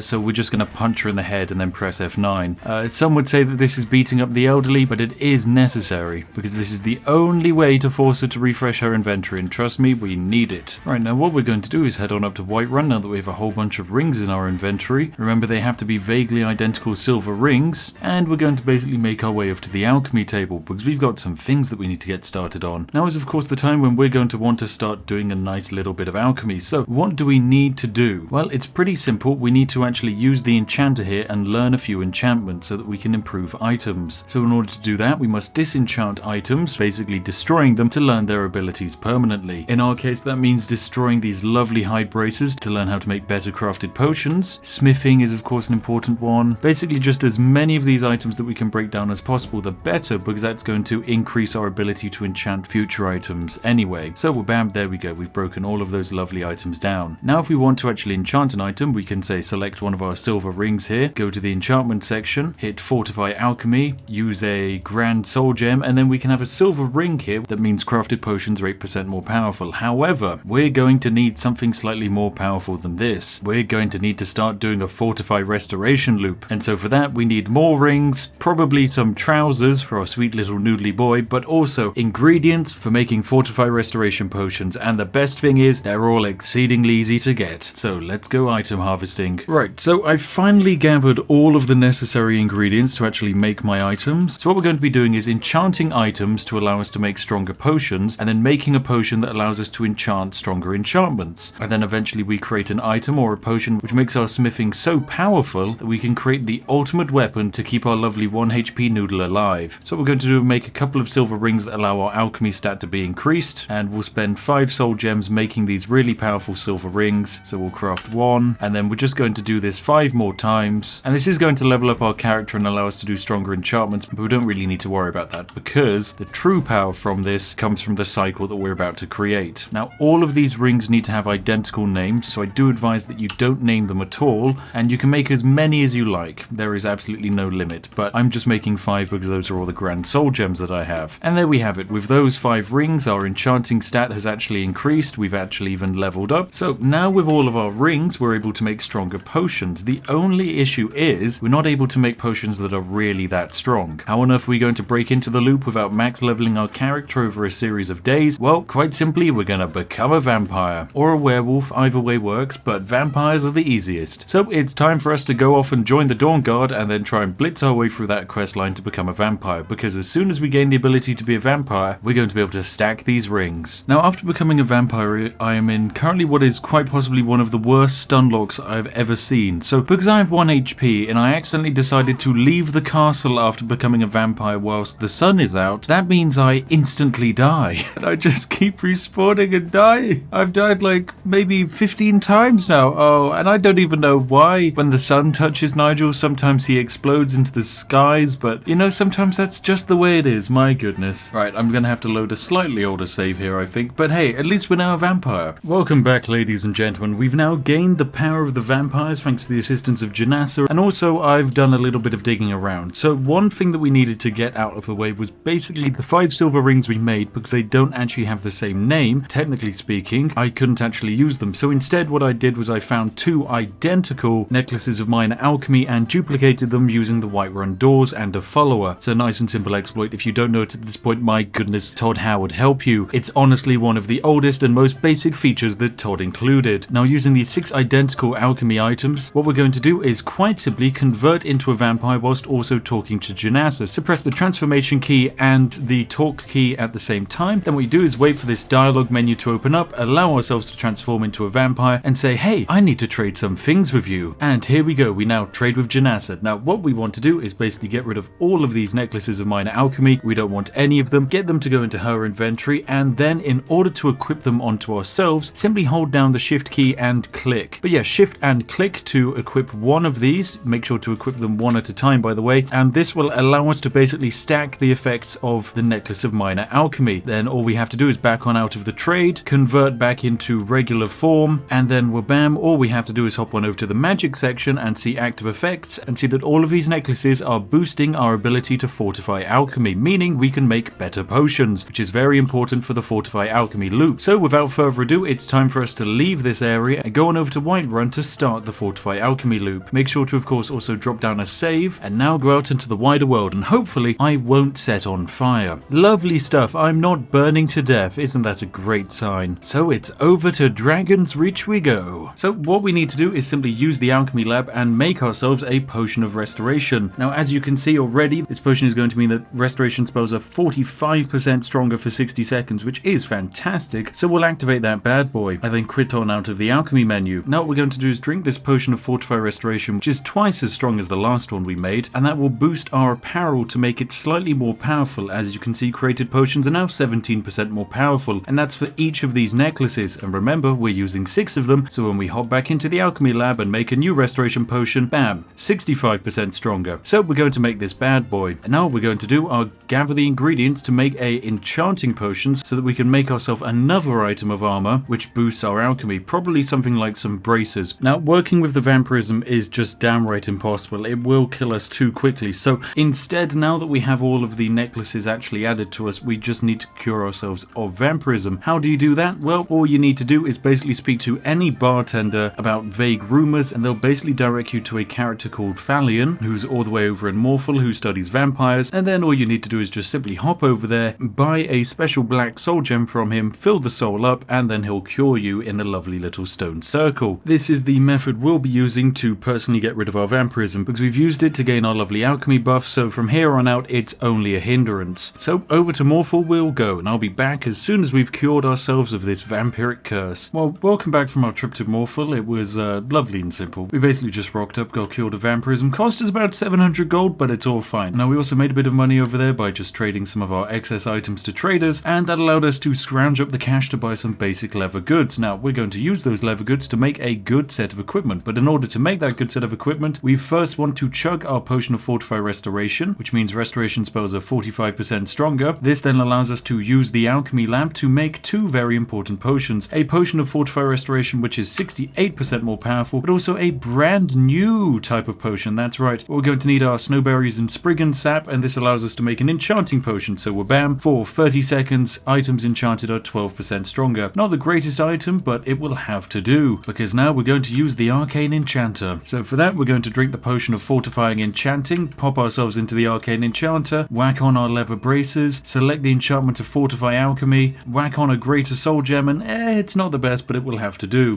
10%, we'll be fine. So now what we can do is take off our silver ring and pop on our leather braces of increased alchemy, and then equip the silver ring again, and now also drink the potion of Fortify Restoration 68%. That's going to boost up this silver ring to 18% and these leather braces to 12%, and each of these amulets now at 20%. Now we go to the alchemy lab and we make ourselves another Fortify Restoration potion. This one 85% stronger. Yep, it's as powerful as that. Now normally you can only really pull off this Fortify Exploration loop when you're really into the late game of Skyrim, when your alchemy is at 100. But because we've stacked so many items using the werewolf and vampire exploit of wearing as many necklaces as you like, we're able to bypass the necessity of being a high level alchemist. We can be a level 1 scrub alchemist, and yet we're still able to make probably the most powerful potions in the game. Let's drink this potion again, and yep, the braces aren't improving and the silver rings aren't improving, so this is it. We've hit our cap. Until we get more items, we simply can't make a better Fortify Restoration potion. So I'll make a couple of restoration potions and go get myself some better items. Right, hello ladies and gentlemen, we're back. It's a little bit later on and our items are looking quite good. We've managed to pick ourselves up this lovely circlet of eminent alchemy. I've also power leveled our alchemy stat a little bit more, not by too much, only up to about 41, and this is going to allow us to make better potions of restoration. I mean, already if we combine them together using the items that we just have on our person, then that's a restoration potion which is at 102%. So we'll make one of those bad boys, and then all we have to do to make an even stronger potion is to chug our restoration potion. So restoration potion, which is 102% strength. Of course we need to take off any enchanting gear that we can, and then chug this bad boy and then whack back on all of our alchemy equipment. There we go. The braces are immediately up to 34%, the circlet is up to 40%, the silver ring is at 22%, and the 6 necklaces are all at 24%. So we're bam, with that improved, we can then use the alchemy lab again, make another Fortify Restoration potion, and bam, 210%. That's twice as strong. Now that's what I like to see. So we take off the circlet, we take off the gauntlets, we take off the ring, and now we chug ourselves that restoration potion. All of that equipment now is going to start looking pretty damn good. Circlet's now almost making 100% more powerful potions. Same for the braces. Silver ring, 53% boost. These minor necklaces of alchemy, 58% each, and there's 6 of them, meaning they're giving 300% boosts to our created potions, which is just absolutely insane. So now, use the alchemy lab once more, make another incredible restoration potion, 760% stronger. Oh, we're into the death spiral now, ladies and gentlemen. This is it. Pop on out of the menu, take off all of the gear. Yes, this is it. Now this is enchanting. Circlet is now up to 172%, the braces are at 146, the rings at 94, the necklaces are all at 100%, meaning they now give 600% improved alchemy instead of just the paltry 300 they were last time. Oh my goodness, we're dropping down a quick save. Right, use the alchemy lab, Fortify Restoration, bam bam, 1953%. This is it, this is the end game, ladies and gentlemen. We're approaching Thanos levels of enchantments. Take off all of the apparel, chug it, take a look at the apparel, and it's a 400% for the helmet. Oh my goodness, the necklaces are at 246%. Okay, these necklaces are now boosting our potions by about 1,400%. Oh my goodness, this is perfect. So there we go. Potion that is now 9,000% in strength. We probably want to keep going until we're at about the 10,000 region, maybe a bit more. And there we have it. The necklaces are now providing 6,000% boosts to any created potion. Oh my goodness. This is it. I think this has to be the end game. I don't think we can make potions more powerful than this. You know, we should probably make an enchanting potion at this point. So take off these bad boys, make a potion of enchanting. Enchanted items are 484% stronger. Perfect. That's something. Let's quit on out of this alchemy menu, chug ourselves the Fortify of Enchanting potion, use the Arcane Enchanter, and let's make ourselves something. We've got 3 silver rings here, and we're going to see if we can fortify alchemy into them, and bam, yes, we can create a ring, fill it with a greater soul gem, a silver ring that makes potions 100% more powerful right out of the gate. Sounds pretty darn good. So bam, it's the magic ring. So now we have a slightly better ring to put on, so we can take off the regular boring silver ring that only boosts stuff by 11% and instead put on the premium silver ring that creates potions at 100% more powerful. Very nice. This allows us to basically blitz our way through the Fortify Restoration loop anytime we want to do it again. Speaking of which, all we have to do is chug one of these very powerful potions, the most powerful one we have at 1,900%. That's immediately going to boost up our items to the 400% region so that we can use the alchemy lab, make this super strong potion, quit on out of the alchemy lab, chug the super strong potion, then chug the next super strong potion once we take our alchemy items on and off, I guess. Oh my goodness, the magic ring now makes potions 44,000 times more powerful. Okay, so a fortify enchanting potion, 5,000 times stronger enchantments. You know what? I think that'll do. I think that might be enough to enchant an item. Okay, right, let's use the arcade enchanter. Okay, right, let's back out of this bad boy and chug ourselves a potion of 5,000% strength. And let's make ourselves another magic ring. Actually, no, I suppose we can go for a necklace here, right? Necklace, enchantment, fortify alchemy, whack on it, just generic greater soul gem, and immediately created potions are stupidly powerful. I can't even calculate that. And bam, let us craft this item. This is it. We've completely broken the game. This is the legendary item of Todd Help. Sure, we have stacked here 6 necklaces of minor alchemy, which was so useful to get us into the exploit, but as soon as the exploit of the infinite loop of ever-increasing power takes off, you can then just create 1 Todd Help and we can take off all of these items. Although apparently we can wear this alongside the necklaces of minor alchemy. I really thought these were just automatically unequipped, but no, apparently the game's bugged, so we can still wear them. Okay, most importantly, we can take off all of the other stuff because we don't need the magic ring. We just need Todd Help. Todd Help is all we need to make the most powerful potions in the game. So what are we going to do? Well, we're going to make 1 more potion, a potion of fortify smithing, and this potion will allow us to basically create base weapons that are more powerful. So it will allow us to hopefully build a bow or some kind of ranged weapon that can do a lot of damage. Actually, I've just realized we don't need to make a potion. What was I even thinking? We can use the arcane enchanter because I have an item that I can enchant. This leather armor I can fortify with smithing. Yes, I can fortify a chest with the bonus of smithing, and this will mean I can improve items by an increased amount. Oh, this is it. Fantastic. Now all I need is some kind of grand stone. So Farengar, give me your greatest soul gem. And there we go. 1 grand soul gem. That's what we're looking for. Fantastic stuff. Thank you, Farengar. So now all we have to do is chug ourselves, I guess we can chug one of these fortify restoration potions and then chug this fortify enchanting potion, which will of course mean enchanted items are 5,000% stronger. Use the arcane enchanter and make a piece of leather armor with the enchantment of fortify smithing using the grand soul gem. And now we have, oh my goodness, ladies and gentlemen, it's the infinity chestplate. Oh, let's craft this bad boy. Now the infinity chestplate is a very unique item, of course designed and lovingly handcrafted by Nigel here, because what this item does is very simple. Whilst it might look like a relatively standard piece of leather armor, which gives us 29 armor, that's fantastic. That's not going to stop anything when you have 1 HP. What's really special about it is the fact that weapons and armor can now be improved by 250,000%. Now that's quite nice, because normally when you improve weapons and armor, you give them a nice little damage boost of 2 or 3. But now when we improve weapons, we really improve them. Let's go find ourselves a grindstone, because we've got one hell of a weapon to create. So over to the workbench. This allows us to improve items of armor, which aren't particularly very impressive. We don't really want to do that. Instead, we want to use the grindstone here and improve a weapon. Now, if we were to improve the ancient Nord bow, we can make it into a legendary ancient Nord bow that does 400 damage instead of its boring 3, I think. And we can boost this crossbow to do 420 damage. Nice. You know what? Let's make a legendary crossbow. Perfect. Now, if we were to equip this very jazzy crossbow and wield it, it's going to do a whole bunch of damage now. So I guess what I can do is I can shoot someone and we can see how much it does. Like this guard. Yeah, it seems to work. Don't shoot me, Whiterun. Oh, Whiterun guard can still one-hit me. Anyway, of course, we have to do the classic test that we always do in these videos, which is, of course, fight the Ebony Warrior. So I'm going to have to do some console magic shenanigans and spawn myself in an Ebony Warrior just to see how well we compare against them. So here we go, ladies and gentlemen. Let us place down 1 Ebony Warrior. And here he is. He's a lovely, friendly little guy. He is pretty tall in comparison to us. I mean, we just kind of come up to here on his little chest. Hello. Now, he's quite friendly until, of course, we attack him. So what we're going to do is do the classic fair and square thing by standing over here and shooting him with a crossbow. It would seem that we have beaten Skyrim. Ebony Warrior is no match for the mighty Nigel the Noodle. The only issue is when you spawn in 2 Ebony Warriors and Nigel shoots one of them, because the other one is a goddamn terrifying monstrosity. Oh no, we missed. What is happening? What is happening? What was that? Oh, Todd. So yes, fighting 1 ebony warrior, piece of cake. Fighting 2 ebony warriors, not actually possible because the second one will close the ground and gank us immediately. But that is the life of the glass cannon that is Nigel the Noodle. He's just kind of made the world a little bit more perfectly balanced, if you know what I mean. The ability to one-hit the world and have the world one-hit back. Now that's the perfectly balanced way of living.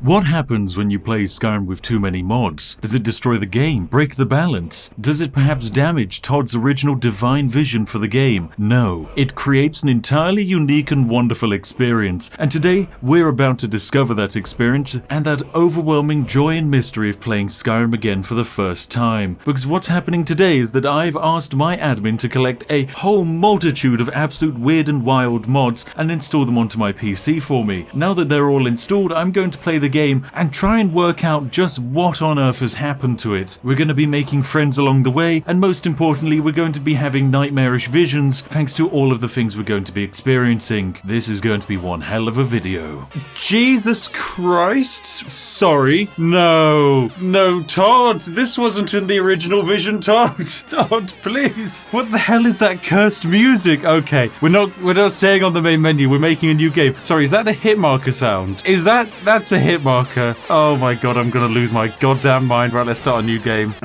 Okay, the music stopped. The music can't follow us into the game. That's just the main menu theme. I'm sure from this point on, everything else will be okay. Cheat room's been installed. Okay, that's always a nice sign. The hit markers are staying. Okay, this is normal. I recognize this. Okay, this is Skyrim. The UI looks a little bit different, I'm noticing. What is this? A Yugnord? The Yugnords aren't in the base game. What is it? Oh my god, he's an abomination. He's so smooth. Yeah, I hate him. He's horrible. What's unfortunate, Khajiit? Oh dear. Oh no. What are these abominations? Is that the Reddit thing? That's the Reddit thing. Jesus Christ. It's Sonic the Hedgehog. It's just the Skyrim Hold Guard. Okay. This is a bear.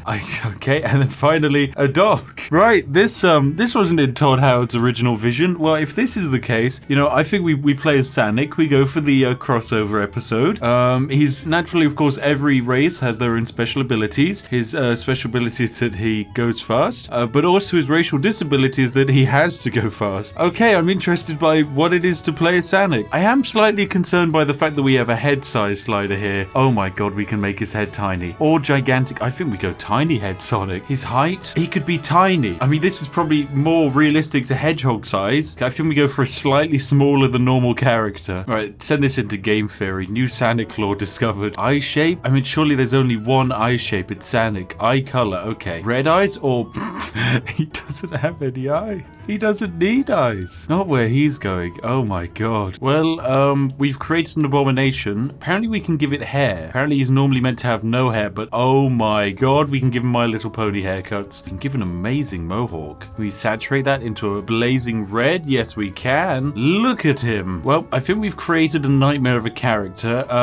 Finish and name our character. Well, this is going to be a character of Please End Me, or Pem for short. That's what his friends call him. Oh my god, and look at us. Look at us. We are in... Oh my Jesus Christ, my ears. Is that gonna happen every time we go forward? That gave me a literal jump scare. My heart is killing me. Okay, what happens if we retreat? Okay, running backwards doesn't make the noise, but it does turn us into a nightmare monster that snaps its own spine and head. Okay, that's fine. Jesus Christ. Oh, I'm crying already. Okay, hi Hadvar, how's it going? Let's make our way over to Riverwood. Oh my... Is this gonna happen every time I move goddamn forwards? I literally can't. We can't spend the entire game running backwards as Sonic. That's not functionally possible. It's even if we go left and right. This guy just is broken. He's so god... Right, Pem, I'm sorry. You were our first creation, but you were not meant for this world. We are not playing as you. Oh, back to the drawing board. Pem's dead. He finally got his wish. Well, sadly this has brought us back to the main menu, where the curse quest adventure continues. This time with a new character, as we have to work out what other mods are still loaded onto this goddamn game. Now, of course, I don't think we're going to be playing as a Sanic monster. I think we should go for the Dover bear. Who doesn't want to play just a gigantic bear? Oh my goodness, yes, this bear looks like he's about to murder you. Perfect. We give him hair? Of course we can give him hair. Oh my goodness, we can give him amazing hair. Oh my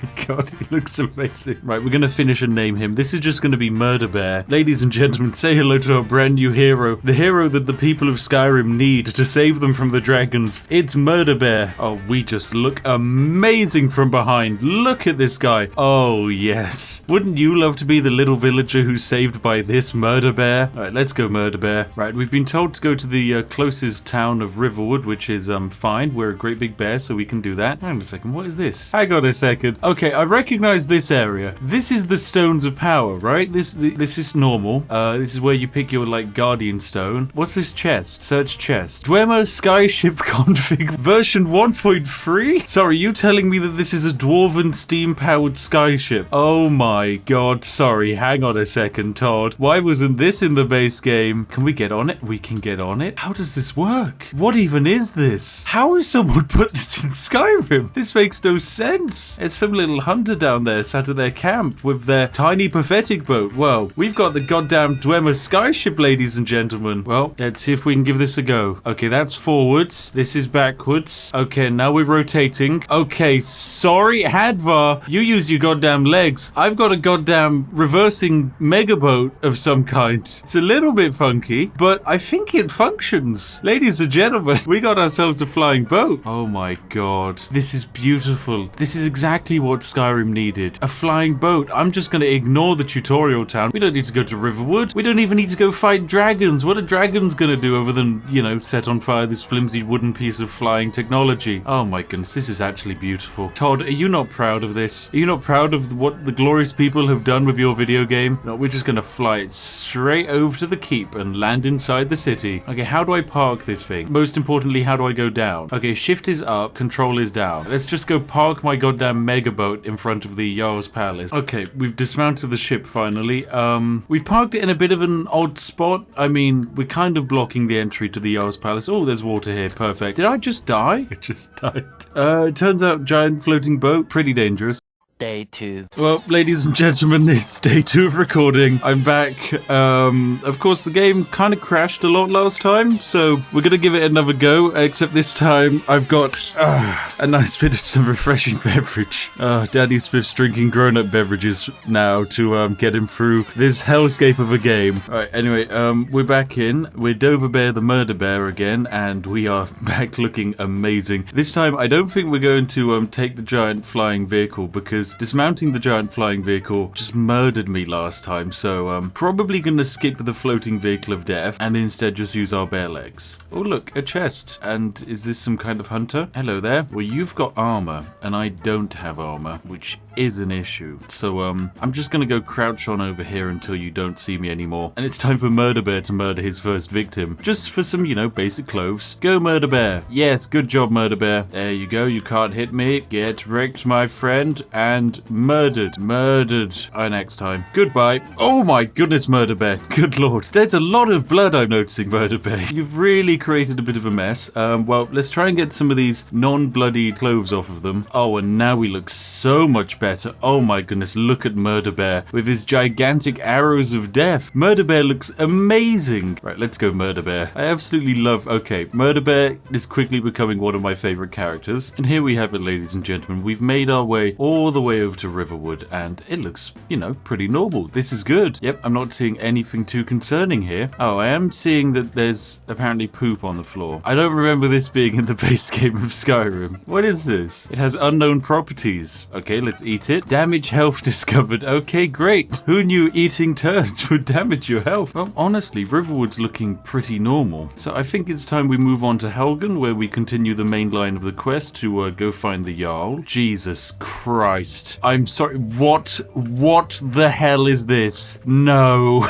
no, please, this can't be real. Please tell me this isn't real. Oh god. Okay, I guess, which one do I take then? Maybe gonna take the tiny macho man Randy Savage here. Right, there we go. We're taking the tiny macho man. I'm noticing he's not very fast, so he's not gonna make for the best companion. Oh my god, he is the slowest companion in the goddamn universe. He can't even climb a slope. Okay, right, we're dismissing you and getting one of the ponies. It's time for us to part ways.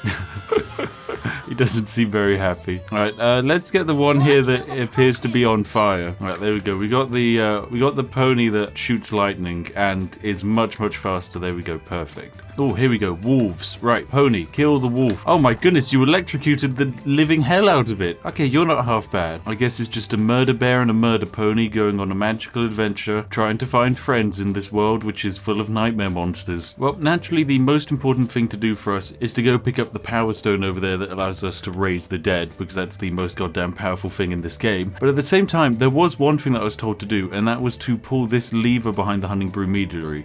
Enable your fat idiot son. I don't know who my fat idiot son is, but Rufus has been unleashed upon your world. Who's Rufus? But apparently Rufus has been unleashed on this world, but I don't know whether to be afraid, concerned, or just panicking, really. Oh dear, there's a wolf. Right, let's kill the wolf. There we go, the wolf is dead. Who are you, mysterious woman? Here, this is for you. What? Who are you and what's this about? So you have my stupid son? My son Rufus? Damn it, I thought that little shit was with his mother. Who's Rufus? Goodbye, mysterious woman.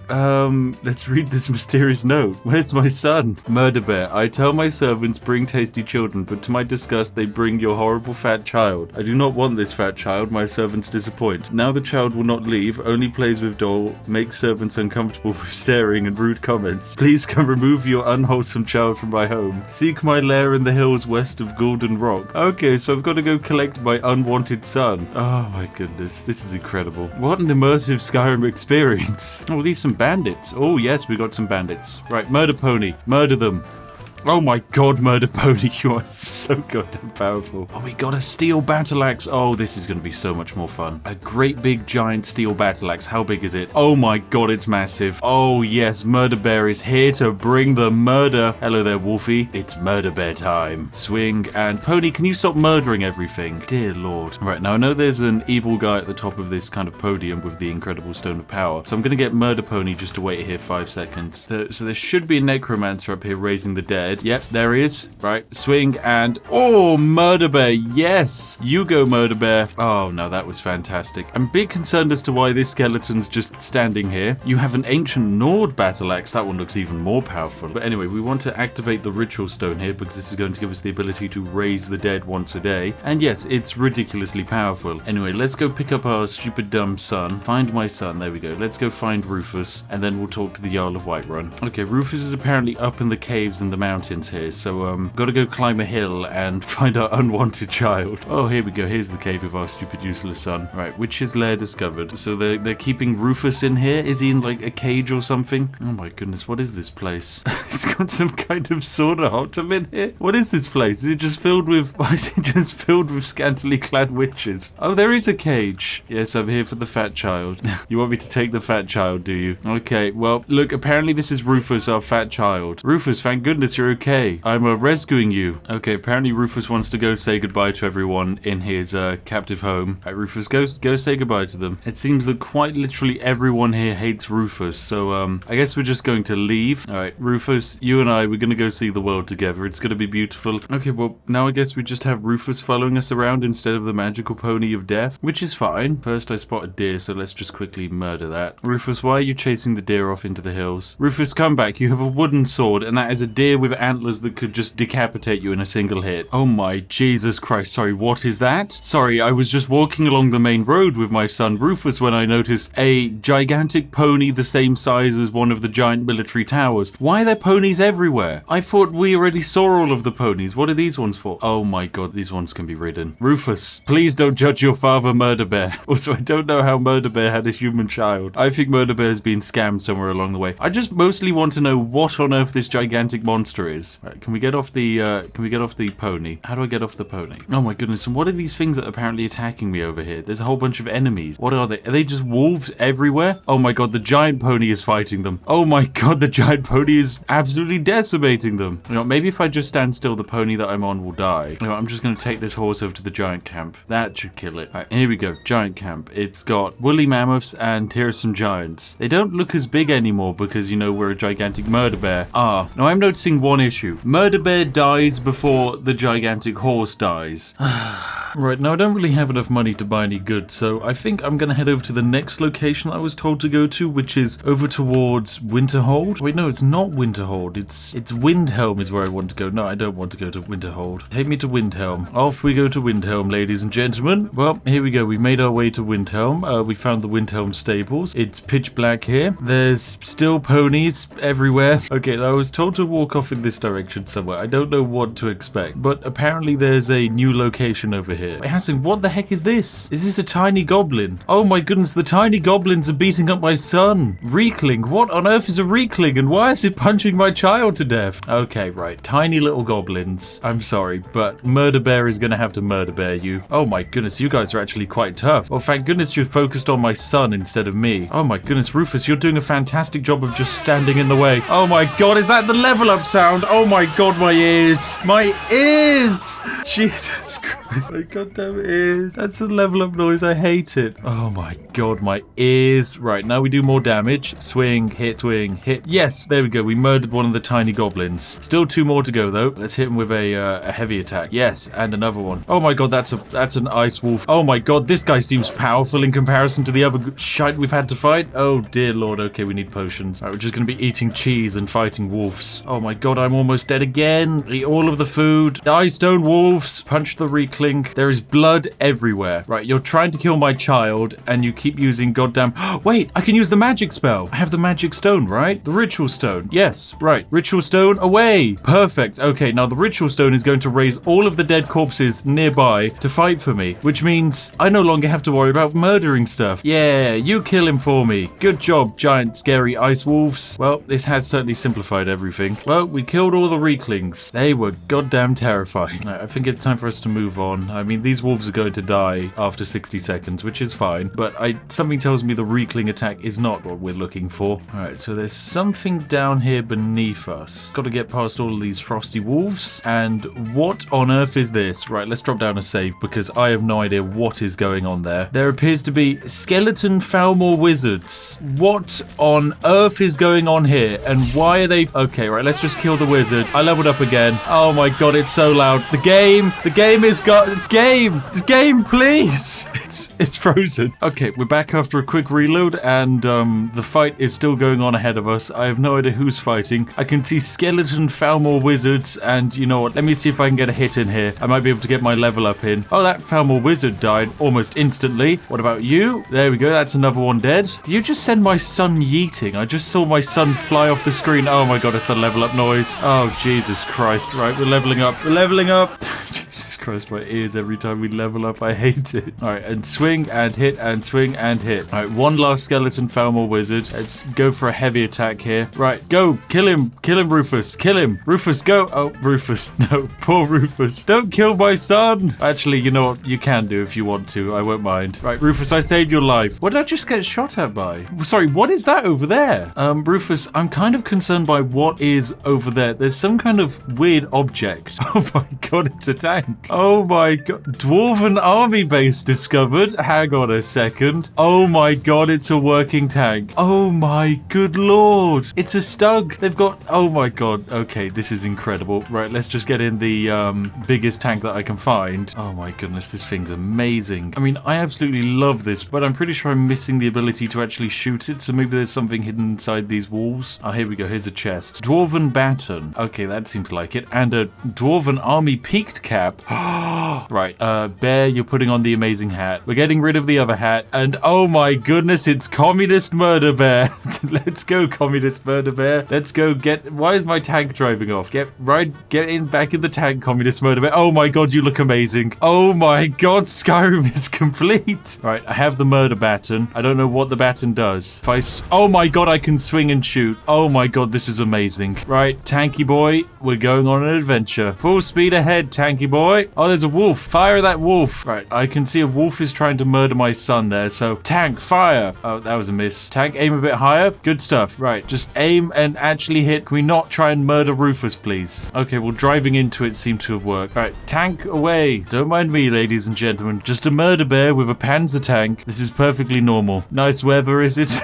Imagine you're just a humble peasant going about your day in Skyrim and a giant communist bear riding a tank appears in front of you. It's at that point you probably would put down the skooma bottle. Honestly, this is just the ultimate Skyrim thing that I've ever seen. Just a bear in a tank. Well, you know what, ladies and gentlemen? I think we naturally have to do what was intended of this game. Oh my goodness, a wolf. Ladies and gentlemen, it's a wolf. Right, get ready with a firing stick. Firing stick. Fire at the wolf. Fire at the wolf when ready. Die, wolfie. Okay, wolf is dead. Oh my goodness, mammoths. Right, tank versus mammoth. Who will win? Tank, go. Tank, you missed. Right, aim better, tank. There you go. That's a hit. That's an angry mammoth. Hit again. Come on, shoot. Shoot the mammoth. Go, tank. Go. You're perfect. Tank, aim better. Aim better. Tank, that's a bit too close. Oh my goodness, just drive through. Drive through. Oh my god. Go, tank, go. Don't worry. Rufus can distract them. How hard are mammoths to kill? Oh god. No, murder bear. Oh no, the tank died. Run. Jump, jump, jump, jump, jump. Murder bear. Get out of here. Get out of here, murder bear. Oh wait, no, did the tank just kick me off? Where's the tank going? Where's the tank going? Murder bear? I'm going to need you to go chase down that tank because it's currently running amok and blowing things up. Well, it would seem that the tanks and the mammoths have made friends, as well as the fact that the giants aren't interested in me anymore. And there's a mammoth now climbing a tree. Goodbye, mammoth. Right, honestly, at this point, I'm going to try and save that mammoth's life by shooting it down from the tree. Right, just crouch on down. Make sure we're nice and hidden. All right, let's go kill that mammoth, or at least get it down from the tree. Well, that's a hit. Oh, that's increasing our sneak. Okay, the mammoth is still up in the tree. The other mammoths are making their way towards us. Rufus, fight them. Fight them, Rufus. Keep them busy. Rufus, no. Well, you know what? There's a dragon thing over there. I wonder what the dragons are. Maybe there's a live dragon there for us to see. All right, let's go see this dragon burial site up here. I'm sure it'll be fine and nice and safe and no problems at all. Worst case scenario, we send Rufus in first to, you know, scout it out. Oh yes, it's just a word wall. Nice and easy. Oh, and some kind of rag skeleton. All right, die rag skeleton. Oh, skeleton hero. Goodbye, skeleton hero. Goodbye, final skeleton. You must die. Perfect, we've done it. All right, let's go pick up a word wall. Oh god, it's another skeleton hero. Rufus, deal with that one for me, please. Go, Rufus. Good job. You show that hero. Oh, you're dead. Well, I guess it's up to both me and Rufus now. Rufus, please, can you just stand on your own 2 feet for once? Do I have to save you every time? Well, Murder Bear and his son Rufus, we've had an amazing journey today, ladies and gentlemen. This has been a first attempt at Skyrim with far too many mods, but also I have no idea what mods I'm playing with. If you'd like to see more stuff like this, then hey, make sure to give this video a like, because if you don't, Murder Bear's going to visit you. That's right, the first 10,000 people to like this video guarantee themselves not being visited by Murder Bear. And trust me, you don't want to be visited by Murder Bear. Hello there, ladies and gentlemen, I'm the Spiffing Brit, and today, welcome back to the wonderful world of Skyrim. I know, we're back. It's amazing, it feels like home. And naturally, what are we doing today? Well, we're going to be creating the ultimate sneak character. Because chances are when you played Skyrim and you tried out sneak, you thought, hey, I'll just use it with a bow and get like 12 times damage modifiers. That's fantastic. Wrong, that's pathetic, ladies and gentlemen. What's that? Only 12 times the regular damage? Pathetic. We're going to be improving that and taking it to astronomical levels and completely breaking any balance that Todd Howard had originally envisioned for this game. Welcome back to Opera GX, ladies and gentlemen. That's right. They've sponsored yet another video, if you can believe it. As you know, I absolutely love this fantastical gaming browser. We've already gone over why it's great, because you can throttle your CPU RAM, and also you can use cheeky VPNs, so that if you really wanted to, you could access Siberian Netflix. It's got Twitch, it's got Discord, it's fantastic. But guess what? Today I'm actually going to show you something even weirder. As you can see, I've set my lovely, custom, beautiful background to the majestic Todd Howard, the man who created everything. I even have WhatsApp so that if I need to suddenly speed dial Todd Howard, I can listen to his smooth, subtle, and beautiful voice. But best of all, if for some reason you don't want Todd Howard, you can actually have an animated background. Because why have Todd Howard? but you can have this.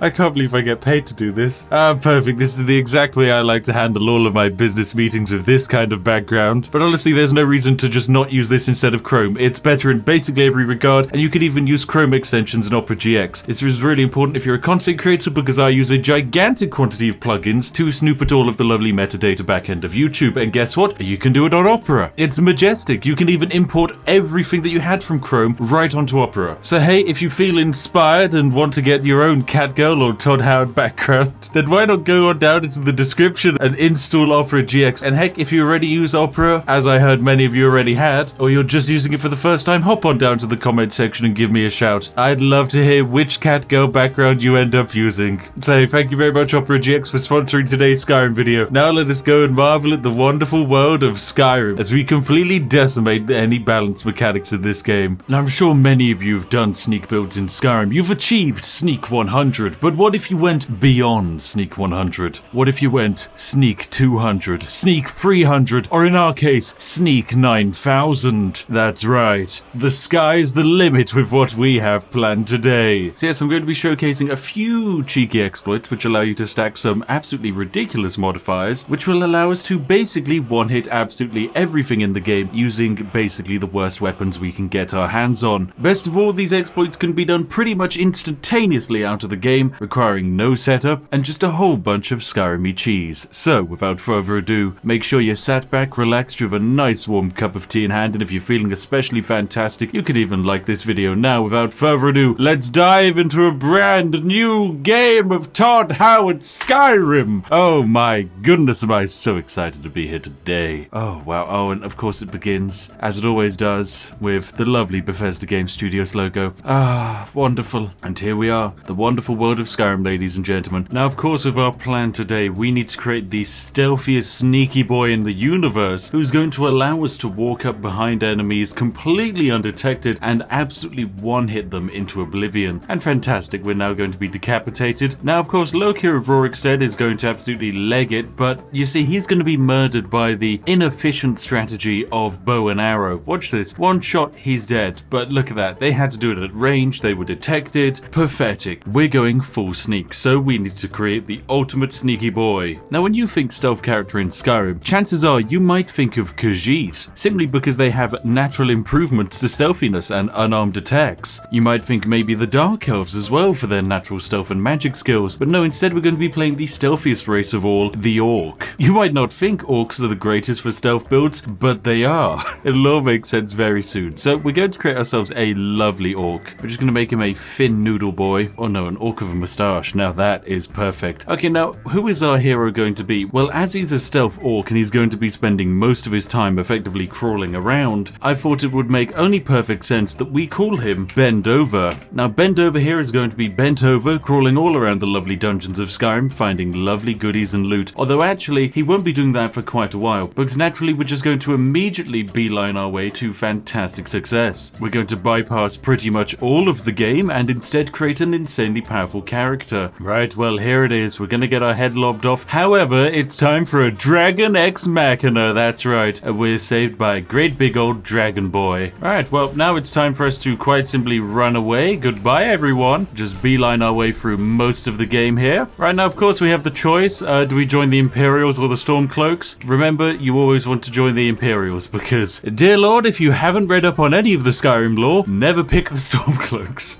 They're nutters. Anyway, we're finally going to get our hands cut, which is fantastic, meaning, oh, we get to look at our lovely Bend Over. And in fact, we can even bend over for the first time. Here we go. Oh, look at it. Oh, yes, this boy can bend. Look at him bend. Wow. He's going to be fantastic. Now, of course, starting out as an orc, you do have some abilities. For a start, we have an improvement to enchanting, smithing, heavy armor, blocking, two-handed and one-handed weapons. Now, we're going to ignore all of that and instead go for sneak. Yes. Right, away we go. I've got some stealthing to do. Right, now there's some Stormcloaks in here, so naturally we're just going to go in and murder them quickly. Hello there, Stormcloak, and swing and hit, and swing and hit. And there we go, the Stormcloaks are dead. Fantastic. And let's just run our way through this fantastical maze. Now, the greatest reason for being an orc in this game is one very magical thing. Say hello to the orc's racial bonus. It has the natural power of Berserker Rage. For 60 seconds, you take half damage and do double damage. It is absolutely insane.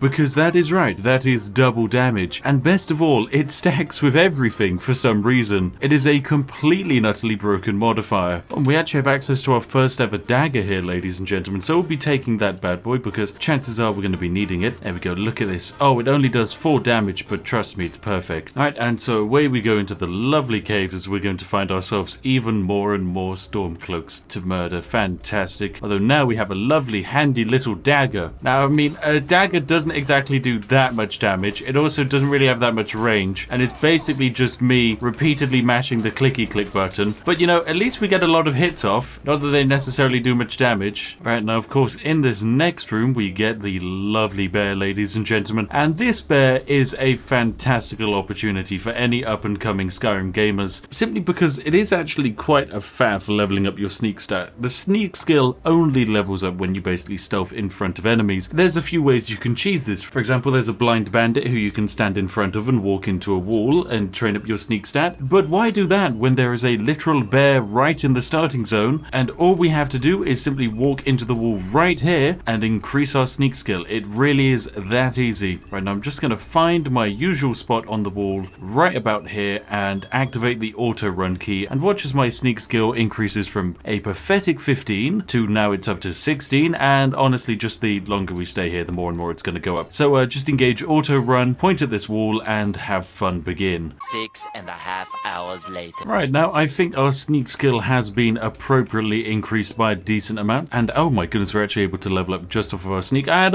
yes, sneak 100! And you leaving the computer running for several hours would yield fantastic results. Now, naturally, where are we going to sink all of our points into? Well, we don't really need mana, so it's just going to all go into health and stamina today, ladies and gentlemen, but we've managed to achieve level 8, level 9, level 10, okay, level 11. My goodness, we're going to be quite high level just off of this sneak thing, aren't we? Yep, we are. Level 17. Now, the reason we wanted to be so high level in sneak is very important. Firstly, picking up stealth. This makes us much harder to detect, so pick up all 5 points of stealth. Next up, you want to pick up the perk of backstab, so that sneak attacks with one-handed weapons now do 6 times damage. Then pick up deadly aim, so that sneak attacks with bows now do 3 times damage. But most importantly, you want Assassin's Blade. Sneak attacks with daggers now do a total of 15 times normal damage. This is insane. We're also just going to actually finish off the rest of the sneak tree because we can, so we'll also pick up Lightfoot, we'll pick up Silent Roll, we'll pick up Silence, and we'll pick up Shadow Warrior. Lovely stuff. But of course, remember our amazing sneak bonus. We now do 15 times damage when sneaking up and backstabbing an enemy. So with our 100 sneak, we have no problem sneaking up behind the bear and yeeting it into the back.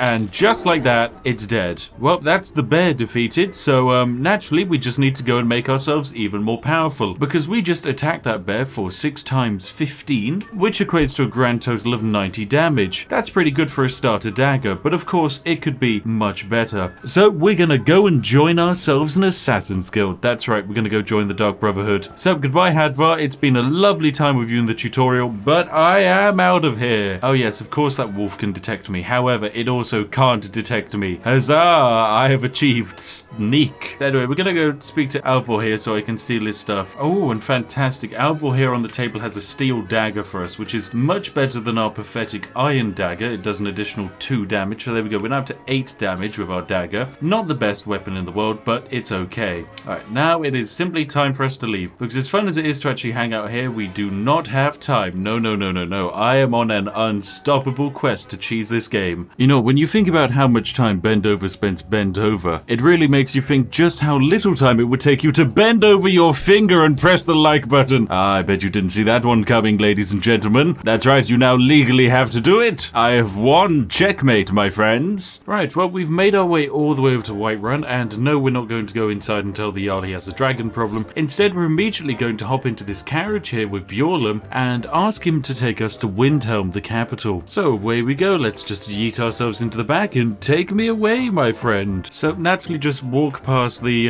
racial tensions of Windhelm. It's a very troubled location. Instead, we're going to make our way to one very specific location. location. Then what you'll want to do is come into here and basically go talk to Aventus Aretino, who's trying to summon the Dark Brotherhood, take his quest to kill a random old lady, and then we get to go be an assassin for a day. Right, so I'll accept Avento's little thing. Right, now don't ask where this child Aventus managed to get human flesh and a human heart for to actually summon us for the Black Sacrament, but hey, here we are. It's time for us to go kill Grelog the Kind. Oh, and also we've now unlocked the ultimate move, the stealth roll. Look at this bad boy. The animation for it is beautiful. Oh my goodness, I love it. Anyway, it's down to Riften we go because we need to go and murder someone. Alright, and whabam, we've arrived. Naturally, we're just going to ignore everyone here, scooch on round and make our way to the orphanage. Now, lucky for us, we're a very stealthy boy, so no one's going to see me murder Grelog. Now, Grelog the Kind is here, and I don't think these children are going to mind if I murder her, so whabam, I'm just going to lob her head off. Oh, and hello, Career. Something you're supposed to deliver to me. Okay, more letters from Jarls. Fantastic. That's lovely. Anyway, Grelog's dead. Only children saw me do that, and naturally, children don't report crimes. So it's away we go. Right, so now I just need to hand this quest in, then I'm going to get myself a letter in 24 hours time, and then I just simply need to go to sleep. Well, this is it. Fantastic. I finished the quest and then went to sleep in a bed, and this means we've now been abducted to join the Dark Brotherhood. Here is the wonderful Astrid to invite us into the Dark Brotherhood. Now, the rules here are pretty simple. We've got 3 people. We need to decide which of these 3 we need to murder, and then we walk away. And then we get to join the Dark Brotherhood. Now, there are a few ways you can do this. You can talk to them. However, what we're going to do is just quite simply kill that one, and then kill that one. Easy peasy lemon squeezy. Right, and now we've actually been invited to go join the Dark Brotherhood. So we're going to go say hi. Right, now we're just going to wander all the way through Falkreath. It's a lovely hold of Skyrim, but naturally we have absolutely no interest in it, because instead we're just going to run straight into the woods. And here we go. We've made our way to the Dark Brotherhood Sanctuary, literally just outside of Falkreath, and we're just going to have a quick conversation with the door. And now that we've made it into the Dark Brotherhood, fantastic. Now all we have to do is speak to Astrid, or just, bypass Astrid and completely cheese the game. Because you see, now we're part of the Dark Brotherhood, we can technically take basically every single item they have in here. And a few of the items they have in here are these lovely things right here on the wall. A steel dagger, some shrouded shoes, some shrouded robes, a shrouded hood, a shrouded mask, and some hand wraps. Now, all of these items are a little bit broken. Take a look at this hood. It's a pretty decent hood, makes sneaking 25% better, and is valued at 1,485 gold. These hand wraps, however, are valued at 50 gold each. What do these hand wraps do? They turn you into a literal god. What does this do? Makes you a little quieter, just a little quieter, not by much. This will allow you to one-hit a dragon. Naturally, we're just going to wear all of this, because why not? And we're going to go and not join the Dark Brotherhood, but we've got all of the items we need now to become a demigod. Because by leveling sneak up to 100, right in the tutorial zone, this allows us to do a sneak attack for 15 times damage. When combined with this set of hand wraps, that 15 times increase of damage doubles to become 30 times damage. But then, what happens when you take it even further? By, say, using our very unique and special racial ability of Berserker Rage to double our damage for 60 seconds, or you double it again, and it actually doubles the 30 times increase, it doesn't just add another 15. Nope, this isn't going to become 45 times more powerful, this becomes 60 times more powerful. Now, some people will say the best equipment to wear when sneaking is always light clothes, but in reality, it's best to always wear full leather armor. Why is that? Well, it's made of hide. Oh dear lord, okay. I genuinely need to stop with these jokes, these are terrible. Oh, good lord. Now, with this upgrade, we have become very powerful indeed. We should be able to pretty much one-hit everything, so I think it only makes perfect sense that we, go and actually try this bad boy out. So I think there's some kind of keep over here, and it probably has bandits inside of it, knowing the way this game works. So I'm just going to stealth my way right on up to it, see if I can get myself a few fun, cheeky kills. Ah, yes, perfect. There are indeed several people here. Time for me to just sneak my way in. Trust me, you don't see me here, friend. Right, now we're just going to waltz up behind them. Just ignore all of that and do a stab. And as we can see, that does a sneak attack for 30 times damage up there in the top left. That's pretty good. Next up, we've got this lovely orc over here. And what we can actually do is activate our super duper special ability, because why not? So, Berserker Rage. We activate Berserker Rage, walk up to this guy, stab him in the neck, and whabam! He's just been dealt 60 times damage. That's enough to probably kill him 500 times over. This same orc hunter, also instantly dead. Oh, this is so dumb. Now, so far, in order to achieve this insane power, Bendover has had to do only a few things. Number 1, run against a wall for about 16 hours. Number 2, murder an old lady. Number 3, murder a random person in a shed. Now that he's done all of that, he has gained the ability to murder everything. So we're going to do a few important things to just make him even more powerful. But of course, firstly, you're always going to need money, so we've made our way over to Dawnstar, where we're going to go up to the mine, look just a little bit behind the mine, and find ourselves an invisible chest, because at the end of the day, this game just works. If we were lucky, there was going to be a chance that we might run into a dagger here, and there is! Oh, Dwarven Dagger of Flames. Burns the target for 20 points. Lovely stuff, that's amazing. In that chest, we managed to find ourselves a Dwarven Dagger of Flames. Not the greatest weapon in the world, but it's certainly pretty jazzy. And what this bad boy does is it allows us to do 660 damage in a single hit, provided we get a stealth attack. But providing we get that stealth attack is a challenge. So how are we going to make that more likely? We've already maxed out our sneak. How are we going to assist ourselves in combat that we might not be able to win? Well, ladies and gentlemen, it's the most overpowered feature in this base game, and it's naturally over in Whiterun. Welcome, ladies and gentlemen, to what is my favorite and most completely and utterly broken feature of Skyrim, and that is the Ritual Stone, situated just outside of Whiterun. Whoever decided to add this into the game is a complete and utter lunatic, because it is just so unfair. Because this stone allows you to raise the dead of basically everything around you, which is completely and utterly ridiculous for several important reasons. The Skyrim AI is not exactly groundbreakingly amazing. It's kind of broken, and especially when fighting multiple enemies, usually the AI will just simply brick up and sometimes just choose to fight no one. This means that having the ability to raise the dead and effectively have more companions completely decimate and brick up the AI's ability to pathfind, the more powerful you become. It really is as easy as that. So all we have to do is just wander our way up to the Ritual Stone, defeat the novice little necromancer who's hanging around here doing some nerd stuff, don't mind me, just gonna waltz on in, activate the Ritual Stone, and actually I'm pretty sure we can just use the Ritual Stone immediately right here and resurrect all of these undead to, yes, fight for bend over and kill this apprentice necromancer.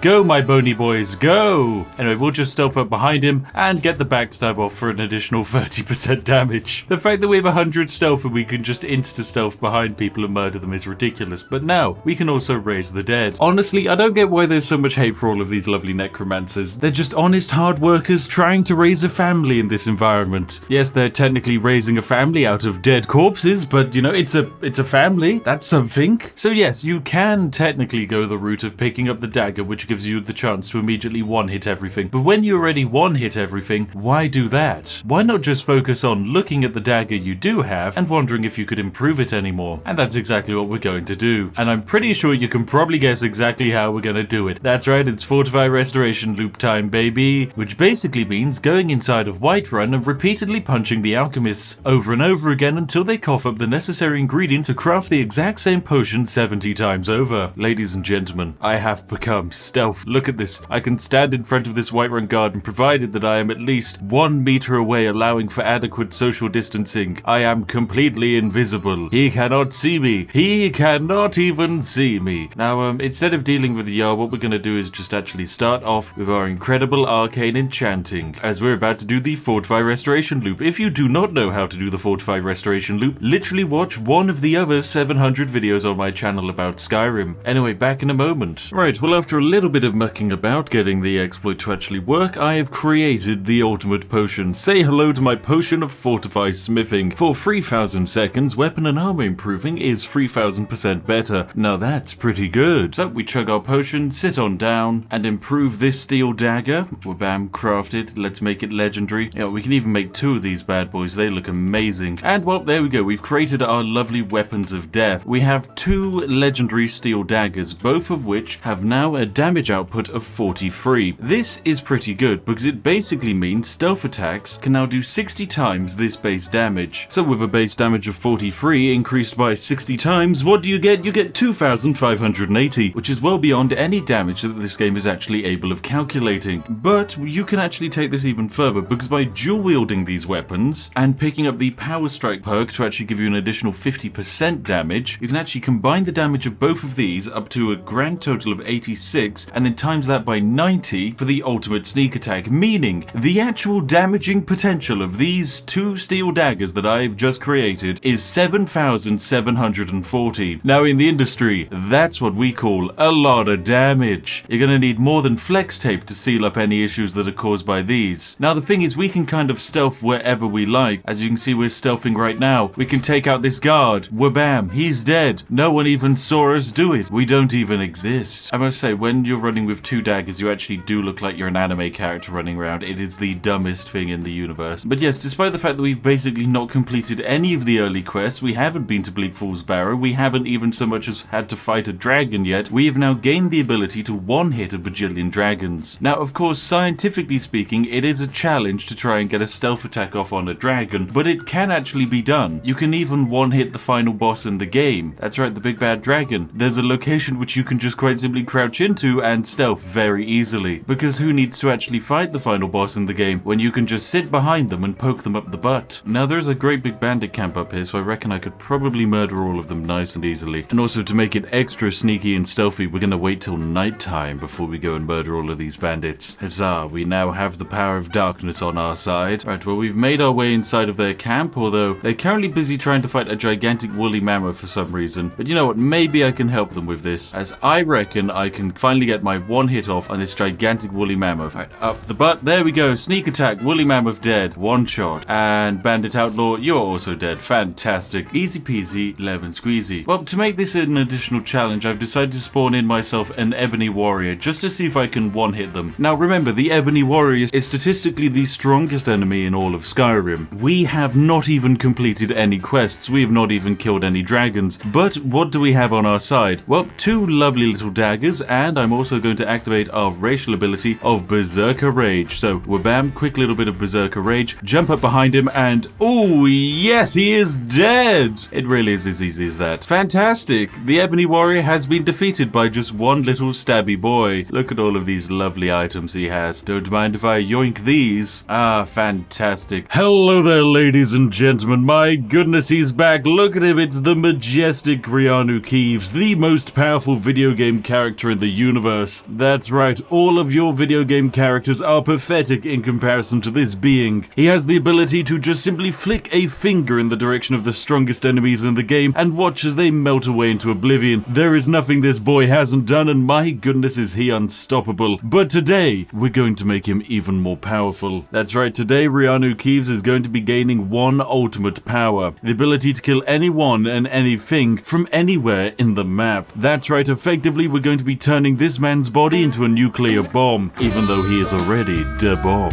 Oh, just look at him. Those rippling biceps, that beautiful nose, and oh, those scrumptious lips. REANU KEEVES truly is breathtaking. Quite literally as well, as he does have the ability to suck oxygen out of your lungs. But today, things are going to be getting hot and spicy, as we're going to be exploiting one of the most broken and overpowered spells in all of Skyrim, which was completely and utterly messed up by an intern, consequently allowing it to go from being a powerful spell with a decent range to being a spell that can destroy everything in one hit and also have a range that has no limit. That's right, it's the ultimate spell of death, and we're going to take it for a spin. Now, of course, we're a very powerful boy, pretty much unstoppable, but if we do want to actually murder someone, at the moment we have to throw an arrow at them, which actually requires aiming, or we have to stab them with a knife that has the same heat yield as the sun. But that's all fun and games, however, you still actually have to see your enemy, get close to your enemy, and so today we're going to be bypassing all of that. So without further ado, ladies and gentlemen, make sure you're sat back, relaxed, you have a nice warm cup of Yorkshire tea in hand, and if you're feeling especially fantastic, you can like the video. Right now it's time for us to go on our glorious adventure. Now, in order to gain this incredible power, we need to go on an adventure to Dawnstar, my personal favorite location in Skyrim, not because it's nice or has any friendly locals, but simply because it contains, of course, the overpowered loot chest of infinite wealth and items, which all good Skyrim players must exploit on their journey towards incredible power. I mean, it's so easy, fun, and beautiful. All you do is just wander to a mine and go, yoink, it's magical. Oh, and look, there's even some overpowered items in here, including a powerful potion of paralysis, where targets are paralyzed for 10 seconds. Now that's pretty good, but it's not quite as good as this one here, which actually paralyzes targets for 92,000 seconds. Ah, now that's true power. Anyway, we just want to run past Dawnstar and head off in this direction, whereby we're going to find a very, very special item. And there we go, I think we've arrived. As you can see right on over here, there's a whole bunch of flames. This is from one of the mages of Winterhold, getting a little bit too excited when practicing a fire spell. This here is Yisra. She's kind of set herself on fire and died. This is because she was messing about with this spell tome here, the spell tome of the Flame Cloak. But what does it do? Well, it teaches you the magical spell of Flame Cloak, a spell which is, you know, pretty decent. For 60 seconds, opponents in melee range take 8 points of fire damage per second. Targets already on fire take even more damage. It's pretty fun and very jazzy. And if we want to activate it, we want to dual wield it like this, charge it up, and then release. And now every single enemy in melee range to us, when they try and attack us, is going to start taking damage. So we're going to head on over to this lovely seal over here and try it out. Hello there, Walrusy boy. Come on, aggro on me. Aggro. Yep, and there we go. Now, as you can see, he's starting to set on fire. This is very effective. Anyone who walks into range will suddenly start melting away. Ah, yes. You don't like it, my friends, do you? Look, the spell's good, but it doesn't exactly have much range, and most importantly, it has one glaring issue. It doesn't do much damage. So naturally, if you were to pick up this spell as a player in game, you're gonna think, okay, this spell kinda sucks. It's not exactly very useful. Why on earth would anyone want it? Well, it turns out, ladies and gentlemen, it's the most overpowered spell in the game. As now that we've learned this ability, we're just going to very simply travel on down to Dragon's Reach, and we're gonna have a little bit of fun. Now, currently the Flame Cloak spell is really useless. In fact, it's more useless than this banana holder, which for some reason is one of the top selling items in the UK. I mean, who needs a case for their bananas? But still, the Flame Cloak is useless, but it can have a purpose. It just needs to become more powerful. And so that's why we've wandered down here to Arcadia's Cauldron in Whiterun, where we can buy a large quantity of magical ingredients. What ingredients do we need? Well, the ingredients that make up a destruction potion. Most notably, Ash Creep Cluster, Beehive Husk, Ectoplasm, Glow Dust, Glowing Mushrooms, Nightshade, or Wisp of Wrappings. We just need to get a large quantity of them. Here we go. Here's a bit of Ectoplasm, that's perfect, as well as a bit of Glow Dust, and also a lovely bit of Nightshade. Splendid. And so we're going to be able to make, I think, about 3 potions of destruction. Now, of course, remember, before doing any potion making, it's absolutely necessary that you put on your potion making apparel, like these leather braces here that mean created potions are 7,000 times more powerful. If you don't happen to own a piece of armor which increases your potion making abilities by 40,000%, firstly, what on earth are you doing? And secondly, please watch the entire backlog of my videos as I explain the Fortify Restoration loop, allowing you to create the most overpowered items in the game. I mean, come on guys, at this point it's pretty much second nature. You just craft a potion that makes potion making more powerful, and then you craft another potion that makes potion making more powerful after your potions are now more powerful. Rinse, repeat, and oh my goodness, you've become a god. It really is as easy as that. Right, so it's into the potion making area we go. So we're bam, here we go. Leather braces, meaning our potions are now more powerful. This necklace means the potions are also another 5,000% more powerful. And this silver ring, meaning we have another 5,000% boost to our potion making. Alright, perfect stuff. I think we're now ready to actually make ourselves a potion of destruction. So naturally, you go into the alchemy lab, grab your ingredients, grab yourself some ectoplasm, and then find yourself some nightshade. Combine the two and you're going to create a potion of destruction. So we're bam, we craft it, and ooh, look at this. We've created ourselves a lovely potion. So what does this potion do exactly? Well, unlike this regular draft of destruction, which means that destruction spells are 30% stronger for 60 seconds, our potion of fortified destruction here means that destruction spells are 10,000% stronger for 60 seconds, causing also an additional 3,900 points of poison damage. I imagine that's the nightshade element being added in there, which is very fun. Although they don't technically do 10,000% more damage, there's a little bit of a caveat. Destruction spells are 10,000% stronger for 60 seconds. But how do you calculate strength? Well, for most destruction spells, like for example this firebolt here, it's very simple. It just does slightly more damage, about 10,000% more damage, which isn't exactly the greatest thing in the universe. I mean, it's nice, but the issue is you've got to fire it off, it's got to actually hit its target and do damage, and it's too much faff. Instead, here at Spiffco, we like to make the art of killing as easy as possible. Consequently, that's why the majestic thing about making destruction spells stronger means that for spells that actually do AoE damage, their range increases. Take the Flame Cloak here, for example. For 60 seconds, opponents in melee range take 8 points of damage. But what is melee range? Is it how long you can extend your arm and hit an opponent? Or is it whatever the heck we want it to be? Because congratulations, ladies and gentlemen, it's the latter. So this is where the magic occurs, ladies and gentlemen, as we break Skyrim once more. Ladies and gentlemen, guess what? I've spoken to REANU, KEEVES, and he's got a fantastic offer for you. The first 10,000 people who like this video will be visited tonight by the beautiful, handsome, and radiant REANU, KEEVES. That's right, he'll stand at the edge of your bed, look at you, and emit such a blaring beam of light that it will evaporate your retinas. But trust me, it'll be worth it just to see that beautiful REANU, KEEVES. What an offer. Who couldn't agree? agree. How could you possibly not like this video now? Anyway, onwards with Breaking Skyrim. Now what I've done is I've travelled to Morphle because there's someone's lair over there. And what we're going to do is quite simply step into the lair and demonstrate an enlightened way of playing Skyrim. Because sure, you could go about your day and actually,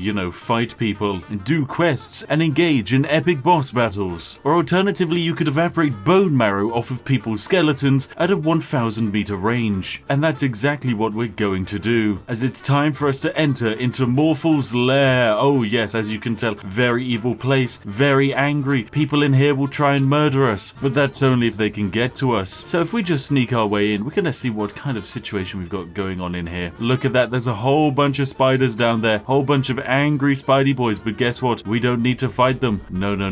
You see, all you need to do in order to win every combat in the game is just to stand at the entrance of whatever zone you're heading into, chug yourself this incredible potion of fortified destruction, and now it is time for us to do something very important. Cast a destruction spell. So we go into here, activate our flame cloak, equip it, and remember, this is going to do 10,000% more damage. However, 10,000% more damage also means 10,000% more range. Now you will have noticed at the top of the screen a tiny red health bar appeared and then immediately was destroyed. This is because everything in this entire dungeon has just died. These frostbite spiders all dead, instantaneously in fact. We can go even deeper into the dungeon, and as you can see, this witch I think standing right here, or are they a bandit? No, vampire thrall, instantaneously dead. Thank you very much, friend. We didn't even come into contact with them, but simply we detonated a nuclear bomb of fire at the start of the dungeon. Let's go even further into here. Have we got some kind of boss in here? Oh yep, there's a whole bunch of dead bodies down here, a vampire thrall. I'll take your baked potatoes and gold, thank you. Who's this? Volker, Master Vampire. Well, he's not exactly a Master Vampire because he died instantly. And well, yep, everyone in the dungeon is dead. I can just take their gold. Now this, ladies and gentlemen, this is true power. No matter the opponents being thrown our way by the game, it is physically impossible for us to lose. This vampire thrall here is dead. Where is this vampire thrall, ladies and gentlemen? Well, if we look at the map, the entrance is here, and we evaporated them over here. This is range. This is true range. A bow and arrow, you can only shoot what you can see, but the flame cloak spell, with a potion of destruction maxed out to oblivion, has the ability to do anything. Effectively, we stood in the starting corridor of this cave, detonated napalm that just flooded all of the corridors of the maze simultaneously, murdering anything that has the potential to be hostile. This spell is amazing. It blows everything else out of the window. Alright, well there we have it. We murdered everyone in this maze immediately. We've looted its entirety in just a matter of a few seconds and encountered absolutely no opposition. Did you enjoy REANU KEEVES' visit today?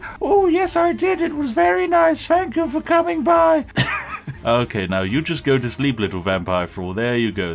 Very nice. Very good. Lovely stuff. And we'll just be on our way. Well, that's an entire dungeon cleared in seconds. Alright, now I've just gone into Dragon's Reach and crafted myself some superior potions. That's right, I've actually got some more destruction potions. And my destruction skill isn't even that good. We can technically make this even more powerful by getting augmented flames too, meaning we'd do an additional 50% damage. But what's the point of doing 50% additional damage when, you have these 7 potions of fortified destruction, which now make destruction spells 12,000% stronger, and also makes me 7,000% more resistant to shock damage, basically meaning REANU KEEVES can now get hit by 14,000 lightning bolts simultaneously, and he will still walk away. So what am I going to do with this incredible power? Well, naturally, I think it's probably time that I just murder a large amount of Whiterun. So I'll activate my flame cloak, which after chugging that potion should now be more powerful. Then I'll just punch this Whiterun guard, aggroing him, and then immediately killing him and all of the other guards in the city. You'll notice that the last witness was killed and the bounty has been removed. This is because, well, all of the Whiterun guards have instantaneously died. So have you. You have also died. So have you. You have also died. What about you? You're now dead, and so are you. As soon as they aggro, they instantaneously die. Now that's true power. Look at this dead Whiterun guard. He died because I punched someone up on those stairs, instantaneously aggroing him and making him dead. Fun fact, if the game also chooses to spawn more guards in, they instantaneously die too. you. Oh no, look at all of this. What a shame, there's a dead body. Bellafor, punch, and punch to you. And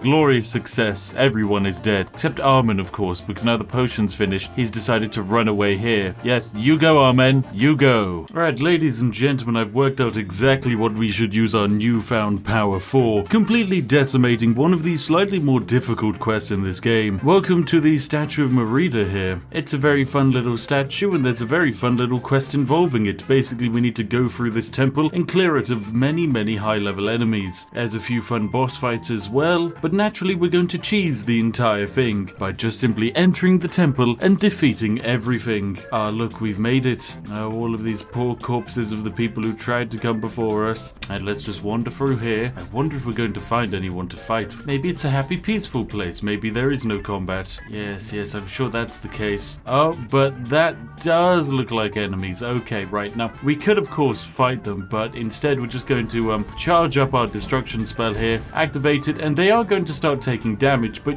not enough. So we're going to chug a potion of destruction. Bam. And now they die instantaneously after I cast that. Lovely stuff. Best thing is, technically everything in this level is now dead. Right, now we must go into the final zone, I think. The actual catacombs of this maze. Oh, and here we go. Look at this. It's the legendary mage Malkaron, an evil boy who's apparently going to be a bit of a pain to fight. Yes.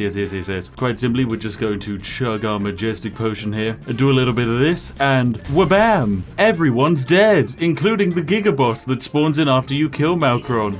Easy peasy lemon squeezy. Right, well, let's retrieve this thing. Dawnbreaker is now in my possession. Yes, very majestic. Oh, and look, we're hovering above the world, on fire. Beautiful. Lovely stuff. Oh, and fantastic, we've been offered Dawnbreaker by Merida here. Well, that was fun. Oh dear, and we're falling to our death. Thank you, Merida, for trying to murder me. That was very nice of you. We've done a fantastic thing, ladies and gentlemen. We murdered an evil endgame boss by just simply standing and evaporating him using a thermonuclear blast. And what did it give us? It gave us Dawnbreaker. This is terrible. Burns for 12 points of damage. Damage 16? What is this rubbish? Why would anyone want this? Oh my goodness. What a pathetic weapon. There you go. Off the cliff with you. What a load of waste. That's the most useless weapon in the game. Why on earth would you need that? Why do that much damage when you can just evaporate everything in Skyrim? But the question is, how far is the range on this attack? Well, ladies and gentlemen, like I say, there is technically no limit to the range now. Range is meaningless. If something has the potential to be hostile to me in the entirety of the world of Skyrim, we can kill it. So what we're going to do is set fire to this horse, consequently aggravating the entirety of the Stormcloak faction, while simultaneously defeating every single bandit, bear, or hostile creature that Skyrim has to offer, effectively detonating a nuclear bomb in Skyrim, blasting anyone who would dare oppose the legendary, the beautiful, the majestic, the fabulous and attractive REANU KEEVES. Ladies and gentlemen, let us achieve ultimate power. The horse is now on fire and they are angry. It is time to activate the potion of destruction and release! Glorious. Everything is dead. Only the butterflies remain. True quiet. Peaceful quiet. There we have it, ladies and gentlemen. We've achieved true peace, true tranquility, and perfect relaxation. All it took was detonating a nuclear bomb that would set fire to the entirety of Skyrim.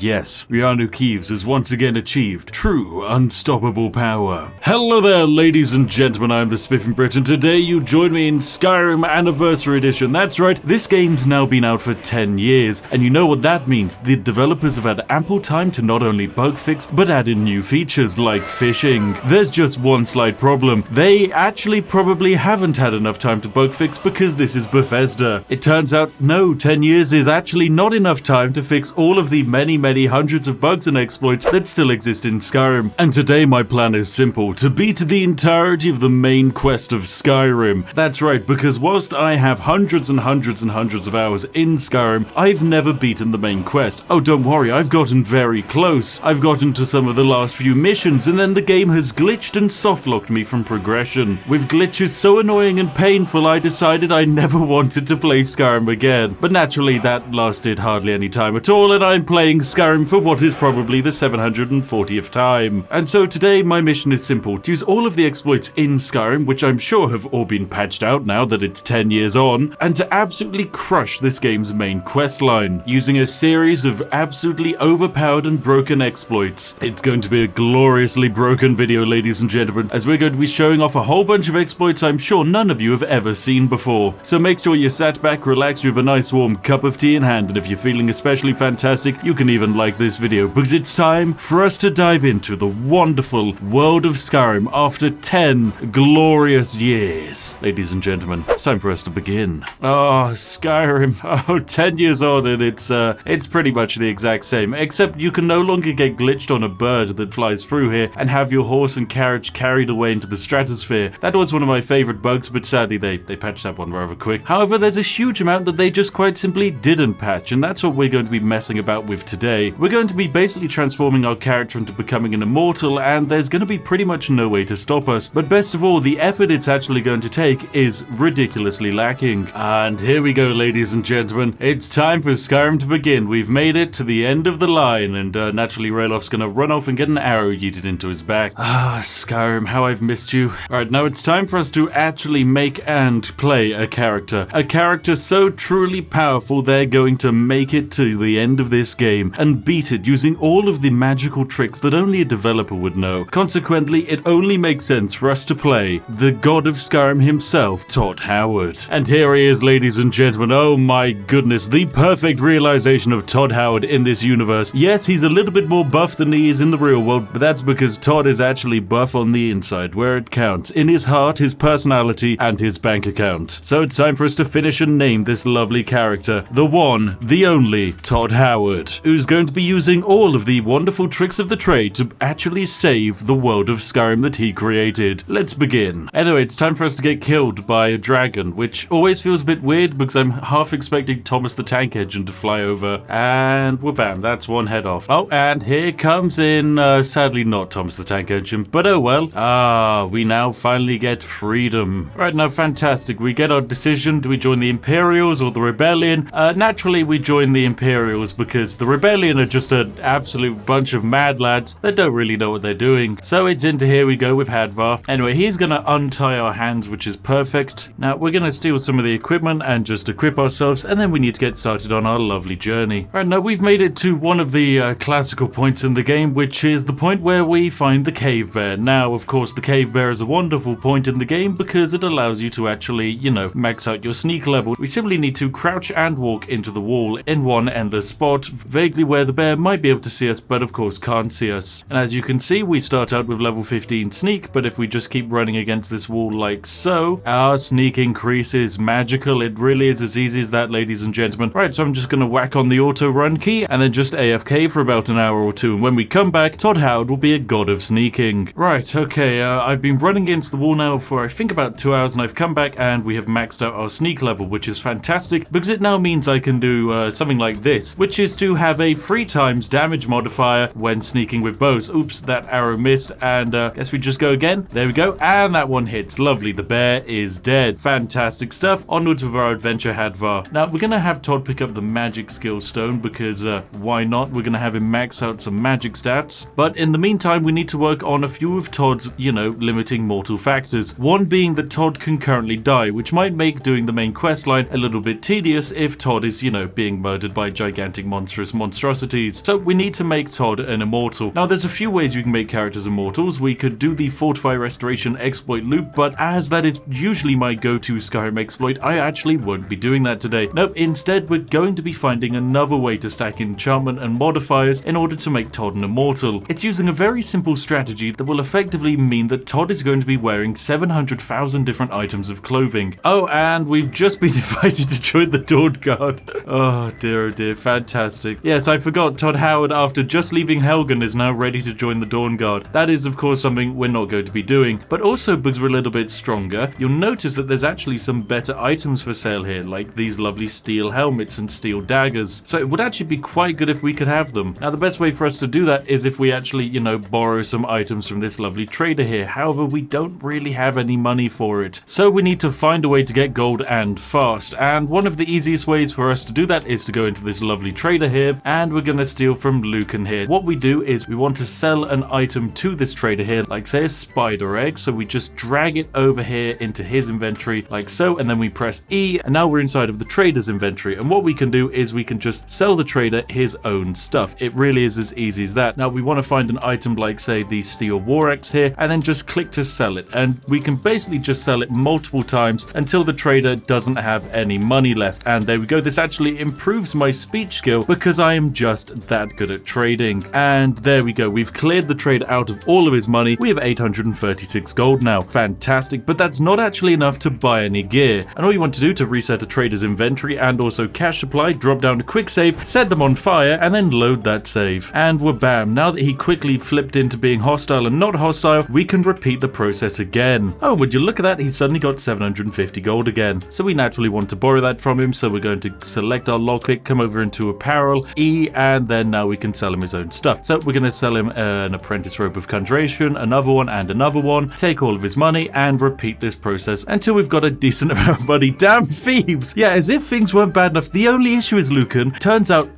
Todd Howard here is a damn thief, as he's just used his incredible, beautiful charms to convince you to buy your own product back to you. Oh my goodness, that is classic Todd Howard. And just like that, our trading is complete. We've managed to clear out the trader for around about 18,000 gold. Now, we've used that money to actually go and buy ourselves some additional items like this lovely backpack here, and just generally a few supplies that we might need for the road. Now we need to probably grab ourselves some armor. Right, now what we want to do is basically find a way to steal from the Skyforge, one of the greatest loot spawns that the world actually has. Next up, all you want to do is come to this lovely area right here, and you'll see this wall. Now, you just want to basically walk against this wall, and you'll notice that you'll start to basically sink into the terrain. That's because this wall doesn't actually exist. So, bam, we are now underneath Whiterun. Lovely stuff. It really is as easy as that. Finally, we need to make our way over to the Skyforge, and for that, we're going to probably want to leave Whiterun, so head this way and then out of the city. Right, now, after you make your way outside of Whiterun into the cursed Skyrim that hasn't actually loaded because you're technically meant to be inside of Whiterun, make your way over to this area where the ground no longer exists, run along the wall, and basically just make your way down and into the Skyforge. Once you make your way underneath the Skyforge, like so, by running along the wall, you'll notice that there's a magical chest here. This is the chest of the vendor of the Skyforge, so consequently, you just want to make your way over to it, jump if you need to, and search it, and bam, we now have access to the Skyforge chest. And we can actually take everything we want from this. Every single item can be ours. And so naturally, that's exactly what we're going to do. Now, it doesn't matter how many items of armor you get, we're going to be able to use all of them, despite the fact that we probably shouldn't be able to. And now that we've taken everything we could possibly want from the chest, it's time for us to leave. It's not too difficult to do. I mean, we can climb up this rock and we should appear out near the Companions Guild. Yep, we do. Fantastic. Oh, this game. Skyrim, you just quite simply never change, no matter how many times you try. But, of course, a whole bunch of armor items isn't going to be enough. We're going to actually want even more. So, for that, it's time for us to actually make a visit to Dawnguard and steal from the vendor chest. So, I'll be back as soon as I've managed that. And here we are, ladies and gentlemen, all the way over in Dawnstar. Now, have the developers removed this chest from the game? Have they?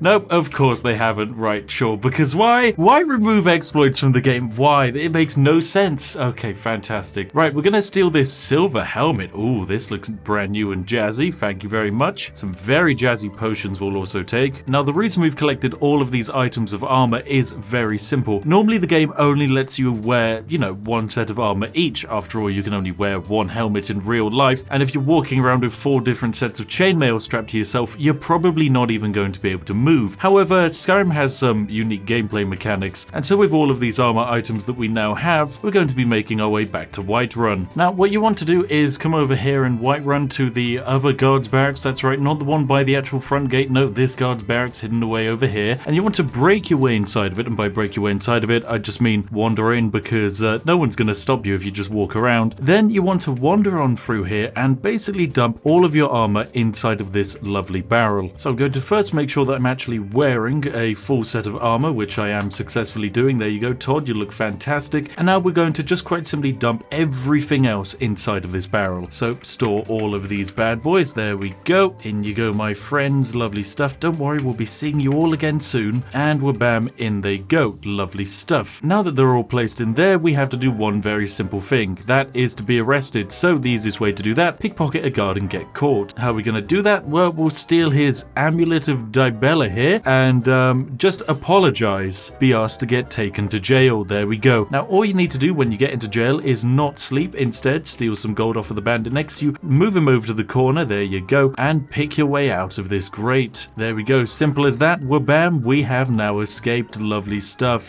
We are one stealthy little sausage. And now that we've made our way to freedom, all we have to do is quite simply wander on around until we get to the escape. Now, what you can do is you can loot this chest here and get all of your personal belongings back. However, we won't be doing that. Basically, all of the items we had on us, and those items being the armor we were wearing and the weapons we had, are stored inside of that chest. But we don't want them. Instead, you're going to simply bypass that, climb up these stairs here and drop on down. And then you're going to climb up out of this ladder here and you're going to make your way over to the guard barracks. Now, we do have a mission to retrieve our possessions, but we don't need them. Instead, you want to equip yourself an entire new full set of armor. So I'm going to pick up a leather armor of restoration that we're going to take, a silver helmet, fantastic, some silver boots, some silver gauntlets, and we look fantastic now, don't we? Lovely. So what's our next mission? Well, quite simply, we want to get ourselves arrested again. So walk up to the guard. Okay, I guess now we steal his torch, and there we go. We've been caught, and we're now going to go and be taken to jail. There we go. Simple as that. And now that we're in the dungeon, all of our armor has been taken away, and we're just going to repeat the process of escape. So I'm just going to steal from the barrel again. Lovely stuff. We look brilliant. And once again, we're just going to wander on in here and steal from a guard. Right, okay, a decent amount of time has passed. I've probably done this route maybe a handful of times now, so we should have a decent large amount of armor waiting for us. Now, in order for us to actually wear it, very simply, instead of escaping, we are just going to sleep inside of the cot and serve our time in jail. And when we are released from prison, all of our armor is going to be now placed on top of us,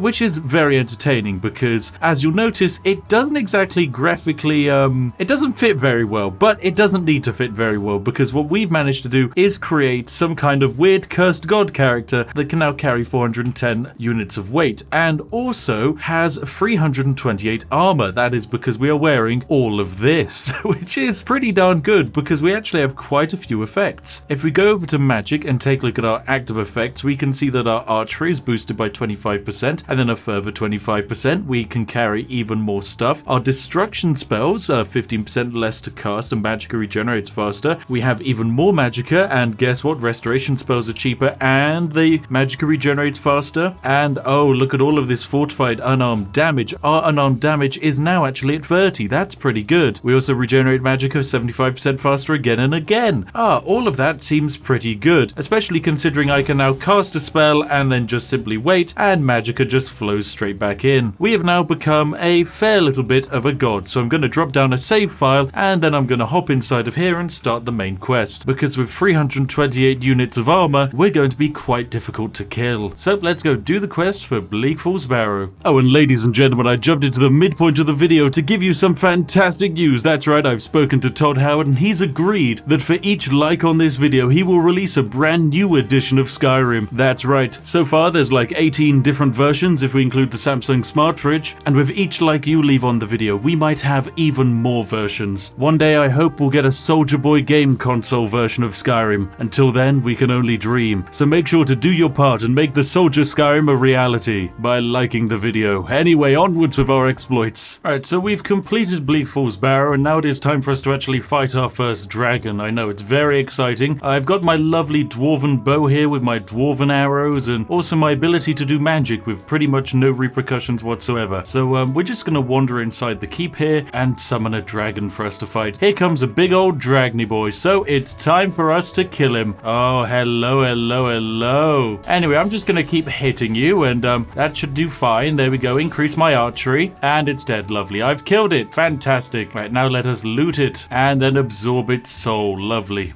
Tasty, tasty dragon soul. My favorite snack. Right, okay, I've done a few of the main quest lines and our next quest is the diplomatic immunity quest. It's a little bit of back and forth. We have to basically organize a party, get inside the Falmore embassy and do a little bit of sneaking around. However, in reality, you don't need to do that. No.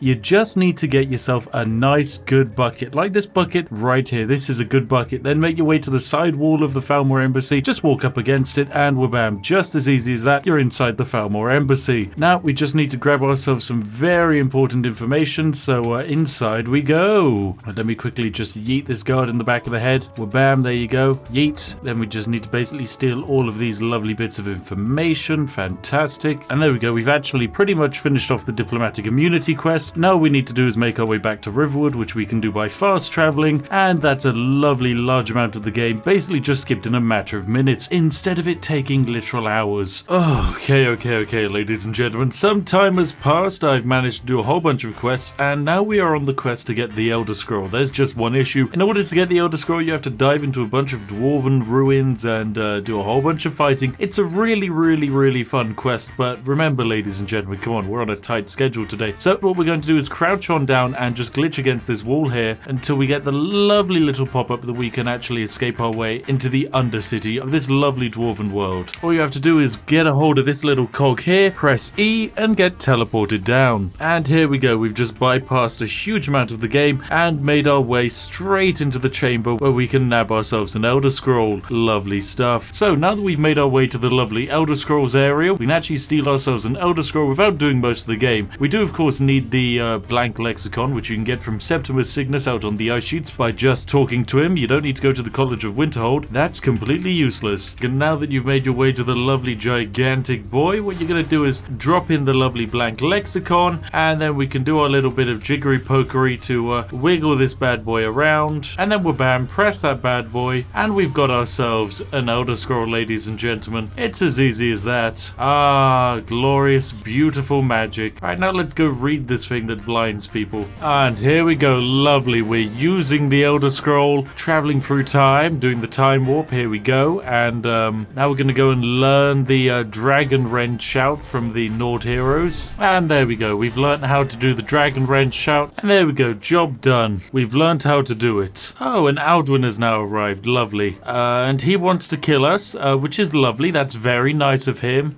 Poor Parthenax, he's not very good at combat, bless him. But hey, I can do a little bit of Dragon Rend. Alright, so down he comes. Now I just have to punch on him as if he's some kind of regular chumpy boy, because hey, he kind of is. Alright, now swing and swing and swing. Hey, no, back down you come. You're not getting away. There we go, fantastic, lovely. You are one angry boy, my friend. One big old angry boy, but it's okay. I don't even need a health potion to kill you. You're actually surprisingly easy to murder. And there we go. Alduin is basically done now. He is going to go yeet off into the skies, and that's pretty much the end of him, at least a little while, as I've got to go to a completely different plane of existence. Anyway, let's go speak to Grumpy Dragon up here. Hello, Parthenax. Right, and there we go. We've now basically got our mission, which is to convince the Jarl of Whiterun to allow us to house a dragon inside of Dragon's Reach, so we can then basically have that dragon betray Alduin, and then we can go and kill Alduin for real this time. I know, it's a complicated set of jiggery pokery, but it had to be done. Right, now I guess it's time for me to summon myself a dragon to fight, and away we go. Dragon has been called. Let's see if he answers. Here comes that boy. Look at him go. He's beautiful. All right, I'll hit it with a little Dragon Rend, so he's got to come down now. And now there's an interesting thing you can do. Yes, you can fight him, but actually all you need to do is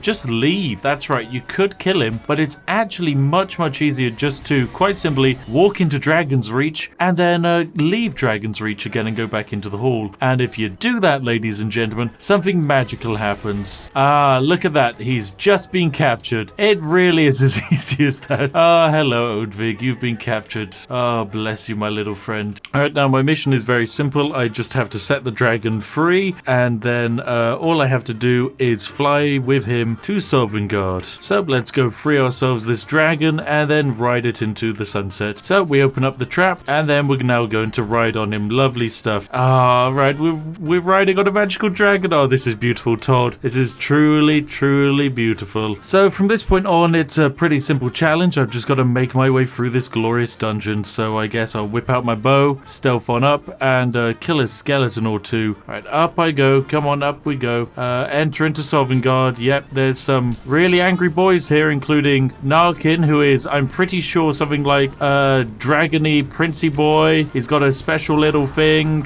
He's very angry. I guess I should probably activate some scrolls or something. Let's do a little firestorm and release. Oh, that was fantastic. Next up, we're going to hit a scroll of blizzards on Narkin here. Come on. Let me cast it. Oh, for goodness sake. Everyone's just killing Narkin right now. Oh, right. Narkin is dead. So, right, we can take his Dragon Priest stuff. We'll take his money, and we'll also take this. Plus 50% Magicka, and Destruction and Restoration spells cost 20% less. Fantastic. That's lovely. lovely. Right, now I want to go to Sovngarde, please, dragons. Oh, this is taking a lot of health potions, but it had to be done. Very angry, healthy boys. Okay, activate the dragon seal. Come on. Right, there we go. Job done. Job done. Yep, I know you're there, dragons. I know you're there. Oh, it really is as easy as that. Todd, you're doing an absolutely splendid job, my friend. Right, now let's go find out how to defeat Alduin in the wonderful world of Sovngarde. Oh, there's Alduin. There you go. Look at him go. Fantastic. Anyway, we made it all the way to the lovely hall. Here we go. Fantastic. Here's a lovely guy who tried to slay Alduin. And now, Sun wants to murder us, and that's okay because all we have to do is murder Sun back. And he's really not the worst thing in the universe. And there we go. We've been admitted. So there we go. Into the lovely Hall of the Dead we go. Hoppity, hoppity, hoppity. Fantastic stuff. Over the dragon we go. And fantastic. We've made it all the way to the end. Into the Hall of Valor we get. Ah, Sovngarde. It's a lovely place. Alright, so we're going to help the heroes of Sovngarde dispel Alduin's mist. And then I think that means we do get to now fight him as well. So out we go with the lovely heroes. It's time for another glorious battle. Oh, Sovngarde is just downright beautiful. What a lovely place. And there we go. We clear the skies. The map looked absolutely lovely. And I think Alduin's going to start heading our way now. And there we go. Fantastic. It is now time for us to defeat Alduin once and for all. So we're going to need a little bit of dragon rend here. And here comes Alduin. Lovely. Where is that Alduin-y boy? Here he is. All right, and there we go. He gets dragon rended. Lovely stuff. Now let's equip the Dragon's Bane and get to work. We've got some fun swinging to do. All right, Alduin, get down onto the bloody ground where I can hit you. Thank you, Alduin. Yep, you can nibble me, but you don't actually do that much damage. And nope, you're not going anywhere. You're landing straight back down. Come on, Alduin. Come back down, my friend. There we go. And swing and hit and swing and hit. And there we go. Alduin is really getting minced up now. He should be dead any moment now. And there we go. I have defeated him. Glorious. Ah, rest in peace. And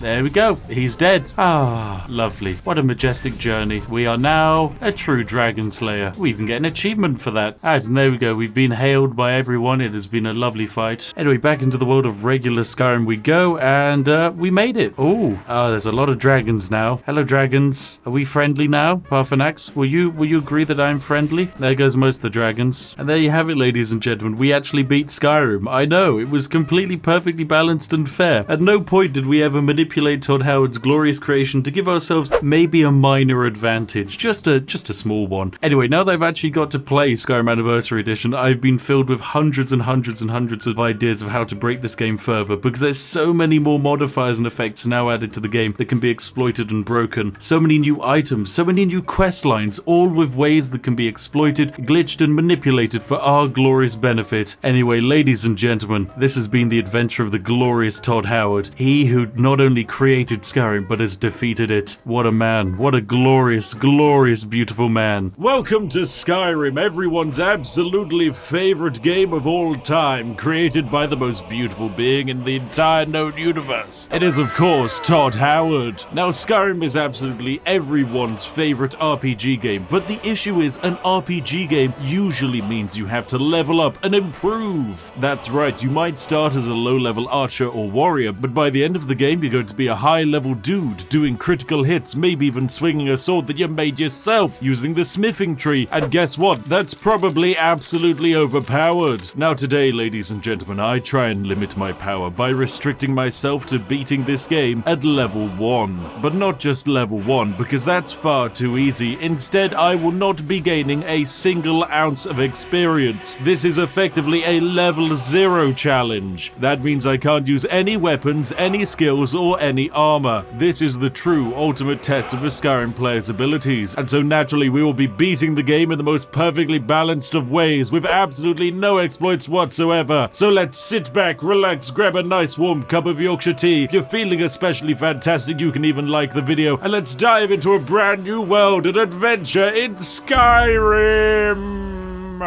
Bethesda Game Studios presents, it's the lovely world of Skyrim. It's good to be back with a brand new character as well this time, because we want to make this a true level 1 experience, and that means no stats, no improvements whatsoever, no armor, no swords, because the issue is if I were to swing a sword or even sneak, I will gain experience, and that experience will make me theoretically level up. Now, a lot of level 1 challenges, you are just quite simply level 1. You just never gain gain the increases in health or mana and you don't pick any perks, but you can still say hit destruction level 100, which is going to make your destruction magic more powerful. Consequently, that's illegal by my books. Now, as you can see, we start out the game at level 1 with absolutely zero experience whatsoever. We are a true slate, a tabula rasa, so to speak. And what the hell is happening with the carriage, for goodness sake? Ah, Skyrim. We might be on release number 47, but that still doesn't mean the intro doesn't have a few bugs, because a rabbit randomly wandered into the starting area. Anyway, let's go make ourselves a hero. Now, we encounter a very complicated situation right here, which is that we need to pick a character that represents us and also allows us to maintain this level 1 challenge in the easiest way possible. And that means, of course, we have to play as a furry, sorry, I mean a Khajiit, there we go, yes, a cat person. And the reasoning is very simple. In a world where we can't use any weapons, unarmed claw attacks are going to be the highest base damage weapon we can have access to. So that means we're naturally going to pick a Khajiit. So let's create our Skyrim fursona. One furry later. Now we've created him, the greatest boy of all. It's Tony the Tiger. Although, wait, no, hang on a second, that's illegal copyright. Okay, it's Tony the Tiger's evil twin brother. That's right, it's Terry the Tiger. Ooh, he's legally distinct, unlike his brother owned by the Kellogg Company.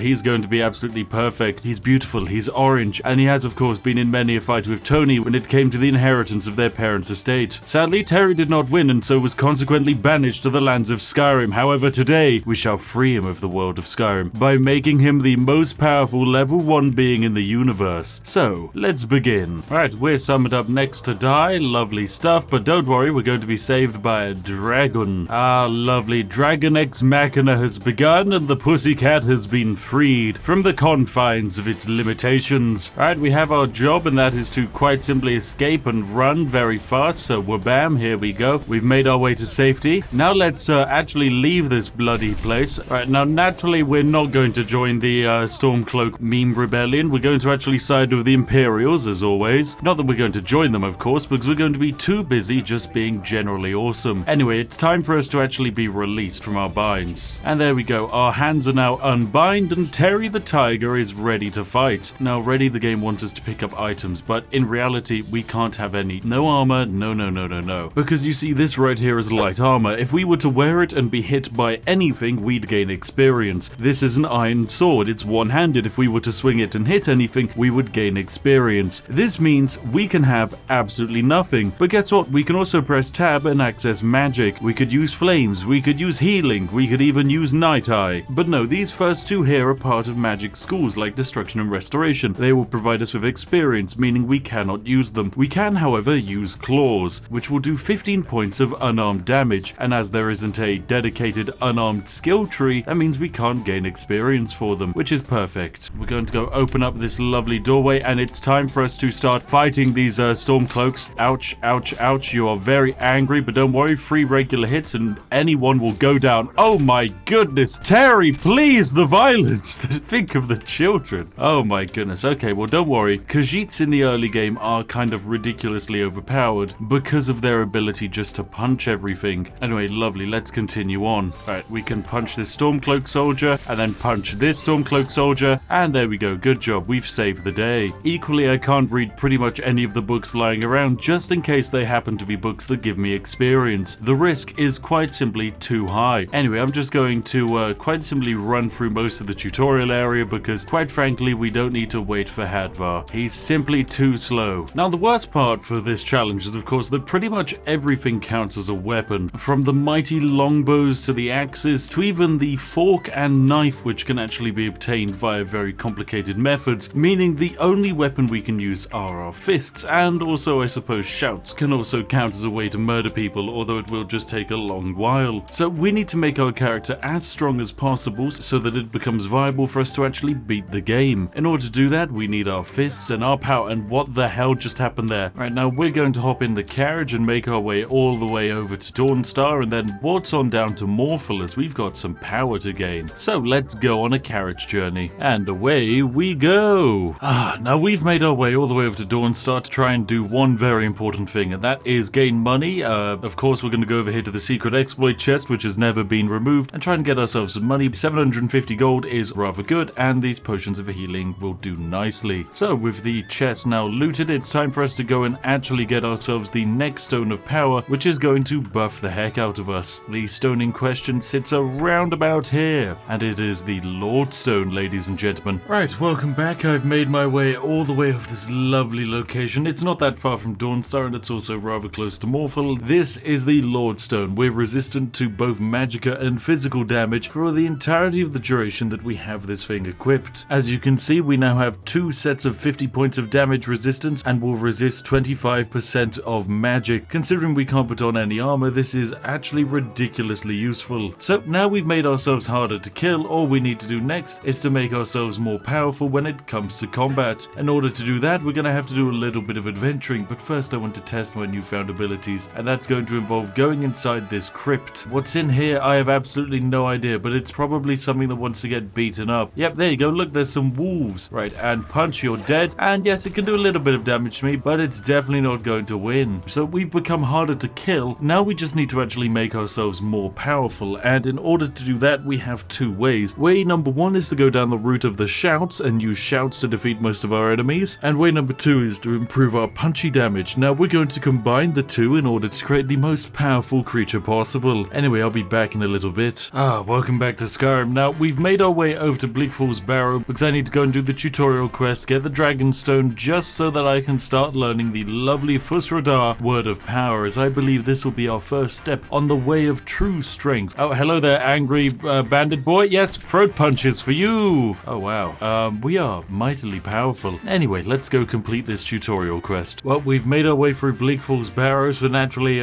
we need to go fight the final boss of Bleakfall's Barrow. He's just here, so we're just gonna go and beat him up in his little coffin, but first, the OG Word of Power, Fus, and then we shall learn Fusrodar and be a true Chad. Anyway, you need to die now, my friend. So I'm just gonna have to chug some potions in order to actually counter him, so let's chug some stamina potions, and now let us do our kitty cat claws. Yes, look at our kitty cat claws go. And kitty cat claws again. Yes, there we go, lovely. Well, we've almost killed the Overlord and he's dead. Fantastic, it really is as easy as that. Well, that's one quest complete. Now, sadly, we're very limited on the actual amount of loot we can do. For example, we can't actually open up any locked chests because that would level up our lockpicking, so we're definitely under loot generally, but it's okay. We've made our way out to Skyrim and we're ready to rumble, as I want to go learn how to shout like a dragon. Okay, welcome back, ladies and gentlemen. Some time has passed on our glorious journey. We've managed to attain a maxed out Fusrodar shout, which is rather easy, and of course done it without actually gaining a single ounce of experience. But now we're in a prime position. We need to improve our shouts, and by that I mean we need to make sure we can cast them faster. And in order to do that, that means we have to go to Solitude, because we have one very guaranteed item right here, and that is on the poor dude who's having his head lobbed off over to our right. That's right, he is wearing an Amulet of Talos, and that bad boy is going to allow me to do some magical things. So we get to lovingly watch someone get decapitated again. Fantastic, lovely stuff. But most importantly, we can search him, which is exactly what we're going to do. And on his body is an Amulet of Talos, and taking this doesn't count as stealing the item, so that bad boy is now ours. Lovely stuff, job done. We have one Amulet of Talos. This bad boy we can equip, it doesn't add to our armor, and it will decrease the time between shouts by 20%. Now 20% is good, but it's not unlimited power, so we're going to need to get a few more of these bad boys. There's just one issue. That would involve me scouring the land, buying them off of merchants, and oh my, what a faff. Instead, what we're going to do is wait until tomorrow morning,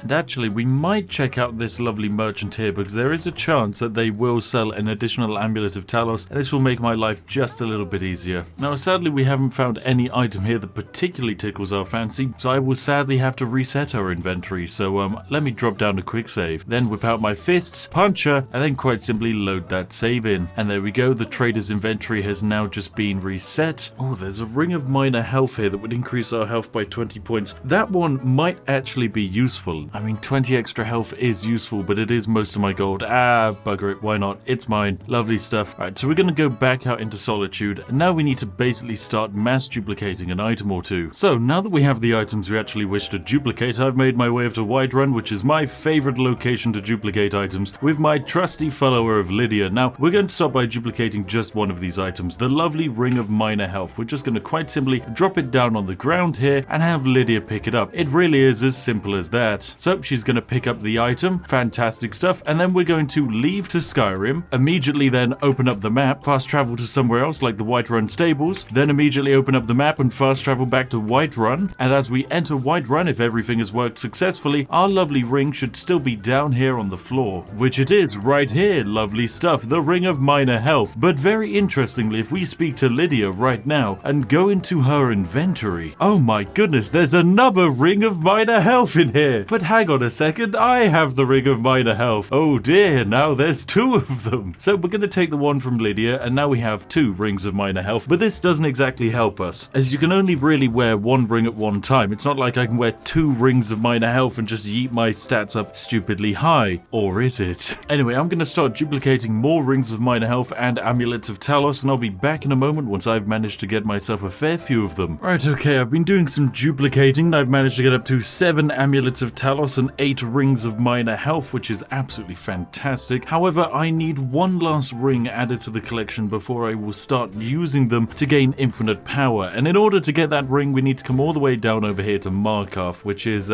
very fun indeed. Oh my, wait, there's a fight going on here. Oh no, Margaret has died. Oh dear, what a crazy man. Anyway, now that we've made our way to Markarth, all we need to do is make our way over to the Hall of the Dead. This is a very, very spicy location because it's going to allow us to start eating corpses, which is a very tasty snack indeed. We could pick the lock to go in, but instead we're going to go borrow a key from a dude called Verlis, and I'll be back in a little moment. So we come up here to this lovely evil looking Shrine of Archay. It's very, very dodgy, but hey, it is here. Now effectively, Eola is a cannibal, and she's going to give us a little ring to help us with being a cannibal. Anyway, now we must clear a whole bunch of evil dead corpses from Breachcliff Cave, and we will have completed our adventure. It's going to be glorious. Ah, we did it. We've joined the cult of the best god, the one that involves eating people. Ah, this is exactly what Terry the Tiger wanted. He loves to eat them. So we have a very simple job. We have to go and speak to Verlis and bring him over here, effectively, which shouldn't be that difficult at all. So let's go find him. Ah, hello there, brother. Right, I need you in my travels. Okay, so now that we have our brand new friend of Brother Verlis here, we're going to take him into the dank old cave and take him over to the shrine, because he's gonna love the Shrine of Corpse Eating. Come on, brother, it's gonna be glorious. Right, in we go. Oh my goodness, this is gonna be quite the feast. We've got quite the collection of people here. My goodness, look at all of this. Are we all the eaters? Yep. Oh, this is going to be a good feast, is it? Wow. Hello, Brother Verlis. And he's gonna lay down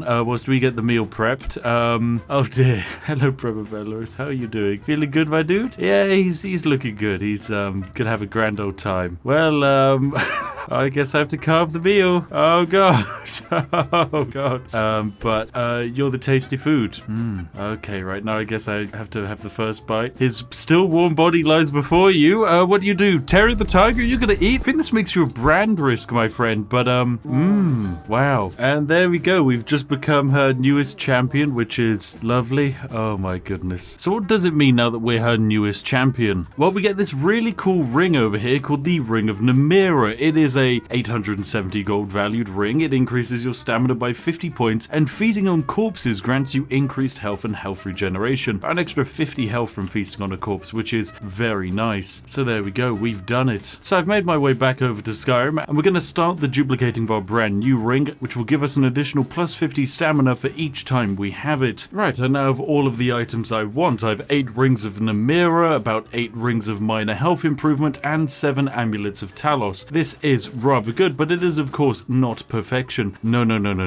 We need perfection. So in order to do that, we need to wear all of these items at the same time, as well as still maintaining no clothes, because Terry likes the fresh air. So in order to wear all of these items at the same time, quite simply get yourself a follower and complete the companions questline so that you can then be turned into a werewolf. Right, so we're going to talk to Lydia and then transform into a werewolf at the same time. Okay, so there we go. We talk and then we transform, and we're going to simply trade some items to her, because guess what? She doesn't really mind that I'm a werewolf, so wabam, I need to trade some things to you. Now, make sure you haven't got these items of Talos actually equipped to you, and what we're going to do is quite simply transfer all of the amulets of Talos we have straight on over to Lydia. There we go. They're going to be right into her inventory. Then we're going to hold down the shift key, and this allows us to equip these items directly onto ourselves. So we're going to hold down shift and equip one of these items straight to us. Then we hold down the shift key again and just simply equip all of the items of Talos to ourselves. ourselves. Job done. Now we're just going to simply back on out of this menu and stop being a werewolf. Fantastic stuff. We've now equipped 7 amulets of Talos simultaneously. Let's just simply wait for ourselves to no longer be a werewolf. Well, bam, we've done it. We're wearing the amulet of Talos. If we go inside our inventory, we can see that we have 7 amulets of Talos actually equipped. That's pretty good, but it's not perfect, because surely that means we've only got 1 amulet equipped and then 6 amulets standing next to it. But no, if we go into our active effects, we can actually see that no, we are actually wearing all of these amulets of Talos at the exact same time, and consequently our shouts have been reduced by an absolutely insane percentage, allowing us to use Unrelenting Force at a little bit of a ridiculous speed, because as you can see, the recharge time is now in the minus numbers, meaning we no longer need to recharge in order to do shouts. It just quite simply goes like so. We do our shout, we do another shout, and then we can just shout again. Ah, perfectly balanced. Right, Lydia, we're going to repeat this process for all of the other items that we're going to start messing about with. Right, I've now repeated this process, and I'm now wearing the Amulet of Talos 7 times, the Ring of Minor Health 7 times, and the Ring of Namira 7 times. However, sadly, due to the way the Ring of Namira's bonus actually fires, because it is a unique item with a unique effect, I'm not actually able to duplicate it infinite quantities of times, which is a shame, but basically we're only wearing 1 copy of it. The results of what we've done now mean that our health is higher than it's ever been before. As you can see, our health is at 240 and our stamina is at 150. We've become harder to kill, and we can now shout very, very hard. Terry the Tiger is more powerful than ever before. So let's go back out into the world of Skyrim and introduce Terry to the world. Oh look, is that a wolf? We can test our powers on a wolf. Let's go. Hello there, lovely furry friend. Come say hello to your daddy, who is also known as Terry. Right, attack him. Yes, you do hardly any damage. Terry, shout at them. Hit him with a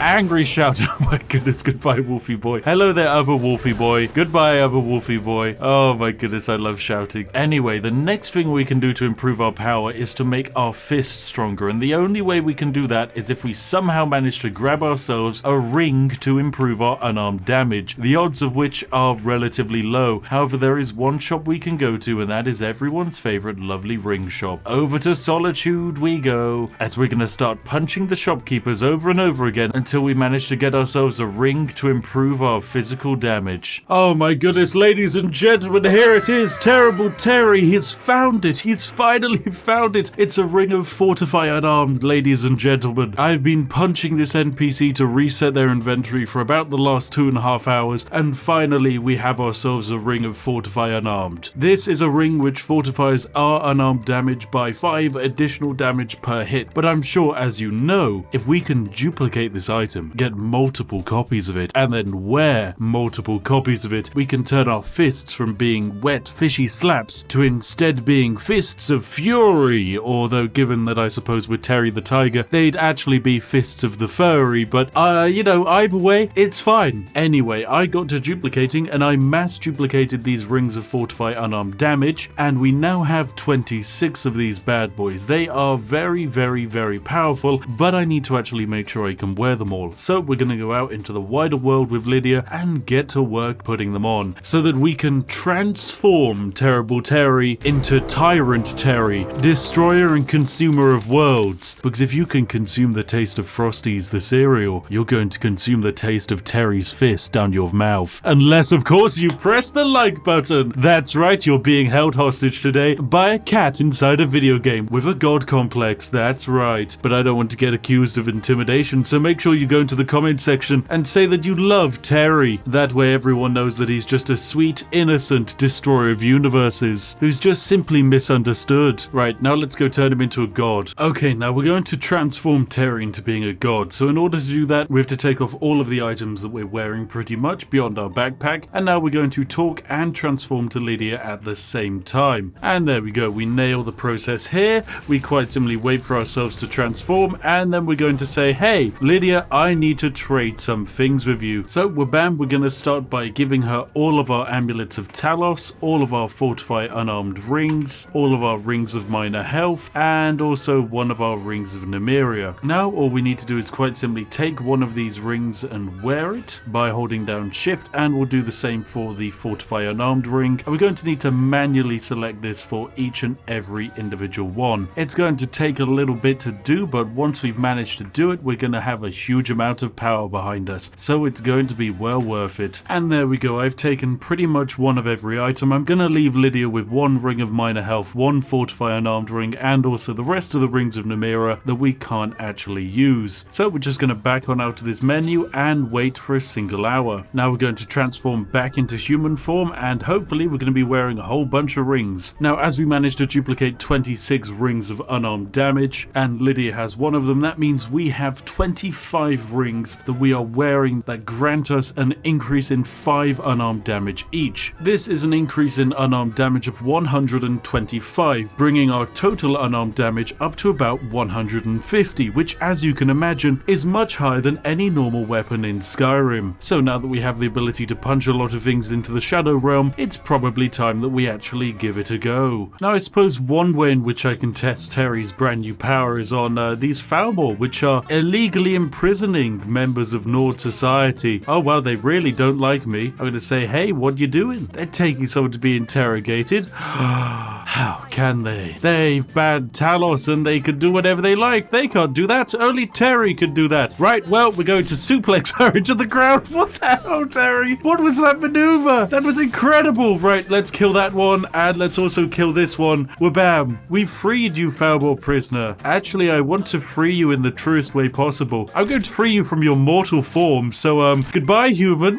Oh my god, this is amazing. Terry, never change. Anyway, we're gonna go kill a dragon priest because one hides over there. Anyway, we've made it to this dragon burial site where there is quite literally a live dragon and also a dragon priest. So first, let us murder this dragon. Hello there, dragony friend. Now, luckily for you, I have shouts, and unluckily for you, my shouts don't need any time to recharge. So I can just do a foot row and I can punch you. Yes, take this, dragony boy. Oh yes. Oh, and you're dead. Well, that was a fun challenge. Thank you for your gold, and I hope you enjoy evaporating. Anyway, let's go kill a dragon priest that resides inside this coffin. Hello there, Croesus. You look big and scary. Anyway, I'm just going to wail on you for a bit. And you know what? I can just perpetually stunlock you whilst Lydia cleans up shop, or I can just punch you myself. Anyway, I will punch you, and you're dead. There we go. That's Croesus dealt with. He's a pretty cool dude. He's got a fun mask. We can't wear it, of course, because it's light armor, but it's ours now. Anyway, that was an absolute walk in the park. Barely an inconvenience, in fact. Oh my goodness, check it out. There's giants. Oh, real life giants. Hello there. You look so grumpy and angry. Anyway, I need to punch you a bit, my friend, and oh my goodness, you can hit hard. Well, I suppose I can also hit hard, and so can you, so we kind of balance each other out. You appear to have lost your weapon there, giant friend, which of course sucks to be you, because I have fists of fury. Look at my cat form go. And you're dead. Ah, thank you, lovely giants, for proving to be an interesting adversary. Interesting, of course, in the fact that you do also still die to my immense power and glory. Oh, check it out. It's another dragon. Cool. I wonder if he wants to be my friend. Nope, he chooses violence. They always choose violence. It's not Terry's fault that everyone chooses violence first. So there we go. We'll just stunlock him, then hit him with a fist of fury, then another fist of fury, and then just, you know, another fist of fury. 3 knocks and you're out, dragony friend. Thanks for your money. Okay, well, this is where the dragon we killed came from, so we can just steal his word power. Okay, we've learned how to do frost breath. Lovely. It has a minus 12 recharge time, which means we can do it, and then we can do it again, and then we can do it again. Well, we now have a ranged attack, so that's good. Oh, and there's a mammoth to test out our new powers on. Frosty attack is looking good. It does have the ability to knock over wolves. They don't seem to like it. We're just gonna start frosting up this mammoth to see how slow we can make him. Anyway, he's quite slow now. We can kind of just walk backwards whilst repeatedly chilling him. Oh my goodness, he can hit us, but that's okay. Oh, his dad's on the way,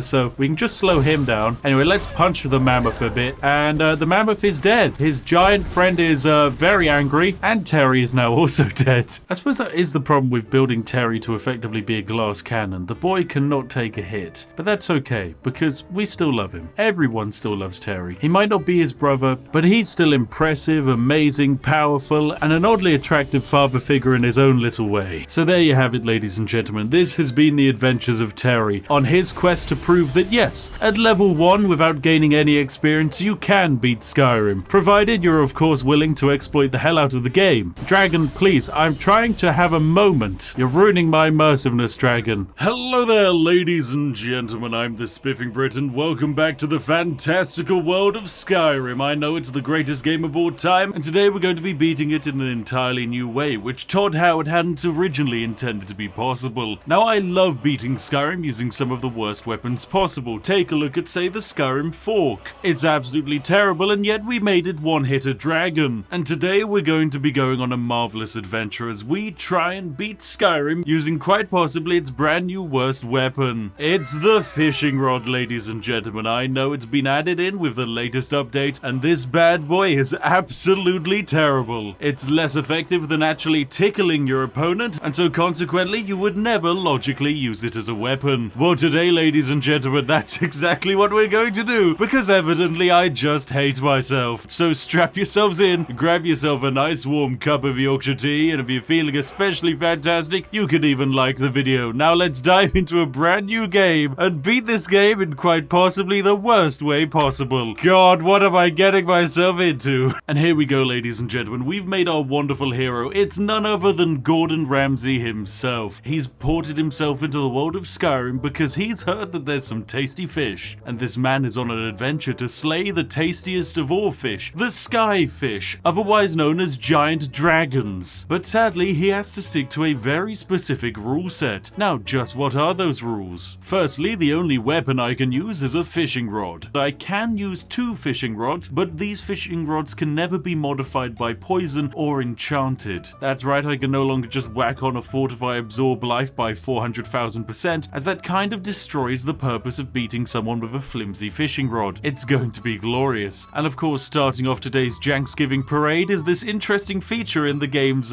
character creator, because by switching between body and head, I don't know what's happening to the camera here, but Todd, I think it needs to be exercised. Anyway, let's dive straight into the game with the legendary Gordon Ramsay. Now, let's begin. Right, okay, we're on our glorious escape from Helgen, and there's our first huge skyfish of the adventure. I hope one day we're going to be able to eat him, but until then, we need to actually escape. So we're gonna go with Ralof this time. Yeah, I don't like him, but hey, it's fine. He can rebel against the Empire all he likes. The Queen will one day put him down for being a treacherous bastard. I just need him to release me. Right, fantastic. With my bindings removed, Gordon Ramsay is now free. He can move. Now, we have Gunjar here, who we're meant to basically loot from, and we could take a weapon from him, but the issue is it's not a fishing rod, so we can't actually use it. But what we will do is take his clothes. We're then also going to take off our clothes and not put his clothes on, because they just don't really suit Gordon Ramsay, whereas his rippling biceps do, because my god, this dude is jacked. Now, of course, as the rules of our challenge dictate, we can only use the fishing rod to do damage, which is going to make this opening segment a little bit challenging, because basically we can't fight them. Right, now, fantastic, it's time for us to actually make our escape, of course, without actually really punching or hitting anyone, and just letting Ralof do all the work. The true AFK way to play Skyrim. Well, we've managed to escape from Helgen with a grand total of 0 people killed and pretty much absolutely nothing done beyond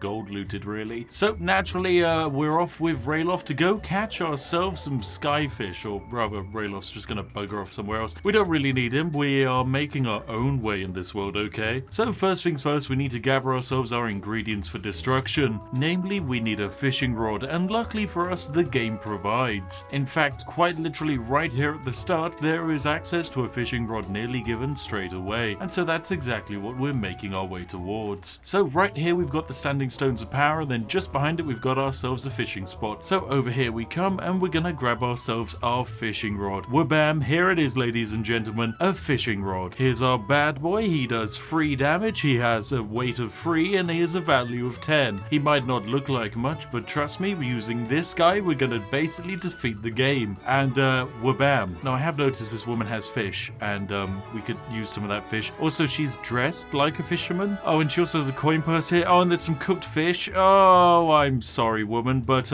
you need to die. This is gonna actually take quite a bit. It doesn't help that she's blocking, but it's okay. We can just fishing rod our way through her defenses. She might have an axe, but I have a flimsy piece of wood that makes a bonking noise. She swears she'll kill us, but I'm afraid it's not going to be enough. I am the fisherman of death, and you are dead. I don't ask how I could stab someone through the chest using a flimsy piece of wood, but apparently I can. Anyway, we're going to be taking making all of those fishing gears. And hang on a second, was that another fishing rod she gave us? Oh my goodness, ladies and gentlemen, you know what that is? That's a second fishing rod. Oh, this is fantastic. We are now more powerful than ever before. And most importantly, we also have clothes now. That's right, we are now Fisherman Gordon. Also, check out how we run. We're adorable. We're like Naruto, but a fisherman. This is completely cursed. I love it. Anyway, it's off to Riften we go, as we need to make ourselves a god. And wow, we really do just move like an absolute idiot. But hey, Gordon, I love you. You're fantastic. Alright, welcome back, ladies and gentlemen. I've made my way all the way over to the Riften fisheries for one very important reason.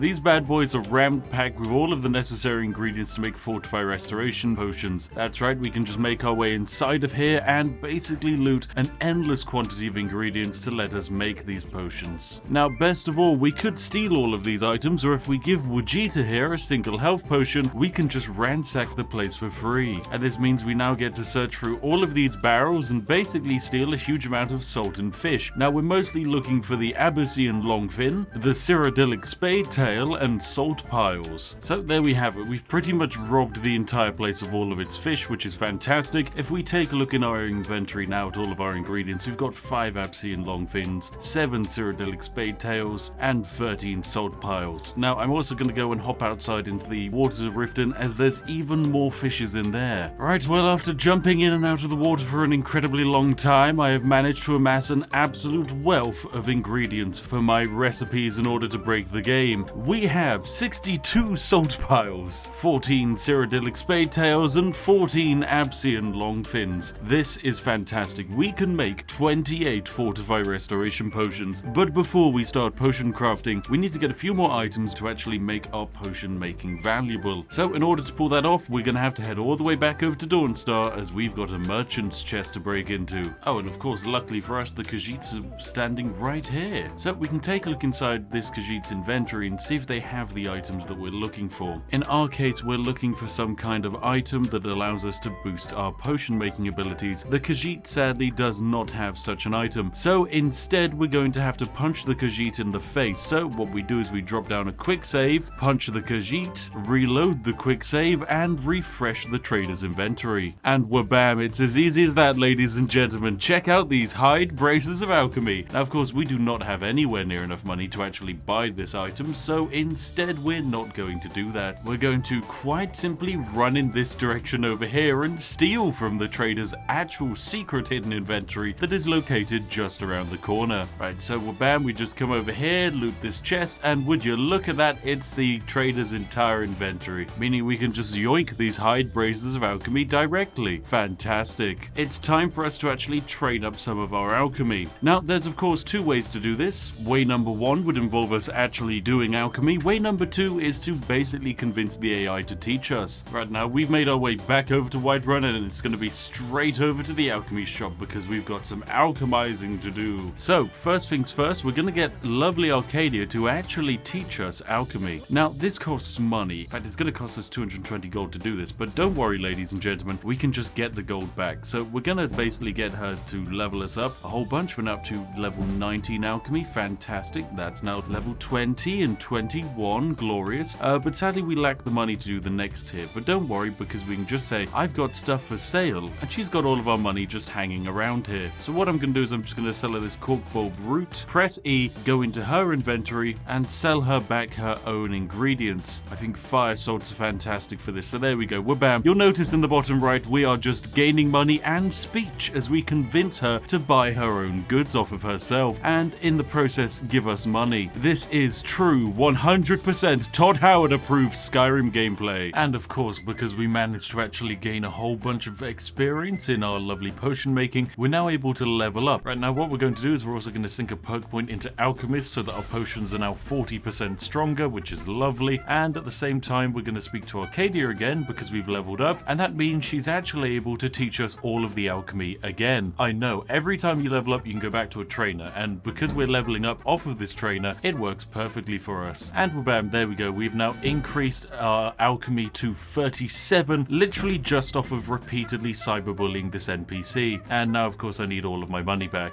And bam, we've hit level 8. My goodness, okay, this is getting rather ridiculous, but hey, that's level 8. We've now got 2 perks lying around. I'm going to get trained again, and now we're going to go up up to alchemy level 41. Oh dear, oh dear. So there we go. We've maxed ourselves out pretty much as far as we can go. We have a huge amount of points into alchemy, and we even have a spare perk point lying around, which I reckon we can probably sink into the one-handed tree in a little bit. So what we're going to do is try and make ourselves some lovely basic potions. Now, if we were to not wear any of our amazing items that make our ability to make potions better, and we were to just quite simply make a very basic Fortify Restoration potion using an Absian Longfin and a Salt Pile, then we've got a Fortify Restoration of 27%, which is good, but it could be a lot better. So when we whack on our lovely items to make our potion making better, and make another potion of Fortify Restoration, suddenly this one is 34%, which is much better. But of course, we can go deeper. For you see, by taking off these items and then drinking this restoration potion, the effects of all positive effects are now going to be increased as well. This means when we actually take a look at our apparel, this lovely hide bracer here now increases crafted potion strength by 20%. It's fantastically perfectly balanced. Now what we're going to do is we're actually going to wait 60 seconds for that first potion to wear off, and now that the effects of it have worn off and our items are back to normal, we're going to take them off and chug our improved Fortify Restoration potion. Right, we're then going to chug this next potion, which is 50% stronger, and sadly this one doesn't improve our items anymore. They're maxed out until we're somehow able to break the cap, but luckily if we go into the skill tree here, I have a slight feeling that if I manage to bung a perk point into the benefactor bonus here, our potions with beneficial effects will actually be increased by more than 25%. So now let's go experiment by trying to make a new potion. Yep, suddenly this Fortify Restoration potion is 72% stronger. Lovely. So we can of course quit the alchemy menu after making that bad boy, take off our apparel, chug a potion of now 72% Fortify Restoration, put that apparel back on, and suddenly it's a fair bit more powerful. Then we go back into the alchemy lab and we do it all over again. Ah look, 98% more powerful. Now that's what I'm talking about. Back on out we go, and we're going to repeat this process again. Now the Fortify Restoration loop is really powerful because you can just keep these potions on you for effectively ever, and then you can chug them for temporary bouts of amazing power. Like for example, I could chug one and then put on this Ring of Minor Wielding, and suddenly my one-handed attacks are doing 32% more damage. That could potentially increase the amount of damage we're doing with the fishing rods by 2. Wow!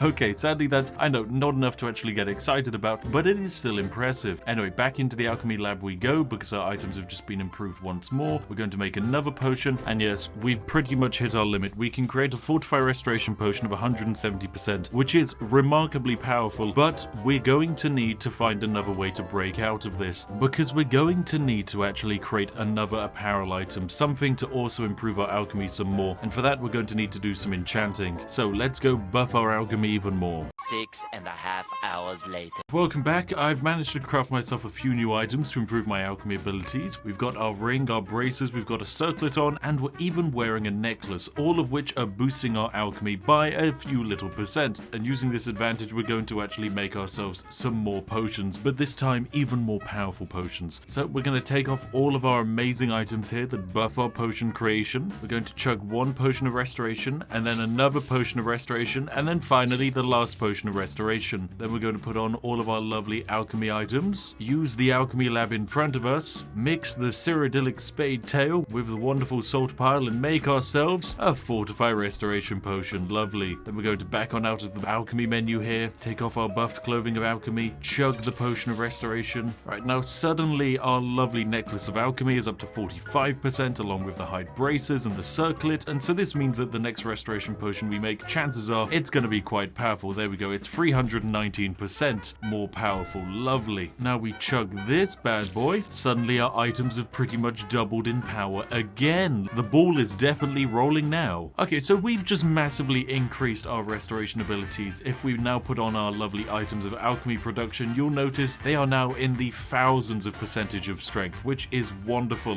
Okay, so next up we're going to make ourselves another potion. This one has a chance to actually crash the game, so I will drop down another save. Okay, so we're going to use the alchemy lab with all of our improved items. We're going to make another Fortify Restoration potion. This one is 500,000% stronger, and we'll just take our alchemy up to 77, just pretty much instantaneously, which is lovely. Now if we were to chug this huge potion, we're going to be able to make some absolutely nightmarish abominations. Now we're going to make ourselves a new potion. It's going to use Hagraven Claws, and it's going to use a Sprig dragon sap. This is going to be a fortify enchanting potion, and this bad boy is going to allow us to enchant items for the next 30 seconds for 358,000% more than what they would normally be. So it's over to the enchanting table we go. We're going to chug our potion of enchanting strength, and then we're going to very quickly enchant ourselves an item that is going to allow us to make potions very, very powerful. This way we don't have to do the restoration loop every time we want to make high-powered potions. So we chug that. Now we can enchant like a literal god. We're then going to pick an item to enchant. We're going to go for this lovely basic silver amethyst ring here. Pick an enchantment to fortify alchemy. Fill it with a grand soul gem. Suddenly we can now enchant for 3 million strength. Let's rename this item after our Lord and Savior, God Howard. And bam, we can craft it. But hey, now we no longer have to worry necessarily about fortify restoration potions because we have an item right here, God Howard, that allows us to make god tier potions. So now, what are we going to do with ourselves? Well, firstly, we're going to get back into our lovely chef's clothes because we just look so lovely in them. And then next up, we're going to be making our way on a little adventure, ladies and gentlemen, because we need to improve our ability to do one-handed damage. And yes, I could create, say, a ring right now using this arcane enchanter. I could say make this lovely necklace here, increase my one-handed damage so my one-handed attacks do 13% more damage. This is okay, it's not fantastic, it's not going to break the game. And equally, it's an item. We're not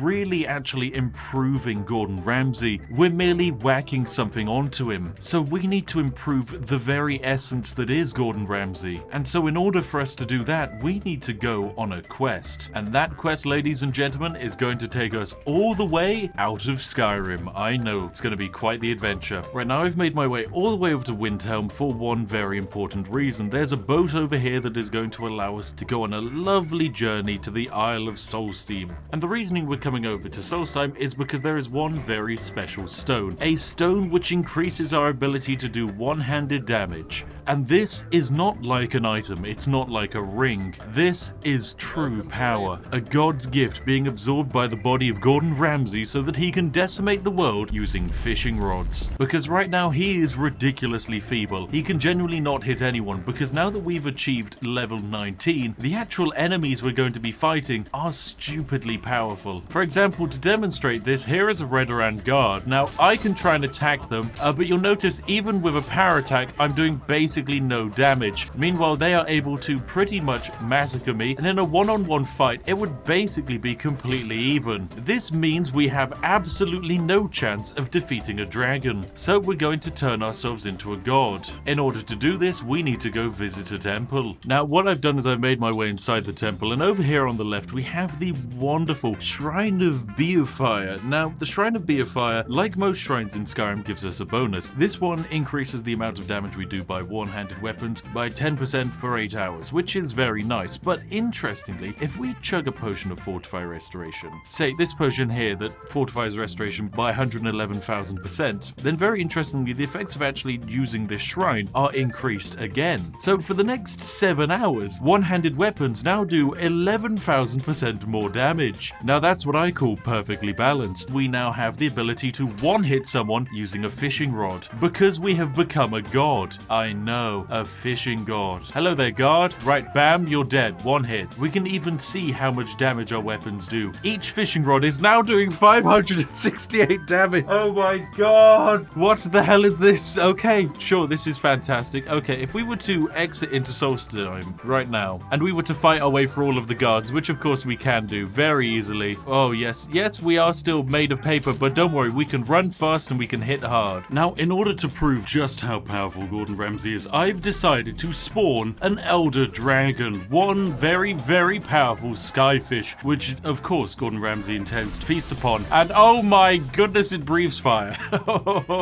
Now I just need the dragon to land and then Gordon Ramsay can fish him. Yes, here we go, and punch. Yes, Gordon, go! With a fishing rod nonetheless. Oh my goodness! Never in the history of Skyrim has someone hit a dragon with a fishing rod. And yet here we are with Gordon Ramsay, Dragon Slayer. Oh my goodness. Okay, welcome back. I've been on an adventure to Dawnstar, punched a Khajiit bunch until I've managed to get an item that I'm looking for. A hide armor with the enchantment of fortifying your health. Now, we're going to need this because we could really do with some way to actually make Gordon Ramsay a little bit more sturdy. And the best way we can do that is to put an enchantment to fortify health onto our lovely chef's tunic. Issue is, if we were to do that right now, we'd only gain an extra 20 points in health. That's not gonna save us from a dragon. So instead, we're simply thinking too small. We need to go bigger. So let's use this alchemy lab. Firstly, we're gonna want to put on our God Howard ring so that our potions are 30 million times more powerful. Then we're going to make a potion of fortifying enchanting using a Hagraven claw and a snowberry. So we're going to craft this bad boy, and wabam, suddenly our enchantments are now 4 million times as powerful for the next 30 seconds. We're going to grab ourselves our lovely chef's tunic. We're going to whack on an enchantment to fortify health. This is going to increase our health by negative 20 million. I don't know what's going to happen here. It could be something. Oh my goodness, I'm going to drop down to save because we could create something that might be too powerful. I think this is going to go fine. This is going to be the lamb sauce. This is what Gordon Ramsay was looking for the whole time. The lamb sauce. This has raised our enchanting, I think, up 429 out of 429 to 429. Yeah, enchanting is now broken. We've completely and utterly destroyed it. Anyway, let's take a look at our new bit of apparel. We're actually wearing the lamb sauce right now, which is actually increasing our health by negative 2 billion. Don't ask me how a statistic is being increased by a minus 2 billion, but it is. If we go up into our skills and take a look at our health, we can see that our health rests around a very comfortable 10 billion. Yep, that's right, we have 10 billion health, which I think is maybe just enough to allow us to survive. Oh god, right, well, we're gonna make ourselves another fortify enchanting potion as we need to improve our one-handed skill now that we've turned Gordon Ramsay into an immortal. That's right, it's going to be a necklace to fortify one-arm damage. I don't know what this number is even trying to express, but we're going to take it. This is going to be Hell's Own Kitchen. Hell's Own Kitchen manages to fortify and increase the amount of damage one-handed attacks do by minus 1.5 billion. So we're going to equip this and now go to the weapons and see that, okay, the fishing rod does a little bit more damage than it used to. Our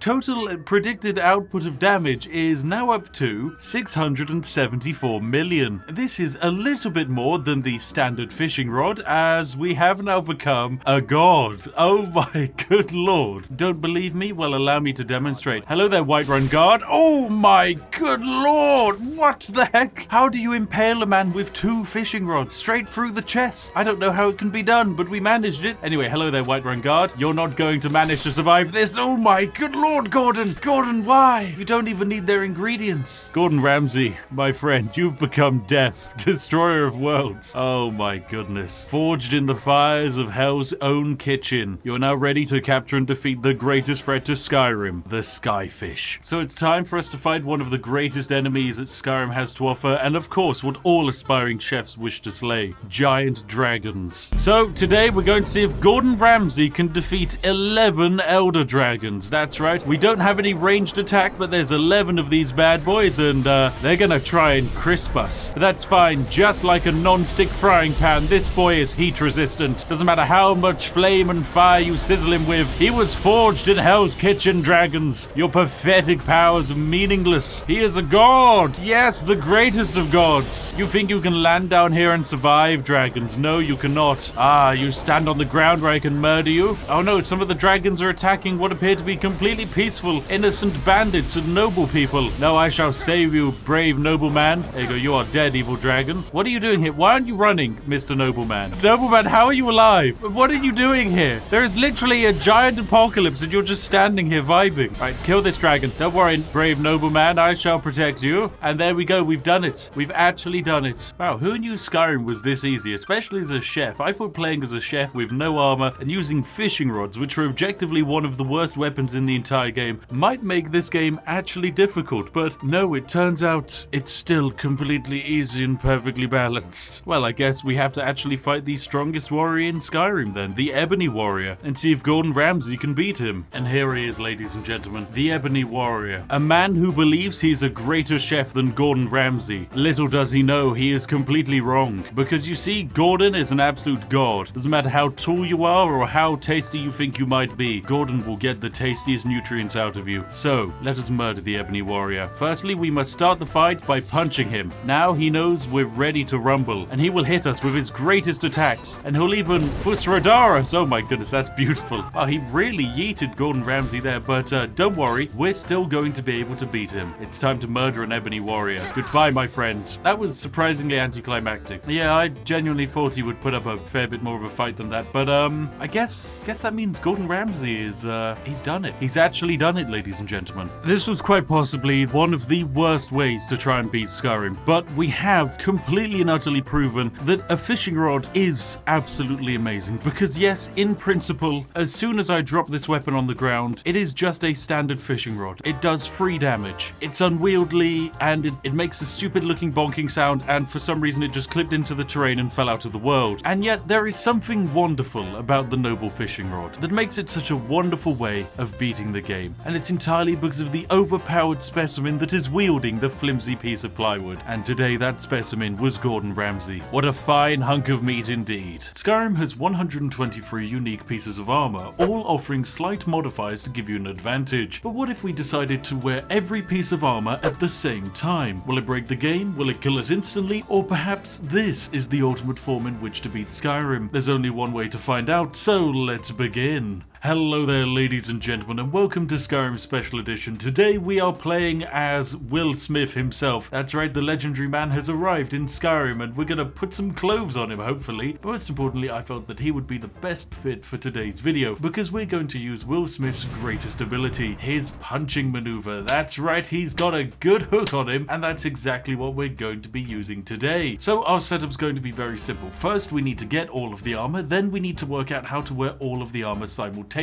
The game, of course, doesn't let you wear, say, 2 helmets at the same time, and you can't even use console commands to force yourself to wear them. So that means we need to use creative game mechanics in order to force ourselves to squeeze in 123 items of clothing. We are going to become fashion itself, of course. Now, what is Will Smith's goal today? Why is he seeking unlimited power? And why are we going to the effort of wearing every piece of unique armor? Well, ladies and gentlemen, Will Smith is tired of being the hero in everyone's stories. He's tired of the world talking about him, so instead he's going to live a life in the shadows and become the greatest assassin and anti-hero the world has ever seen. So let's begin. Welcome, ladies and gentlemen, to the hidden developer area of Skyrim. Now this is a very special area because it has one of every single unique item in the game. We've got all possible combinations of, say, armor here, but we're not looking to wear every single one of these. No, we're looking to wear unique sets of armor, which luckily for us the developers have piled up into a box over here. As you can see, these chests are positively filled with a bajillion unique items. For example, this helmet is going to give us 30% frost resistance, and this helmet here is going to make prices 20% better, and we're going to be wearing them at the same time, just to see what happens. So I'm going to grab all of these unique items, weed out any duplicates, and then I'll get back to you once I've sorted out this gigantic pile and we're ready to start putting some of it on. And here we are, ladies and gentlemen. We have sorted out all of the items of clothing that are not unique items and dumped them right here on the floor, which is why we're surrounded in quite the mess indeed. What we're left with in our inventory is every single unique item we can get our hands on, totaling to well over 100 items, and we're going to be wearing all of them. Now, of course, you're going to be wondering, how can you wear all of these items? Because you just quite simply can't. For example, I can't put on this hat here and then also wear this hood at the same time. It's one or the other. The game is not going to give me 14 armor and an increase to bow damage, whilst also giving me a boost to my sneaking abilities, or at least that's just what Todd Howard wants you to think, because we're going to find a way. In order to do that, we need to make our way over to Whiterun. Right, okay, I've made my way right the way to Whiterun. I even went back and picked up all of the missing Dragonborn DLC armor that I'd accidentally left behind, and now that we have all of that, it's time for us to arrive in Whiterun and make our way over here. As you see right here, we have the Whiterun Guard Barracks. Now, this is a special building because it basically leads out from the prison, and we're going to abuse the way that this game handles getting imprisoned. You see, in real life, going to prison is really bad, but in Skyrim it's actually a source of infinite power, as when you go to prison, every single item of clothing you're wearing is stripped off of you and you're put into prison rags. Then, once you serve your sentence and sleep in the bed, as soon as you leave the prison, all of your items are put straight back onto you. There's just one issue. What happens if you get arrested whilst you're still in prison and haven't been given your items back? Well, that means that all of the items that have have been taken off you in the process of getting arrested are all just piling up into one big chest, and as soon as you serve your time legally, you get all of those items forcefully put straight back onto you by the game. So that's exactly what we're going to do today. We're going to systematically get caught wearing all of these items of clothing over and over again until we have no items of clothing left. This process is probably going to take me around about 5 hours, but hey, it's going to be worth it because I want to see what happens. So let's get ourselves set up. Firstly, we go inside of the guard barracks. Don't worry, they're all lovely and friendly. And then once we've made our way inside of here, we're going to put all of our items of clothing into this barrel. Although we're going to want to wear one set of armor first. So we're going to wear this armor, this helmet, this ring,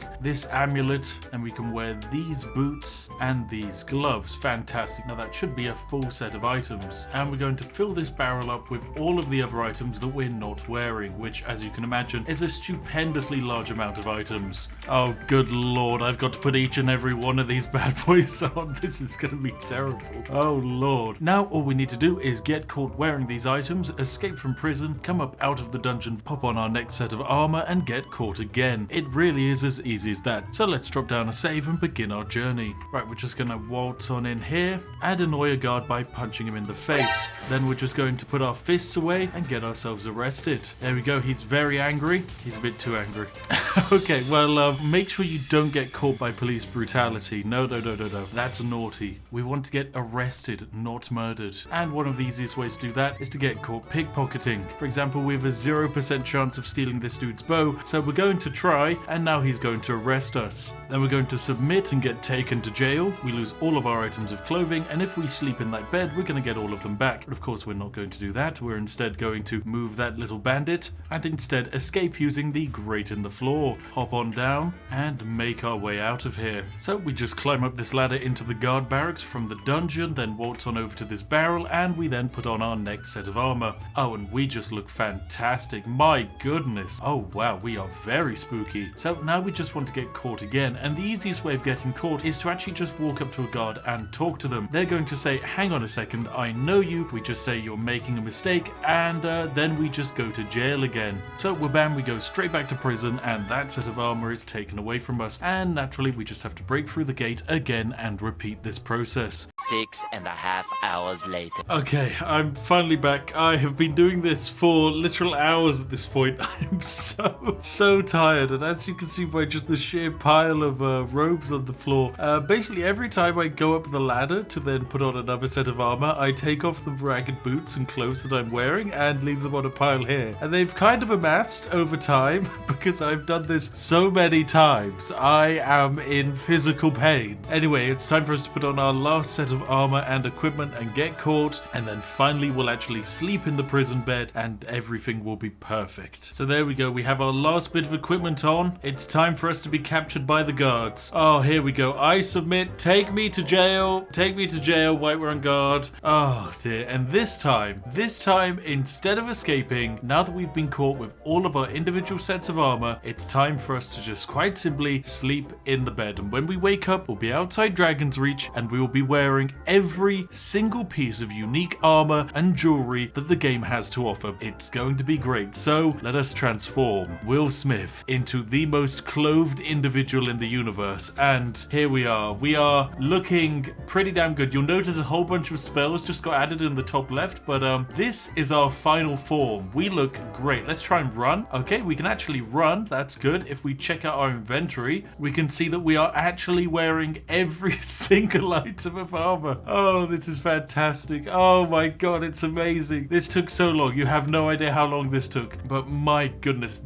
we are looking fantastic. So let's just go through a few of our lovely modifiers because we can hop into active effects and see what we can do. As you can see, we can absorb spells. We can have additional werewolf transformations. Enemies who strike us with melee attacks have a chance of being paralyzed. Our conjuration spells cost more to cast but have greater range. Our speech is better. Our fire and frost allow us to basically do more damage and also receive less damage. At the same time, we have backstab, so that, what is this? Sorry, what is this? Double sneak attack damage with one-handed weapons, but that is stacking 1, 2, 3, 4, 5 times. Wait, hang on a second. Does that mean if we punch someone in the back to do, let's say, 2 damage, we're instead going to be doing 4, 8, 16, 32, 64 damage just with a punch? Well, that sounds pretty balanced to me. So we are looking absolutely glorious right now, ladies and gentlemen, wearing far too much armor and far too powerful in comparison to where we should be, because yes, we're level 1, but my goodness, we are wearing so many lovely modifiers that are going to turn us into a near god. So I think it's time for us to test Will Smith's abilities by becoming the greatest assassin the world has ever seen. But in order to first do that, we're going to need to get ourselves a legendary weapon. Now, theoretically, on paper, we could use magic. For example, we've got something like Sparks, which we can cast, and as you can see, because spells are really cheap to us,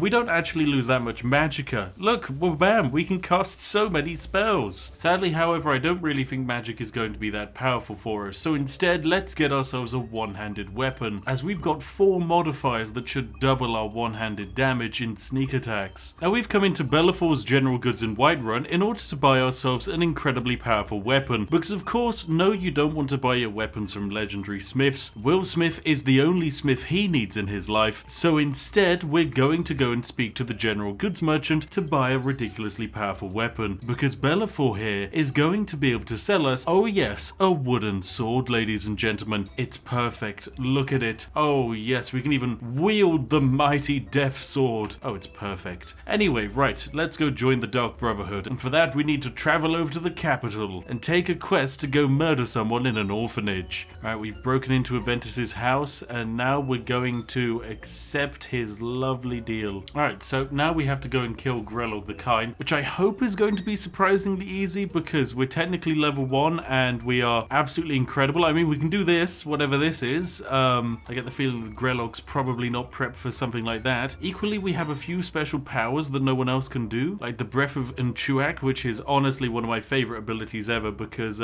it's just a big old angry steam mouth. That's all it is. Well, bam, we just press this and we can just vape incredibly powerfully. Anyway, let's go kill Grelog the Kind. Right, we've arrived, ladies and gentlemen, at the orphanage, Honor Hall Orphanage, where Will Smith is going to begin his quest to become the greatest assassin ever with his first ever assassination. Ah, it's Grelog the Kind. Okay, fantastic. Now, of course, we need to murder her without anyone noticing us. Luckily, we can just stealth like this and, just kind of just walk around. I mean, we can't be spotted here. I'm sure if, like, Will Smith was standing behind you and you're a child, you do know he's there. This child is lying. This child can sense Will Smith's presence. He just knows not to ask any questions, and if you ask any questions, you are getting evaporated. Alright, lovely. And when Grelog is by herself, it's time for us to murder her. We whip out our sword, and Grelog, this is it, I'm afraid. Oh, yes. Don't mind if I do. Oh, do we want to search on her or do we want to feed on her? Well, we are wearing the cannibal ring, so we might as well eat Grelog the Kind's corpse in front of all of these children. That seems exactly like something Will Smith would do. Oh, fantastic. Alright, there we go. Grelog is dead. So that's the first part of becoming an assassin complete. We must now sleep and be abducted by the Dark Brotherhood. Ah, fantastic. We've been abducted by the Dark Brotherhood. Here is Delphine. She's going to induct us into the evil organization, of course. So naturally, we have a decision here. One of these 3 people we have to murder in order to join the Dark Brotherhood. Could be any of them, but alas, in order to leave this place, one person must die. So we're not going to, of course, leave it to choice. We're going to vape in front of all of their faces and just quite simply kill them all. Alright, let's go join the Dark Brotherhood. So there we go. We've managed to effectively complete our initiation. We now need to make our way over to Falkreath. Oh look, some kind of adventurer. Lovely. This you friendly? He called me a milk drinker. You shouldn't talk to me like that. Well, you know what I say to people like that? First I put away my sword and then slap, slap, slap. How dare you? Oh my, okay. So, I mean, I slapped the orc, and then the issue, of course, arose when the orc slapped back, and then my 700 sets of custom unique armor triggered in, and I squirt out tentacles, and those tentacles immediately murdered him. Welcome back, ladies and gentlemen. Will Smith has made his way over to the next quest for the Dark Brotherhood, where we have to murder an entire camp of bandits, led by an evil bandit boss, but we're not going to actually murder them. No, we're instead going to practice assisted suicide, because we're not going to do any damage to them. We're going to quite simply use our many sets of armor that deal damage to anyone who stands near us to just evaporate them. So we're just gonna waltz on up. Hello there, bandit friend. You just died to yourself. That wasn't my fault. That is entirely your fault for being near me. So we're just gonna eat up his body. Then we're gonna fight this bandit archer here who's very angry, so we're just gonna stand near him, and he will of course murder himself. Next up, it's this bandit archer, and remember, ladies and gentlemen, Will Smith's a pacifist. We wouldn't hurt a single fly. Yes, we would potentially eat their bodies, but that doesn't make us a bad person. Anyway, that's 3 bandits dealt with, but we didn't kill any of them. Oh, looks like we got a bandit asleep here. Hello, please can you wake up? Oh, now that you're awake, you're just taking consistent damage. I'm so sorry, my friend. I'm so sorry. You just you just woke up and died. Wow, it's like me every Monday morning. Jeez. Oh, next up we got a bandit dude here. Hello, bandit dudes. And you're both dead. Rest in peace. You've just woken up, my friend, so you can take some damage. Welcome to the land of the living, my friend. And now to the land of the dead. And then here we go. These are the guys that we're meant to murder. They're looking pretty jazzy. So Elaine Defont is the person who's trying, we were said to murder. And luckily he just hit us with an axe and died. So we don't really have to worry much about him. We will steal his lovely axe, though. That looks great fun. Well, we've completed our mission. Everyone around us has committed suicide, and it was not our fault in any way, shape or form. We are just ready to leave as the humble, lovely pacifists that we truly are. So let's hand in this quest and move on to the next one. Alright, now ladies and gentlemen, I've just realized something very, very magical that we can use to improve Will Smith. And by improve, I mean we can put more sets of armor on him. Now, of course, we're far too over encumbered to actually run anywhere, and that's fine. That's the way it's going to be for the rest of the game. But very importantly, over here in the skill tree, I've noticed that if we were to somehow level up heavy armor and get this perk right here, Fists of Steel, it means that unarmed attacks whilst we're wearing heavy gauntlets will do their armor rating in extra damage. Now this means that if we're able to wear multiple sets of, say, heavy armor gauntlets, we will be able to stack that damage multiple times over, turning Will Smith into a veritable one-punch man. So in order to test this out, I've located myself some Brawler's Iron Gauntlets, as well as some Iron Plate Gauntlets, and so we're now ready to actually go to prison, ladies and gentlemen, once again. So it's time to make our way over to the other side of Whiterun, because we're massively over encumbered. This is going to take a while. Oh god, it will. Right, well, I'll see you in half an hour once I make it to the guard quarters. Alright, so I've once again made my way over to the guard barracks after about 47 hours worth of walking, and now I'm going to plant my lovely apparel inside of this fantastic box. So there goes the Brawler's Gauntlets, there goes the Iron Plate Gauntlets, and there we go. That should be fantastic. Now all I need to do is get myself sent to prison, which shouldn't be too challenging. Anyway, fantastic. Now that we're in jail, it's time for us to escape on out of here. Anyway, up to the guard barracks. Let's put on our lovely heavy armor brawler gloves, whack those bad boys on, and get ourselves caught. Hello there, guards. Yes, it's me. Alright, and then we're going to pick up the next set of Iron Plate Gauntlets and whack those bad boys on, and then we are ready now to be captured and then sleep it all off. And we're bam, fantastic. All of our lovely items are back with 2 new gauntlets added into them, which now means if we also go into the skill tree and upgrade our Fists of Steel, even add in Well Fitted, and why not drop in a bit of Juggernaut, our unarmed strikes should now do a lot more damage. The only issue is we now need to test out these unarmed strikes on someone, and the man in front of us is walking away at a microscopic speed, which is ever so slightly too fast for us to catch up to. But luckily a guard's walking towards us. So let's drop down a save file and test out our lovely Fists of Fury. Wabam! And oh yes, that's quite good. Oh yes, that's good. Oh wow. My goodness me, I'm such a nightmare tentacle monster. So we can now viably punch and beat people up. The only issue is we move at a snail's pace, and we need to fix that. So let's try and fix our over-encumberment, which is going to take some 5,000 IQ thinking. Right, well, after 47 hours, I finally walked all the way down to the horse here, and now we need to take a trip all the way over to Solitude because there is a standing stone, and that standing stone is going to lower the weight of all armor to 0, meaning we can finally move again. So, Bjorlum, I'd like to hire your carriage, and it's off to Solitude we go. Oh my goodness, it's gonna take me so long just to even climb in the back, Bjorlum. Please don't leave without me. Oh, off we go. Yes, come on, I'm ready to go. Yes, come on. Look, I'm in the carriage, Bjorlum. Bjorlum, why aren't we going anywhere? Bjorlum, please. Bjorlum, can you... I've given you my money. Please, could we go? Can we go? I'm in the carriage. Bjorlum? Bjorlum, what the hell do you mean you best hurry it up? Bjorlum, I'm sat in the goddamn carriage, Bjorlum. Okay, no matter how hard I try, Bjorlum just quite simply won't let me go inside of the carriage. So instead we're gonna have to buy a horse. So there we go. I've just bought a horse for $1,000, and he says it's the one with the saddle. I've got to be honest, I'm not seeing a horse with a saddle. Have I just been scammed? I have just been scammed. Okay, I'm just gonna have to wait and hope a horse appears. Ah, yes, here we go. Here's the horse. Right, this one's mine. Yes, it is mine. Fantastic. Right, away we go. We've got to go all the way over to Solitude, which is going to take... Oh god, I don't want to know how long it's gonna take. Too long.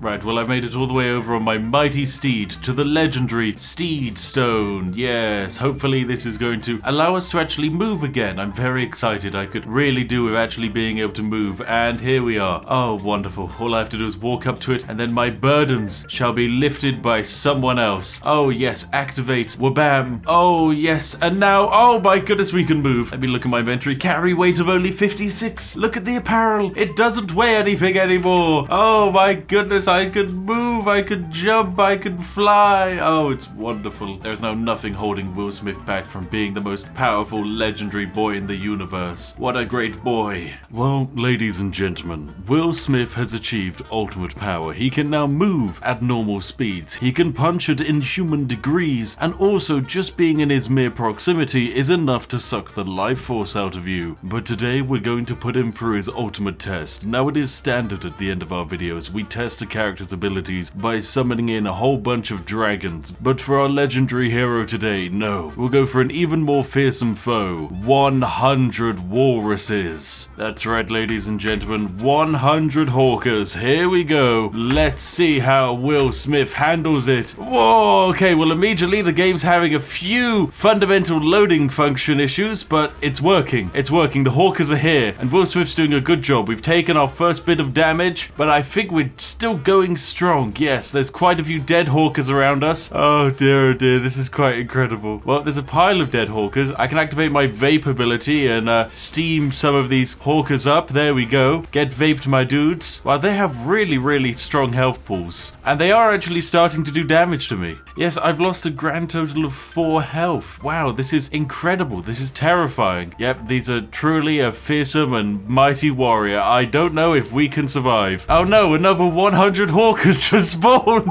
Oh no, where are they going? Where are they going, my beloved hawkers? They're going back to their homelands. Where are they going, Todd? Todd, why are they ascending? Where are they? They're flying. It's so beautiful. Oh my god. I've never seen anything like it. Oh god, right, let's get another 100. How many more can we take? How many more can we take, Todd? Oh, it's so beautiful and artistic. Just look at them flying around. It's just, I feel like I'm in the land of the gods. This is just absolutely beautiful. They're watching me. They're above me. They know they're better than me. And there's nothing I can do to prove myself in comparison to them. They are our gods. Our giant, slimy, scaly gods. I, for one, welcome our new Hawker overlords, for they are divine and wise. Well, we appear to have reached quite a stalemate, as the Hawkers have ascended into godlike status and are now hovering above the entire world. Yeah, there's no way I'm going to be able to get most of those guys down. They are just downright too beautiful for me. Oh my goodness. Skyrim, never change. Never change, you absolutely beautiful, perfect game. Hello there, ladies and gentlemen. I'm the Spiffing Brit, and today you join me in the wonderful world of Skyrim, where we are answering once and for all, can you beat Skyrim using just restoration? That's right, an entire magic tree dedicated to healing and the protection of others. But can we use it to murder people? This is quite possibly the silliest way of playing Skyrim, but today we're going to do it. So strap yourselves in, grab yourself a nice warm cup of tea, and let's dive into this brand new glorious world.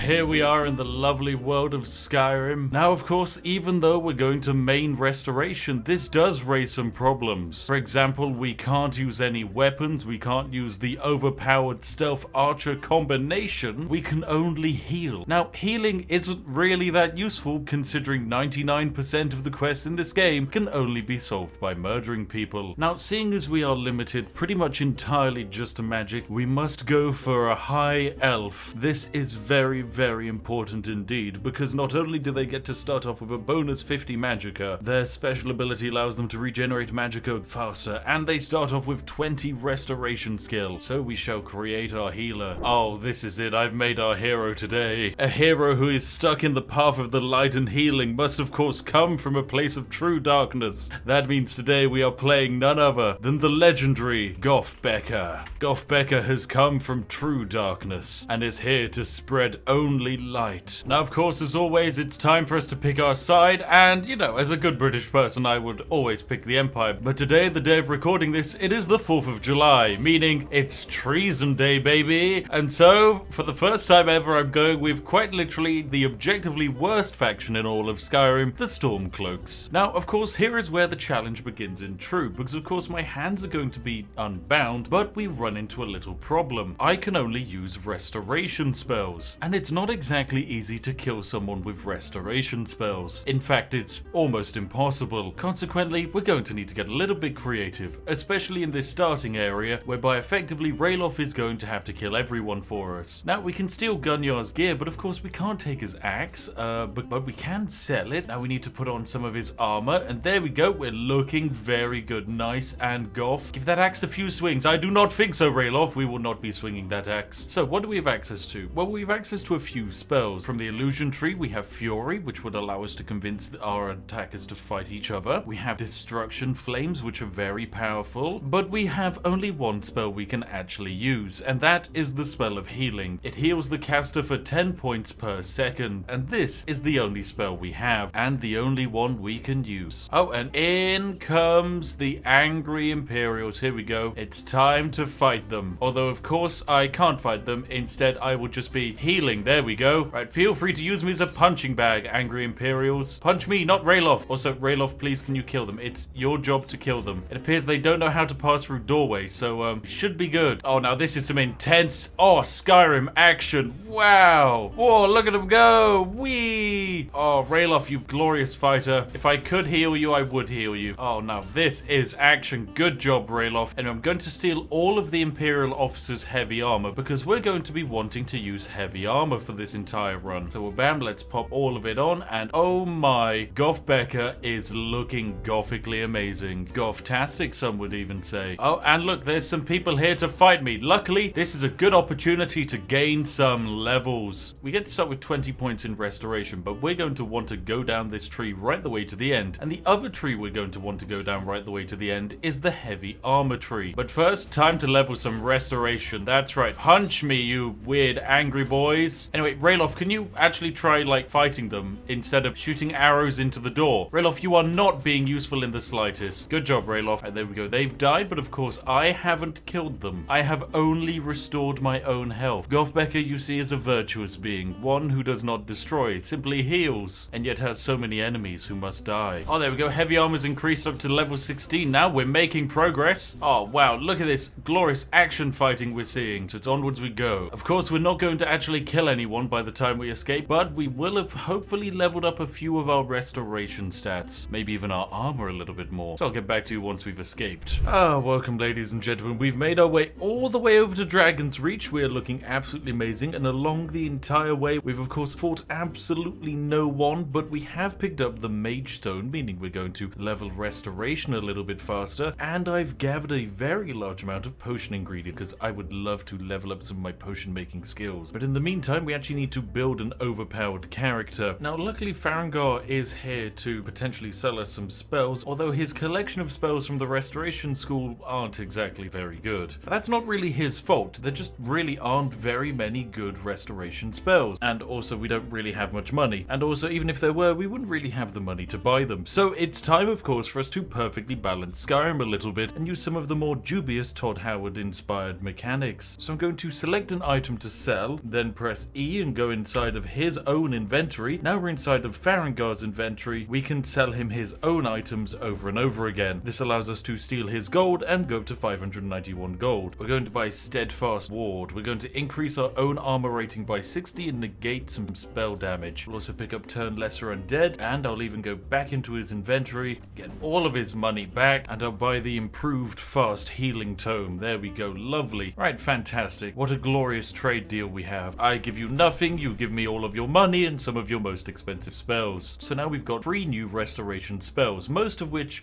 we can't really cast, but we need to actually level our character up quite a bit. We're only level 1, our restoration is terrible, we can't actually even fight any enemies at the moment, so we can't exactly even do any quest to progress in Skyrim. We can't go to Bleak Falls Barrow and fight the lovely dude there, because how on earth are we going to kill him beyond, I don't know, getting him to walk into traps over and over again. So it's time for us to level up, and we need to level up 2 major, very important skill paths. Number 1, restoration. We need to max it out. And number 2, heavy armor. This, of course, raises a very interesting point. How are we going to raise these two? Because in order to do it, we need to be taking damage, and we need to be taking damage consistently without dying. So for that, we're going to take a trip to the north. You see, if you really want to level up, the best way to do it is to find yourself some walruses. Walruses are creatures that don't necessarily do much damage when they attack you, and hopefully we're going to be able to regenerate magic fast enough to offset the damage they do to us, allowing us to potentially infinitely level up off of the Hawkers. So where can we find some of these mythical beastie boys? Well, we're gonna make our way off to Winterhold, as it's a very, very cold place indeed. So on our adventure we go with the legendary Goth Becker.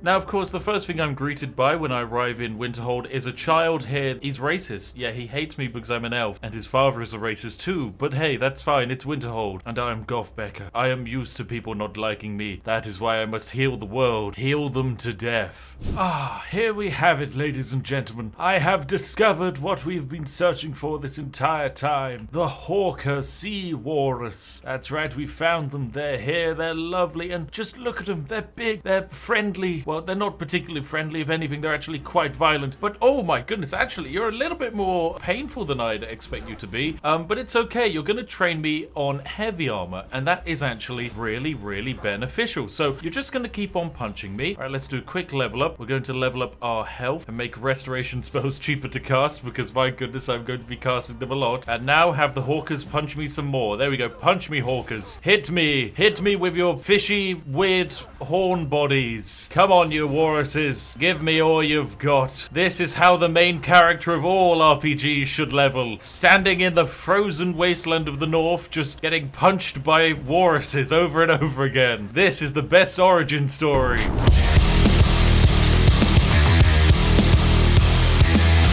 Well, we're up to level 11, and it looks like there's someone over there quite literally watching me get pounded to death by walruses. Yep, there's now just some dude has joined me and is watching this process. Why aren't they intervening? What are they doing out here, Todd? What does this man want with me? Look, I'm busy power leveling with the walruses. Who is this mystical man?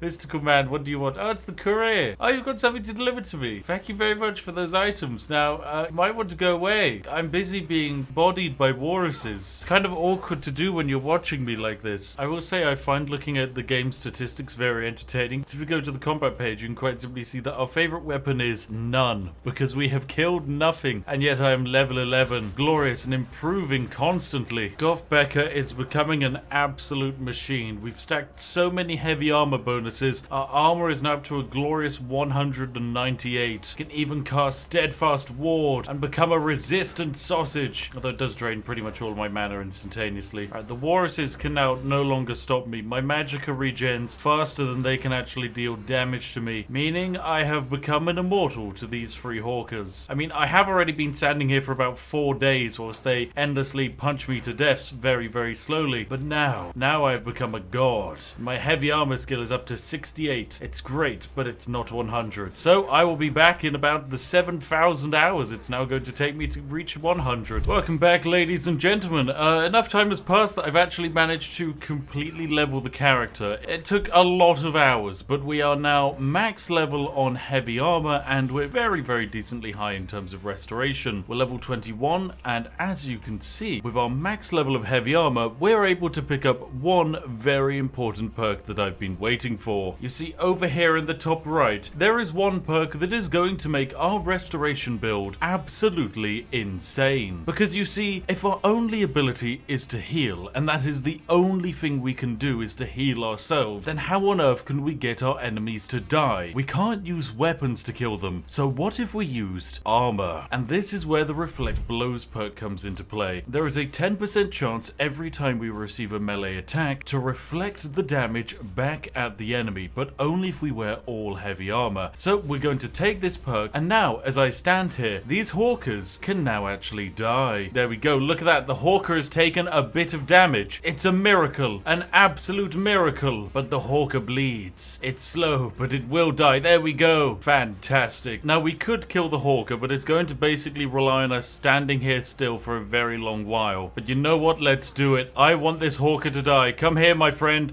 Stop fleeing. Fight me. Fight me, hawker. Yes, be a good brave hawker. Punch me, and consequently punch yourself to death. Now there is also something very, very interesting about the way this perk works, because of course it says it reflects the melee damage taken back to the person who caused the melee damage, but in reality it doesn't. It actually scales off of something. It scales off of your heavy armor stat, but not in the way you think it does. No, it actually does more damage the lower your armor rating is. Consequently, we can drop our armor rating by 20, and the damage the hawker will take to itself is going to be slightly higher. What this means is that whilst I could potentially use a restoration loop exploit to have an armor rating of 2000, it means the damage my opponents will take will actually be very, very tiny indeed. But that also means on the flip side, the same is true. The lower the armor rating of heavy armor, the more damage my opponents will take. This is going to be our path to true power. Now punch at me, you big fluffy walrus boy. Yes, come on, walrus. Punch me to death. And there we go, he's dead. That is our first enemy killed. We did it. Oh my goodness, what a glorious success. But if I go to combat, look, we've technically killed one animal, but our favorite weapon is still none. We've killed nothing.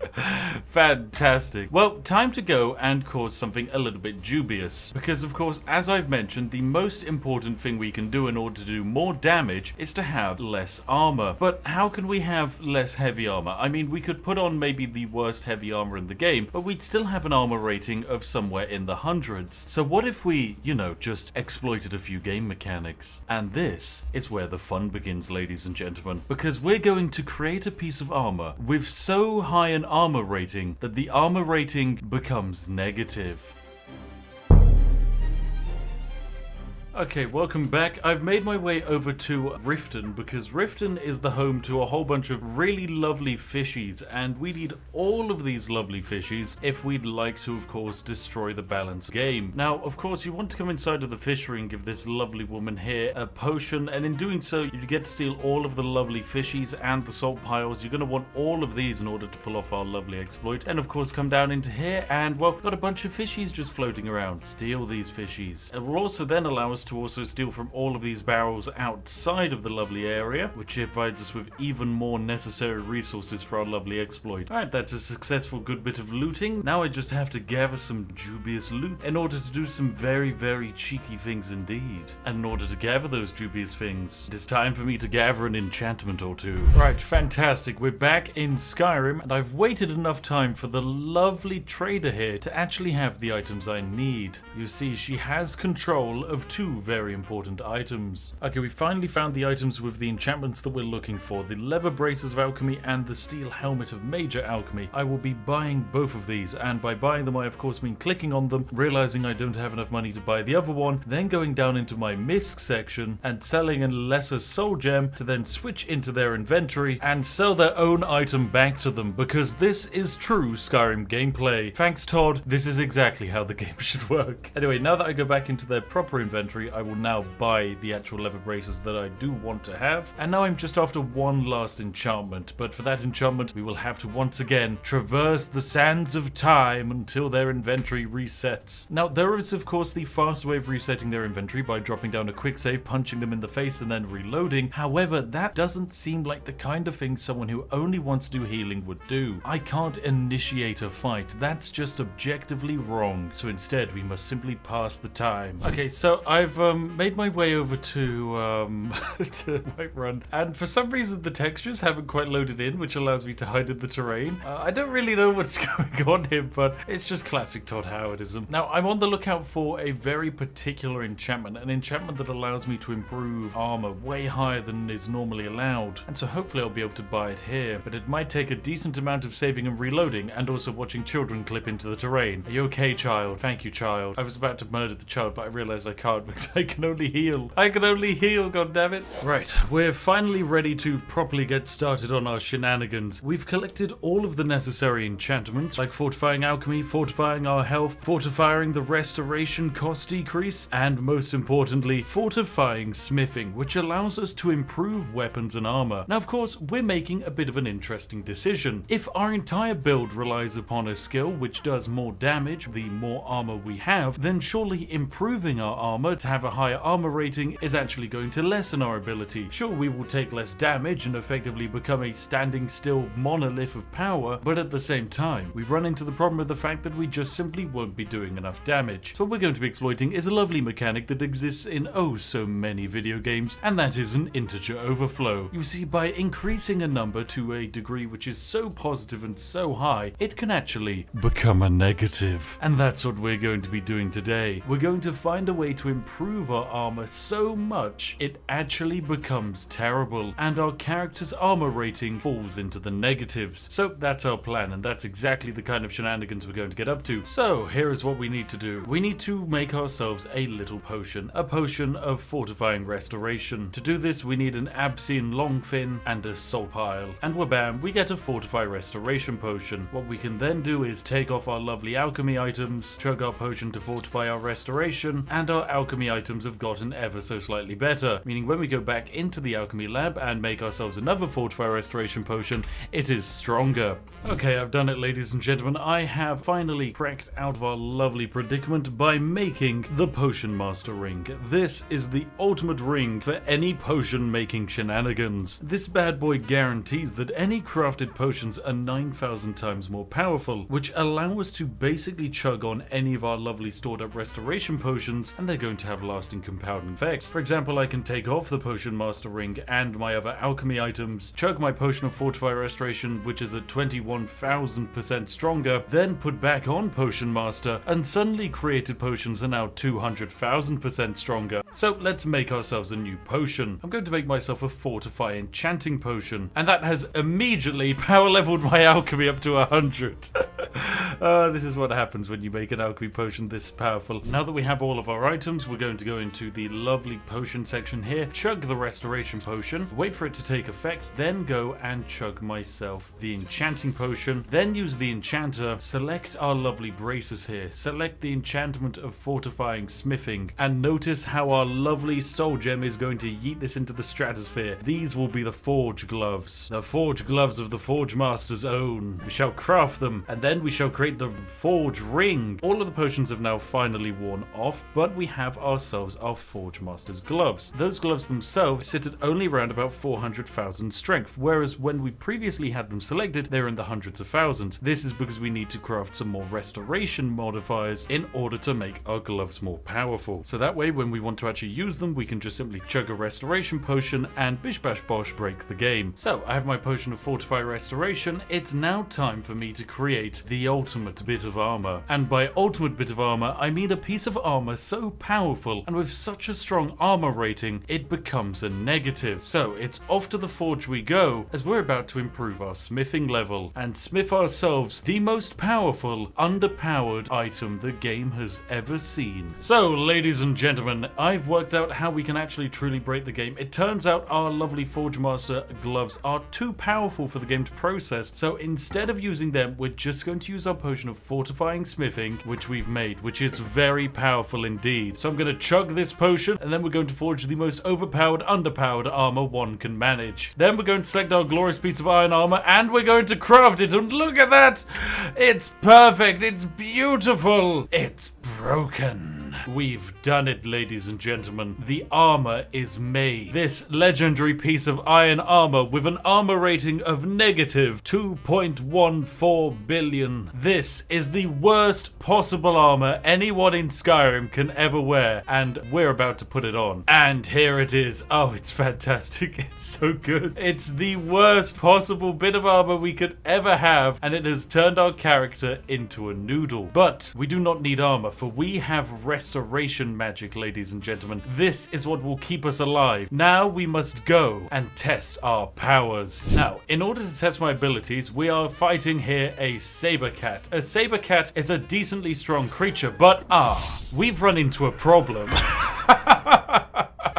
Our armor rating was so low that when the saber cat hit us and our effect fired, the saber cat instantly died. However, we also instantly died. This is because our armor rating is so low, we quite simply can't survive at all. Which means, whilst our enemies have a 10% chance of whenever they strike us to just immediately collapse on the floor and die, we ourselves will also collapse on the floor and die. Because, well, there's just nothing we can do to out-heal instant infinite death. So what we need, ladies and gentlemen, is a solution, and that solution is more health. So let's go make myself some more health. So what we're going to do is make ourselves a glorious potion of enchanting so that our enchantments are stupidly strong for a short period of time. Then what we're going to do is chug ourselves that glorious potion of enchanting and go make ourselves something to give us a lot of health. Our glorious iron armor, for example, we can affix it with the attribute of fortifying our health, giving us a stupidly large amount of it. This is going to be ultimate armor.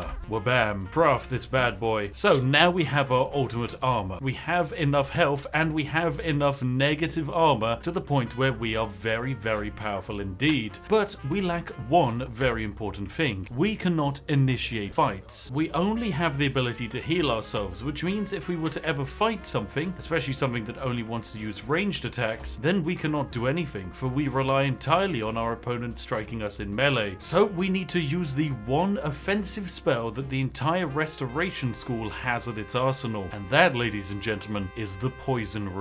In order to get a hold of the bastard, we're gonna have to go on a little bit of an adventure. Now, in order to get yourself the rune, you need to make your way all the way over to Solstein, which can be done for 250 gold, and then once we arrive, we need to make a little bit of a trek around the island, although we also need to be careful that we don't get, hit by anything, else we're quite likely to die. Very, very likely indeed. Now, it is going to involve a very long run across the map, but we're going to be able to do it. So out into the wider world we go, as we're off to go find some friends and avoid confrontation, because confrontation will kill us. Now, that giant mushroom over there in the distance, that is what we are aiming for. That is what will provide us with the glorious ability to poison our enemies from afar. Oh, fantastic. Here we go. We've made it outside, and this dude has now summoned in the Ash Guardian. So it is now my job to kill this giant Ash Guardian. This boy is quite strong. However, we have the advantage of the fact that we are technically kind of immortal, so we won't take much damage at all. So I don't mind popping some lovely healing spells and just generally trying to out-heal my way through this and relying that he can use a melee attack. Oh my goodness, his melee attack did so much damage.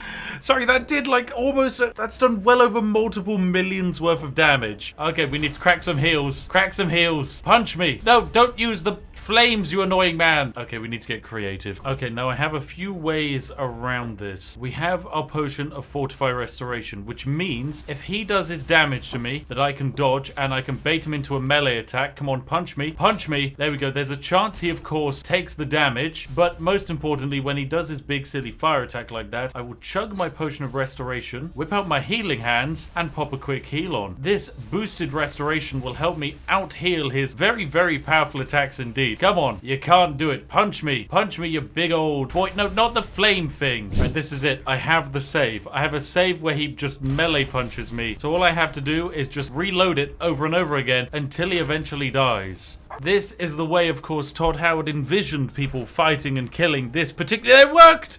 I just loaded the save and he died! Take that, you big old pile of rocks. Huzzah! I beat you, Todd. Yes! Right, let me go find Talvas and go tell him the good old news. Talvas, you wily sausage, I've murdered the big old pile of rocks. And now, finally, we can buy things from him. For example, we could buy that same giant Ash Guardian, which is absolutely incredibly powerful. However, instead, we are aiming for a different spell. The spell Tome of the Poison Rune. A spell only he has access to. And now, a spell which is ours. But what makes this spell so powerful is that it is basically the only spell in the game that allows you to deal poison damage. And poison damage stacks. So as long as you can get it to fire, you can get 3 points of damage per second onto a target for 30 seconds. It's not terrible, but it's of course not fantastic. Now of course, if we were to get ourselves a little bit cheesy and chug a potion of restoration, now if we were to cast the spell, the poison rune is now doing 15,000 damage per second. This is a lot better. In fact, it is so much better, it should be able to pretty much one-hit almost anything in the game. Oh, and here we go. Just the perfect thing. A weird, creepy, floaty boy to go test out my new magic on. So I'm going to, of course, chug my potion of Fortify Restoration, equip the poison rune, whack it down on the floor, and then watch as they immediately get engulfed by a fart cloud to death. This is true godly power. The kind of which Todd Howard has never quite expected to see. Okay, so on my journey to try and find a solution to generating more health, I've created some lovely pieces of armor. I've created this glorious helmet and these lovely gloves, and they do some very jazzy things. A helmet allows us to regenerate magicka 2.2 million times faster, and our brand new gloves increase our total magicka by 1.5 million. What this effectively means is we can cast endless spells and we are never going to run out of mana. Okay, now we're going to enchant ourselves a glorious ring, something to really give us a copious amount of power. In order to do this, I'm going to have to chug a potion of Fortify Enchanting to 400,000% stronger, drop down my glorious save, go into the enchanter, select the item of the glorious Nordic ring, which we will fortify with health. Yes, this will be the health ring. The healthiest ring of all, the donut ring. Let us craft this glorious item. Wabam, fantastic. It only increased our enchanting by a handful of levels. Oh my goodness. Well, hey, we have ourselves a new ring, the donut ring, which will increase our health even more. This one will increase our health by an additional 100 million, which hopefully will give us just another smaller edge in this gigantic nightmare fight that we find ourselves in. So with our additional health and our additional items of endless magicka, it's time for us to go out into the wider world and see if we can murder something. And here we go. We have the bandits in our sights. They're over here. We're ready to defeat them. Now, we have a few tricks up our sleeves. If our poison rune isn't strong enough, then what we can do is cast a potion of restoration and then guaranteed we'll be able to get them. Right, let us aim and fire. Oh wait, that's too far. Oh, because how close does a rune have to be? Okay, in order to extend the range of runes, I'd need to level up destruction, which is something that I can't do because, well, I can't actually level up destruction. That's completely and utterly illegal. So instead, I'm going to fire the rune on the floor, and I mean, it's doing damage. Look at that. Look up there. The bar is going down. This dude is chasing me down. Get poisoned. Get poisoned again. Poisoned again. Run! Run, Becca! We don't know how strong your health pool is. Just keep poisoning them. We can stack on the poison effects as many times. They're dead! Oh my goodness, because the poison stacks so many times, they literally can't keep up with it. That's the power of the endless cast. Haha, double rune. And double rune. Yes! Oh, the fart clouds of murder. We did it. We did it. Without taking a single hit. Oh, we're so powerful. powerful. Oh my goodness, we've plundered so much. We've even borrowed ourselves a horse. That's right. Gothbecker now has friends. Friends, I tell you. This is glorious. True friendship that will never end. We're on a happy journey with my horse. It's a friendship that is magical. It will never end, and it cannot end. That's something I know for sure. Oh my goodness, there's loads of bandits out here. Dad, my horse friend. Run, horse friend, run. Oh my goodness, these bandits, they are murdering my friends. I must save the bandit guard. Die, bandit. Oh, your arrow does not do as much damage to me anymore. Oh no, no, I accidentally got a bounty. No, I'm sorry, White Red Guard. I'm sorry, I didn't mean to. You walked into my fart cloud. Fart cloud? Fart cloud? You cannot survive this. Get fart clouded. Oh dear, I need to really heal. Potion, fortify restoration, magic, restoration. I don't think fast healing's gonna be enough. Pop it. Oh, that's definitely not enough. That is definitely not enough. Oh boy. Pop the heals, but oh, we're dead. God damn it, I tried to save you people of Skyrim. Why could you not live with the fart clouds of murder? Alright, that's fine. I know you don't want my magic, Whiterun guards. I'll leave you to it. Okay, here we are. We've arrived at the legendary and beautiful Bleak Falls Barrow, ready to set off on our journey of hopefully stealing the dragon tablet and then fighting a dragon. We have gone for quite possibly the strangest restoration build in the universe because, I mean, we could have made ourselves a complete immortal, but instead we built in like a giant factory weakness. Also, what the heck was that? Why did my horse just go through the floor? Horse, are you okay? What happens when you... Oh my goodness, yep, horse can go through floor. Woo wee! Magical horsey time. What happens if I disembark whilst I do this? Right, you wait outside, horsiekins. I'll be back for you. Okay, now, here we go. We have some bandits. Right, now I can just sneak on up, pop down a spell, double fart cloud. Yes, and they're just going to die to the farts. Oh, we are so powerful. Oh, yes. Todd, is this how you envision Skyrim playing out? Right, now, most of our next enemies are kind of the undead, so I'm wondering if instead of fighting them, I can just use my restoration power of turn lesser undead to make them run away. Right, now, if I remember correctly, there should be some, like, skeevers coming up here or something. So, yeah, I'm just going to preemptively put the poison rune on the floor and then pop down, like, another one. Come up the stairs, skeevers. There we go. That's another dead one. Is there one more skeever? Nope, I got them all. Nice. Oh, here we go. Look at the giant frostbite spider. Right, you are definitely getting poisoned up a bunch. Hey, no, you stay away. You stay away, poison spider. You stay away. There we go. Ah, you're literally pathetic. Because they do most of their damage via poison, that doesn't actually affect me in the slightest because my health is so high. It's just the actual physical damage where I have problems. Right, and then I'm afraid, Avril, as I know you're going to run away, if you're going to run away, you're going to have to step on the fart trap and just die. Sorry, my friend. Now let's go find some lovely undead friends and see if we can get them to leave us alone. Turn lesser undead. Undead boy, flee from me. Does this make you want to flee? Yep, look at him go. He's fleeing. He's actually fleeing. And he's fleeing onto the trap. Yes, this is it. This is exactly what I want to see. Right, you flee onto the trap, my boy. Go. Goodbye. Oh, Skyrim, you're the best. I'm just gonna run past this dude and go straight through the doorway. There we go. Into the sanctum. Alright, here we go. We're able to use the golden claw to get into the final inner sanctum, and this is where we run into a little bit of an interesting problem because, of course, our poison rune, it's not going to work against the undead. So we need to come up with a new creative way of killing this dude who is sleeping and stealing his tablet. I mean, I kind of feel bad for the guy because he's been asleep for thousands of years, and I'm just a goth who's wandered in who wants to do poison damage, but alas, no, I cannot murder him. Anyway, I'll steal this word of power. Shut up, Meridia. I am trying to fight the bloody Draugr Scourge Lord. Okay, follow me, Scourge Lord. Now, here's the thing. I can't kill the Scourge Lord in single combat. Like, he can just stand on my lovely poison rune, and it does nothing other than stun him. So instead of doing all of that, I need to get him to follow me right the way through the dungeon. Where's he gone? Come back, dude. Come back. No, no, no, no, no. It's me. It's me. You can see me. Scourge Lord, please, Scourge Lord. No. There we go. He's back. He's back. Right, come on, follow me, Scourge Lord. He's not very fast, but, you know, I don't need him to be. I just need him to follow me a bit. Come on, Scourge Lord. Yeah, you're doing great, Scourgy. Now, I can't kill Scourgy. Now, I mean, of course, we do have the 10% chance of whenever he hits us, he just takes a bunch of damage, but I think there is a chance he hits us and does too much damage. But I suppose we can always test that, so give me a hit. Oh, and,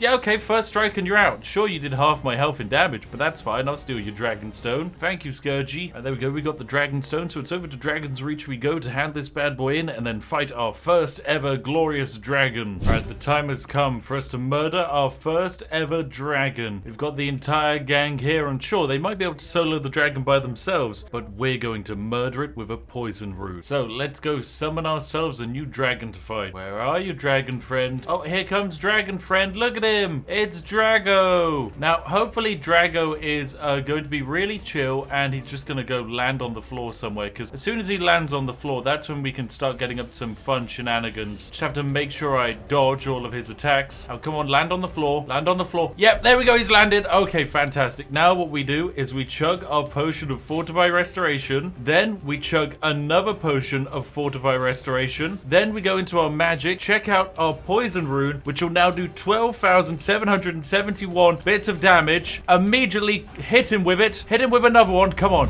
He has to walk into it. God damn it, he just punched me.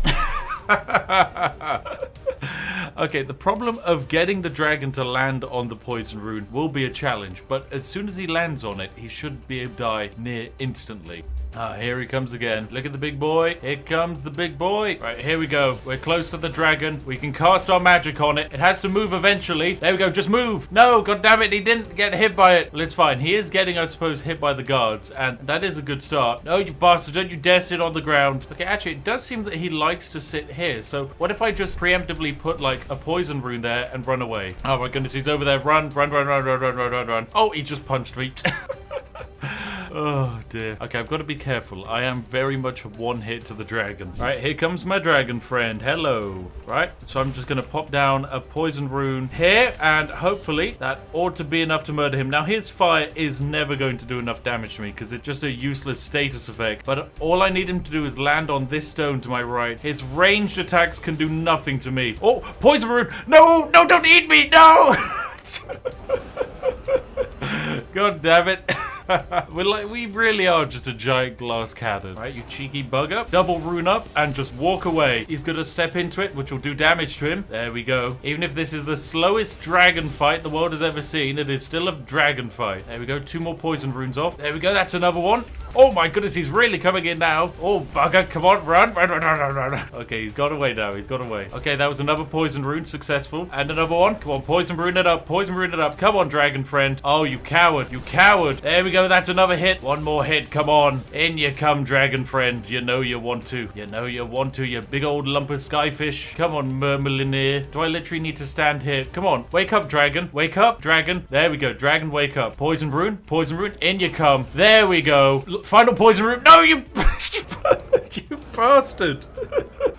You absolute bastard. Right, he actually died. He even died after the poison rune. It's okay, don't worry, we can do this. Right, poison rune it up. Poison rune it up. Come on in. Come on in. Last one. And he's dead. Ladies and gentlemen. Ladies and gentlemen. Flawless first try. Mwah. The most overpowered, underpowered build the world has ever seen. Infinite damage, but instant death. Ah, perfectly balanced. We did it, ladies and gentlemen. We murdered a dragon using just the power of healing and friendship. And apparently the power of healing is also the power of poison, which also is not very effective on dragons, but it was enough. We murdered a dragon using the power of love, friendship, healing, friendship, gothness, and mostly just more friendship. And by friendship, we didn't make any friends. Beyond Horsey, who, damn it, I left Horsey up on that mountain. Hello there, ladies and gentlemen. Welcome to the glorious world of Skyrim, where we're about to go on an absolutely wonderful quest, as our goal is to survive 100 days in Skyrim. Now, that's not exactly a challenge. I mean, if you're playing Skyrim normally, the biggest challenge involved with that is going to be, you know, actually having the effort to wait 100 days in Skyrim. For us, it's going to be a lot harder, and there's quite a few reasons for that. Reason number 1, we're playing on Legendary difficulty. Legendary difficulty means we take something like 200% more damage, so in our current level 1 state with no armor, we are pretty much a one hit to just about everything. Next up, I've also decided to make it permadeath. If we die once, the challenge is over. Otherwise, we could just keep respawning until we'd lasted 100 days. Additionally, we're also playing survival mode, meaning we need to eat, sleep, rest, and beware of cold temperatures and all of that glorious climate. And to finally make this challenge all that extra little bit more difficult, our lovely character today, ladies and gentlemen, is not allowed any weapons or any armor. The only weapons we can use at this point is going to be magic and our bare hands. And as you can imagine, on this difficulty, that's pretty terrible. We can wear clothes and we can wear a backpack, but that is it. I'm also not allowed to exploit any of the developers' accidentally left features, like say the infinite loot chest in Dawnstar. So who are we playing today? Well, we're playing the wonderful Legolas, ladies and gentlemen. This is the long-lost cousin of Legolas, but unlike his lovely cousin,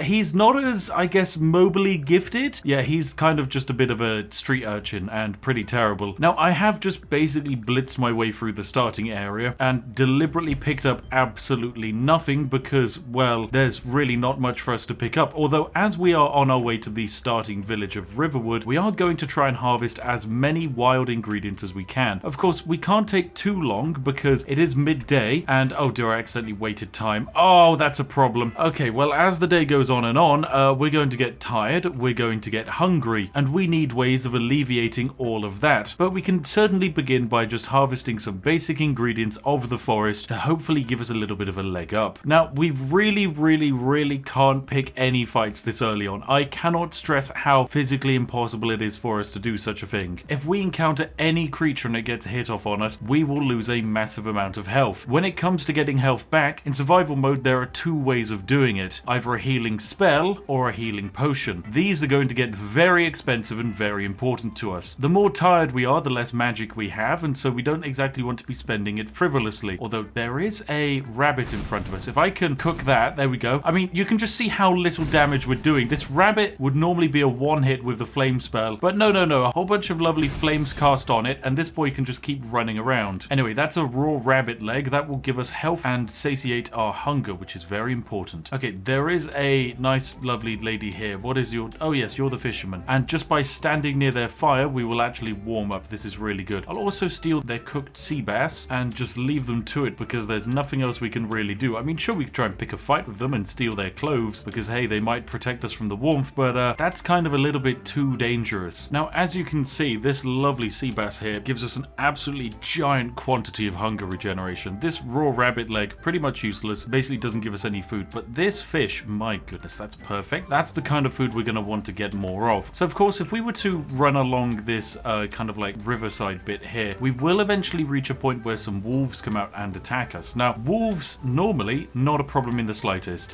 For us, huge catastrophic danger problem. I need to be careful, though, not to get into the water, because if I do, that's going to be really dangerous. Water is cold, and we definitely can't be cold. Oh my goodness, it's Hadvar. Hadvar's fighting the wolves. This is fine. Okay, right. We are not going to intervene in the slightest, because there is a chance Hadvar loses, but if Hadvar can fight all of these wolves, we can just potentially harvest all of the lovely pelts off of them. Yes, we can. Good job, Hadvar. Well done. All right, let me steal these pelts, and you know what? I'm going to follow Hadvar into town. Come on, Hadvar, let's go. Right, fantastic. We've made our way to Riverwood. This is, of course, the start of a relatively basic journey. Now, normally this is just a bit of a stopgap for most people on a journey, but for us, this could actually become our home. I really don't know. We've got 100 days to survive, and this place could genuinely become very useful to us. Now, of course, we get a whole bunch of lovely free stuff given to us by this man, and we will actually take all of it because it's actually kind of useful, especially these clothes. Now, we do basically get to take whatever we like from this house, which is great. All of this gold is fantastic. Anyway, it's nice to know that we have a bed here that we can potentially sleep in, which is fantastic. A free potion of healing, and we can even use the cooking pot to try and make some food. This is a thing that I'm sure pretty much none of you have ever done in Skyrim because, well, when have you ever had to make food? Now, I can make a nice bit of rabbit haunch here using just some salt and the raw rabbit leg. That's fantastic. That's going to be a nice meal. Okay, fantastic. We're set for food for a little while. Now it's time to make stock of how much money we have by selling all of our starting supplies. The best location to do this is probably the general goods store right here, the lovely Riverwood Trader. Now we're going to sell our fishing rod, our iron dagger, all of our iron sword and stuff, and there we go, we've sold everything. Anyway, good job. We are a little bit peckish in the day, but it's not actually too bad. I'm going to see if we can, I guess power slide around the world? Sure, thank you, Todd. Okay, so, we run into a problem. It's 5 p.m, it's getting dark, Skyrim is looking beautiful, but eventually we will need to have a sleep and a nap, and potentially just kind of warm ourselves up a bit. We do run into a relatively large problem in that there is no way for us to actually make money. Now, the issue is we can't make money in the way we expected to. In order to chop wood, you need an axe. In order to mine, you need a pickaxe. In order to fish, you need a fishing rod. And Skyrim treats them all as weapons, so naturally, we can't do any of that. This does create a bit of a large problem, as our money-making potential here is incredibly limited. We can effectively rob our way through the town and just steal all of their crops, I guess. I can harvest a chicken's nest for an egg, that's a bit of food, but there's no real quests here that we can do that are actually going to generate us any particular revenue at all. One of the other problems we run into is we don't actually have a permanent sleeping spot in the world at all. And sure, we can temporarily stay in Alvor's bed and probably get 1 or 2 nights rest there, but that's not exactly a permanent residence. But yes, we need to leave and find a slightly better defended area, like say Whiterun, where there's going to be more jobs and missions for us to do, although we're not ready to set off yet for a few very important reasons. Number 1, we're hungry, and number 2, we're tired, and number 3, it's getting dark, and we do not want to travel when it's dark. So let's go to bed, wake up in the morning, and give it our best crack. So there we go, we're now fully rested, although we are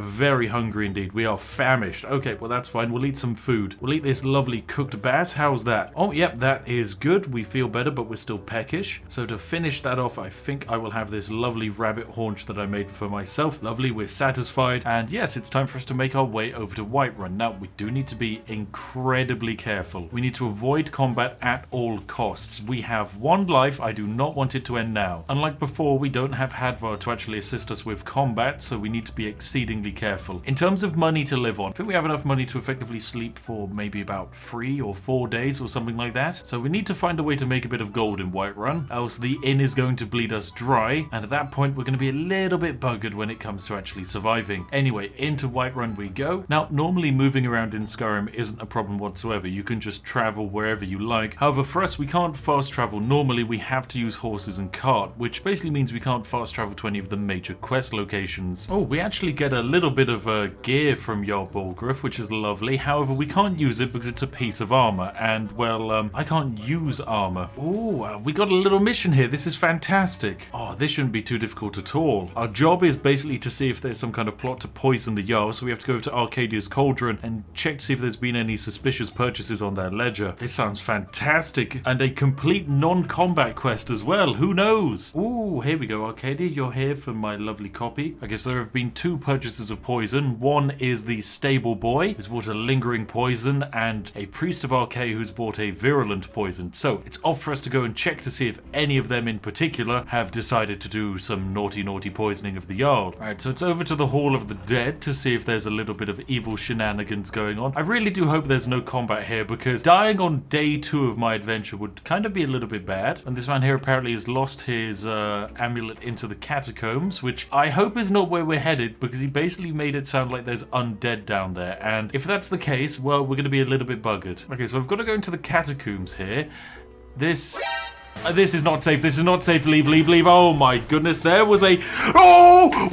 Oh my goodness, it hit me. Okay, right. We are definitely not ready for combat in any way, shape, or form. That skeleton just hit me for almost all my health. I'm sorry, my dude. You can try and get that amulet yourself. I am not equipped to fight a skeleton. Oh my god, that was terrifying. Okay, we need some kind of assistance. If we're even able to go down there to check if a poison's been used, we need some kind of physical backup, because 2 hits from a skeleton, we die. Okay, it's over to the stable we go. Let's just hope that the stable boy has like a complete explanation that yes, he is a mass murderer, so that we can, you know, pin it all on him and I don't have to go into the catacombs, for goodness sake. Okay, let's just check this random point in the stall, because apparently I know exactly where... Oh my goodness, there's a dead man. Oh, a spell tome of detect life.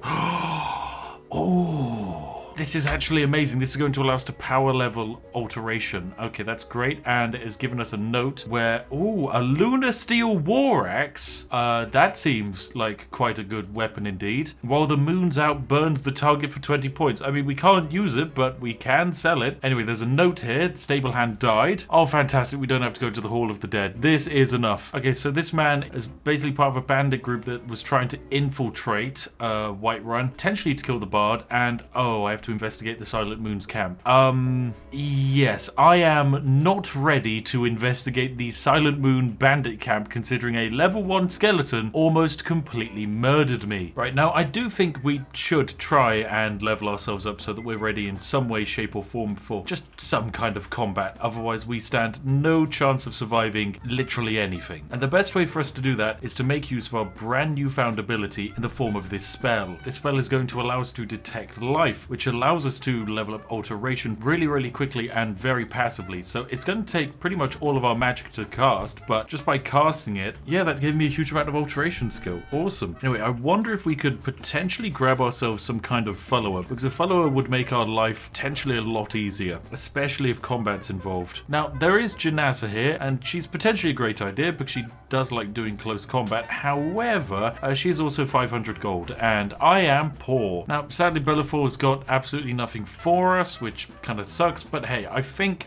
we should try and make a bit of money. And the best way for us to make money is to effectively just steal items from the environment, and by that I mean harvest every single plant we can find and get our hands on. I think I could definitely do with more ingredients though, and I definitely think some kind of healing potion is going to be the most important for us. So in order to do that, we need to find a way of gathering wheat. Luckily, Whiterun is effectively the breadbasket of Skyrim, and there's a bunch of farms just around the corner, so I'm hoping if I go outside, I can raid some for wheat. That's going to be a good use of day 2, I reckon. Yeah, it's midday, so we've got ample time for wheat harvesting. Ooh, this looks like a place we'd get wheat. Yep, harvest wheat. There we go. Wheat added, more wheat added. Lovely stuff. Oh, and some chickens. Right, yeah, we're going to have all of this so that we can make some nice healing potions. Anyway, my character's getting nice and peckish, so I'm just going to scour cabbages from the wider landscape, grab a few potatoes too, because they're a nice ingredient to mix with, and then I'm going to go back inside, make some potions, make some money, hopefully get ourselves a friend, and power level a bit of alteration. So it's back into Arcadia's Cauldron we go, and it's time for us to make a little bit of money. And our inventory is now looking very, very nice, with actually a little bit of money we can potentially make. But hey, I'm not exactly going to need this resist fire potion, so I don't mind selling it. I would love to hold on to some of these potions, but I genuinely just need money, because I need a companion. So now we have enough money to actually buy ourselves a companion. It only makes logical sense that we should now immediately go and pick her up, and then we can take her down into the dungeons, and hopefully she'll do all of the fighting for us. So Janessa, consider yourself hired. Fantastic, Janessa is here for us. And now I think the only thing that I need is actually a good night's sleep, although there isn't really a good night's sleep to be had in Whiterun, because I need to go over to the inn. And this is where it stops being a good night's sleep and becomes a very costly sleep. So Holder, how much is it for a room? 10 gold. Oh, no gold, no bed. Great, lovely. Right, let me give you some money then. Holder, I hate you. 9 gold. I was 1 gold short and you wouldn't give me a bed. Fine, have this bottle of wine. You're a scam artist. So our bed is lovingly positioned up here, and oh dear, I'm accidentally stuck. Okay, fantastic. Todd, you almost killed me there. That could have been the run over. But there we go. Here is our lovely bed for tonight. All right, I definitely need some more healing potions. So, where's Arcadia? Where are you? You're just talking at me. Arcadia, look, I need you here so I can buy ingredients from you. I need more healing potions, and so that means I need to do more trading with you. All right, there we go. Some meals made. We're in a bit more of a refreshed state. I have health potions. It's day 3. I think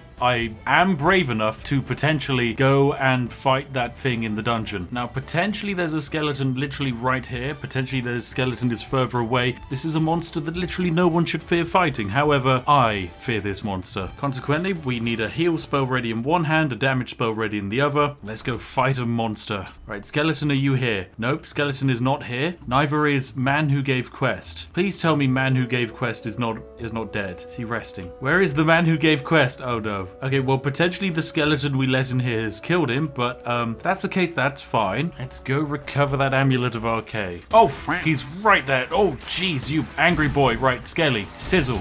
Sizzle. There we go. Oh my goodness, we got him. Yes, Janessa, you are so worth the money. Right, let's steal their loot. Loot stolen. I can hear. There's another skeleton. Janessa, you know what to do. Yes, Janessa. Look, we are the best adventuring combo. And by that, I mean you do all the work and I just sit here and do basically no damage. Okay, I can definitely hear another skeleton here. Yep, there's a skeleton right here. Oh my goodness, he's got a great sword. Okay, Janessa, that one's definitely more on you. Cool, he's dead. Right, we'll steal that anyway. Any good loot? Oh, there's something here. Block skill increase. Fantastic, that's good. And oh, a virulent poison. Right, that's where the poison's from. Okay. So I went into this dungeon. I found his lovely amulet. Now, I mean, we could wear it. However, we can't because this technically counts as an item that is too powerful for us to have. And it would give us us 10 points of health. I mean, I suppose we could maybe sell it, but no, I mean, we went in there, we had to fight like 4 skeletons that could almost one-hit me, so he probably has a decent reward for it. Anyway, here's your amulet. Oh, gold! Yep, that's exactly what I'm looking for. Gold is good. 15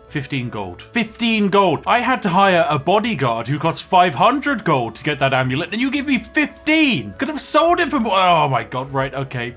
Day 3 of the adventure. It has not gone well. Welcome back, ladies and gentlemen, to the glorious world of Skyrim, where we're in day 4 of our lovely adventure with the wonderful and majestic Legless. Now, we have finally hit level 4, and the reasoning is because I've spent pretty much all of the remaining 3rd day and most of the start of the 4th day leveling up our alteration as much as possible. The reasoning is very simple. Eventually, we can start casting alteration spells that give us armor, and that armor is going to be critical in terms of keeping us alive, because walking around as a fleshy noodle with basically no protection is quite a challenge indeed. I've also run around all of Whiterun and harvested every single ingredient and plant that they actually have access to, and we're going to smith them up into potions so that we have enough money to travel all the way to Riften. And the reasoning is because basically, as all of our money making relies on us being able to make potions, and there are no longer any ingredients left in all of Whiterun, then I need to make some money, bugger off to Riften, collect some more ingredients, and then come back after a few days when all of the plants have regrown. Now, of course, there is no fast travel in a normal sense in terms of us just being able to click on a map and travel there. However, we are able to travel via the horse and cart, which is exactly what we're going to have to use. So it's going to cost us a little bit of money every time we move across the world, but it just has to be this way. Hopefully you're not too expensive. You're not too bad. 20 gold to get to Riften. That's quite acceptable. Right, Janessa, off we go. So, as we finally move ourselves into our 5th day, we have arrived in Riften, and well, there's a lot of people around. Riften is very noisy. It's got a very high population. Now, of course, because I've been leveling up my illusion magic, I'm going to buy myself a lovely room just for the night. And this lovely room here is my room, although I'd love to get to it if Janassa wasn't standing in the way, like the classic Janassa that she is. Anyway, so it's time for me to go to sleep and wake up in a few hours' time at a lovely 6 a.m. so we can begin our adventures of harvesting all of the wild ingredients of Riften. Okay, fantastic. I found the potion shop in Riften. It's Elgrim's Elixirs, and hopefully we can basically be able to rob his lovely potion crafting station and generate ourselves a few very important items. Alright, time to make some new potions. Can we literally mix anything? No, we cannot mix anything at all. Wow, that is just amazing. Alright, if that's the case, I'm going to have to try and buy some wheat and make some new and improved health potions that will hopefully sell for a little bit more money. So please tell me you sell wheat. No, you do not sell wheat. Seriously, of all the things, you don't sell wheat. Alright, okay, I'm going to go get some ingredients. Alright, my alteration skill is doing really good. It's up to 37. Definitely, I think we're going to try and spend most of today getting it up even higher, but also we do need a whole bunch more fish. So it's straight over here to the docks of Riften, where hopefully we're going to be able to go for some swimming and not die. Genuinely, there is a minor risk that some kind of angry crab will locate me, and in doing so,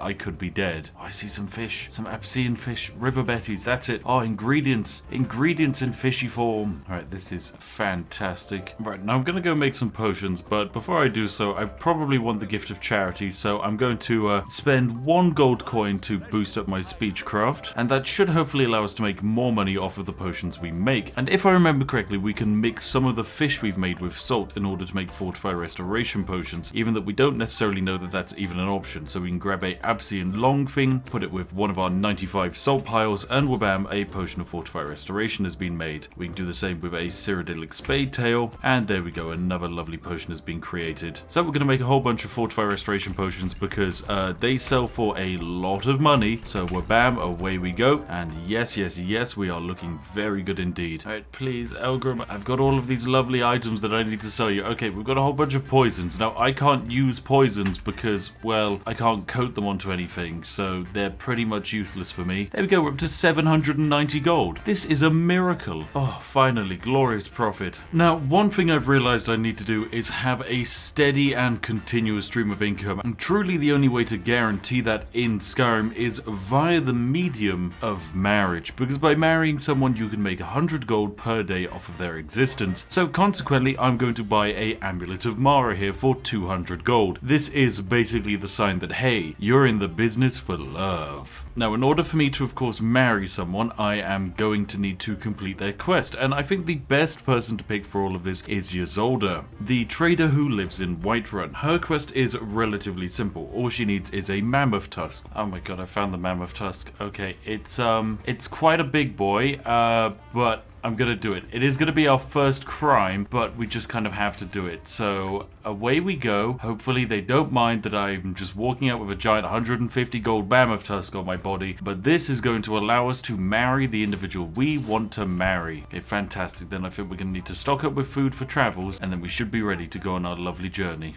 Ah, lovely. Right, we've made our way to Whiterun, and I imagine none of the plants have reset since we've returned, seeing as I've only been gone, what, a couple days, and oh dear, I'm starting to actually get chilly. Well, that's fine. We'll just run our way inside, crank up a little bit more alteration magic, and oh my goodness, are we still casting it? How am I just casting? I don't have enough magicka for this, but is this giving me skill still? I mean, I'm still detecting life. Oh my, is this just going to infinitely level me? Please say this does. Todd, have you todded? Todd, is this a todding? Is this a Toddington? Yes, we're leveling. Oh, Toddington, my sweet, sweet boy. Oh my goodness, right. Well, I guess this is just where I AFK for a bit. Thanks, Todd, for this unique gameplay mechanic. Yes, that is what we're calling this. Oh, it's ended. Oh, Todd, why did it end? Okay, it wasn't infinite, but that was definitely damn close enough to being infinite. Now, yes, none of the plants have respawned, but that's okay, because we're not here for the plants. We're here for Ysolda. Here we go. I have your mammoth tusk. And, of course, in return, she's going to teach us a little bit of speech skill, which is really, really useful. And finally, I need to go and do a little bit of marriage. Now, this does involve wearing a Amulet of Mara, which is technically an enchantment, but it is just a temporary thing. So consequently, I'm okay with it. It's not, I don't think it ruins the run. It's simply to get married. The fact that we have to wear it is just an inconvenience. So bam, here we go. Ysolda's interested. Oh, yes, fantastic. The wedding is sorted. Oh, right, now I must travel right the way back to Riften. That's another 20 bucks down the drain, but hey, it's fine. Oh my goodness, I can double hold down the spell and it's just casting it. It's just maintaining the cast of it. Todd, I have no magicka. Oh dear, oh dear, oh dear. Well,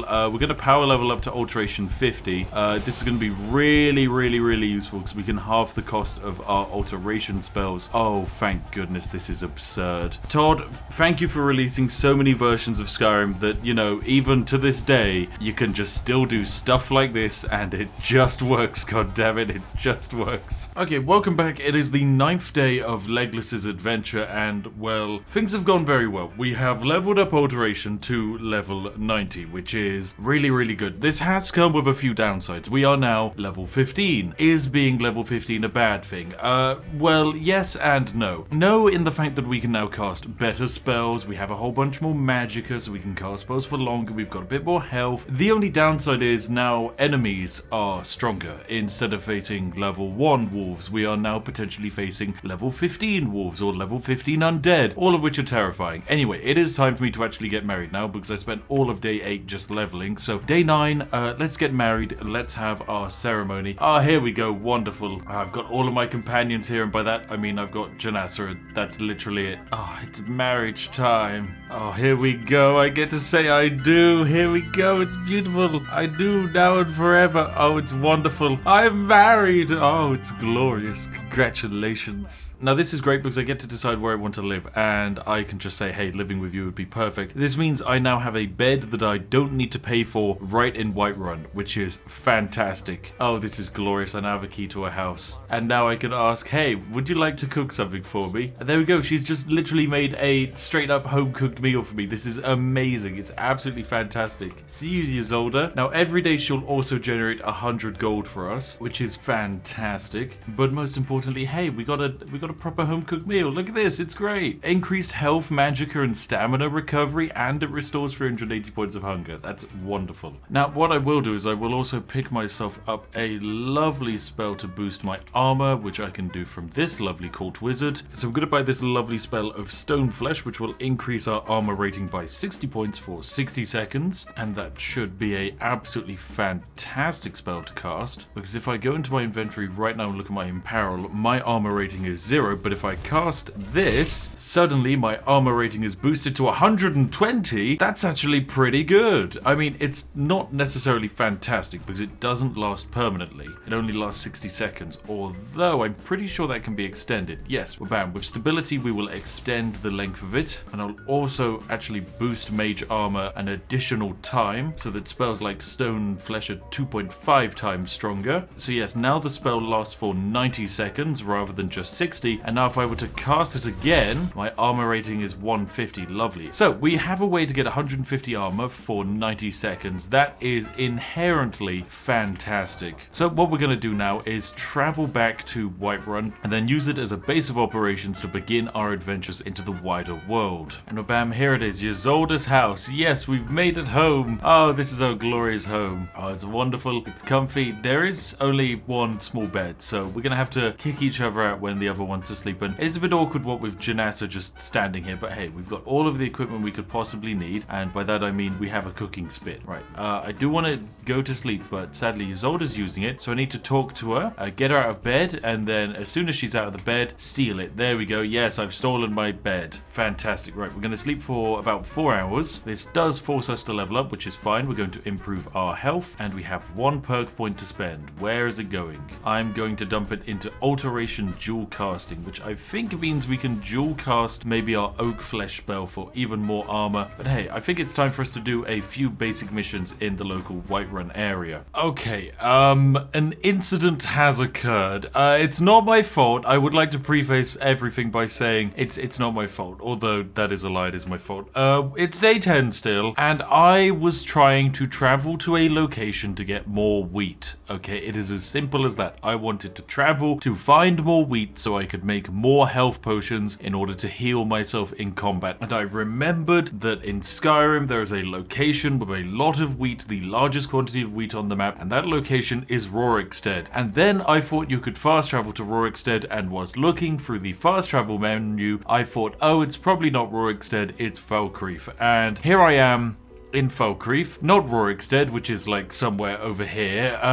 Yes, I'm in Falkreath, and I have no way to leave Falkreath because there is no stable, and I can't fast travel unless there is a stable, which means I am completely trapped here until I find a way to leave on foot, which is of course insanely dangerous now that I'm level 15. Any quantity of random encounters can now affect us on the road and potentially instantly murder us. So I'm gonna rest up for a night's rest in the inn, known as the Dead Man's Drink, eat up a whole bunch of food, and then get prepped for a journey. Right, this is our lovely bed to sleep in for the rest of the day, which is fantastic. Right, there we go. We're fully rested. We're ready to rumble. Let me just eat some more snacks. Right, out into Skyrim we go. Fantastic. A glorious journey awaits us, and hopefully one where we don't die on this glorious journey. Right, so Rorikstead is somewhere around here, and even though I know it's an incredibly stupendous and silly journey, I think it is entirely possible that we could make it all the way to Rorikstead. It is possible. We are going to need a little bit of supplies though. I'm going to need to grab some kind of backpack with a bedroll inside of it, and I'm going to also need to cook up some decent meals. Alright, time for some basic goods. Okay, so we have a lovely dark leather backpack here with bedroll, which we're going to have to buy for 137 gold. It's a bit expensive, but we do need it. But other than that, there's not really much we can grab from this man. And there we go. Okay, I think we are about as ready as we can get for our giant travels. So I'm going to put on my amazing backpack, which now means that I look like a proper adventurer. Well, a proper scruffy adventurer considering I don't have any armor, but it's fine. I'm ready to go. We're going to go all the way to Rorikstead, and we are going to stick to the road. We cannot go off the road. If we go off the road, we die. So we're going to stick to the road, maybe gather the occasional herbal ingredient and remedy, but if anything is like tempting us off the side of the road, I don't know, there's a nice little sign saying free gold this way, I am not trusting it. I am not trusting anything. This entire location is a giant nightmare scam. Okay, so we're not too far from Rorikstead, and there appears to be a one farm just right here, and I don't think it's tended to by any humans. I can see some kind of weird ethereal ghost outline next to a corpse. I'm going to presume that he's probably friendly. I mean, we can get close and use detect life to work out what his sides are. He is not friendly. He is not friendly in the slightest. That is not a friendly dude. There is a ghost, a really angry ghost. Ghosts are vulnerable to sparks, right? Oh my goodness, he is an angry boy. Right, hit him with some sparks. There we go. That's kind of lowered his ghost form a bit. And oh yeah, it's actually doing damage. Quite a bit of damage. There we go. Die, ghosty ghost. Yes. Yes, go. Yes, good. Do it. I've killed him. It took a lot, but there we go. I've murdered a ghost. Okay, well, let's search out the plantation to see what happened here and see if there's any wheat lying around, because that's all I care about. Okay, now there's no reason for us to actually continue on with that quest line because the reward for completing it is that we can stay in the farmstead as our own house. And let's be real, that's not actually valuable for us at all. What is valuable for us is this lovely village with all of these wheat crops. Oh yes, oh yes, oh yes. It's safe, it's got wheat, and that is all we need. Hello, you guys. Oh, look at these great, lovely locations. Oh, wheat for days. Oh, this is fantastic. Oh, yes, so many potions can be made. So many potions. Okay, I think I have successfully taken everything I could possibly want from Rorikstead, so now it's just straight into the inn, and I need to somehow work out a way back to Whiterun. Okay, it's a brand new day. It's day 12 of our adventures, and I think it's time for me to leave Rorikstead behind. It was nice to visit. We got all of the necessary crops we wanted, and we're now up to an absolutely wonderful 11 wheat, okay? It might not sound like a lot, but that's 11 potential health potions we can make, which is absurd. Alright, so it's off down this lovely hill we go on a glorious adventure, and ooh, that appears to be definitely a bandit. Yep, that is very clearly a bandit of some shape, form, or variety. Hello there, bandit outlaw. Yep, you are going to get stabbed a bit. I can see that there's some kind of ranger off in the distance. Now, one of the predicaments we find ourselves in is we have to assist Janessa in fights, simply because if we don't, she might lose these one-on-one fights, and if she loses these one-on-one fights, we die. There is no way we survive. She is our entire damage output, and she absorbs all of our hits, which means we have to help her do everything. But I'm going to sizzle him alive with my crispy flames, and there we go, sizzled alive. Wonderful. Oh, what a glorious combat encounter that was. We actually did pretty good in that situation, I'd say. I mean, heck, where does this even go? This takes us to Markov. Well, what if we just say bugger it to actually fighting these bandits and just instead leave? Just leave them alone. We don't need to fight them. I doubt they have any wonderful loot that we particularly wanted or needed. Oh my goodness, it's the first time I've seen one in ages. It's a fast travel horseman. Hello there, fast travel horseman. Oh, I could have used you a long, long while ago when I was stuck in the middle of bloody nowhere. But hey, it's fine. All that matters is that I've made it safe to civilization, and we're all the better for it, for we are loaded up on wheat. That wheat is empowering. It gives us money. It gives us health. Oh yes, now we get to see Uncle Rogvir get his head cut off. Well, that's fine. We don't need to worry about any of that. Who cares what's going on over here? I am here to steal all of the ingredients. Welcome back, ladies and gentlemen. It is the 13th day of our glorious survival, and we're ready to actually level up again. I've spent most of the night kind of wandering around Solitude, stealing all of the ingredients in the city and leveling up my alteration some more, but now we could do a little bit of a rest, so it's into the Winking Skeever we go. We're going to level up, and then we're going to explore the kind of local and safe area around Solitude, the hope being that there'll be lots of ingredients there for us to loot. Okay, fantastic. This is our lovely room for the night, so we're just going to sleep here for a couple of hours or until all of our tiredness goes away. We've got some more points to sink into leveling up. This is where we run into a problem. So we could improve our health, but I really think I've reached the point where I know there is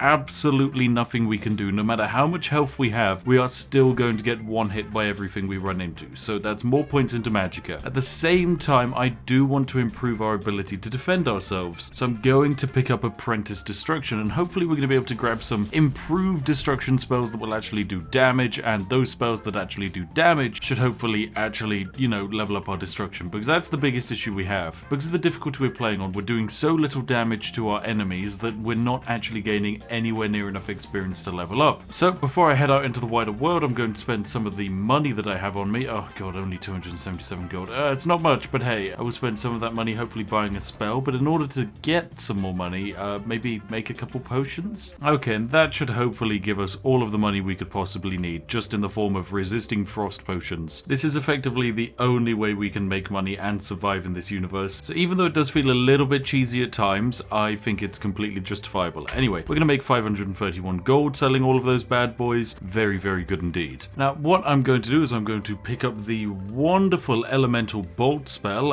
It costed a little bit of money, but it is actually very much worth it. And in my opinion, probably the most overpowered early game spells you can get, these lovely elemental ones. So we're going to grab that. That should mean that we can do a little bit of damage. Now we're going to go and harvest some ingredients on the local countryside and then bugger off back to Whiterun where we can actually make some money and hopefully do some other quests. Alright, here's our new spell, lovely elemental bolt. It doesn't even cost that much magicka, like 50 magicka to cast it. Like I can do that. Oh, look at that. That's a big old powerful boy. Okay, we're going to be using this bad boy in our glorious combat, and hopefully this should be a nice easy victory. Now, snowberries are a really useful ingredient, and in fact there's a whole bunch of winter environment ingredients that I have not been able to get myself a hold of, and seeing that we're in Solitude and we're next to a winter biome does just make sense for us to dip our toes into it, and as long as we don't die, we should be able to run away, you know, in the worst case scenario. It's all going to be worth it. Okay, there's ingredients here that we just can't get anywhere else, and those ingredients could be the difference maker. Now I can already see like a wolf right there, so I'm just gonna charge up a big old elemental bolt. Go.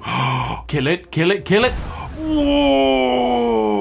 It didn't kill it, but that was kind of good enough. It's buggered off. Okay, wow, that was damage. That we actually did damage. Look, we got like maybe 5% of the way towards leveling up. Oh my goodness. Okay, right, you're coming back at me? I don't think so. Oh yes. Okay, if we charge up these spells, we can do a lot of damage. Yes, it cost us, you know, pretty much all of our magicka to kill a single wolf, but that's focusing on the negativities. Focus on the positives, and the positives are we killed something. Okay, it's day 14. I've made it back to Whiterun for the first time in quite a few days since we started our accidental journey searching for wheat, and well, things are looking good, even though the textures have bugged out a bit. But hey, that's just Todd doing Todd things. It's okay, just ignore it. We've done great. Our adventure has gone well, but most importantly, we've come back stronger than ever, with more money, more power, and more experience. My goal is to focus on a steady production of restoring magicka potions, as that is going to allow us to hopefully stay alive. I also want to collect all of our monies from our loving wife, potentially rest up as well, and get a free food. But hello there, Ysolda, how have you been? Oh, has the store made any money? Here we go. Oh, we've made a cozy little profit. This is my share. Oh, it's wonderful. Oh, 400 gold. Ysolda, you shouldn't have. Oh, you are wonderful. And hey, would you mind cooking something for me? Oh my goodness, Ysolda, you are insane. Marriage is so overpowered. It's so overpowered. You just literally, you get married to them and then you do nothing. You do nothing and they do everything for you, and you just harvest all of their resources. Oh, it's insane. Well, I'm gonna go rest up, and then I'm gonna go make some lovely potions. Time to have a big old sleep for 3 hours. Yep, that has fully rested me. Now time to go make some potions. Okay, ladies and gentlemen, you know what? I think we're actually ready to go and do our first quest. That's right, we're going to actually do a quest in the wider world. We're going to complete it, and it's going to be a tough one. We're going to investigate the Silent Moon's camp, because these guys have decided to potentially kill the Jarl, and well, we like the Jarl. He, you know, should hopefully live. We don't want to poison him. So it's over to here we go to work out what we can do to put these evil bandits down, save the Jarl, collect the prize, do all of that jazzy stuff, and hopefully we won't die in the process. Now, I'm feeling pretty good. We've got a decent amount of potions on us, so life is okay. We do need to be careful in terms of the wildlife. Now that we're up to level 16, things like giant saber cats can spawn, and they're just, you know, a bit too spooky and unfun for us. Okay, into the Toomey area we go. We've got some combat to do. We've got my companions. I think we're ready to rumble. We're ready to rumble and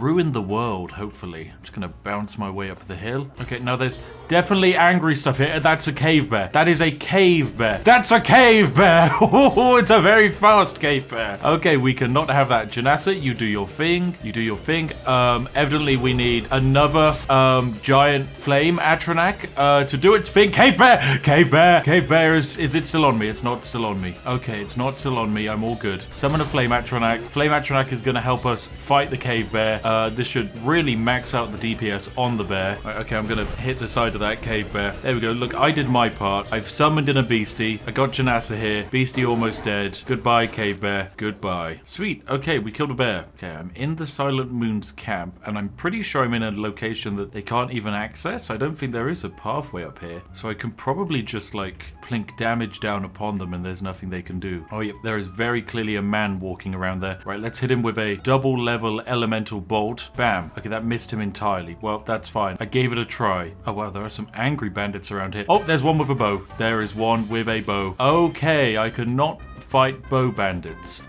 They have a ranged weapon. I am a dead person. Oh, okay, you want to play that game?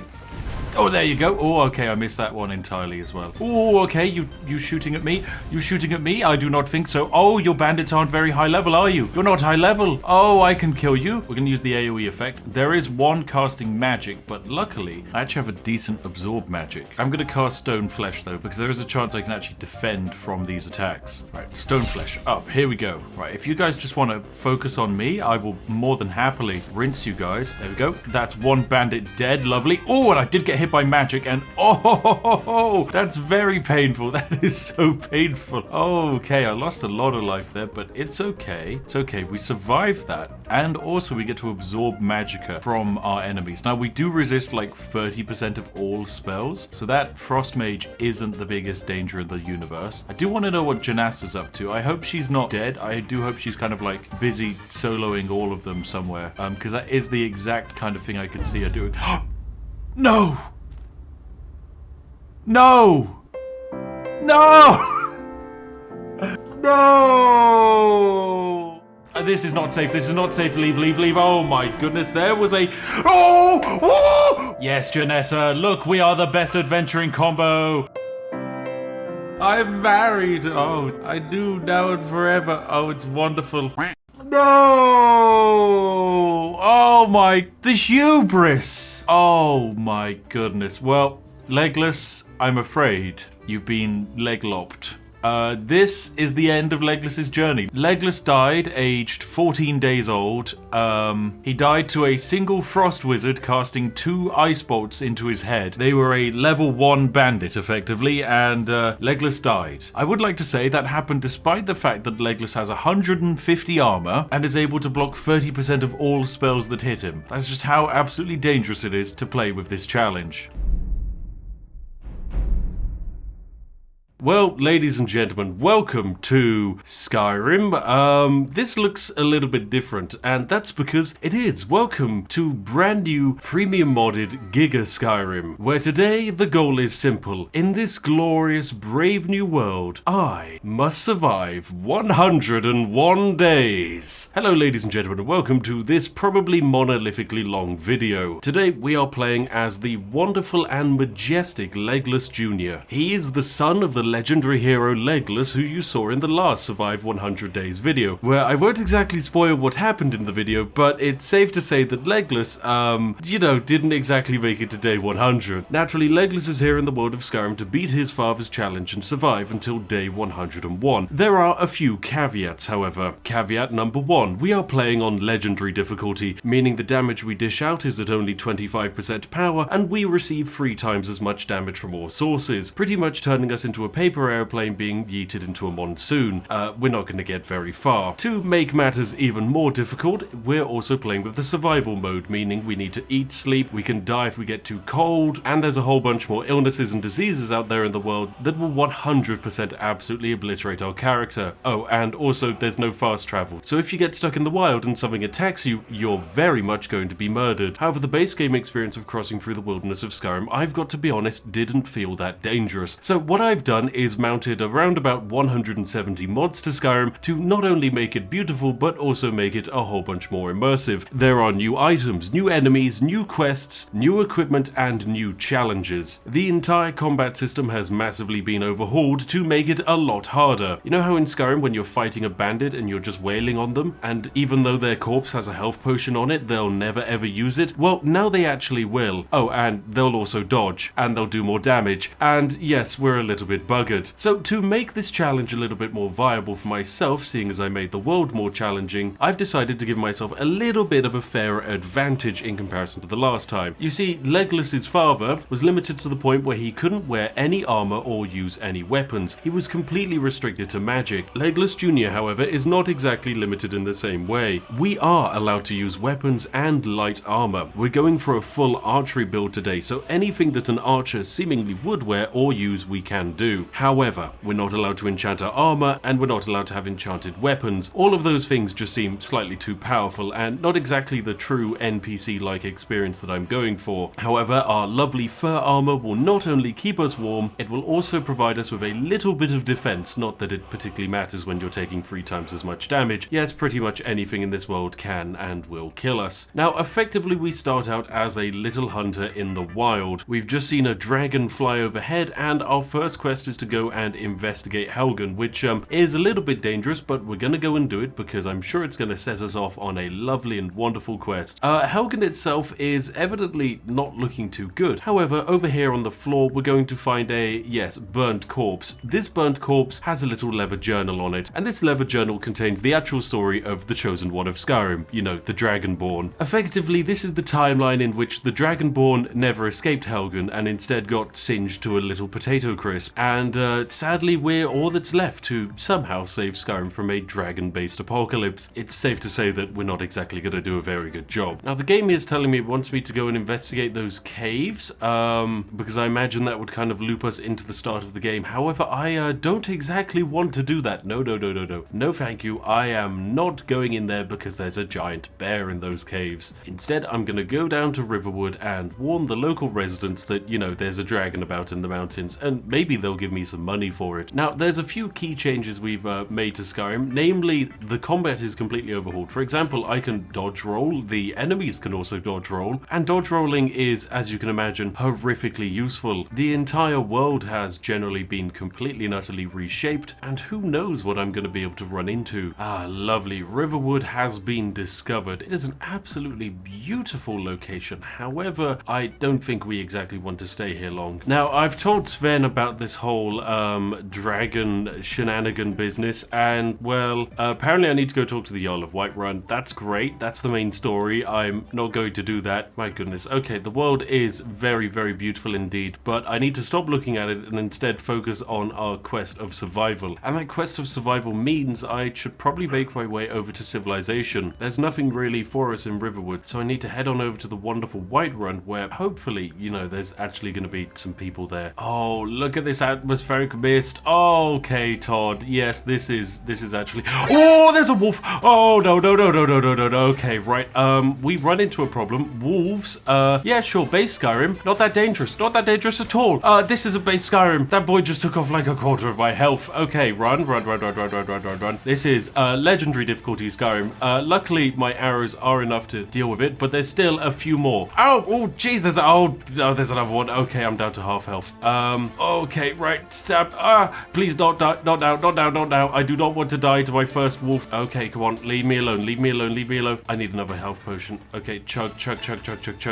Don't you attack me. Good. Yes, come on. Pathfinding. Please just die a bit. And fantastic. Okay, well, I've just used half my health potions and half my actual health in order to kill 4 wolves. Yeah, that's all we've managed to do. Oh my goodness, and I've lost my arrows. I'm down to 1/3 of my starting arrow supply. Okay, this is going to actually make our survival economy way more challenging and interesting than I thought it was going to be. I must say, survival mode is a rather large challenge. We've literally just walked not that far, and already our hunger is about 1/3 of the way full, meaning that our maximum stamina is incredibly low. Due to the way that combat has now been overhauled in this version of Skyrim, even just having my bow drawn is going to actually drain my stamina. Just by holding back the string, my stamina goes down, and if it goes all the way down, then I'm going to do a lot less damage. First, we're going to enter the lovely city of Whiterun and introduce ourselves to the Jarl. Alright, I've spoken to the Jarl, and they don't really have any quests for me, so instead I'm actually going to leave the entirety of Whiterun behind, and instead we're just going to head straight over to Riften. So we're off to Riften, ladies and gentlemen. Alright, annoyingly, I don't think I can actually get into Riften at the moment because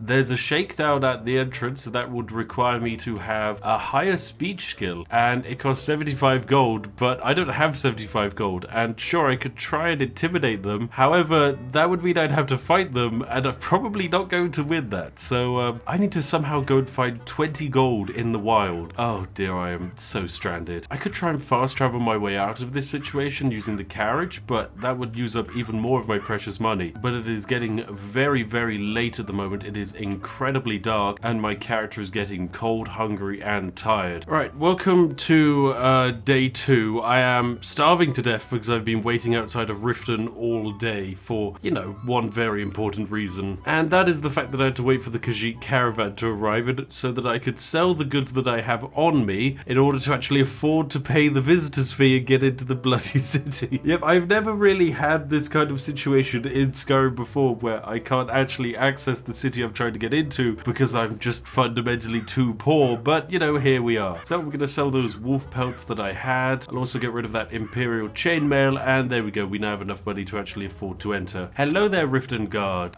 Yes, here it is. Oh, lovely. Right, well, I do enjoy a good scam artist, but hey, what can you do? Now, there is a lovely basic shop here in Riften, and I'm hoping that this kind of individual is likely to have, you know, basic arrows that we could hopefully afford. Now, of course, they've got some very high-end loot, like this, you know, backpack. Wow, you know, having a backpack is actually huge in this game now. However, we definitely can't afford that, and I don't actually think we can afford pretty much anything here. No, this is all incredibly expensive, except those iron arrows. They are affordable. How much can we even afford? Okay, we can afford 10 arrows. Oh, it's just so bad. It is so bad. Oh dear, oh dear. Well, let us make our way over to the Keep of Riften and see if there's any work for us to do for the locals. Something kind of basic and simple, maybe just a little errand that we can manage. Right, into the Bee and Barb we go. Hopefully there's some business here for us. Hello there, Creever. Heard any rumors lately? Okay, I found a little bit of a nice, more simple quest for us. It seems rather simple. Lois here has basically purchased a horse from Sibby Blackbriar, who is now in jail in Riften. So we need to go into jail, get the little papers that prove the horse has been sold and that it's perfectly fine and legitimate. So we're gonna go and help Lois here and collect some documents from a lovely friend in the jail. So let's go find Sybil Blackbriar and go and gloat at his suffering because, you know, he sat behind bars, the poor little sausage. Down into the jail we go. Lovely stuff. Now I have to bribe a guard. Oh, it's fine. I'm allowed to be down here. There we go. Lovely. We can pass. Into the dungeon we go. Alright, let's go visit our lovely friend over here. Yes, it's none other than Sibby Blackbriar himself. Okay, my friend, you owe someone a horse and I'm here to collect their debts. Okay, so apparently he doesn't even own the horse. It's owned by his mum. So I now need to go and steal Frost's lineage papers from the Blackbriar estate itself. I mean, this is getting slightly complicated and definitely towards the lines of breaking the law, but it's okay. Right, so even though it's a miserable and rainy day, I need to go adventuring over here to the lovely Blackbriar Lodge. Okay, I think the lodge is up on that hill somewhere, so I'm just going to run my way around the hill to get to it. Yeah, there looks to be some kind of house nearby. Yep, that looks like a house to me. Yes, okay, fantastic. Oh, and there's a person here practicing archery. Oh, they're a mercenary. Oh, okay, ow, don't shoot me, don't shoot me. Why are they angry? What have I done? What have I done? I just came here to say hi. Ow! Oh, geez, okay, right, we're out of here. Right, beans. These are some angry boys, and I don't necessarily know if there's much advantage that if we fight them, except we could get some experience, and this is clearly an orc with an axe who I think I can kill. Yes, I did. I killed him. Okay, where's the next one? Over here somewhere. I can see arrows flying in. Oh, I see you. I see you. There you are, my friend. Okay, right. Lead the arrows. There's one. There's two. Yes, you're hit. You're down, and finisher. Finisher, go. Yes. Oh, we did it. Oh, we're a hero. Okay, now let us enter this house and get the papers. Hopefully, they're friendly in here. If not, and they can detect me, we have a problem. Okay, Frost's lineage papers are somewhere in this house, over on our left, it seems. Yes, it seems we can even get to them without anyone noticing. Okay, steal. Lovely. Yes, we did it. Is there anyone up here? No, we're safe. Okay, we're just ready to leave. Lovely. Okay, Frost, it's time for me to take you to safety and back to Riften. Oh, there is very clearly some angry dudes to my right. That's fine. Past the angry dudes. Past the angry dudes. Come on, horsey. Come on, horsey. Oh, they're bandits. They're bandits. Okay, well, luckily... And there's wolves. Oh my goodness, there's a full-blown war going on here. As long as my target and, you know, quest giver doesn't die, we should be okay.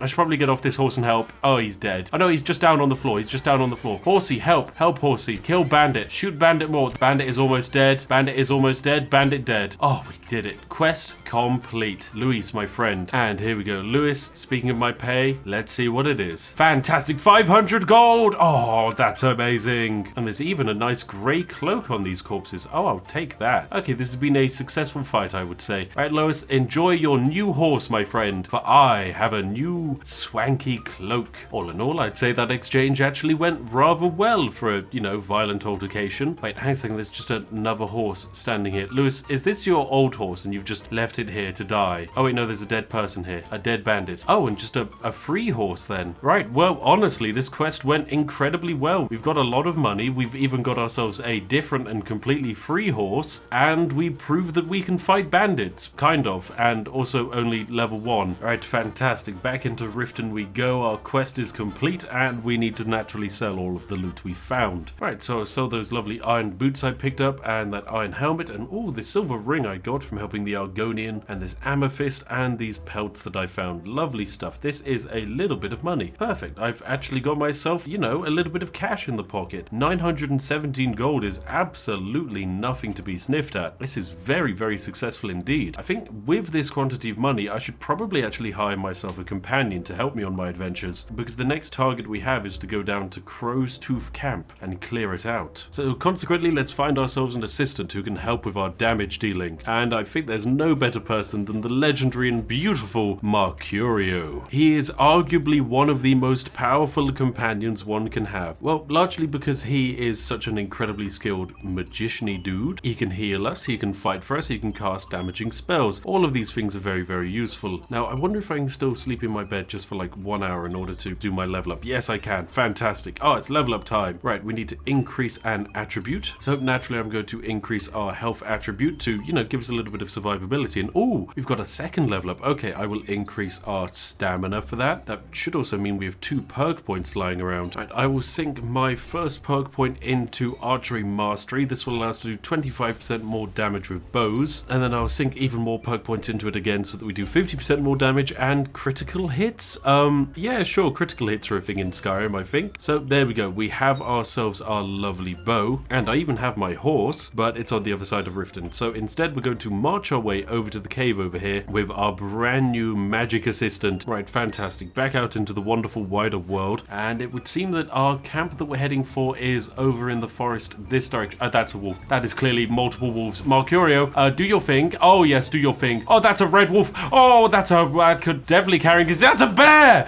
What's a bear doing here? Okay, it's time for one of our magical powers. Command animal. Red wolf, you are now a ally of mine. Yes, go fight that giant bear. Mercurio isn't even doing any damage to it. Okay, right, well, it needs to die. This bear is so strong. Wait, don't come to me. Don't come to me. Don't come to me, big bear. Right, shoot, hit, shoot, hit. Come on, that's a good hit. Good hit, good hit. Bear, die. Yes, we did it. Bear's dead. Okay, and I need to kill my animal companion that didn't do anything. Okay, well, we killed this bear. That was an achievement. That took way more resources than I was expecting, so I'm gonna have to heal myself up a bit, but honestly, not too bad. Not too bad at all. Okay, I think actually in order to get up to the camp, I might need to actually go through the tower. So Mercurio and I are just gonna have a little quick investigation into this area, and I'm sure it's filled with friendly and happy and lovely individuals who won't mind that, we've just suddenly arrived. Oh, this place looks very dangerous. Oh, there's going to be traps here, isn't there? Okay, here's the problem with traps, and I can even hear witches fighting. Traps will almost always one-hit us. That is clearly an individual just standing there. What are you? Are you friendly? You don't seem very friendly. You don't seem very friendly at all. Can I go and say hi? Oh, you are friendly. Okay, fantastic. Ilya wants to go and fight the Hagraven at the top of this tower, and you know what? I'm happy to help. That means she can probably do all of the fighting with our other mage friend. That's job done. This place definitely does seem rather dangerous though. But yes, let us help these 2 mages up the tower to go do their thing. We are not going to assist in the bloody slightest. Remember, we are here to fight smarter, not harder. Right, in you go, Ilya. You've got to fight that witch because I know I'm not going to be able to do it. They seem really good. Do you want to help out Mercurio in the slightest? Are you going to do any form of assistance? Because it doesn't seem like it. Okay, our first proper boss fight is up ahead. There is a hag raven in that room. We cannot fight a Hagraven. Luckily, our 2 NPC companions can. Literally, if we were to fight a Hagraven, they would cast 1 spell and we would die instantly. So we are going to open the door for them and then run away because we cannot win that fight.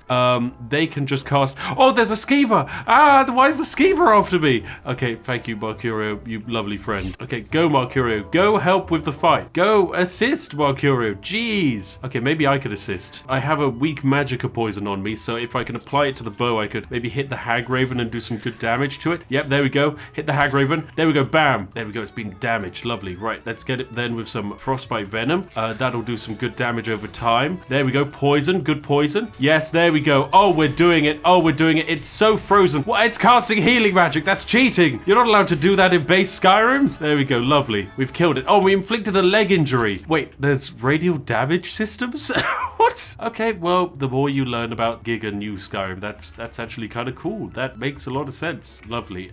We've killed a Hagraven, and I think that means we can steal its stuff, and it should have some stuff. Like, what is this? Some illusion magic that we've learned. Is there genuinely anything else here? Where is the loot chest? Where is the Giga loot chest? There's a steel dagger, and that's it. But, oh, there's a chest. Okay, lovely chest. Iron gauntlets that we can't use. 10 arrows. Yes, we could have those. Lovely. And a potion. Fine. Not exactly the most money-making quest, but that is still a successful quest. We can now head out into the Darklight Chambers. Oh, and there's some more witches. Okay, guys, go on ahead. I'll leave you guys to it. You're doing a great job, okay, guys? Let me assist you from the back lines. Right, there we go. And it's dead. We did it. We assisted. This looks like a interesting... that's a Hagraven. That's a Hagraven. That's a Hagraven. Right, onwards we go, Ilya. Let's just ignore that Hagraven back there. Could you open this door? I'll have to take it from here. Keep watch unless you can pick the lock.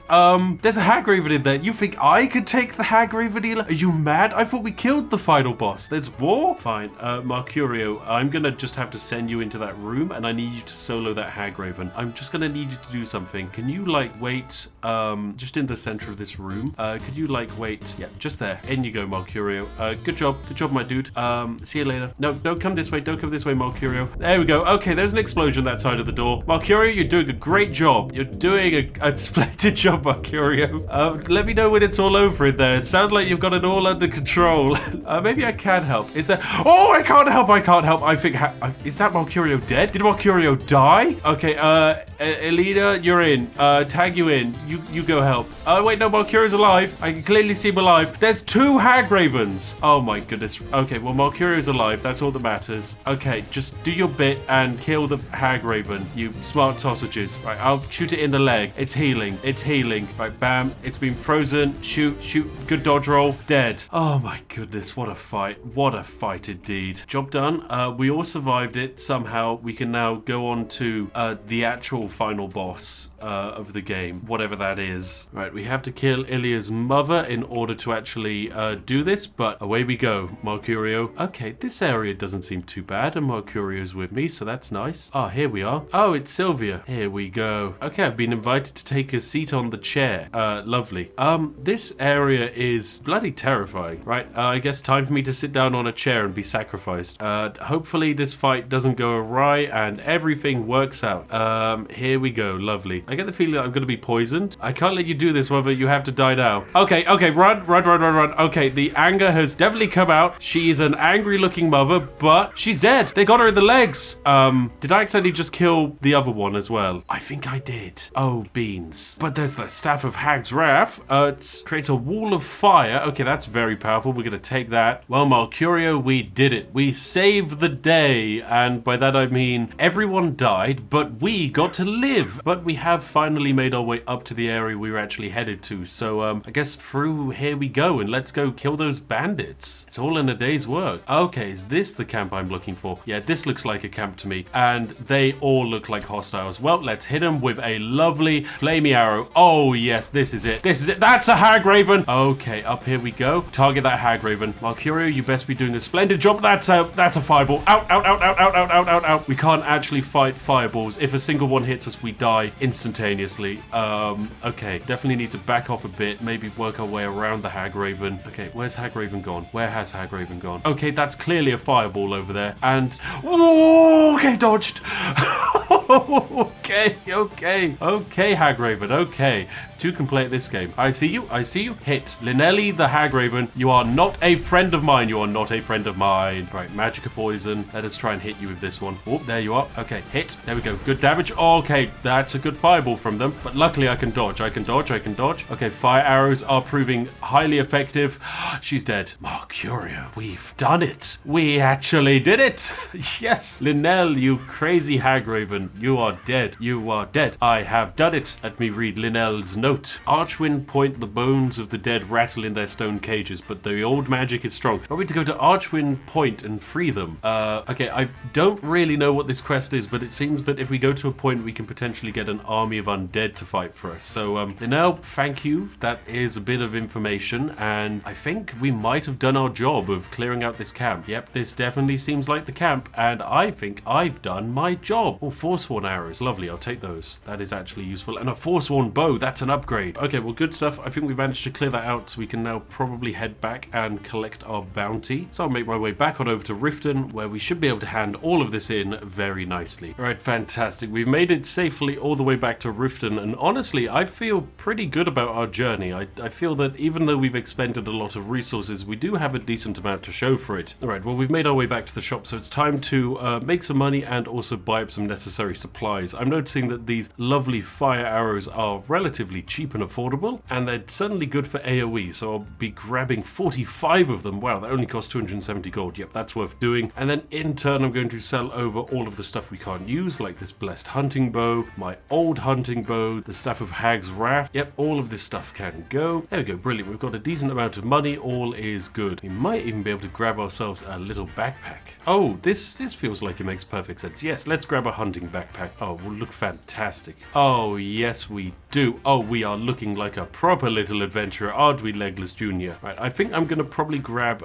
some basic bounties to help out the people of Skyrim, maybe clear out a couple local caves, because it'll be a good way of making a little bit of extra cash. Retrieve an heirloom from Pine Peak Cavern seems like a great idea, and we can clear out Crystal Drift Cave as well. But of course, before we do any of that, it's time we probably got ourselves a nice night's rest. And naturally, on our level up, I'm going to increase our health once more, and then again, yes, we just kind of need as much health as possible. But we have some points to sink into archery, so I'm going to grab Steady Hand, which will let me aim down the scope of the bow, even though they don't really have scopes. Then I'm gonna grab Clean Kill so that bows do extra damage to targets at full health. Right, let's get a little bit of sleep in, and then we'll be ready to head on over to the cave. And oh, this is the cave that I'm meant to be clearing out. Lovely. Right, well, into Crystal Drift Cave we go. Oh, hello there, my friends. Stealth, archery, and flames. A prudent tactic that always works. And again. And you're clearly some kind of Gigawolf. You're a Gigawolf. You're a Gigawolf. Die, Gigawolf. Thank you, Gigawolf, for dying. Right, well, this is the place I meant to clear out, and I think I did manage that. Now, I don't really think there's much here beyond a whole bunch of wolves, but oh, there's also Gadnor. Yay, it's Gadnor, everyone's favorite hero. I don't know who this guy is, but hey, he has arrows, so I want them. And he is also standing next to a Staff of Charming. Oh, did he try and become the king of the wolves, and then the wolves just ate him? If I had to put money on it, I would. Right, well, I'll steal your staff and I'll sell it off to the highest bidder. How's that for a legacy? All right, there we go, ladies and gentlemen. We've done it. We cleared out the entire cave. That is the bounty done. Like, that's a proper, actual finished quest.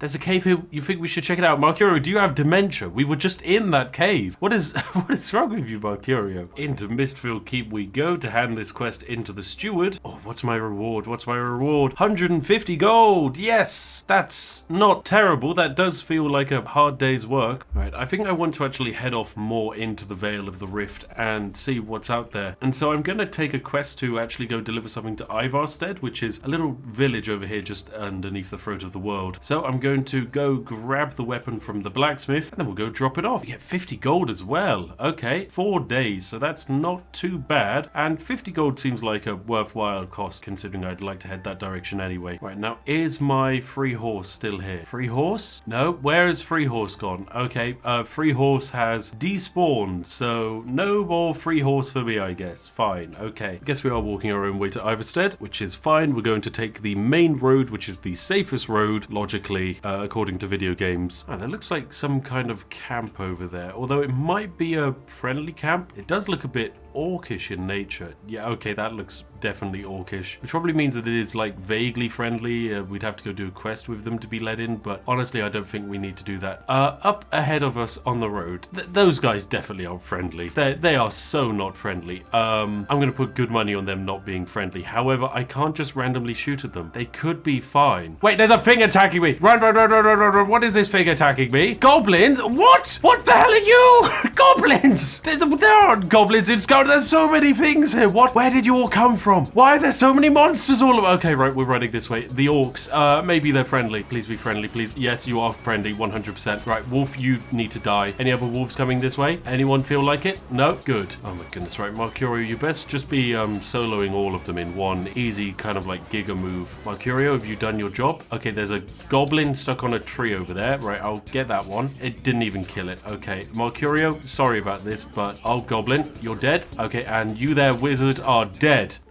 Did it, Mercurio, together. I saved you from this highwayman wizard. Okay, so maybe there's like a goblin cave nearby full of goblins doing goblin-y things. But that is a whole new discovery for me. I don't know which mod has added in goblins, but it's probably the one that's added in all like the weird bears and stuff. All right, that has certainly set back our travel time just a little bit, but it's okay. I'm hoping we should still get there before it turns to night. And there we have it. We've basically looted our way across most of Skyrim, gathered a whole bunch of ingredients, and here we are in the wonderful, lovely looking, relaxing village of Ivarstead. That's okay. Oh, Ivarstead, you look lovely. Oh, this mod has done you wonders. There's a wonderful inn here, and yes, I think this is where we need to go because I have to drop off some goods, don't I? Right, into the Villemere Inn. If there's anything I can get you, let me know. Well, I think you need maybe a bit of flooring installed here because there's evidently a gap in the world, but that's okay. Right, Leah, you're the person who ordered the item that I have. I have a weapon for you, and in return, we get 50 gold. Wow, that's 100 gold in total. That's amazing. Oh, that's wonderful. Welcome all. It is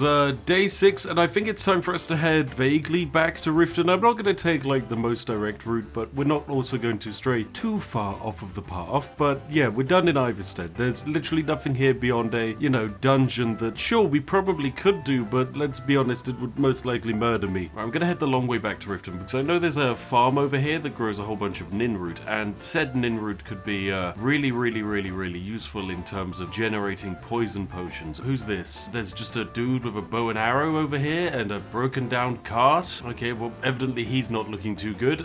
Is there something I can help you with, kind sir? You've got sacks with apples in it. Oh, and leather strips. Well, I'll borrow those. Hello. Are they gone? Oh, are you okay, Telrav? Oh, you were attacked by bandits? Can I help you? Yeah, sure. I'll go kill some bandits for you. Oh, you've got a camp nearby. Okay, I just have to take you to the camp. It just seems like an escort mission. That's fine. Would be okay if he wasn't walking into a lamppost, but it's fine. Just across the bridge and up the hill, that's fine. I mean, literally, you were next to your camp. You could have just probably walked there yourself unless there's like a bear around, but don't think there is a bear. Oh, Telrav, that's fine. Oh, hello there. You guys look great. Oh, wait, you're bandits.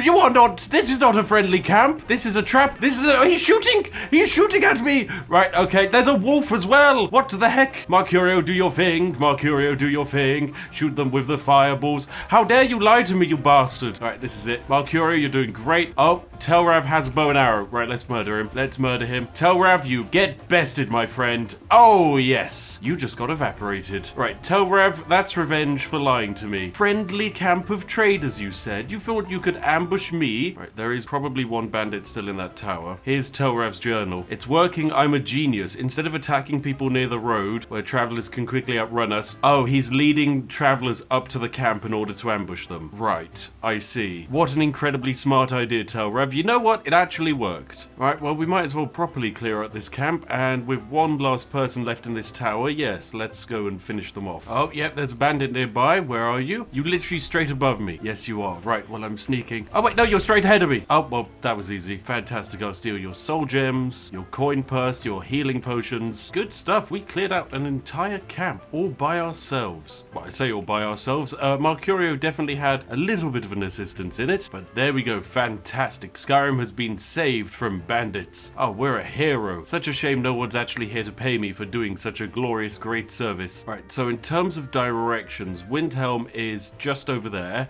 literally straight off a cliff and through a marshland, whereas Riften is back this way. So I think that's where we're headed. I'm going to go pretty much completely off the beaten path and head over in vaguely this direction. Yes, it's a little bit of back the way we came, but this is the direction towards Riften. We might need to go kind of cross country. Actually, no, we don't. There is a path here. Okay, right, well, we'll follow wherever this path goes. Straight to a mill. Oh, this is the farm I've been looking for. Yes, it's the great Ninroot farm. Oh, wonderful. The highest concentration of Ninroot the world has ever seen. Mine, mine, mine, mine, mine. Oh, yes, we can make some good poisons. All right, well, there we go. We've looted all of the Ninroot from this place, so no, it really is just a case of straight back to Riften. So we're gonna have to vaguely head in this direction and go kind of cross country. We actually completed an entire quest. We traveled to a village and we got all the way back. This is fantastic progress, considering it is only like day 6 or something. And you know what? After we hand in this quest, I think we're gonna head over to Whiterun. I think we're going to do the first quest of this entire game. Let us actually attempt the main story. Let us wave farewell to Riften and head right back over to Whiterun. This place has been remarkably profitable for us. We've gathered lots of key ingredients, we've increased our power, our level, you name it. We're ready to take on the world a bit. Right, hello horse and carty, it's time to take us over to the lovely, lovely land of Whiterun. So, welcome back, ladies and gentlemen. Now, you might be thinking, okay, Spiff, why on earth are you going to actually go and do the main quest? Well, we're a hero, and we want money, and also, I think Whiterun is a great location. So consequently, I want to improve my standing with the people here. And also, I think, you know, it makes sense that we actually worry about Skyrim, even though we are still mostly an NPC. So we're going to rest up nicely until the morning hits. Then we're going to have to go and prep all of our lovely potions and such for our adventures, unload any excess goods and weight that we don't need to carry, and then get ready for our lovely journey. I will once again increase our health attribute because the more health we have, the better. And instead of putting a perk point into archery, I think this time I'm actually going to put it into alchemy. This way our health potions can become, say, 20% stronger. Alright, it is straight up the hill to Bleakfall's Barrow we go. And what the hell is that? What is that?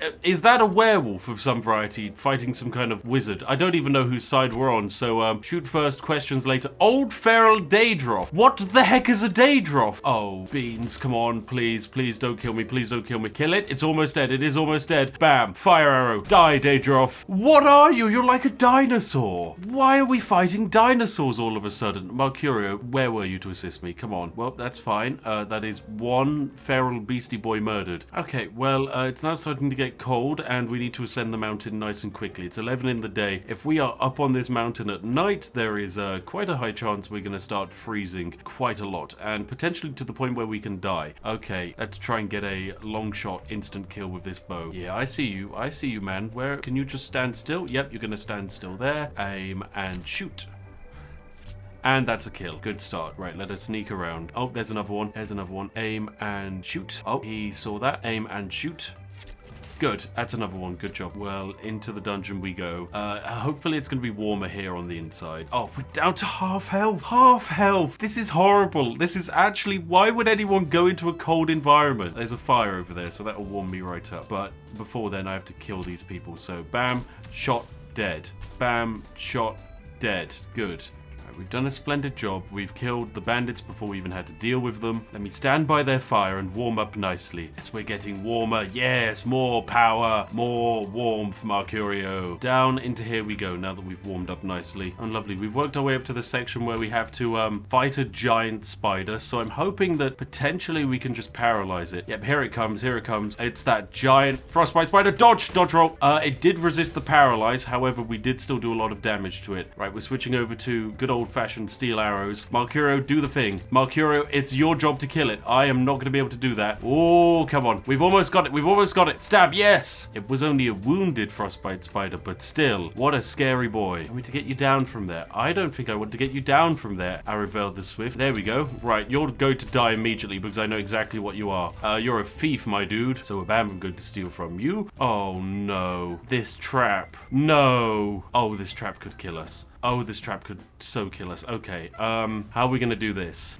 Step 1, Malcurio can do it. Right, Malcurio, I need you to do something for me. I need you to go and pull on that lever. Go, Malcurio, go. Yes, I knew there was a reason I wanted you.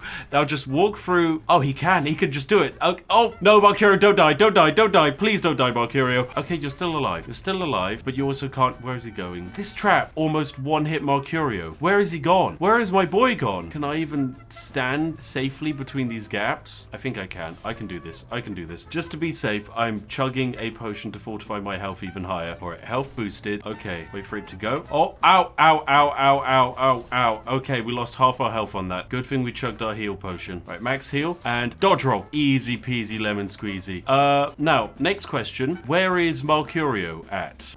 There is a chance he has just died, which would be a bit of a predicament indeed. Let me just wait an arrow and see if he turns up. Oh, yes, he has. Oh, thank God, Malcurio, if you died, that would have been so bad. Oh, you are very clearly an angry Skelly boy. You're dead. Oh, wait, no, you're not dead. He is not dead. He's not dead. He's alive and he's angry. Thank you, Malcurio. That is how it is done. Fantastic. And it's into the Bleak Falls Sanctum. Dodge roll. Oh, my health. No. One hit. 3/4 of my health is just gone. Right, that thing needs to die. Good job, Malcurio. Anything else in here? Yeah, I think there's stuff down the stairs. Right, let's just set the stairs on fire. Okay, I think we did it. Yes, I think setting the flames there worked. Yes, here we go. The golden claw. Right, let us get this golden claw correct. The immense puzzle of just looking at the back of the golden claw to solve it. 3, 2, 1, activate, and whabam. Yes, it worked, Malcurio. We did it. Okay, this is like our first proper actual Giga boss fight, I guess. An actual leveled entity that we have to fight. Malcurio, are you ready for this? This is a big one. Okay, we've actually got a whole bunch of drugs we can take before this fight. First, I'm going to eat up some lovely food, some tasty fish sticks, and a nice bit of cabbage stew. And then we can also take drugs in order to win this fight. Sleeping tree sap does increase our health by 80 points for 45 seconds. Now, in base Skyrim, that might not be that much, but for us here, that is huge. Anyway, switching over to cork bulb arrows here. It really wants us to do the word wall before. Okay, fine. We're doing the word wall first. Okay, word wall, away we go. Teach me a word. Lovely. And now our boss is going to wake up. Cork bulb arrow, paralyze him. It did work. He got paralyzed. It did work. He resisted the paralysis. It did do a lot of damage though. Right, bam. Time to buff ourselves. Potion of resist frost. Potion of sleeping tree sap. And now let us switch on over to fire arrow. The issue is this man's shouts could potentially murder us. Wow, that sleeping tree sap definitely turned me into a drug man. I can't see anything. What is the advantage of sleeping tree sap if this is what it turns the world into? Oh well, it's fine. We managed to win this fight. Take the dragonstone, we'll take the garnet, steal his necklace, and I am now blazed out of my mind. Okay, well, I mean, I guess that's the best way to do most of your fights. Just take a whole bunch of drugs and whabam. Anyway, I'll steal all of your stuff, and we did it, Malcurio. The world has been saved. Lovely. All right, let us leave this place. I can't see which direction particularly we're leaving in, but I just hope it's this way. I know there's about like 80% more dungeon back there that we could have explored, but I am too scared. Anyway, whabam, we made it out into this lovely world. Right, I guess we just scale our way down here, and perfect, we've made it. Oh, we made it here safely. Riverwood is hardly that far away. Right, fantastic, we've made it to Riverwood. Quest complete, into the trader we go. I've got a golden claw to hand over. And there we go, we've handed over the golden claw. We've got 400 gold for it. That's fantastic. So now that we have the Dragonstone, it is time for us to make the little trip on over to Whiterun, hand this bad boy back in, and make everyone happy. Right, fantastic. We've made it safely back to Whiterun, so we're just going to go in here, hand in our tablet, see what amazing reward we get, and also have a nap because we are very, very, very tired indeed. So as you once I've rested up nicely. Okay, I kid you not. I've done the quest, right, and I've handed back the Dragonstone, and that's actually ended the entire main quest. And well, that's it. That's literally the end of Legolas Jr.'s story. No one else wants to give him the next quest. No one's telling him, go on, go fight the dragons. That's actually it. They've just ejected me from the main storyline. I've never seen that before. That's incredible. That's actually absolutely ridiculous. I was like, oh, you know what? I'm going to go on a quest. I'm going to go kill some people. I'm going to go save the day. No, well, that's fine. They don't want me to do the main story. Instead, I'll go and avenge my father. Now, this is a spoiler for the last video, but sadly, lovely old Legless died to the bandit camp located up here at the halted stream. Said bandit camp is wanted to be cleared out by several people. Consequently, I need to go and fix it. Also, my father was meant to do it as part of a quest in order to work out someone who's trying to poison the Jarl. And the way to do this quest is to read this business ledger and then to go and check the stables to see where the poison is lying around. Right, it's a wonderful 6 a.m. morning, which means it's time for me to eat my customary 4 salmon steaks for breakfast, and then it's time to go clear out the stables and then head on to the bandit camp, all in a glorious day's work.